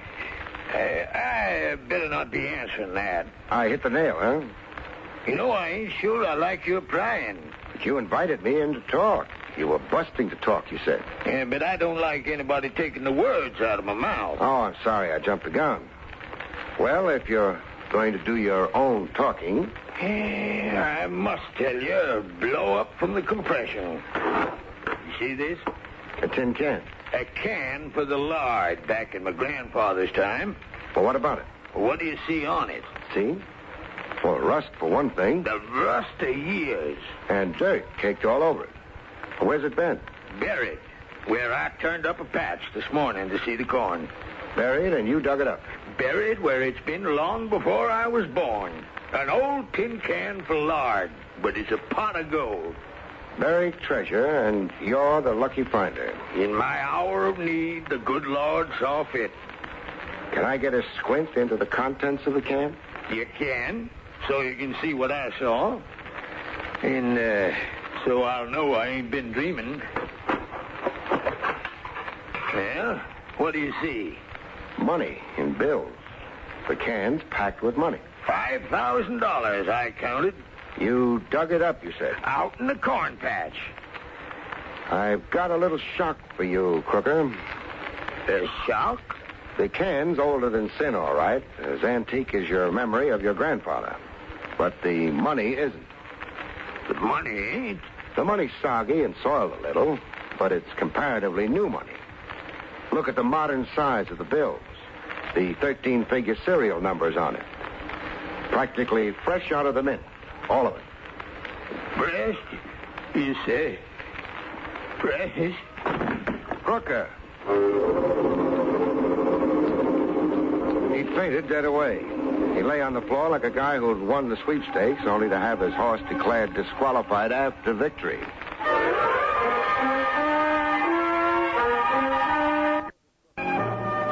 When old Moses Crooker came out of his faint, he tried to make an argument of it. My grandfather lived right here on this same farm. A miser, people said him to be. Rich and miserly. And when he died, he left only a few pennies in this house. Now, he had his fortune somewhere. But you haven't found it. Face up to it, Crooker. Banknotes like these and the can just weren't in circulation in Grandfather's time. Well, that is a mystifying thing. Not so mystifying. Somebody buried new money in an old can on your property. But now, does that make sense to you? Buried it here possibly for you to find. Tell me, how deep did you have to dig? Oh, maybe 18 inches. Shallow. In ground you probably turned over every spring, huh? Yeah, to seed the corn. Then you were meant to find the 5,000. Somebody who knew planting and farming procedure around here buried that can. Or did I mention coming in that I was a detective? No, you didn't say. A detective looking for a bank teller who took off with $80,000 in cash. Your nephew, this is. You're looking for Kirk. I am. And I'm yanking the welcome mat from under you. Get. Sure. That rifle loaded? You'll be feeling the buckshot as you go. I said Echo Corners was downright inhospitable. With the baying hounds back in my ears, I tried quitting the area fast. Uncle wished me Godspeed. Being half blind, he aimed right at me. First ditch I found, I jumped in. Nothing like a foxhole during battle.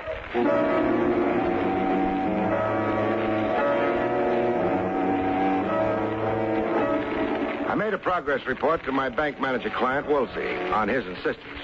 Well, the news can't keep much longer. The sheriff's been around talking snide.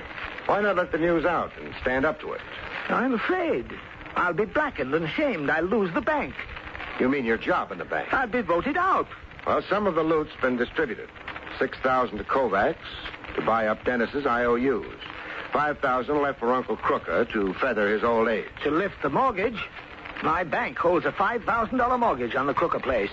Oh, A touch of Robin Hood in your missing teller. Pay the bank back with its own money? Well, that's double thievery. And the cream of the jest. Have you any news of Dennis? Something you maybe picked up on the Echo Corners grapevine? Well, it's said he was seen camping in Whitehead Park last night, boiling a kettle over a campfire and settling for the night. Who saw him? Clem Hobie. A reliable witness? No, Hobie's the town drunk. He had the farmers chasing a four-legged ghost 2 months ago. A whack then, huh? Whitehead Park.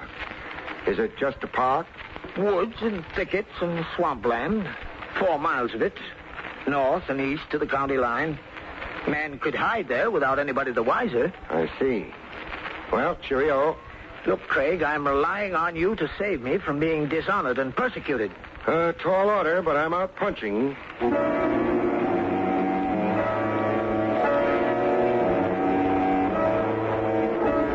I took to the woods just to familiarize myself with the terrain in case I did have to flush a fugitive out of them. Whitehead Park looked like African bush country. Very dense, very restful. A good spot for a long sleep, voluntary or otherwise. Mine happened otherwise, by will of the above. Oh, wait, dropped from the stars. Face up, flat on the ground, I got a look at the mighty sleep giver. A man up in the trees with another rock in his hand, the size of the one he'd already crowned me with. I couldn't make out the man's face. My eyes weren't that good.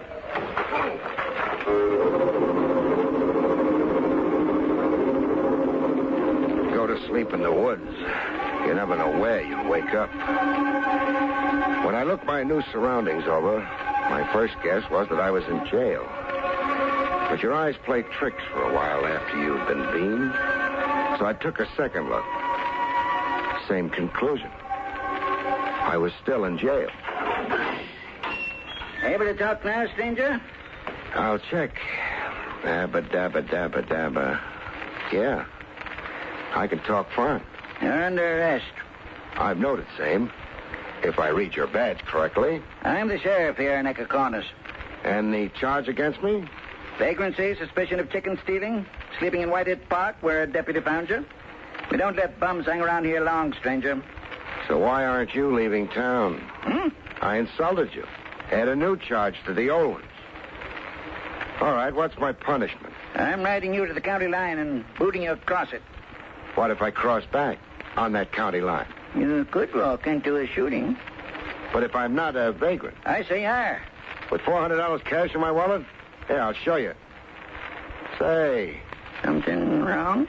My wallet's been lifted. You're claiming you were robbed? I'm claiming maybe you took it. You're accusing the sheriff of stealing. Let's just say confiscated it. So you could declare me a vagrant and boot me out of Echo Corners. That's funny talk. You know who I am and why I'm here. You're that half of the town that wants the bank manager Woolsey out on a limb. In disgrace and bounced out of the bank managership and off the town committee. You don't want me to catch a crook for him. If I admit it? Deny it and I'll call you a liar. Give me my wallet and let me out of here. Woolsey ain't worth your time. Him suppressing the theft and mocking the law in Echo Corners. Woolsey's just a worried man. I'm sheriff here, but Woolsey brought you in from the east. So that's your real gripe, huh? Look, Woolsey had a right to hire a private cop. And from the sample of your tactics I've just had, I don't blame him. I'm advising you to go home. And I'm advising you to go... Well, go find out who beamed me in Whitehead Park this afternoon. My wallet. It's in my desk. I'll give it to you on your way out.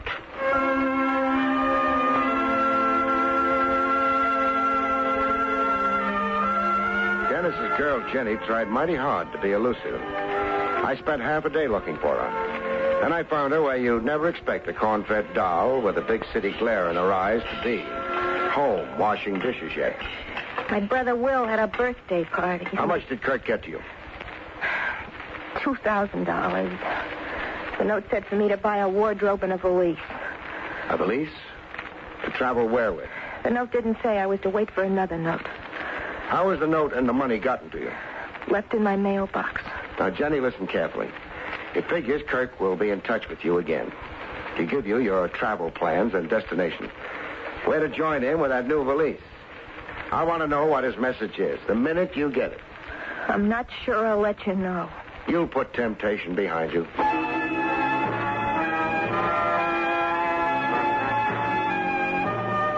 Jenny wrestled the devil and won. She put temptation behind her. She told me so in a phone call to where I was staying, the Blue Moon Hotel.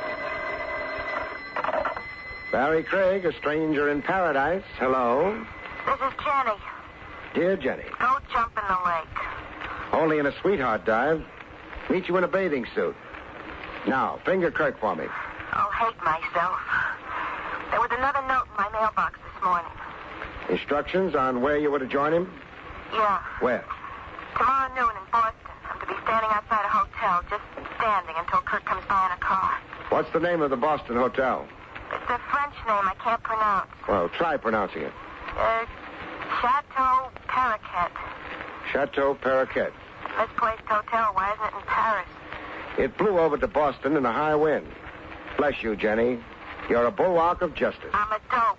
Now I'll never get out of Echo Corners. You will. How? Nobody lives forever. Ring off, doll. I've got work to do.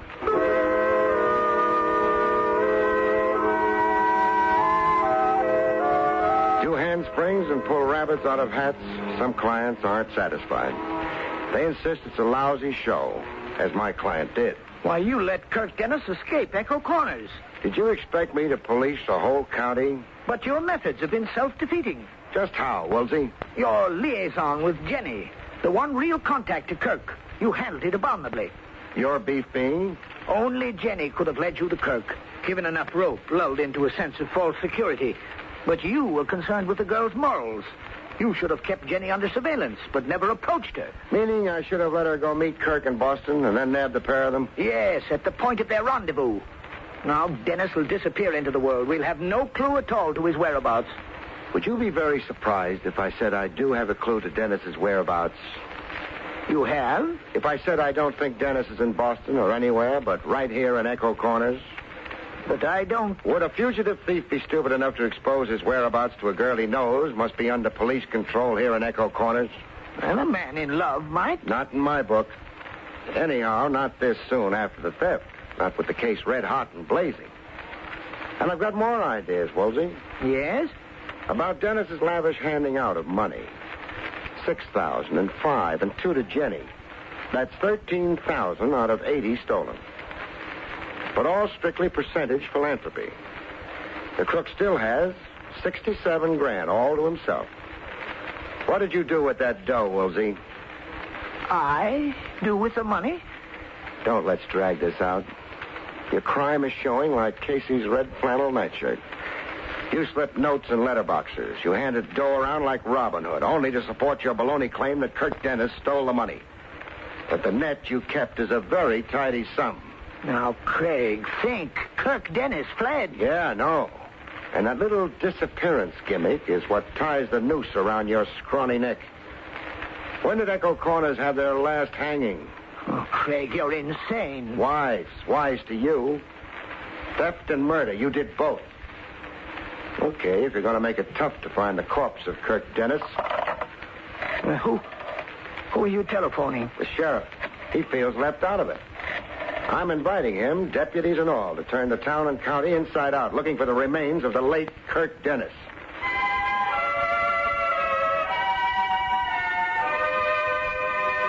The next morning, I was out with the hounds. Friendly hounds this time, in the woods. Dear old Whitehead Park, the whole 4 miles of it. What was I doing? Helping a posse look for a stick. Jenny was along, blubbering. Poor Kirk. I said Echo Corners holds nobody forever. Craig, I want to apologize for... So get down on your knees, Sheriff. In the mud? When the dogs stopped barking, I figured they'd come across Kirk Dennis. They had. He was in a shallow ditch, not 4 feet from where I'd conked out the day before. I'd been sleeping side by side with the dead and hadn't known it. The things a confidential cop does for a measly living.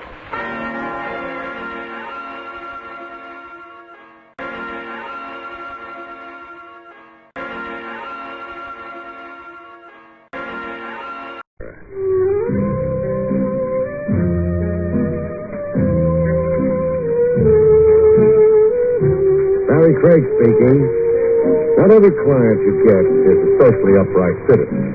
But then the only society of angels is up in heaven. Mere mortals are honorable only to a degree. The almighty dollar being what it is. The gent who propped beside me on the Fifth Avenue bus didn't look too kosher to me. And it wasn't only because of the scar on his cheek. I know Scarface judgment. Just call it my hunch. I transferred my wallet to the side pocket furthest from him. I'm not a dip friend. Second story? Wrong again. Carnival show with Austin as a sideline? Now, don't tell me you're in some honest trade. I am. Now, this is. You better yourself every day, friend. Begin bad, end good. That's right, no? No comment. So, tell me. You think I sat next to you on purpose? I can tell when a guy does. You got me sized up by now? Not quite. Well, am I hired or no? First, consider what I say. I murdered a man an hour ago. Oh, it's a fine day for it. I shot him. Now I've got him in a sack. Busy, little bee. I had the best of motives. That ought to reassure the court. You're a confidential investigator. Guilty. Your license makes you a technical arm of the law, sworn to uphold it. You've been reading my wall literature. It's your duty to detain and arrest me. I'm not the obliging type. Sorry? I'm getting off the bus. Getting off. Adios, amigo.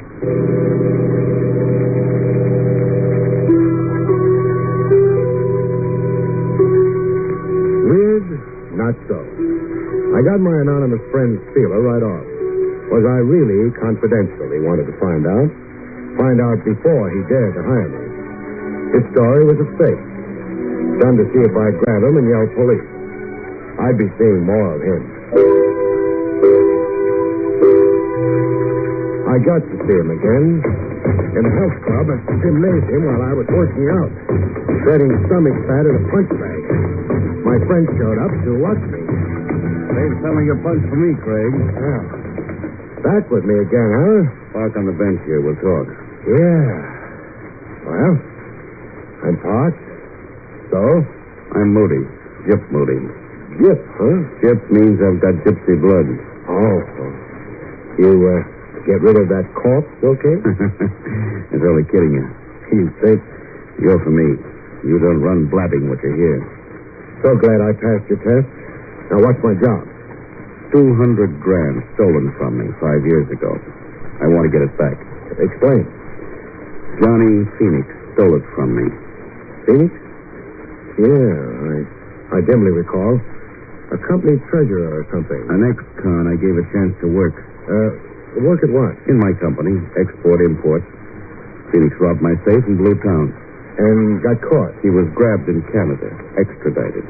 And convicted? I'm a little hazy. Convicted, yeah. But he didn't do time. He didn't?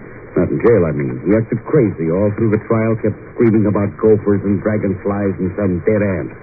And I don't know. He did wear a silver plate in his skull. And a twitch to him that closed one eye every 10 seconds.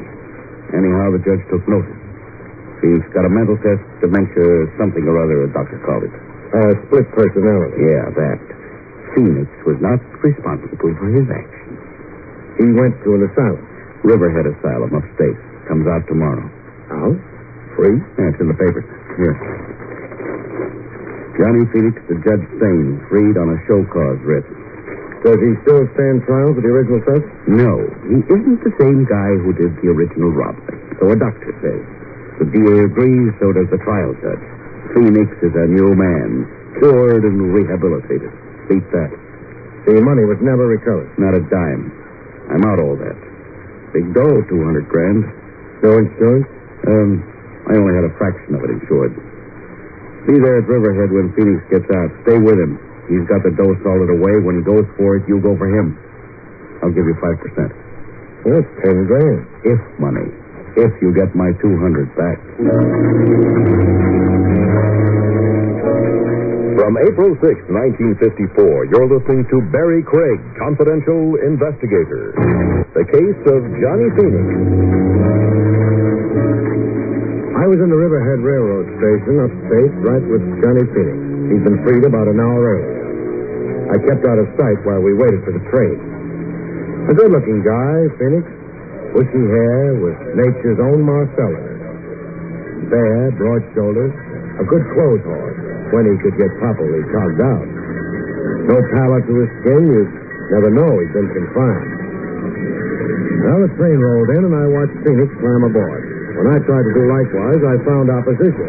One moment, sir. Hey, let go of my arm. My authority. A bag. I'm Sims of the state police. In city? I'm off duty. However, you're under arrest. For what? Molestation. A woman complained. Molestation, meaning mashing? That's right. Her description of the man fits you. Well, I'd laugh, but right now I haven't got a sense of humor. Getting tough won't help. I'm a policeman myself. I'll show you credentials. Yeah, you do all that. At the station house. Are we going through with this part? I have authority to shoot a resistor. Put your gun away. I've missed my train anyhow. Well, there's a train every 2 hours. This train was special. Let's go see your complainant.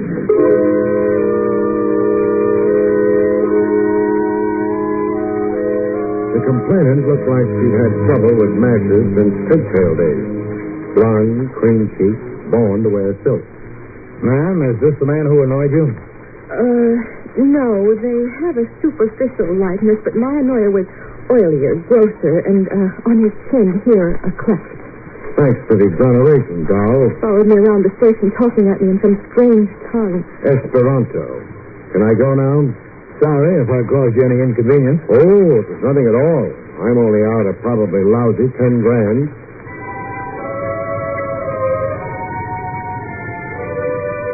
Back at the Riverhead station, again waiting for train out. I fumbled to a masher mistaken identity routine I'd been caught up in. I watched for Golden Girl to come back to the station. When she did, I really molested her. Hello, Doll. Doll, are you out of your mind? I'm mad over you. Mad? Oh, you really mean mad. I'd like to apologize. Don't bother. Just explain it. My arm, please, you're bruising it. All right, talk. Well, the circumstances are plain. Here in the station before, a man... An oily fellow. My size, shape, wearing my clothes, as you told State Trooper Sims. Only oily, your guy. Therefore, not me. An honest mistake. Dishonest, baby. Well, what do you mean? The only person molested in this depot today was me. And you engineered it deliberately. Deliberately? Why, that's absurd. To keep me off the train, Johnny Phoenix left Riverhead on. I can't understand a word you're saying. You've got me grabbing your arm again, baby. Who are you? I can be gentlemanly, I can be very rough. Well, do we wrestle? All right. I'm Rita Phoenix. Sister or wife? Wife. Oh, a train. We'll travel together, baby. Closer than Siamese twins. You made me lose Phoenix, but you're going to help me find him again. You're going to lead me back to him. Come on. Trains don't wait.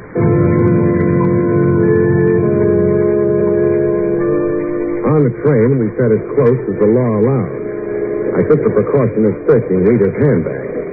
The ivory-handled gun surprised me just a little bit. I won it in a raffle. Does that explain it? Okay if I borrow it, baby? Can I stop you? I want a drink. So do I.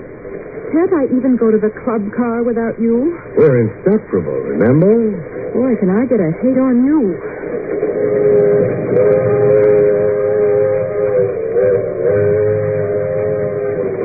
Inseparable. Only thing I was wishing aloud. We were going to be separated. By no choice of mine. It happened in the club car while Golden Girl was watering her tonsils with Smirnoff vodka. The fellow flopped on the lounge beside her. With a beauty like Rita available, the dope chose to sit on my side. I knew why in less than a minute. I knew by the gun in my ribs. Do I have to spell it out, Craig? G-U-N. Gun. I'm glad you're quick on the think. The deal. Now, this is where you leave Rita Phoenix. You've been hogging her company a long while now. You really expect me to obey? I know what you're thinking. A crowded club car, people all around us, conductors and stewards, but it won't help you, Craig. You'd have to be pretty desperate to shoot. You'd be crazy to tempt me. Dough, Craig. I drool when I think of the amount of dough at stake. All right. What's your place? Yeah, it's better. The station up ahead, Spooner Falls. We roll into it exactly 3:47 after 4 minutes. You're getting off the train. Alone? Yeah. At the station, someone's waiting for you. Friend of mine. You plan far ahead, huh? I've got a knack for details. How do I come out in all this? You just lose a client and an opportunity, no other harm done. I lose Rita. Yeah. I lose her, and she's your pigeon. Look, let's not stretch this conversation. 3 minutes now, and we stop. Let's start moving to where you can get on.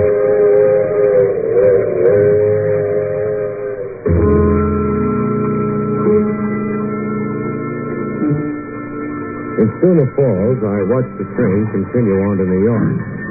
The someone waiting to greet me was right on hand as promised. Hiya, pal. Put his face between 2 loaves of bread, and you could call it a giant meat burger. Hey, what are you staring at my kisser for? It's ugly. Now, is that nice? My car's there. Is this ride necessary? Yeah. Candy set it up. Candy, huh? Oh, did I just leak his name to you? No. Candy's an old acquaintance. Oh. What makes this station so lonesome? No people. Schooner Falls is a hick town. Nobody in it. Why are you in it? For my asthma. I got asthma bad.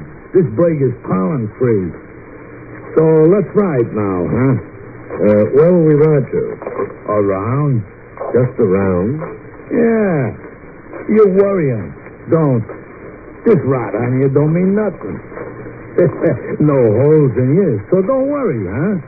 My orders is just to stroll around with you, see the sights, run you into 6 o'clock, and then give you the heave. Run me into 6 o'clock. Until Rita and Candy land in New York. Get off that train and get lost together. Candy doesn't want me phoning ahead. Hop in, pal. Delighted to. I'd love to tour Schooner Falls. Hey, let go of my throat. When your lovely face turns from beet red to purple. Let go. Took a long time throttling. And when he finally dropped, I fell on his gun. And just lay there.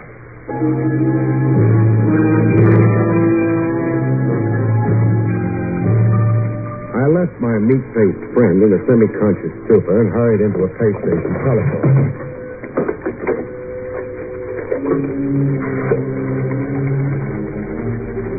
Operator, get me long distance. New York City. Police headquarters. Person-to-person, reverse charges. I want to talk to Lieutenant Trav Rogers.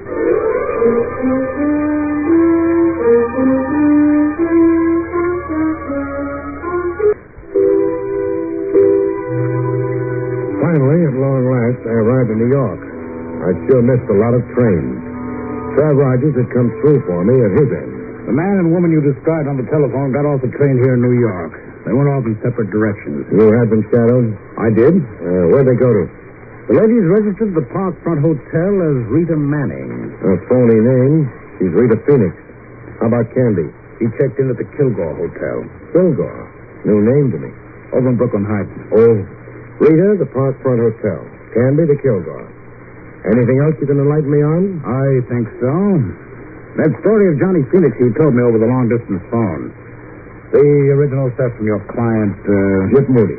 The subsequent trial of Phoenix, his insane behavior in court, and the resultant confinement in an asylum. Et cetera, and so forth. What can you add to it? I found a discrepancy in your tale. What? The alleged $200,000 Phoenix stole. Alleged? In my review of the record of the case, no such sum. Phoenix was booked and tried for the theft of exactly $50,000. For a fact. I have a duplicate of the district attorney's file, if you'd care to see it. I'll take your word. Quite a gap between $200,000 and $50,000. A gap that can buy Boku cherries for the wine. Your client magnified the figure to fire your zeal as a retriever? No, Moody's queer, but not like that. His $200,000 figure has some other significance. What? I can't know until I put the question to Moody. Phoenix never disgorged any of the loot? Not a kopeck. What did the police do about it? About trying to recover the money from Phoenix, I mean. Oh, the usual devices and pressures. All we accomplished was a show put on by Phoenix. He acted nuts. Climbed the wall, screaming he was a chimpanzee in a jungle. After Phoenix's asylum confinement, what police activity about the money was there? The obvious. A police plant right on the asylum. Hoping to catch Phoenix in a rational moment. Win Phoenix's confidence. Yes. Quite an assignment for a cop. Feigning insanity. We had to change our plants every 10 days. The sheer wear and tear.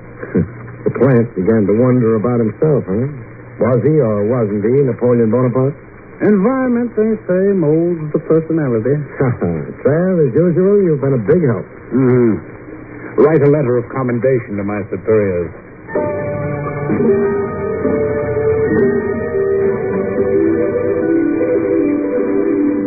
My client, Moody, didn't exactly like explaining the discrepancy between $50,000 and $200,000. $200,000 was stolen from me.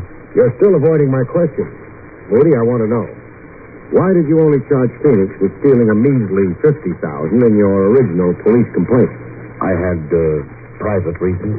Now, if I'm to come through for you, I can't be in the dark. Well, the bulk of the money was a sum I couldn't afford to broadcast publicly. Whatever that means. You're in export-import, huh? Yeah, export-import. Export-import is a pretty broad heading. It could cover a lot of operations. Above board and underhanded. Legitimate goods and contraband of some kind. Let it go at that. Cash deals in the dark. No record of it on the books. Stop making out a case. Fraud against the government. Tax evasion. Keep it up, we'll have a parting of the ways. I'm not on trial with you, Craig. I like to know the character of my client. I'm honest and dishonest. What's so unusual about that? Every second guy you meet. Yeah. It's a buck for its own sake. No wonder the old world's in a spin. Phoenix took advantage of my sensitive situation. He knew in advance you could never prosecute him for the whole sum of money he stole. That you couldn't come into the courts with clean hands. Yeah, that was Phoenix's gimmick. You going to use any of this against me? Ask me that when we're counting your $200,000. Now, what answer? Oh, I get it. When you're counting your 5% fee, you mean? Sure. You like money like everybody else. Now, tell me something. Who is Candy? I don't know. Never heard the name. A native, maybe. You recognize this description? Well built, little on the short side. 5 feet 7, say. Brown hair, brown eyes, natty dresser. The description means absolutely nothing to me. That's funny. Here's a guy who knows you well enough to be scrambling for your money. Yeah, it's a mystery to me. Leave a side of beef exposed and the jackals come around. Jackals and jackasses? Okay, I'll speculate around. Craig. What? The way you cross-examined me before, like a cop, not a confidential operator on my payroll. So? Don't double-cross me. Or? I'm not stupid, and I'm not helpless. Put it on the line, Moody. Be a cop with me, after all? I'll kill you. I'm sure you could. Well? Well, what? Reassure me that you're still confidential. I did that, I'd only be lying. Meaning? I'm not working for you anymore. You're off the case? I didn't say that. Then it is a double cross. Clean hands. I only like clients with clean hands.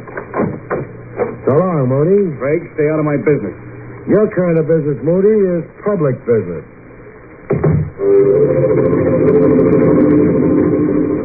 Oh, they happen like that. Case where you dump a client midstream. Where from confidential cop you change to Boy Scout. You're working without fee in the public weal and welfare. Great, only doesn't buy any groceries. At the Kilgore Hotel over in Brooklyn Heights, I got Canby's room number from the desk clerk. I also got an advance hint on how frantic it could get up in Canby's room. I spied the desk clerk on the telephone a second after I started to the staircase. The desk clerk tipping Canby off to my visit. There'd be a gun upstairs waiting to greet me. What kind of a hotel was it? It was that kind of a hotel. In the hall outside Canby's room, I had a scheme to outmaneuver Canby's gun. Canby? Frank Canby? Yeah, what is it? Linen service. I got your first linen. Yes, ma'am. I flattened against the side wall of the hall, out of line of fire, and waited for Canby to open the door. Come right in. Hey, my turn to shoot now.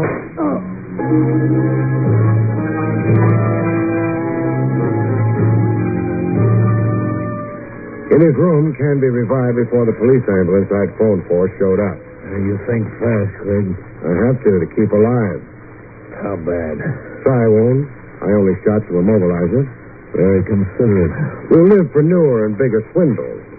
When you're free again, that is. You've got no charge against me. The fellow-in-law, that gun you carry. And armed assault on me. Going to pour it on, huh? Depends, maybe, on how you cooperate. Cooperate how? Frank talk. Ask me. Where do you come in on Moody's missing $200,000? I forced myself in. Meaning? Well, I'm out of left field. I don't know Moody and I don't know Phoenix. But I do know about the dough, you understand me? I think so. You freelance in crime. You're a fly. Honey anywhere draws you. That's it, yes. Got a prison record? So far, no. Been lucky, huh? Until you. Who tried to detain me for you in Schooner Falls? Hutch? Who is he? The next pug. Blackballed out of boxing for throwing fights.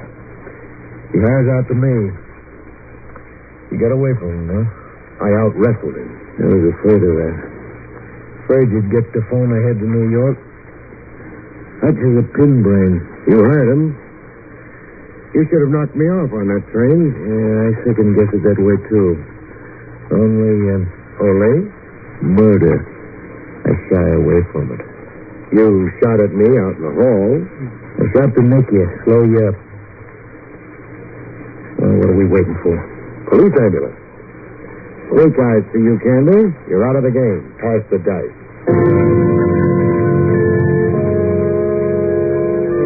With Canby out of the game, I set out to eliminate another player. Lisa. I found her in the dining room of the Park Front Hotel. She didn't bat an eyelash when I joined her at the table, like she was immune to surprise. You, Me? Oh, what's good? Chicken fricassee. What's new? Candy's in the clink. Thanks. For what? Removing Candy. He's been giving me a bad time. Asking you where he can find Johnny Phoenix? Asking me? Where can I find Johnny Phoenix? I'm deaf. Stupid. Maybe. You're crazy if you keep dreaming of that money. I've stopped dreaming. Meaning? My husband gave me the brush. Johnny wants a divorce. What does Johnny say about the hidden loot? Not a word to me. What do you say about the loot? Meaning? Us? No deal. I get the money, I kiss it once. Then? Hand it over to the authorities to be held in escrow for Jip Moody. Now, where do I find Johnny Phoenix? Expect me to tell you? You might, seeing Johnny's read you out of his life. 742 Bond Street, a rooming house. Johnny's holed up there. When you surprise him, tell him you're there by courtesy of Rita. Rita without love. 742 Bond Street, I finally got back with Johnny Phoenix. Funny thing, though, Phoenix didn't seem to care a bit. The money, Craig, I don't want it. Because keeping it is too hard? No, the fellow who stole it. I'm no longer him. I've had therapy. I've got a different focus now. Whole new plan for living. You sound like a walking testimonial for prison psychiatry. I feel lighter. I don't walk, I bounce. You know what I've done these 2 days I've been free? What? Read books, gone to church, looked through the one ad. Hooray for the new man. So where's the dough hidden? Buried in an empty lot in Long Island. Town named Fullerton, where I grew up as a kid. I'll drive you there. Let's go.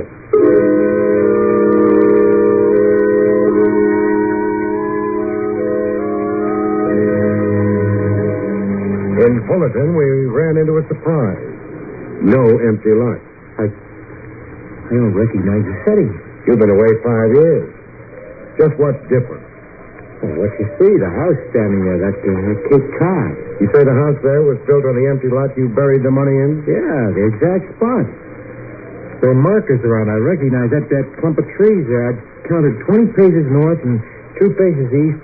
Then I buried the money. That would put the money smack in the middle of the foundation of the house. What do we do now? How deep did you dig 5 years ago? 6 feet. In building the house, an excavation of at least 12 feet was made. Meaning the money was exposed to their builder. Meaning. You wait here.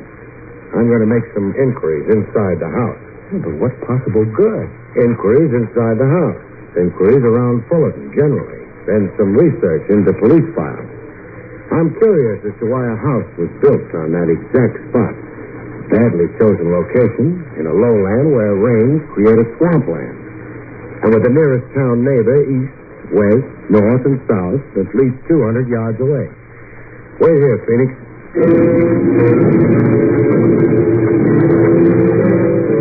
I made my inquiries, nosed around, did my research. The following day, I dropped in to see Trev Rogers to tell him who to go arrest. I'm to arrest a homeowner in a town on Long Island called Fullerton? That's right. A homeowner named Cy Kennedy? Cy Kennedy, alias Joe Caliph. The name falls on deaf ears, huh?